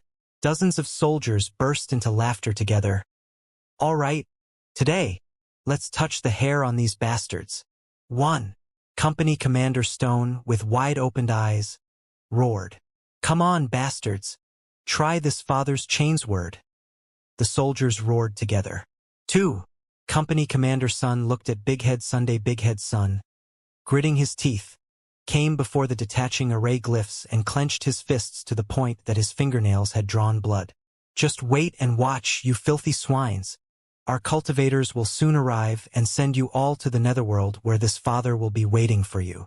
Just wait and watch. You will die again and again 100 times." The soldiers unscrupulously started laughing frantically. 3. Company Commander Stone shouted at the top of his lungs. Yet he was unable to hear his own voice. The same was true for Big Head's son as well as for every other soldier. They all raised their heads in utter surprise. A few kilometers above their head, an object moving at high speeds zipped its way here and broke the sound barrier, creating a deafening, loud sonic boom. Liao clung to the window with wide-opened eyes, which had become so big that they were even bigger than the eyes of a bull, and looked at the dazzling ball of light that flew over from far away as it broke the sound barrier, subsequently creating a large mass of white mist that undulated behind him, creating round after round of huge ripples. The ball of light directly arrived before the Demon Clan giant and came to a halt, revealing its true figure. It was a cultivator who was wearing white crystal armor. "It's the Mountain Sea Sect's cultivator," several soldiers cried out in excitement. The Mountain Sea Sect was a third-tier sect with mediocre strength in the Demon Beast Wasteland. Its overall strength was not even in the top 100 of the Federation, and it did not even have a single core formation stage cultivator. This cultivator was at most in the building foundation stage. Even if he had the support of the crystal armor, it was absolutely impossible for him to unleash a battle force that could transcend a core formation stage cultivators. And what he was facing was an overwhelming beast tide, one which had also produced a demon clan with wisdom. Even for a core formation stage cultivator, facing such a powerful existence would cause a feeling of trepidation. Before the tsunami-like beast tide, the silhouette of the Mountain Sea Sect's cultivator appeared to be especially insignificant. He was like a firefly flying towards the night sky who, in the blink of an eye, would be engulfed by darkness. This tiny firefly did not even hesitate for half a second and drew a long metal stick from his back. As he shook it lightly, from the both ends of the long stick poured out radiating flames that spanned a dozen meters, congealing into two mighty anti-ship swords of flames. An anti-ship sword was a terrifying magical equipment that could even cut a crystal battleship in two. The brilliance wreathing around the firefly, in the blink of an eye, escalated by 10 times, giving the Mountain Sea Sect's cultivator the appearance of a dozen-meter-tall giant. The Mountain Sea Sect's cultivator, brandishing the anti-ship swords of flames, without any care for life, charged into the beast tide. Chi chi chi chi chi chi chi chi. Like a red-hot knife fiercely cutting through tofu, the Mountain Sea Sect's cultivator directly chopped off the Demon Clan giant's arm and then opened a transparent hole from its front to the back of its stomach. The Demon Clan giant itself was made up of hundreds of millions of ghost-faced silver mosquitoes.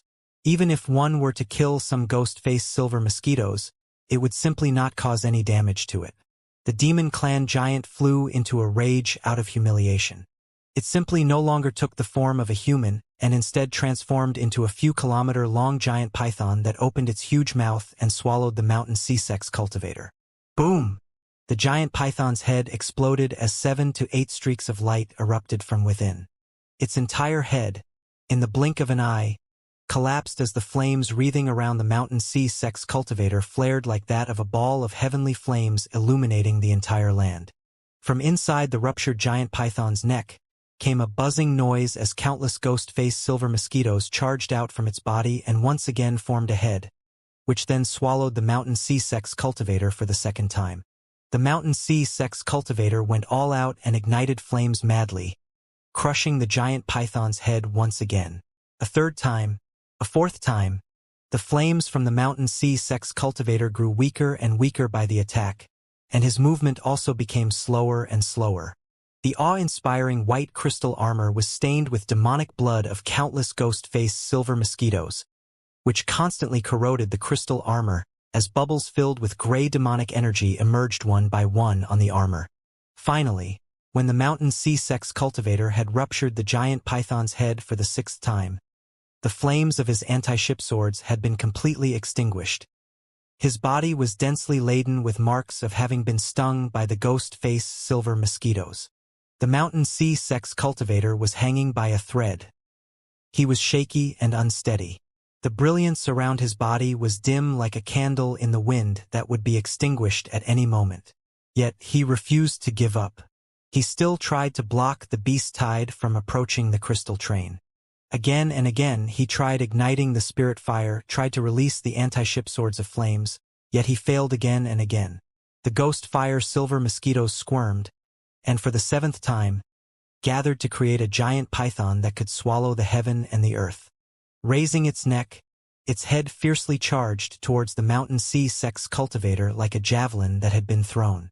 The mountain sea sex cultivator gave up on the anti-ship swords of flames and furiously brandished his fists.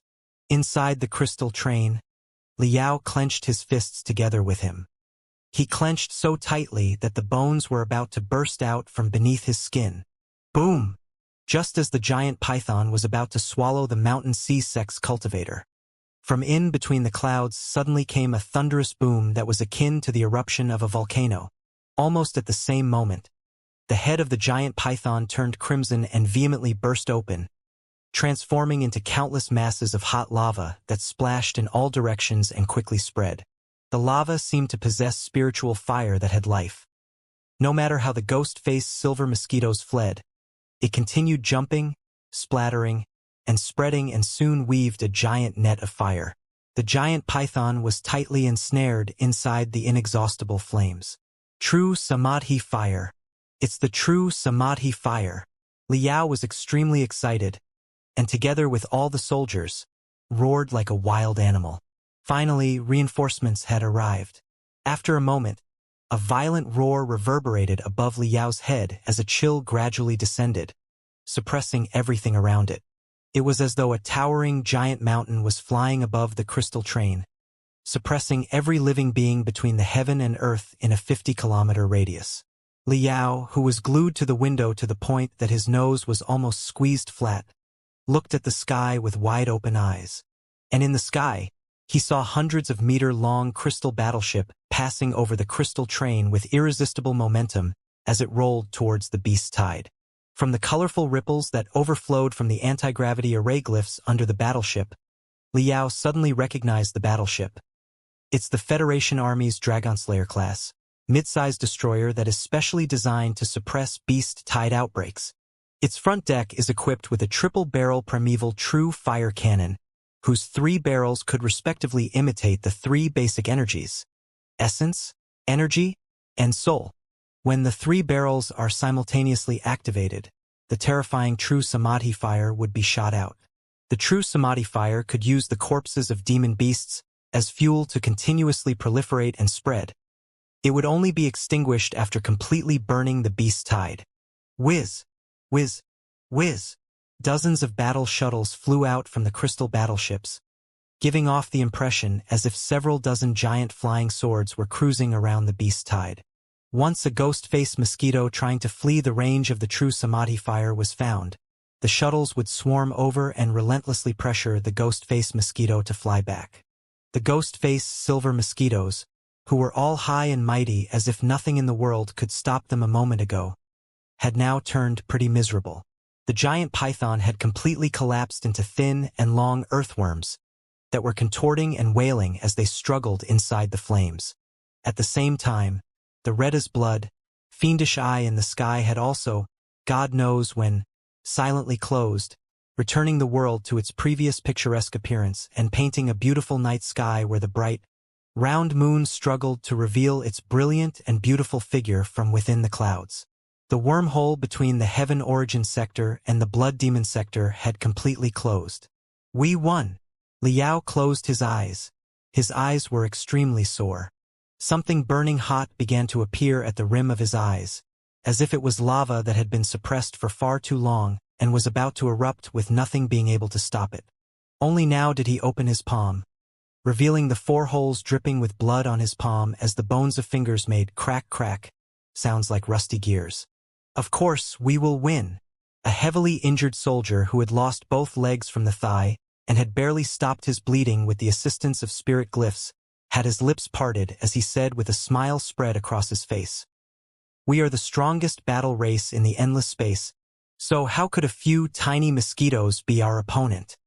After 3 hours, the crystal train came to a halt at a nameless, abandoned station in the wasteland that was tightly surrounded by hundreds of temporary built barracks. Thousands of soldiers carrying bolt guns encircled the crystal train so tightly that not even a fly could pass through. While the Dragonslayer class crystal battleship floated above the crystal train, Several dozen cultivators continued to circle around the crystal battleship so meticulously that it was as though they were about to confront a great enemy. It was a routine inspection after each beast-tide outbreak. It was all because there were precedents where some powerful, high-ranked demons with profound wisdom had quietly sneaked into the Heaven origin sector using the beast-tide outbreak by disguising themselves as humans, causing a great deal of damage. After suffering a few losses, the Federation had become extremely responsive to the beast-tide outbreak. The Federation had even started using a set of rigorous inspection procedures, due to which the Demon Clan had never been able to find another opportunity to sneak into the Heaven origin sector. However, all of this could not be clearly explained to the passengers. Naturally, it was impossible to completely hide the earth-shaking battle. So the ordinary passengers were formally informed that when the crystal train was about to leave the thunderstorm zone, they had encountered an attack from a small group of demon beasts that were very quickly thwarted by the train soldiers. However, the crystal train had also suffered serious damage and needed to stop to undergo a thorough maintenance. Only then would it be possible to continue the journey. Perhaps one day, the secret files would be declassified and everything would come to light. The passengers would then come to know that there were 7 cultivators who had traded their valuable lives for glittering thunderstorms to buy them 3 minutes. The passengers would then come to know that there were some young and immature Federation soldiers who, in order to buy even 1 more second, had destroyed their bolt guns and raised their chainswords in preparations to charge into the terrifying beast tide. The passenger would then come to know that there was a low-level cultivator from the Mountain Sea sect cruising nearby, who immediately rushed over without regards for his life upon hearing their distress signal, and faced the turbulent waves of ghost-faced mosquitoes as he hoisted the anti-ship swords of flames. But at this hour and at this moment, they were completely oblivious to everything. Inside the temporary tents, some of the passengers were rather indignant and were constantly complaining. Wasn't it just a small scuffle with demon beasts? How come it had drawn such a big scene? Who knows how long it will take? And their loved ones, those weak and frail seniors, the mothers embracing their babies, were already drifting to sleep under the protection of the Federation Army and the cultivators.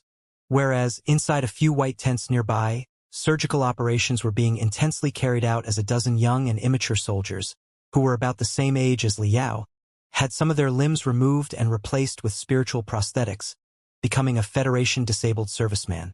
And despite being completely blind to what the brutal future had in store for them, these soldiers were, nevertheless, glowing with a calm smile.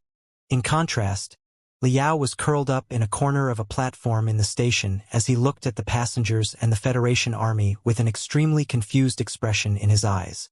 Although not the slightest bit of change could be found on his exterior, his brain had already been burning for 3 hours. Currently, it was as if he was only a curled-up shell, while his spirit was still immersed in those soul-stirring 3 minutes, where 7 cultivators had come forward and took the armored coach into the beast tide, where the red-eyed officer with a half-naked body and wings of light spread across his back carried the Tai lightning railgun on his shoulder and transformed into a ball of lightning that tore away the heaven and the earth, where the soldiers from the Federation Army had destroyed their thunderfire bolt guns, hoisted their chainsword, and emitted a final battle cry with soaring murderous aura, where the Mountain Sea Sex cultivator had brandished the anti-ship swords of flames with indomitable will and charged forward towards the Demon Clan giant at full speed. Blood-seething scenes, one by one, like bright stars, constantly flashed in the depths of Liao's mind, whereas tsunami-like roars resounded in his ears. Ladies and gentlemen, let's fight side by side. Evil bastards, cultivators are here. Come here to die. These scenes, these roars, had congealed into an inexplicable wave that fiercely attacked the depths of his brain, so much that his mouth became parched and his tongue felt scorched. His breathing became erratic. His heart rate had accelerated to 10 times than the usual, and his pineal gland was aching in pain to the point that he had an urge to use the black wing sword to split open the top of his head. Ah! Liao could not help but let out a roar as he involuntarily clenched his fists tightly. All the muscles in his body started contracting, and each of his bones made crack-crack noises as if they were about to pierce his skin and come out. What's going on? My brain seems to be frantically secreting an unknown hormone which is making my internal organs, each strand of my muscles, every blood vessel, and even every cell operate in madness. The frequency of their movements is getting faster and faster. I might not be able to hold on any longer. Is this? Liao clenched his teeth. Line after line of bulging blue veins as thick as earthworms appeared as power frantically surged into his veins like a torrential tide, cleaning his body round after round. Brother Tao, I didn't expect you to be so formidable. You have actually repaired the Tai lightning railgun at the critical moment, allowing the soldiers to repulse the demon beast's attack and save the entire train. Just as Liao's spirit was burning and his blood was boiling, a sharp and clear female voice suddenly floated into his ear.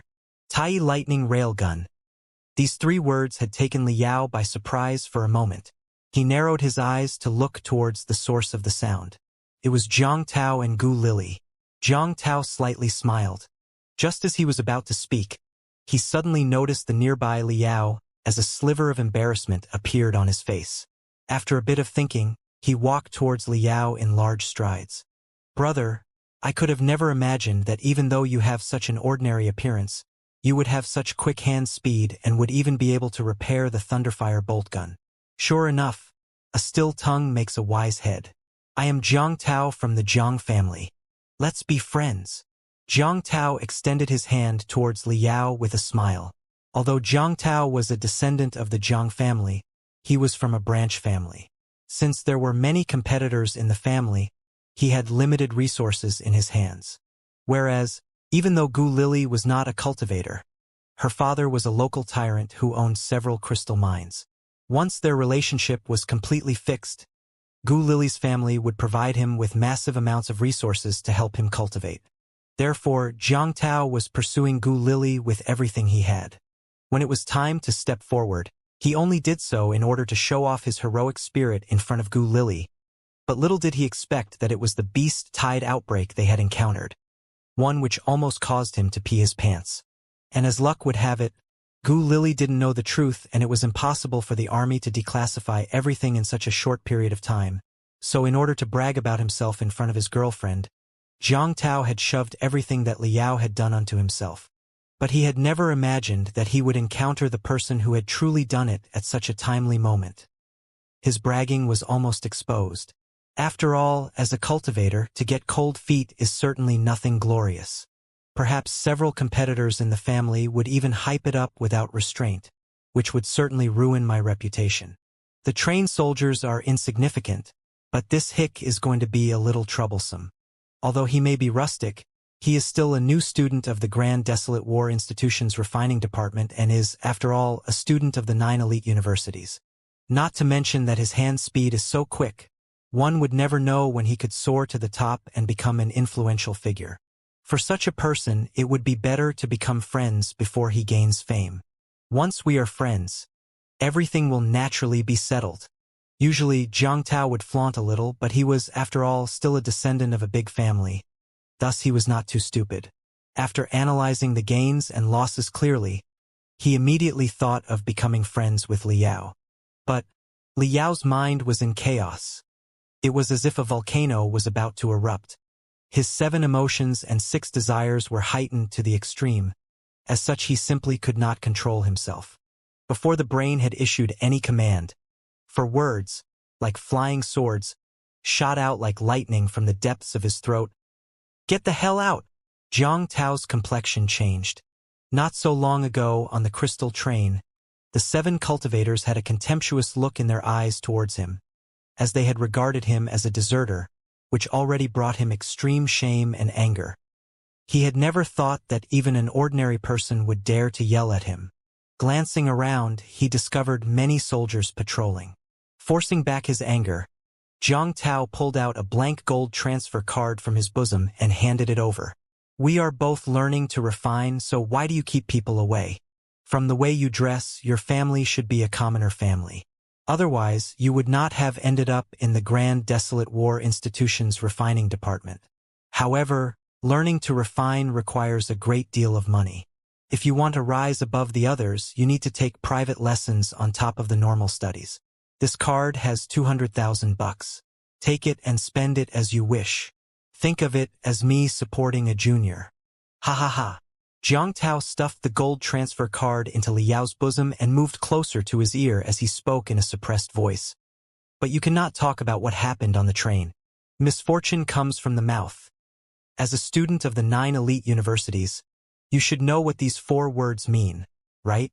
His voice had yet to dissipate, yet Jing Tao could already feel a vigorous force surging towards his stomach. To his dismay, Liao had pushed him 3 to 4 steps away and had also tossed the gold transfer card at his face. Liao's eye had turned blood red as a mysterious power started gushing from the depths of his bone marrow, causing him to give birth to an unstoppable feeling and an urge to fire his burning fist towards Jiang Tao's mouth. Jiang Tao was stunned. Not even in his dream would he have imagined that some hick would actually not only not give him face but also even dare to shove him. And, to his disbelief, he had even been pushed away. The awakening of the spiritual root was the most mysterious phenomena in the world of cultivation. The state of awakening one's spiritual root differed from cultivator to cultivator. For instance, Jiang Tao, who was a pure creation-type cultivator, simply didn't have such a painful reaction when his spiritual root had awakened. Even in his dreams, he would not have imagined that Liao was on the verge of awakening his spiritual root. And as long as he got a little more stimulus, even a tiny bit of stimulus, he would then be. Jiang Tao burst into anger. In a single step, he arrived before Liao and grabbed onto his collar as he spoke through clenched teeth. I was kind enough to befriend you, yet you actually dare to humiliate me like this. I was being considerate, and yet you failed to appreciate my kindness. Why? Do you think that those 7 idiots are heroes and I am coward? Is that what you think? Aren't I alive while those 7 idiots are dead? I can keep on living and live a happy life, while not even dregs are left of those 7 idiots. Idiots. From the depths of Liao's eyes, flickering flames appeared one after the other. Jiang Tao grinned hideously. They were all powerful cultivators, and yet for some ordinary people, they chose to die. If they aren't idiots, then what are they? Let me tell you this, you are a stupid brat. We are in the wasteland where the number of cultivators is way more than in the inland. There were at least 10 cultivators on the train who, like me, had made the wisest choice. Are we really cowards? Of course not. We were retaining our strength, biding our time. For a gentleman to take revenge, waiting 10 years is not too late. But only those 7 idiots stepped forward and clashed head-on with the beast tide. The blood of strong must flow for the weak? Ha ha ha, what era do you think we are living in? Such nonsense is simply laughable. In short, you better listen to me.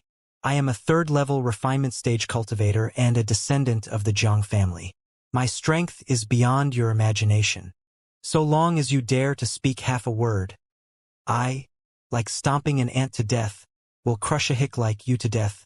Do you hear me? No. Liao didn't hear anything. The only thing he heard at the moment was a deep rumbling akin to a taut string snapping echoing in his ears. Deep within his brain, something had ruthlessly snapped. Ding! As if a shackle that had been restraining his soul had been smashed to pieces. As if a dam that had been stopping the flood had completely collapsed, strength surged forth like a tsunami from the deepest parts of his brain, thereby increasing the size of his pineal gland by a couple dozen times before blasting out through his glabella. A blood-red flame soared to the sky. In the blink of an eye, everything before Liao was blood-red. It was as though the whole world had been dyed red as rumbling resembling the howling of the wind and the seas resounded in his ear. It was as though millions upon millions of crystals had burst at the same time, blasting him into a marvelous new world. Liao had completely lost the ability to think. His hungry and thirsty, iron-like fist turned into a roaring, ferocious beast and bolted out before his brain had even issued any command. Crack! A sound akin to a watermelon bursting apart was followed by a blood-curdling shriek. As if a horn to commence the battle had resounded through the sky, making Liao's blood, to the very last drop, boil. His other fist similarly turned into a ferocious beast. Involuntarily tightly clenching, the fist was raised to his chest and pulled out before punching ahead, What he did next, he had no idea. God knows how long after did Liao finally fiercely open his eyes. His mind was completely blank, and soon, he discovered that he was inside a small medical tent.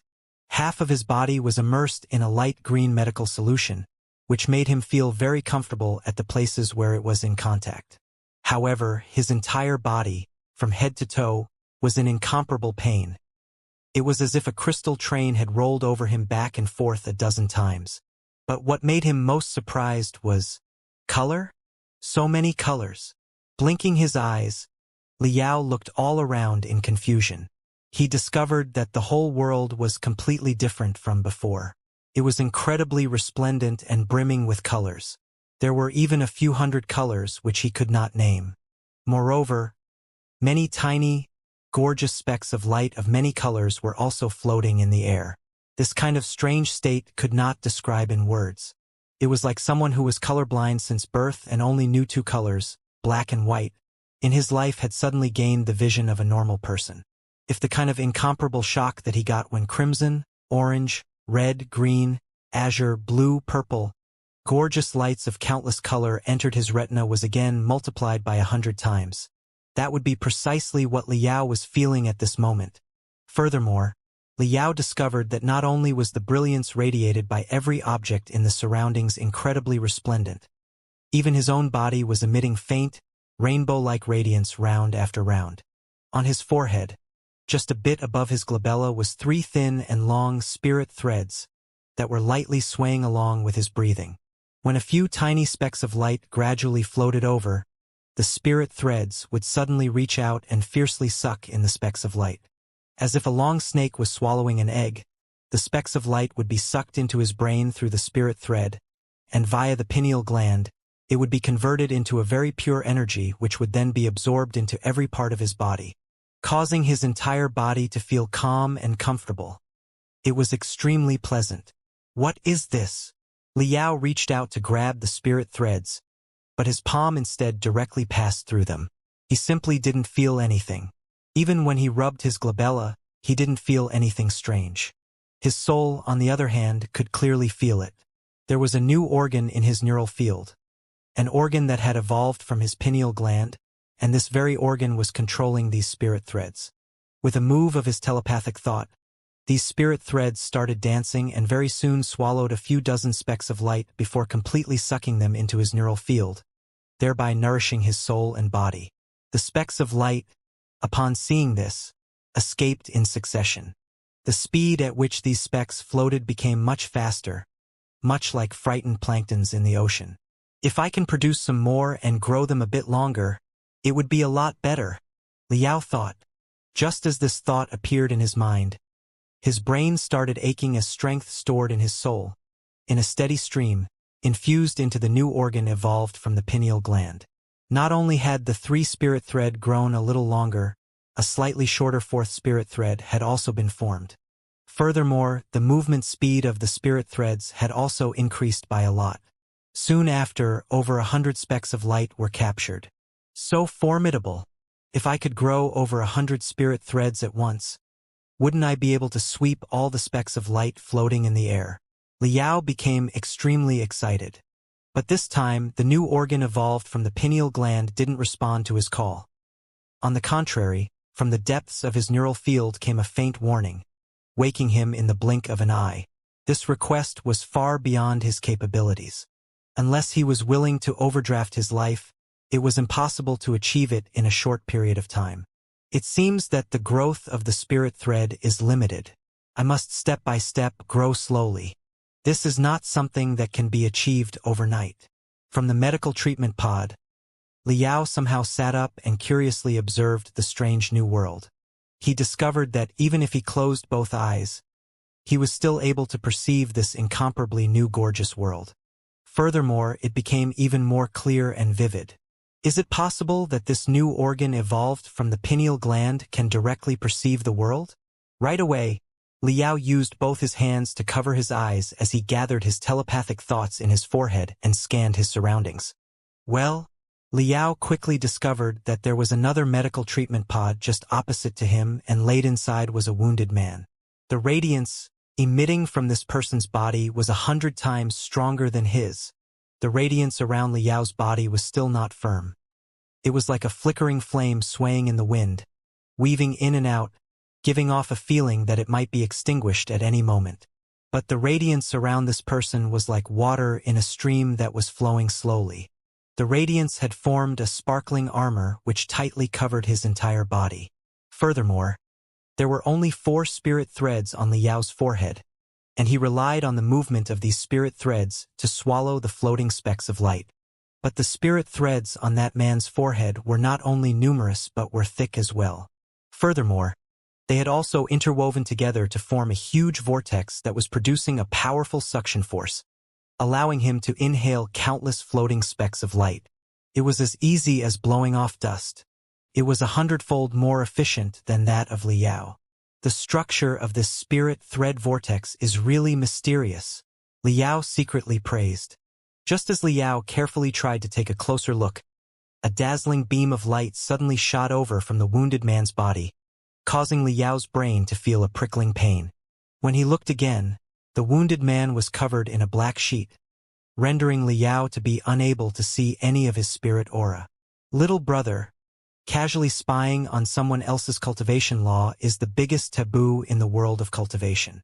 As you had just become a cultivator, this father will not haggle with you. But keep in mind that outside, you cannot stealthily inspect other cultivators like this, a coarse voice said with a laugh. Liao was surprised for a moment and opened his eyes to look. In the opposite medical treatment pod sat an ugly man who was as tall as a bull and as robust as a horse. The man had a beard that was stiff and straight, as if swords had been hoisted from his face. Liao flushed red in embarrassment. Just as he wanted to apologize, a word from the other guy's mouth had made him surprised for a moment before he became wild with joy as he jumped out of the medical treatment pod. Cultivator? Right, my pineal gland has evolved into a spiritual root. My spiritual root has awakened. I am a cultivator, Liao yelled. As he waved his right fist, a series of water-like ripples appeared in the air, spreading and propagating for a long time. For 3 months, he had been wandering all over the country. Yet from the beginning to the end, he couldn't find an opportunity to break through. Never in his imagination would he have thought that on the northbound train, watching the magnanimous sacrifice of Ding Yin and the other seniors, such a bloody scene, as well as being angered by Jiang Tao would cause his blood vessels to expand, his soul to be set ablaze, and his spirit root to be awakened. From this moment onwards, he was no longer an ordinary person and he was no longer weak. After encountering last night's soul-stirring scene, he would no longer need someone else's protection. Now, it would be possible for him to fight shoulder to the bitter end together with Ding Yin, Wei Qingqing, and the red-eyed officer. The robust man watched Liao with a grin. Only after Liao had calmed down a bit did he slowly say, I am Guanxiong, a building foundation stage cultivator from the Mountain Sea sect. In the wasteland, everyone calls me Mountain Sea Guanxiong. Mountain Sea sect? Guanxiong? Liao immediately remembered that after the sacrifice of the 7 cultivators, a cultivator who was not far away had come over quickly. With his own strength, he had blocked the beast tide, preventing it from reaching the crystal train. He was the cultivator who had bravely charged straight to the demon clan giant while waving the anti-ship swords of flames. This rough man with a stiff beard in front of him was none other than Mountain Sea Guanxiong. Brother Xiong, you didn't die? Awesome. Liao was happy from the bottom of his heart. This was truly an unexpected yet pleasant surprise. Guanxiong burst into laughter as did his beard, which moved along with his jaw. If a bunch of tiny little pests wants to swallow this father, then they would have to first go back and cultivate for another 180 years. However, my cultivation did tumble down from high-level building foundation stage to the intermediate level, but as long as I cultivate for 3 to 5 years, I will be like a dragon again. Upon hearing this, Liao heart sunk. The road of cultivation was full of risks and hardships. Every advancement was extremely difficult and needed a tremendous amount of hard work, resources, luck, opportunities, and not a single one could be omitted. Many cultivators, after reaching a certain level, would stagnate for the rest of their life and would be unable to advance even half a step. Although Guanxiong said it lightly, Liao was well aware that it would not be easy to again return to the high-level building foundation stage from the intermediate level. Let alone 3 to 5 years. If he was out of luck, it could take up to 10 to 20 years. If he was truly unlucky, it was quite possible that he should forget about ever cultivating back to the same level for the rest of his life. Even after suffering such a heavy blow, Guanxiong's complexion still did not show anything. He was talking lively and jovial. He was truly worthy of being called a powerful expert of the wasteland. Having realized this, Liao nodded his head and said with a laugh, "All right, the scene of Brother Xiong indomitably clashing with the beast tide is still being played in my mind. Brother Xiong is so awesome that let alone just falling by one level, even if Brother Xiong had fallen to the first level of the refinement stage, you would still be able to cultivate back to the previous level just like before. Kid, well said. This father likes you." God knows from where Guanxiong took out a bottle of alcohol before chugging down half the bottle with a glug glug glug glug sound. As the drops of alcohol trickled down his beard and fell into the medical treatment solution, a chi-chi sizzling noise was accompanied with rising bubbles, but he did not care and continued chugging down the alcohol. Liao crawled his way out of the medical treatment pod. Once he stood on the ground, he started moving hands and feet, testing his new body after he had become a cultivator. Then he realized there was something not quite right. Why was his entire body aching? Why was his right eye swollen? A small mirror so happened to be placed next to the bed. Taking a look, he discovered that he was black and blue all over, and his head was swollen like a pig's. Furthermore, bandages were wrapped around his body, and there were also faint traces of blood seeping through. Is this a side effect of awakening the spiritual root? Liao was quite puzzled. He had never heard that your head would become like a pig's after the spiritual root had awakened. Guanxiong let out a burp. Don't you remember? You were beaten by someone called Zhang Tao. What? Liao clenched his teeth. This is simply bullying others too much. Does being a descendant of some Zhang family give you the right to casually hit anyone in public? Guanxiong was rendered speechless. Blinking his eyes in astonishment, he stared at Liao with an extremely strange look in his eyes. Liao felt jittery from his gaze as he touched his forehead. He felt that he seemed to have missed a crucial detail. He perturbedly asked, "Brother Xiong, am I mistaken?" Guanxiong mischievously grinned as he started the mini-crystal process, projecting a 3D photo. In the photo impressively appeared a strange, badly mutilated beast, as though a monkey who had been skinned was lying on the ground. It was already more dead than alive, defecating and urinating, hanging by a breath. Liao jumped in scare. What kind of demon beast is this? It is too ugly. Just one glance is enough to make people sick for a long time. Brother Xiong, what are you trying to tell me? Guanxiong replied, "This is not any demon beast. This is Zhang Tao." Liao was stunned. Zhang Tao? How could it be him? How can you say that?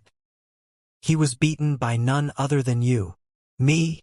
Liao was rendered speechless. After being stunned for a while, he vaguely seemed to remember that he had acted first and the Zhang family's young master was just acting in self-defense. Furthermore, just after 2 rounds of defense, he was unable to fight back and was trampled like a 3-year-old child. Guanxiong clucked his tongue. Kid, you are truly fierce. You have just advanced to the first level of the refinement stage, yet you can already beat a 3rd-level refinement stage cultivator so much that he had peed his pants. There isn't even a sliver of a shadow of the former human figure. He is still lying in the ICU. Look at yourself, you could be considered better off. I had not expected that you would start off so crazily, so violently. Liao's pursed his lips as he lightly gripped his fists. He finally came to remember that his first punch fiercely had landed on Zhang Tao's face, smashing his nose completely into his face.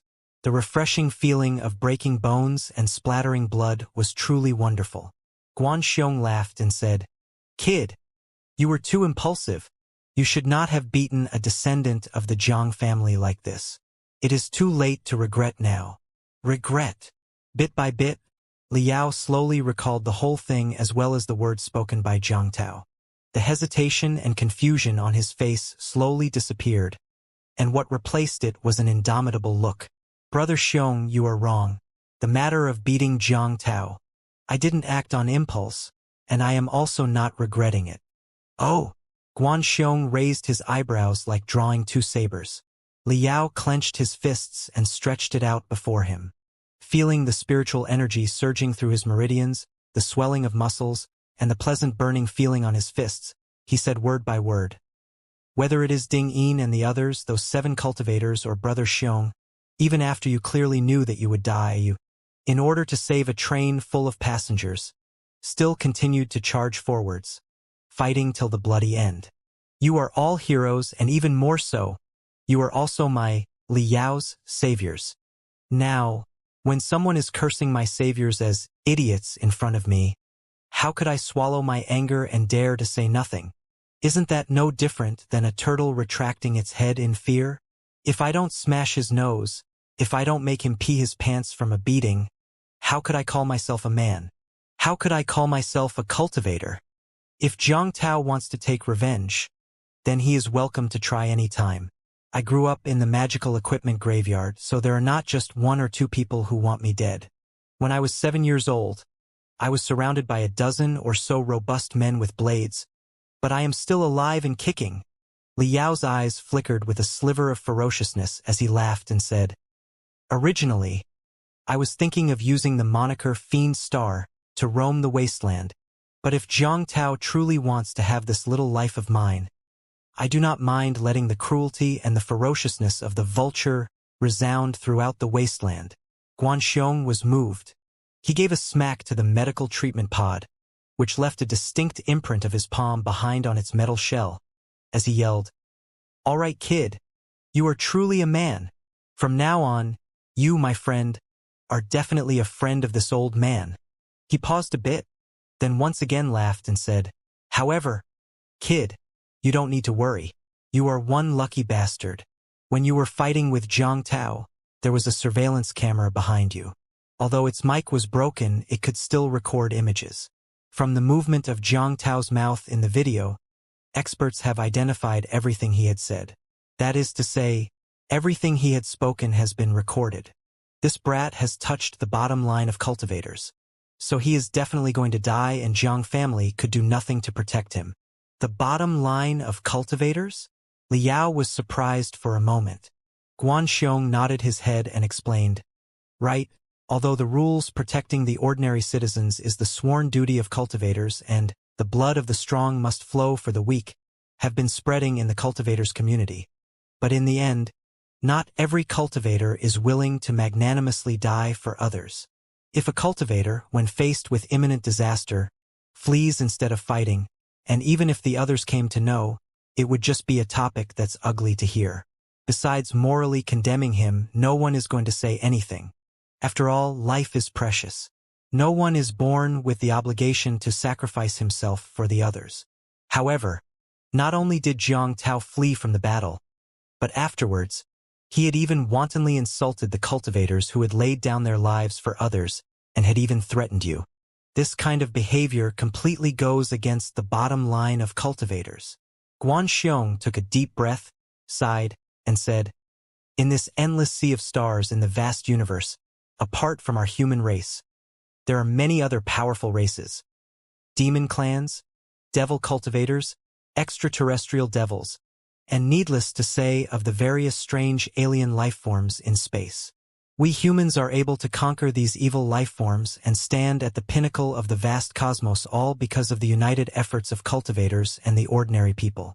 They have shared life and death as they fought side by side with each other.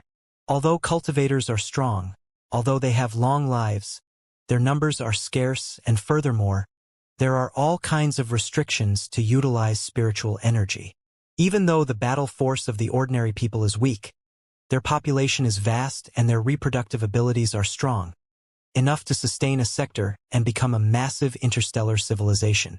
Much less to say, a vast majority of the cultivators are born from ordinary people, as are a majority of the descendants of the cultivators. If cultivators are fish, then ordinary people would be water. If cultivators are trees, then ordinary people would be the firm land upon which they grew in. In short, a large number of ordinary people are supporting the foundation of the cultivation world. If there are no ordinary people, the cultivation world would also completely collapse. Let's take the crystal battleship floating above our head as an example. Although it was designed and manufactured by cultivators, its manufacturing process still needed thousands upon thousands of ordinary workers to assist. Needless to say, the entire large-scale industrial system is established by ordinary people. If it weren't for the collective effort of hundreds of millions of ordinary people, there wouldn't be any foundation of a powerful interstellar civilization. We, the cultivators, can refine many ordinary flying swords, but how could we refine huge magical equipment? How could we create such a glorious and splendid cultivator civilization? If the words of Zhang Tao were to spread and be heard by hundreds of millions of ordinary people of the Federation, putting it mildly, it would lead to the dissatisfaction of ordinary people and would increase the hostility towards the cultivators. In short, it would cause a rift between the cultivators and the ordinary people and would shake the foundations of the Federation. If the Federation does not have a foundation, then how are we going to contend with the demon clan, devil cultivators, and alien lifeforms? Even if it's the ugly truth, if all of us cultivators act like bandits and crooks, then what's the difference between the devil cultivators and us? If this father was an ordinary person, I would directly seek refuge under the devil cultivators. Why would we still need cultivators? The elders of the Jiang family must have spoken of these notions with Zhang Tao. However, he is still a descendant of a noble family. He grew up in a protected environment where he had never faced the wind and rain and had acted all arrogant and domineering. Why would he place such thoughts in his heart? This time he has caused a huge problem. For sure, trouble will be waiting for him, so you don't need to worry about him. Having heard this, Liao was relieved. He concluded, I understand what Brother Xiang means to say. You can choose to become a coward, but after becoming a coward, you cannot perfectly justify your timidity and cowardice, nor can you turn back and insult heroes. This is the bottom line of cultivators, am I right? Guanxiong raised his thumb. Yes, that's just about right. Liao was just an ignorant rookie in the cultivation world. Just as Liao was planning to discuss some rules and topics behind the scenes of the cultivation world, the tent was suddenly opened by a cold-tempered female officer with the rank of major. She swept a glance around, and finally, her gloomy gaze came to a halt at Guanxiong's hand. Guanxiong's complexion changed as the bottle in his hand suddenly disappeared. He acted as if nothing had happened and directly looked at the major with an innocent look. The major lightly snorted and coldly said, Wait a while. I will come back to deal with you. While speaking, she threw a badgeless battle suit at Liao. Put it on and come with me. He wants to see you. Who? Liao blinked his eyes but didn't get a reply. He obediently put on the battle suit and followed the major out. Just as he arrived at the entrance of the tent, Liao stopped and asked Guanxiong one last question. Brother Xiong, when you alone charged towards the overwhelming beast tide, did you truly not think that you might die? Guanxiong pursed his lips as a smile appeared on his face. God knows from where he took out the bottle again and took a sip before winking and said, Kid, I didn't become a cultivator for something boring like live forever and never die. If not for living forever, then why? Liao asked back. Of course, it was to become a mighty knight who has the strength to match 1,000 knights. I want to happily fight wherever I go. Guanxiong burst into laughter before finishing the alcohol in one gulp. Crack, crack. He even chewed and swallowed the bottle as the glass shards were struck in his stiff and sturdy beard. The female major took Liao deep into the army camp. Along the way, they met many soldiers, all of whom looked at Liao with an extremely frightened look, as if he was some kind of monster. Everyone's gaze had made Liao feel jittery. He could not help but ask the female major, Why are they looking at me like that? The female major was silent for a moment before replying, It's because of the crazy stuff you did on the platform. You had beaten a third-level refinement stage cultivator so much that one could not bear to look at him, and even a dozen soldiers were unable to pull you away. At that time, we truly thought that your body was possessed by a demon clan member and were about to behead you. However, after a thorough examination, we discovered that you were 100% human and that it was just your spiritual root awakening. To tell you the truth, I have seen spirit root awakening of many cultivators, but one as exaggerated as yours is still a first. Liao was rendered speechless and could only smile in embarrassment. The female major swept him a glance and continued, "However, after they came to know the reason, a lot of people in the army believed you are pretty gutsy, that you are a man." While speaking, the female major stopped in front a heavily guarded tent and said while pointing inside, "Go in, he is inside." Liao looked around. The black tent was located at the centermost location of the provisional army camp. There were over 100 guards nearby, while next to the tent stood a few men dressed in ordinary clothes, each with an extraordinary bearing. Although he dared not to release the spirit threads to probe, Liao could still feel their remarkability. They all should be cultivators with superb cultivation. Furthermore, a defensive array was secretly laid out around the tent. It was quite exquisite to the point that Liao was simply unable to gauge its depth. Who was the he inside that was guarded so heavily? Liao's interest was piqued. Parting the curtains, he lowered himself and walked inside the tent. A translucent white mist permeated inside the tent, amidst which were 7 to 8 men who were wearing white surgical gowns and surgical masks as they stood around an operating table. They were seriously performing an operation. There were also 4 robotic arms in front of the operating table that were moving very quickly. Just as Liao entered, the white mist made a rush towards him, disinfecting and sterilizing him. Liao carefully glanced towards the operating table and saw something that was not human lying on the operating table. It was a rather small spirit mechanical body whose entire body was cast from metal and the most crucial parts were inlaid with hundreds of crystals, whereas intricate spirit and crystal fibers that were glistening in a strange brilliance were spread between all the limbs and bones of its body. A small hologram was embedded inside the head of the spirit mechanical body. While the crown of the head, which was refined from tungsten steel, was open, the 4 robotic arms were quickly installing several dozen crystal chips inside the brain. After they were finished, they cautiously closed the crown of the head and tightened the screws. Spiritual energy 100% charged. "We are ready to go." A doctor pulled down his white surgical mask before an emotionless sound that did not contain even an iota of human emotion came. Beep beep. Diagnostic system check complete. Beep beep. Cognizant crystal circuit complete. Soul and crystal chip synchronization 37%. 58%. 81%. Achieved the minimum requirement for revival. Beep beep. Spirit mechanical body loop is normal. Starting the body control authorization process. Authorization process complete. Next, the crystals all over the body suddenly started shining. The spirit mechanical body lying on the operating table gradually sat up and shook its metal head in confusion. Snowflakes started to float in the hologram that was embedded inside the face and soon gathered to create an ordinary human face. It was none other than Ding Yin.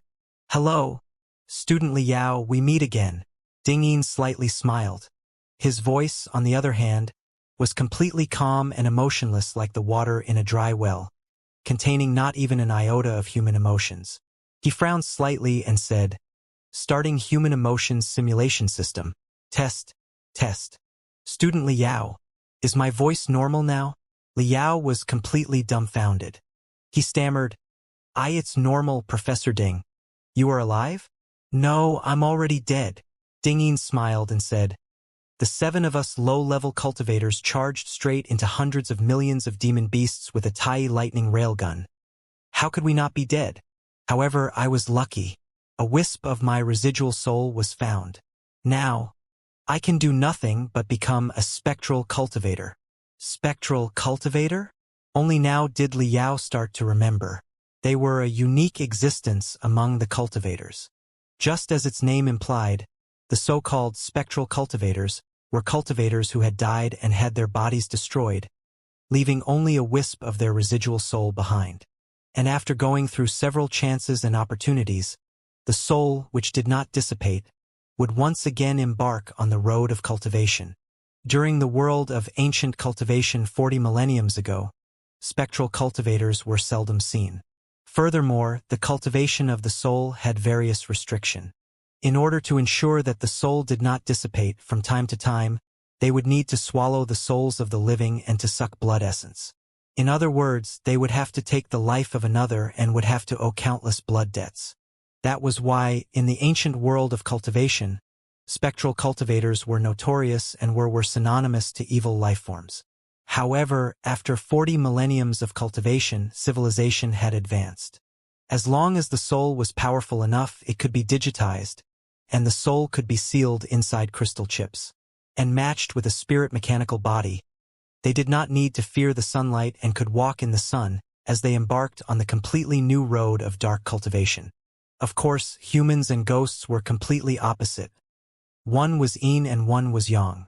The road of dark cultivation, compared to the normal road of cultivation, was 1,000,000 times more dangerous.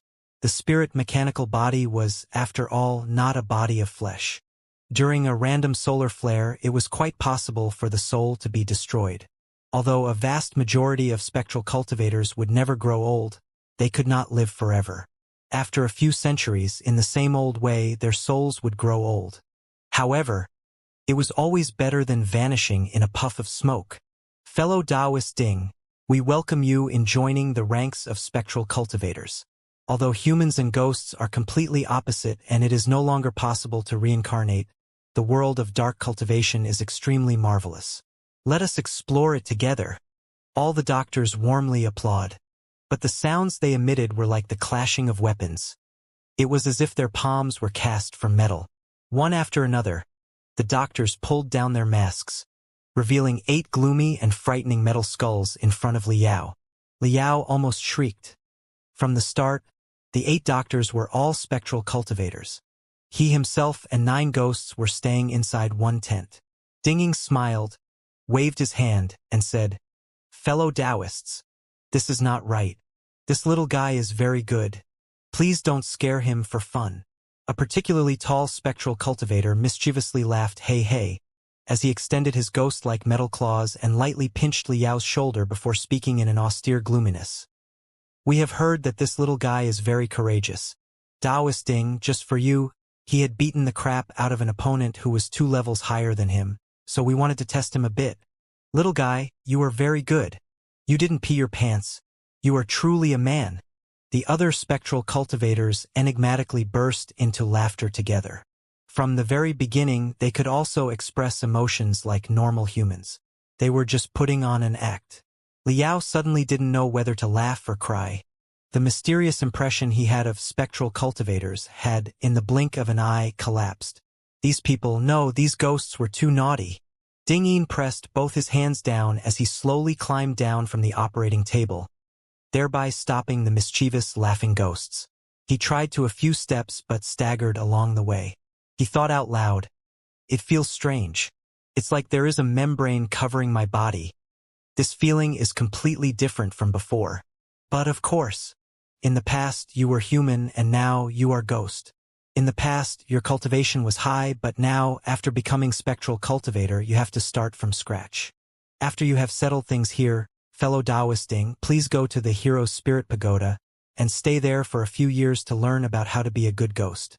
Only then can you truly enter the world of dark cultivation," the tall spectral cultivator said. Ding Yin heaved a sigh and melancholy said, "When I left the house, I was still someone with flesh and blood body, but now, I have become a cold ghost. I don't know how I am going to explain it to my wife and children when I return home." The tall spectral cultivator said, "Fellow Taoisting, you don't need to worry. After the inspection is finished and we have made sure that no demon clan member had sneaked into the train, we will ensure that we have safely sent all the passengers to their destination. Afterwards, this matter will be made public. You will become a hero of Federation. Your family will definitely be proud of you." Ding Yin blankly nodded his head. Quickly, he stabilized his mood before turning his head. Student Liao, whatever you may want to talk about, we can talk about it slowly, but we have an important matter at hand for which we need your help. Professor Ding, please speak. I will do my best. Ding Yin's impression in Liao's heart was particularly tall. Whatever it may be, he was certainly going to help however he could. Ding Yin with Liao made his way out of the tent. His every step was very stiff. Outside the tent was docked a thick black military shuttle which had gone through special modification. Its rear end was mounted with a tuba-like thing, and a bearded veteran was sitting at the driver's seat. Next to him sat a few soldiers, all of whom had a special skull insignia on their chests, underneath which were a row of small characters. May the spirits of the deceased come back to us. This is the most exceptional soul search squad of the Federation. This squad is especially responsible for searching for residual souls. Just a while ago, they had already conducted a search and brought me back after they found me. Now, they are planning to conduct a search for the second time, seeing if they could find another residual soul. On one side, Ding Yin explained, while on the other, he pulled Liao aboard the military shuttle. What can I do? Liao checked the military shuttle a bit and discovered that although the battle shuttle looked ragged, its components were well maintained. For a while, there would not be any problems. There was no place to show his prowess. Ding Yin said, right after a human dies, when the soul is going to dissipate, the person who last saw them would be able to sense them especially. As you were the last person who was seen by us, your appearance will stimulate the residual souls of us. When stimulated, the souls would produce a special kind of fluctuation, making it easier for the soul search squad to detect them. So that was the case. Then, let us go quickly. Liao jumped onto the flying shuttle. The search for the residual souls was a race against time. The blazing sun was hanging in the sky, and under its intense sunlight, the spirit would dissipate. If it came to that, then even the gods and immortals would be unable to save them. The military shuttle carrying the soul search squad, along with Liao, Ding Yin, and the tall spectral cultivator, Tang Long, started searching along the crystal rail. Soon they arrived at the battlefield from last night. Having arrived here, only then did Liao come to know how dangerous it was last night. Along the crystal rail, in the radius of a few dozen kilometers, it was nothing but charred corpses, seemingly as if the land was covered by a black sheet. The military shuttle flew close to the ground. The powerful jet streams fired by its propulsion array glyphs blew away the charred corpses lying on the ground, as it continuously set off a cloud of black smoke. Bo! Bo! Bo! The tuba-like thing on the back of the military shuttle made a monotonous sound that spread across every direction. A member of the Soul Search Squad stared at the hologram under the tuba-like thing, surveying very seriously. Liao was a little curious. Looking around, he closed his eyes and extended the spirit threads from the spiritual root as he tried to feel the world outside. Wow! So many specks of light! Liao was shocked. He discovered that the entire world was full of blood-red specks of light. It was simply like an inexhaustible sea of light. He didn't even need to use the spirit threads to suck these blood-red specks of light, as they made a beeline for and into his spiritual roots on their own. However, after swallowing these specks of light, he faintly felt uncomfortable. He felt muddled-headed, and a cold killing intent gushed out from the bottom of his heart. Li Yao! Ding Yin shouted a timely warning, waking him from his stupor. These blood-colored specks of light are the demonic power left behind by the demon beasts. Only cultivators who have sufficient strength could purify and absorb them through secret techniques. Since you have just broken through, your cultivation is still shallow. If you keep on absorbing this much demonic power, your spiritual energy will only be contaminated by demonic energy, and you will lose your truth, effectively turning into a demon who knows nothing but slaughtering. Liao was terrified. Only now did he come to realize that he was just a step away from embarking on the demonic path. He immediately closed his spiritual root, preventing the invasion of demonic power. However, the demonic energy was spread everywhere and were spread even over the hills and the valleys. It appeared to be as vast as the sea and could be described as inexhaustible. Although there was such a tremendous amount of energy in front of him, all he could do was look. He was unable to absorb it and convert it into his own energy, causing the newly born cultivator, the hungry Liao, to become truly envious. It was akin to placing a hot, steaming chicken in front of a person who had been starving for 3 days and 3 nights, only to tell him that the chicken was poisonous. This anxious waiting feeling, which was later denied, caused Liao to feel as if his heart was being clawed at by a cat. He quickly swallowed a mouthful of saliva. Liao was suddenly struck by a thought. Absorbing just a wisp of demonic energy, he tried to send it to the depths of his neural field, where the tree of memories left by Yezi was. Before the wisp of demonic energy had even gotten near the tree of memories, the demonic energy silently disintegrated and turned into the purest of spiritual energy. There is a way. Liao's heart started beating rapidly. He was wild with joy. According to Ding Yin, only the strongest of cultivators could purify demonic energy. Although Liao was a newbie who had just entered the world of cultivation, the tree of memories in his neural field was congealed from Yezi's vast spiritual energy. Using it to purify the remnant demonic energies of the ghost jellyfish and ghost-faced silver mosquitoes was simply akin to using a cannon to kill a chicken and putting fine timber to petty uses. However, Liao didn't want to wantonly absorb the demonic energy. The residual soul of Yezi was his most guarded secret and was something he never intends to reveal. For now, he was still being patient. He was waiting for an opportune moment to return later and completely absorb the demonic energy. Bo! Bo! Bo! The Soul Search Squad continued moving forward, searching for the residual souls in this vast wilderness. Although they had still gained nothing after 3 to 4 hours, everyone was accustomed to it and not a single one of them revealed a dejected look. A residual soul was not so easy to find. If not for some lucky coincidence, good luck that was as large as the heaven, or a strong expert with superb cultivation, then after a cultivator had fallen, the soul would often vanish into a puff of smoke. In the past, even after 100 cultivators had fallen, sometimes not even a single wisp of residual spirit could be found. Otherwise, in the cultivation world, wouldn't souls be floating and filling the sky, and the spectral cultivators would be found walking everywhere? This time, just converting Ding Yin into a spectral cultivator was already enough. Traversing over a small mound, everyone was a little dispirited and discouraged. The Soul Search Squad's captain waved his hand to return. Just as they were about to turn back, Liao's heart stirred, and he immediately looked towards the southwest. Towards the southwest, there was nothing, yet he always felt as if something or someone was staring at him. Check in that direction. I think there is something there, Liao said to the soldier managing the tuba. Quickly increase the power. A newly advanced cultivator's perception is often particularly keen. There might be something there.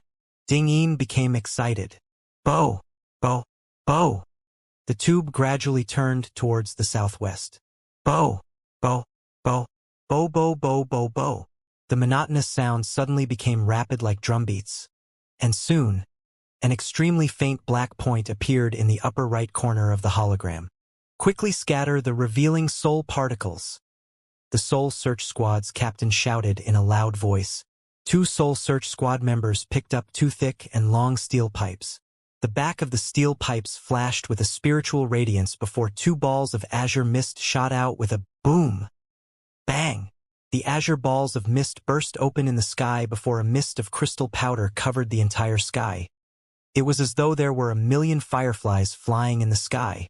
The fluorescent crystal powder, by the virtue of the wind, very quickly spread across a radius of a few hundred meters. The heaven and the earth were painted in an azure color. Amidst this azure world, a light gray fog suddenly appeared. The fog was extremely hazy and continuously moved. Gradually, the fog congealed into an extremely weak human form that was completely confused as it gradually floated towards the sky. Although it was faintly discernible, with one glance, Liao recognized it to be Wei Qingqing, the orchid in a deep valley-like college student who had just graduated from the Sky Fantasia Academy and was preparing to go to a mountain village as a teacher. We found another. All the members of the Soul Search Squad were immensely excited. Much to their surprise, out of the 7 cultivators who had fallen, 2 could become spectral cultivators. Their luck was truly heaven-defying. Only the Soul Search Squad's captain had a solemn look. He was still being conscientious and meticulous. He cautiously drove the military shuttle towards the residual soul. In his hands, the huge battle shuttle was as silent as a cat. Everyone held their breath. In the captain's hand, a round magical equipment, one which looked like a bud that was ready to bloom, appeared. As he infused his spiritual energy into it, the bud slowly bloomed into a tender and beautiful flower. The captain aligned the flower's pistils towards Wei Qingqing's residual soul and recited out loud, "I beseech the spirit to come back to us and embark on the road of dark cultivation. Come."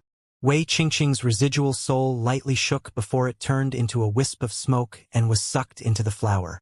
The petals of the flower, in the blink of an eye, closed up and had once again returned to a flower bud. However, it was now emitting a weak azure splendor. "Thanks to you, we were able to save another fellow Taoist." Ding Yin patted Liao's shoulder and said with relief. When Liao returned to the medical treatment tent, Guanxiong had already left. However, he had left a jade chip behind. Just as Liao lightly touched it, Guanxiong's heroic voice resounded in his mind. "Little brother, old Guan is going to return to the Mountain Sea sect to recuperate. Ha ha ha. After I have completely recovered, I will come and look for you at the Grand Desolate War Institution. At that time, we will have a blast. You have just entered the world of cultivation, so you are still a newbie who knows nothing at all. In this jade chip, there is something that will be very helpful to you. As soon as you can, install it into your crystal processor. But you need to find a crystal processor with strong computational power." Upon inspecting the jade chip carefully, Liao discovered that what was stored inside was an extremely huge and immensely dense structure of telepathic thoughts which could not be understood using his brain alone. What kind of telepathic thoughts are these? Liao became extremely curious. He immediately started up his crystal processor and inserted the jade chip. The telepathic thoughts were copied inside the crystal processor. These telepathic thoughts were as vast as the sea. It took more than 10 minutes to completely copy them. Opening the virtual keyboard, Liao launched the telepathic thoughts. Creak, creak, creak. The crystal processor suddenly let out ear-piercing noises. Every one of its components was overloaded. Each crystal embedded inside the crystal processor was flickering. It appeared that the crystal processor could not withstand the powerful impacts contained in the telepathic thoughts. Only after 5 minutes were the telepathic thoughts completely running. After the telepathic thoughts installed inside the crystal processor were completely launched, they had actually used up 3/4 of the computational power of the crystal processor, causing the crystal processor to become extremely hot and incomparably slow. These telepathic thoughts are so powerful. Liao was shocked. Although his crystal processor was not some high-end stuff that cost $1 million, it had still been specially modified. Its computational power was far more than any ordinary personal crystal processor. For this crystal processor, running some huge telepathic thoughts was simply as easy as blowing dust, and its computational speed was as fast as lightning. However, Liao didn't expect that these telepathic thoughts would cause his crystal processor to be like an old bullock pulling a broken cart that was panting at every step. Liao carefully observed and found a small icon that was displaying a flying sword soaring amidst the clear blue sky at the center of the hologram, underneath which were 4 words, Heaven Origin Cultivators Nexus. Liao lightly tapped the virtual keyboard and launched the mysterious website. Creak, creak. The crystal processor was once again wailing from overloading. Apparently, it would be best for him to upgrade its configuration after returning. Only then would it be possible for it to run as fast as the wind. Beep. Scanning telepathic thoughts. Your crystal processor does not meet the standard requirements to run the Heaven Origin Cultivators Nexus. Closing some of the abilities so as to start at the lowest settings. If you want to launch the complete abilities of the Heaven Origin Cultivators Nexus, it is recommended that you upgrade the crystal processor. The configuration is as follows. If you want to launch the complete abilities of the Heaven Origin Cultivators Nexus, it is recommended that you upgrade the crystal processor. The configuration is as follows. A sweet and tender female voice came. As Liao swept a glance, His eyes were suddenly transfixed. What's the bloody backing of the Heaven Origin Cultivators Nexus? Its configuration requirements were too high. Even if I bought crystal processor components to assemble, just the standard configuration would cost me $3,000 to $5,000. If it was the top configuration that gave the best experience, without a couple $1,000,000, it would simply be impossible. It seems that being a cultivator is not that easy.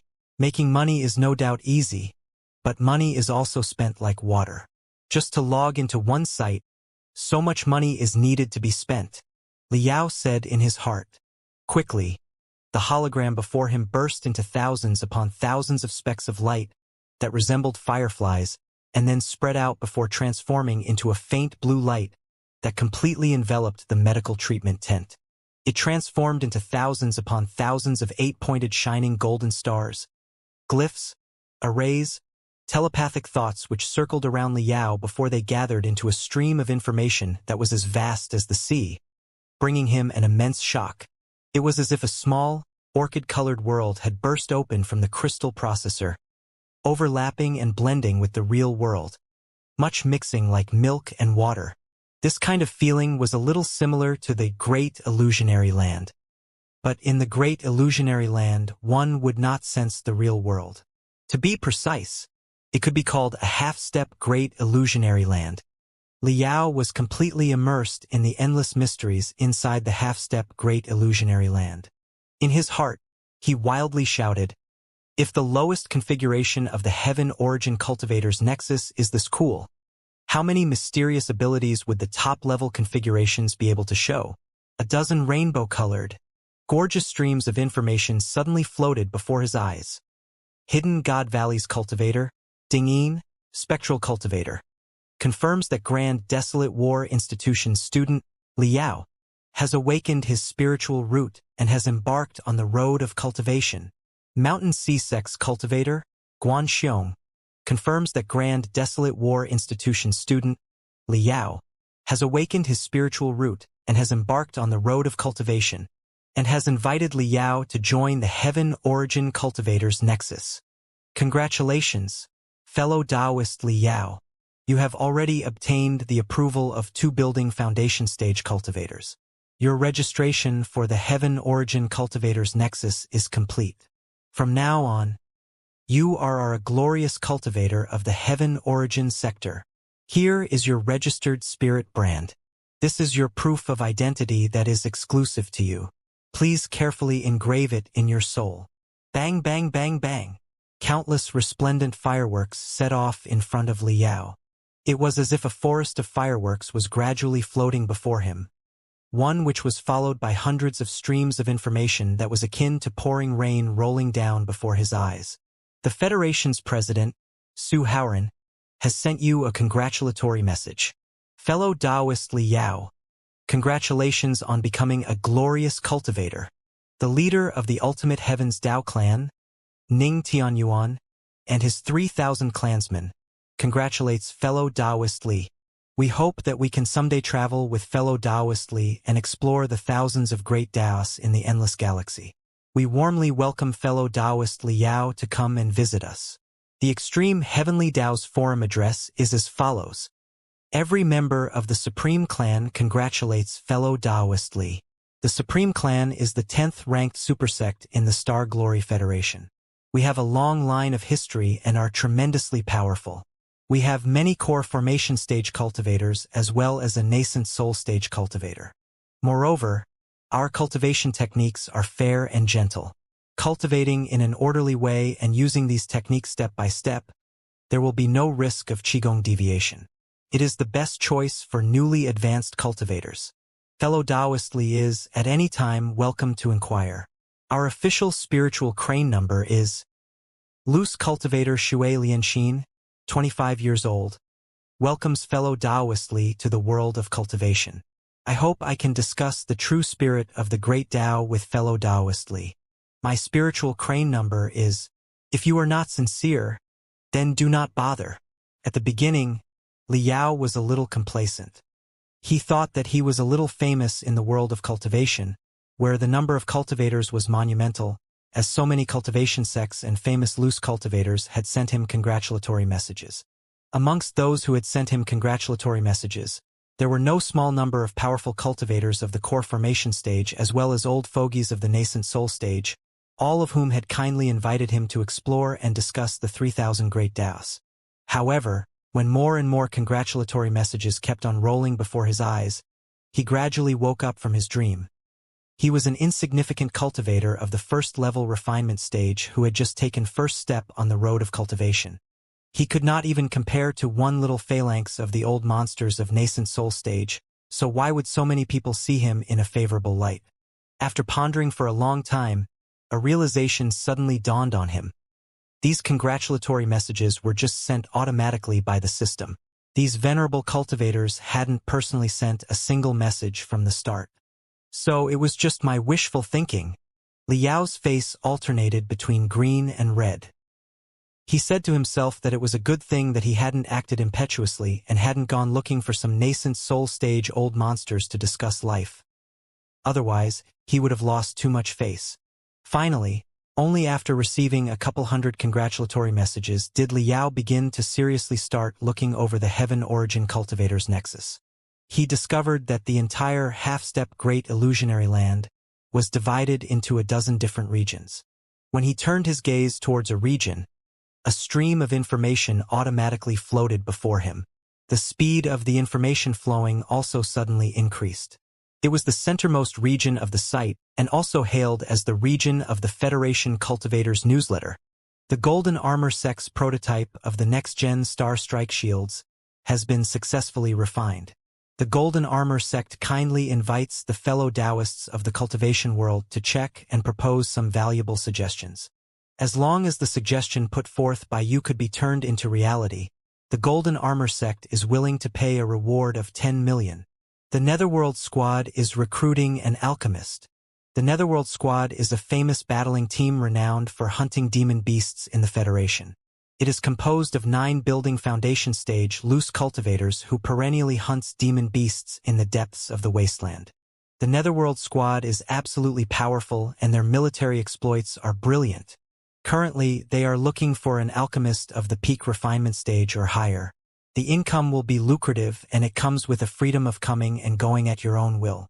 Once you have officially joined, you will also receive a top-grade beast core. Wasteland Battlefield Report. The famous demon beast hunter, Fiend Blade Peng Hai, had encountered 2 high-level demon beasts during his most recent hunting mission. After fighting with each other at close quarters, both parties had sustained serious injuries. But in the end, Peng Hai was successful in killing them. Currently, we only know that one of the demon beasts was a great wilderness snake, whose beast core is extremely beneficial to core formation stage cultivators. The species of the other demon beast still remains unknown. However, after this battle, Fiend Blade Peng Hai has reaped a bountiful harvest and has advanced by leaps and bounds, firmly standing at the peak of the building foundation stage. With time, he can refine the great wilderness snake's beast core and very likely become one of the youngest core formation stage cultivators in the Federation. Latest news: in the starlit night, Fiend Blade Peng Hai has quickly set out to return to the Crimson Nimbus Sect headquarters, located in the Floating Spear City, where a press conference is going to be held to officially announce that he will be leaving the Crimson Nimbus Sect. Peng Hai will be leaving the Crimson Nimbus Sect and will be becoming a loose cultivator. Because Peng Hai's contract period with the Crimson Nimbus Sect hasn't yet expired, Peng Hai will be paying as much as 2 billion in liquidated damages for this decision. The current market remains calm, as the Crimson Nimbus Sect's shares only fell by 0.8% and have firmly remained at that level. Multiple cultivation sects have sent invitations to Peng Hai.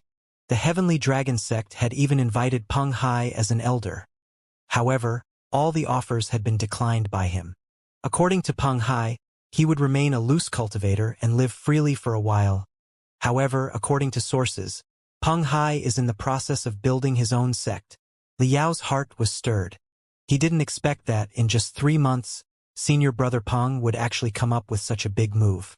In response to a thought of his, The news related to Peng Hai leaving the Crimson Nimbus sect suddenly zoomed in as a live video of the press conference also appeared. He saw Peng Hai with a smile hanging on his face calmly sitting behind a long table. And next to him sat a horse-faced, ashen old man. The old man wore a bluish-white robe with his cuffs decorated with flames. This was the uniform of the Crimson Nimbus sect's clansman. From the 7 blooming flowers of burning flames embroidered on his chest, he should be an elder of the Crimson Nimbus sect. A swarm of people sat in front of the table, creating a lively atmosphere. They were all reporters who desired to see the world plunge into chaos. Fiend Blade Peng Hai smiled and said, "Ladies and gentlemen of the media world, please be patient. This Peng has chosen to leave the Crimson Nimbus sect not because of some dissatisfaction with the Crimson Nimbus sect, nor was it because of conflict with someone, but rather it was just because this Peng had recently hunted 2 high-level demon beasts and had acquired some precious materials, including an immensely precious beast core. Now, this Peng will be spending all his energy and attention to refine the beast core to advance to the core formation stage. I am afraid that I will not have time to manage the affairs of the sect. And on one side, continuing to remain in the Crimson Nimbus sect is unfavorable for my cultivation, and on the other, reaping all the benefits without doing anything will make me irresponsible towards the Crimson Nimbus sect. Ha ha ha, that's why I will be taking my leave. There will be ample time in the future. It's as simple as that." Peng Hai! Peng Hai! The reporters struggled with each other to get ahead. A reporter jumped up and shouted, "Peng Hai? Rumor has it that your mentor, Sun Biao, had recently received an anonymous disciple by the name of Li Yao, and your relationship with Li Yao is also very deep. It is also rumored that you have also personally assisted him in training. Everyone in the Floating Spear City knows that there is some conflict between Li Yao and the Crimson Nimbus sect. Does this have anything to do with you leaving the Crimson Nimbus sect?" Li Yao was surprised for a moment. He had never thought that it could be related to him. It was truly unexpected. Peng Hai's smile turned a little stiff, while the Crimson Nimbus sect elder sitting beside him coldly snorted and said, "Are you really a reporter? Without any solid evidence, how can you say such nonsense?" Student Li Yao was once a student of Crimson Nimbus Second Senior High School. Although he had later transferred for an unspecified reason, he is still going to be the pride of the Crimson Nimbus Second Senior High School. If we truly had some contradictions, do you think everyone would ever be able to know? The purpose of fellow Taoist Peng leaving the Crimson Nimbus sect is very simple. He needs to devote his heart and soul to advance to the core formation stage. Since he had paid 2 billion in liquidated damages in accordance with the contract, what else is there to be said? All the clansmen of the Crimson Nimbus sect wholeheartedly wish for fellow Taoist Peng Hai to be able to successfully advance to the core formation stage. Peng Hai nodded and said, "Elder Ma is right. In the few years that I have been with the Crimson Nimbus sect, I have gotten along very well with everyone from both the upper echelons as well as the lower echelons in the Crimson Nimbus sect. Although I will be leaving, my heart is still with the fellow Taoists of the Crimson Nimbus sect. Someday, if I luckily advance to the core formation stage, there will be plenty of opportunities to cooperate with the Crimson Nimbus sect. So, ladies and gentlemen, please don't make any random speculations." Peng Hai! Another reporter stood up. "Rumor has it that you will be establishing your own sect. Is it true?" Peng Hai slightly smiled. "Let's talk about it when I have successfully advanced to the core formation stage." Li Yao closed the video and heaved a long sigh. Who would have known that senior brother Peng would be so formidable? In just the span of 3 months that I have not seen him, he had already hunted 2 high-level demon beasts and acquired a beast core. Not only had he consolidated to the peak level of building foundation stage, he also has a chance to advance to core formation stage. Once he successfully advances and forms the golden core, he would be a celebrity in the cultivation world. Afterwards, establishing his own clan and founding his own organization would be a cinch. However, I will not lose to him. I have already embarked on the road of cultivation. Sooner or later, I will catch up with senior brother Peng's steps. Li Yao collected his thoughts and continued browsing the rest of the forums of the Federation Cultivators Nexus. He discovered that the Federation Cultivators Nexus was a huge exchange platform for cultivators. In some of these forums, cultivators could exchange magical equipment, medications, heaven and earth treasures as well as demon beasts materials. They could either directly exchange with each other or use the auction mode. Whereas some of the forums were especially for the abstruse cultivation problems where the cultivators could discuss profound mysteries. There were a vast number of special terminologies as well as lengthy spiritual energy conversion formulas, which upon looking, caused Liao to feel dizzy. He truly didn't know what to make of them. There were also forums where a lot of cultivators could gather, form hunting squads, and hunt demon beasts anywhere in the wasteland. In short, anything that a cultivator could think of that was required for their cultivation career could be found here. After browsing for a long time, Liao discovered that a vast majority of the forums needed high privileges and only then could one participate. In some forums, not to mention entering, he couldn't even take a look. They were all sealed up with restriction spells. The only thing completely open for him was just a section called Beginner's Guide. Liao focused his mind on the two words Beginner's Guide. A resplendent and colorful radiance bloomed before his eyes before a bearded, sage-like old man dressed in a Taoist robe soon appeared, smiled at him and said, "Hello, fellow Taoist Liao. I am a cultivator's assistant, automatically generated by the system. I am also your exclusive guide who will give you a detailed explanation of the elementary knowledge of the cultivation world. I will help you incorporate into the immensely mysterious and wonderful world of cultivation as soon as possible." "Oh!" Liao nodded his head and said unenthusiastically. The Taoist-robed old man scanned him from top to bottom, then suddenly said, "According to past experiences, I should change my appearance in order to make you more enthusiastic." As his voice faded away, the Taoist-robed old man's figure suddenly shone with a brilliant radiance as a mass of feather-like white light surrounded him. After a moment, the white light truly congealed into a 30 to 40-year-old beautiful woman who was wearing a snow-white Taoist robe. The beautiful woman still looked attractive and had a particularly voluptuous figure. Although she had a solemn and absolutely stern look, her eyes were sparkling. There was even a sliver of desire flickering in the depths of her eyes. Her eyes coupled with her feather-white, long-slit Taoist robe, her revealing soft and tender bust, and her partly hidden and partly visible smooth as jade slender legs, gave her a noble and unsullied yet seductive, sacred yet provocative look.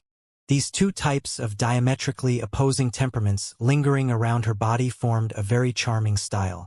Liao's face, all of a sudden, flushed red. The beautiful woman pursed her lips into a charming smile and said in a gentle tone, "According to past experiences, this appearance can elevate the learning efficiency of a newly advanced male cultivator by 21%. However, if fellow Taoist Liao has some other preferences, please do tell. In my memory, there are over 100 skins. Whether it is a robust man, a young girl, or even a long-tailed succubus, I can freely change to anyone." "No need, this is fine," Liao hastily said. The beautiful woman lightly smiled and said, "All right, since student Liao likes this appearance, then we can begin. According to the Federation's policy, I must first explain to you the—" Liao was a little perplexed. "Do the cultivators also need basic laws?" The beautiful woman nodded and said in a natural manner, "That's a given. Our Star Glory Federation is governed by laws where all men are equal. Regardless of whether it is the ordinary people or the cultivators, in front of the law, everyone is treated equally. However, as cultivators are too strong, the slightest of mistakes could cause irreparable damages. So a set of laws were specially constructed for them. Some of the most basic rules and law are to be told to the newly advanced cultivators, lest they create some trouble unknowingly. If in a 1 in a million chance they took the path of evil, it would be irreparable. Even if we wanted to cry, we would not be able to." "I guess that's right." Liao touched his head as he agreed with the argument given by the cultivator's assistant. With just a casual wave of their hand, a powerful cultivator could blast apart a building, raise a city, and cause mayhem. Their destructive capabilities were 100 times stronger than that of a T-Rex. If they weren't bound by a set of laws, then the world would have already plunged into chaos. If there were no laws in the cultivation world, perhaps the world would have forever remained in the medieval era where the strong devoured the weak, making it impossible for it to have developed into the current civilized society. Suddenly, Liao felt a cool and refreshing feeling burst forth in his brain as numerous streams of information, akin to streams of water, plunged into his neural field. These streams of information, to be precise, were a total of 700 articles on the telepathic thoughts transmission. Liao clucked his tongue in wonder.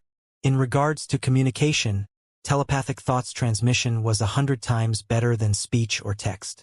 For instance, if speech was used for communication, let's say between Xianxia and Li Si, where Xianxia said, "I just had lunch," Li Si could at most know that Xianxia had lunch, only this information. He would be unable to grasp any more details.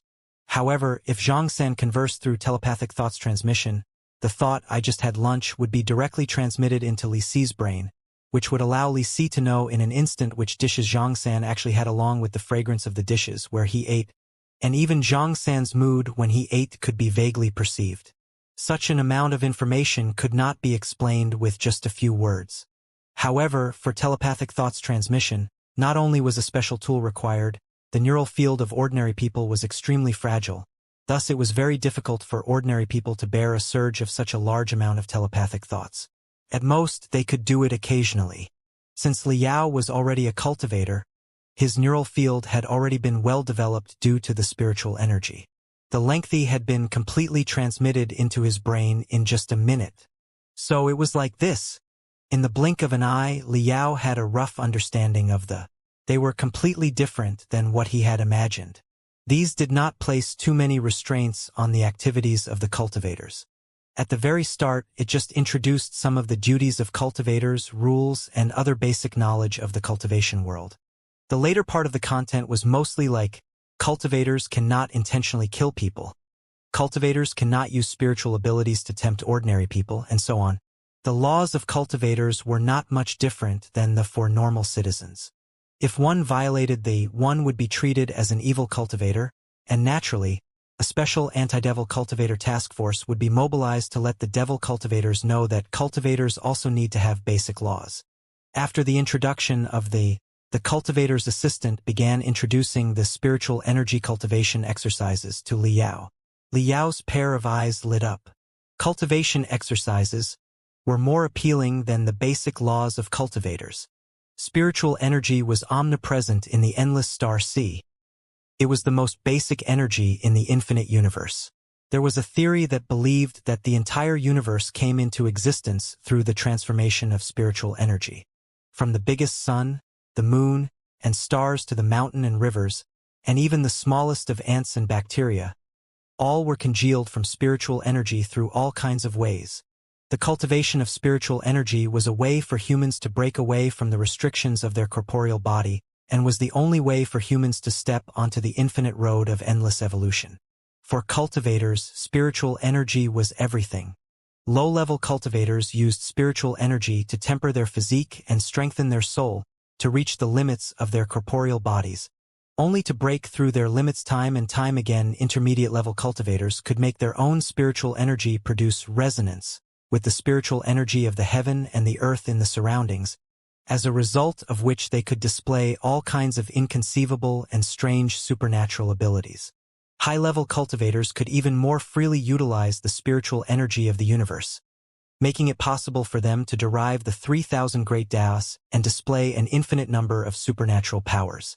According to legends, high-level cultivators with the deepest of cultivation could even completely transform their own body into a spiritual energy form and become one with the spiritual energy of the universe. They could even open a small universe of their own.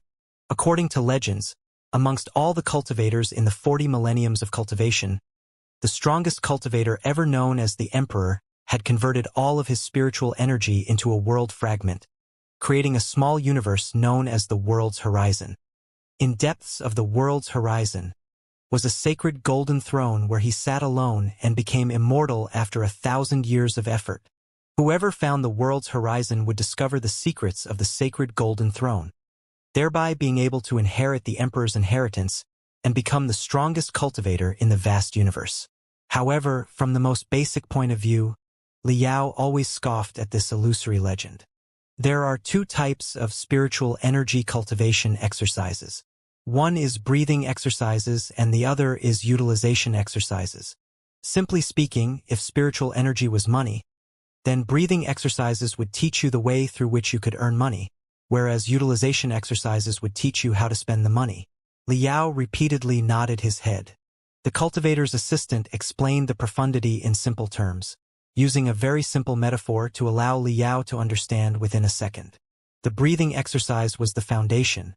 If one learned a good breathing exercise, one could breathe in more spiritual energy of the heaven and earth. You could say it would be like a human who had earned a tremendous amount of money but was still afraid he would be unable to learn how to spend. Even if they didn't learn how to spend, he could still convert all his money into coins and smash his opponent to death. Of course, it was not so easy to make money. In normal circumstances, everyone's talent was just about the same, and at the same level their spiritual energy reserve was also roughly the same, so one must find a way to utilize it more than anyone else, or in other words, spend more money than the others. When utilizing, it was also quite possible to win big using a small amount of effort.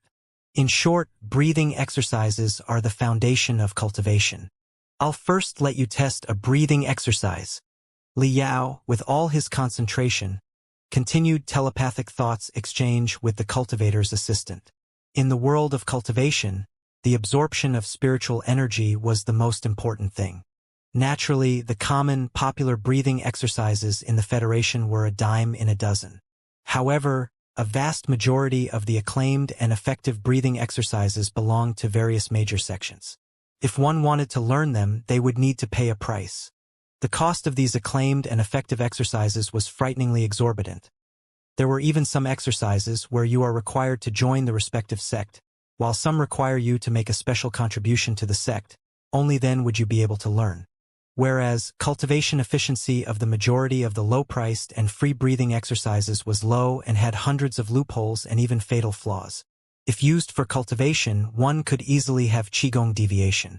Cultivators who released these free-breathing exercises did so in order to find someone who would act as their guinea pig, helping them test these breathing exercises for free. Contrary to their low price, some breathing exercises were of good quality and had high efficiency to absorb spiritual energy, and were even especially taught by famous masters who would not take any sort of payment. These acclaimed masters would even send a variety of strengthening agents and auxiliary magical equipment in order to help the cultivators cross the threshold. The cultivator's assistant told Liao that whenever he found such breathing exercises, he must check again and again, and he must be careful not be swindled and choose appropriate exercise, lest he picks the wrong exercise which would ultimately doom him. The breathing exercises themselves often don't have any problems, and they were indeed genuine goods and were even sold at a loss. But they have one fatal problem: they have poor compatibility. After cultivating using these kinds of breathing exercises, one needs to follow up with a higher subsequent breathing exercise and would even need to practice a compatible supporting utilization exercise. You are also unable to change it to another exercise. For example, there is a very popular breathing exercise called available on the net. It is released by the cultivation sect called Five Tiger Clan and could be downloaded free of cost. Moreover, the Five Tiger Clan would even regularly hold seminars and training camps and would teach the to cultivators free of charge. Many cultivators who are looking for cheap exercises would spend a large amount of time and energy, and sure enough, they would finally be successful in practicing the. However, therein lies the problem. The free-to-download version of the is incomplete and only has the first 7 stages. For the later 7 stages, you would have to purchase them, and the cost is even higher than the complete breathing exercise released by other sects. This is still nothing because the compatibility is poor. After cultivation, you will find that it is simply incompatible with the utilization exercises of other sections. You could only choose to train in and other utilization exercises provided by the Five Tiger Clan. By then, you will have only 2 choices. 1, you can choose to enter the Five Tiger Clan, and 2, you can spend an exorbitant sum to buy the utilization exercises from the Five Tiger Clan. At that time, you would be nothing more than a fat sheep waiting to be slaughtered by the Five Tiger Clan again and again. If you don't want to choose these 2 roads, You could only choose to disperse your cultivation and make a fresh start to practice another breathing exercise. However, dispersing your cultivation is equal to wasting the large amount of time and energy that you have spent in cultivation. Moreover, a little carelessness will damage your spiritual root and meridians, which is extremely unfavorable for future cultivation. Many cultivators, upon this point, would be in dilemma. It would be too late to regret, and you would be unable to go back. By relying on this kind of sinister method, the Five Tiger Clan, in just a short span of 10 years, became one of the most powerful sects in the Federation, whose current population is monumental from an unknown little sect. Although the sect doesn't have many experts, they have a large number of low-level cultivators who have either been deceived and unwillingly joined them or joined them because of their clever words. Over time, like little drops of water forming into a mighty ocean, they have become an influence that cannot be underestimated. The behavior of the Five Tiger Clan does not violate the. On their download page, the features of the have also been specified. Thus, if one paid enough attention, no new cultivator would be fooled. The cultivator's assistant, while speaking, opened the download page of the and opened the term and conditions. Sure enough, a paragraph was mixed in among a big article written in dense, ant-like, small characters. This exercise is created by the previous leader of Five Tiger Clan. It may be incompatible with other sects' exercises. Fellow Taoists, please exercise caution.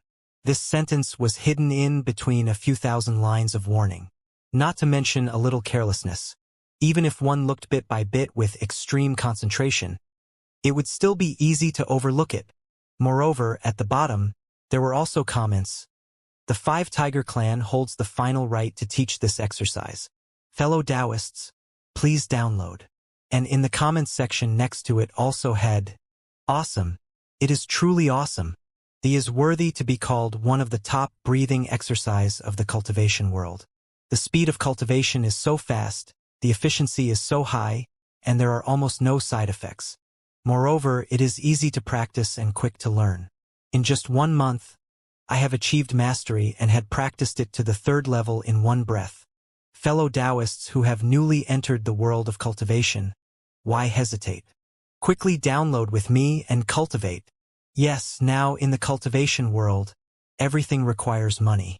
All the cultivation sects only have money in their eyes.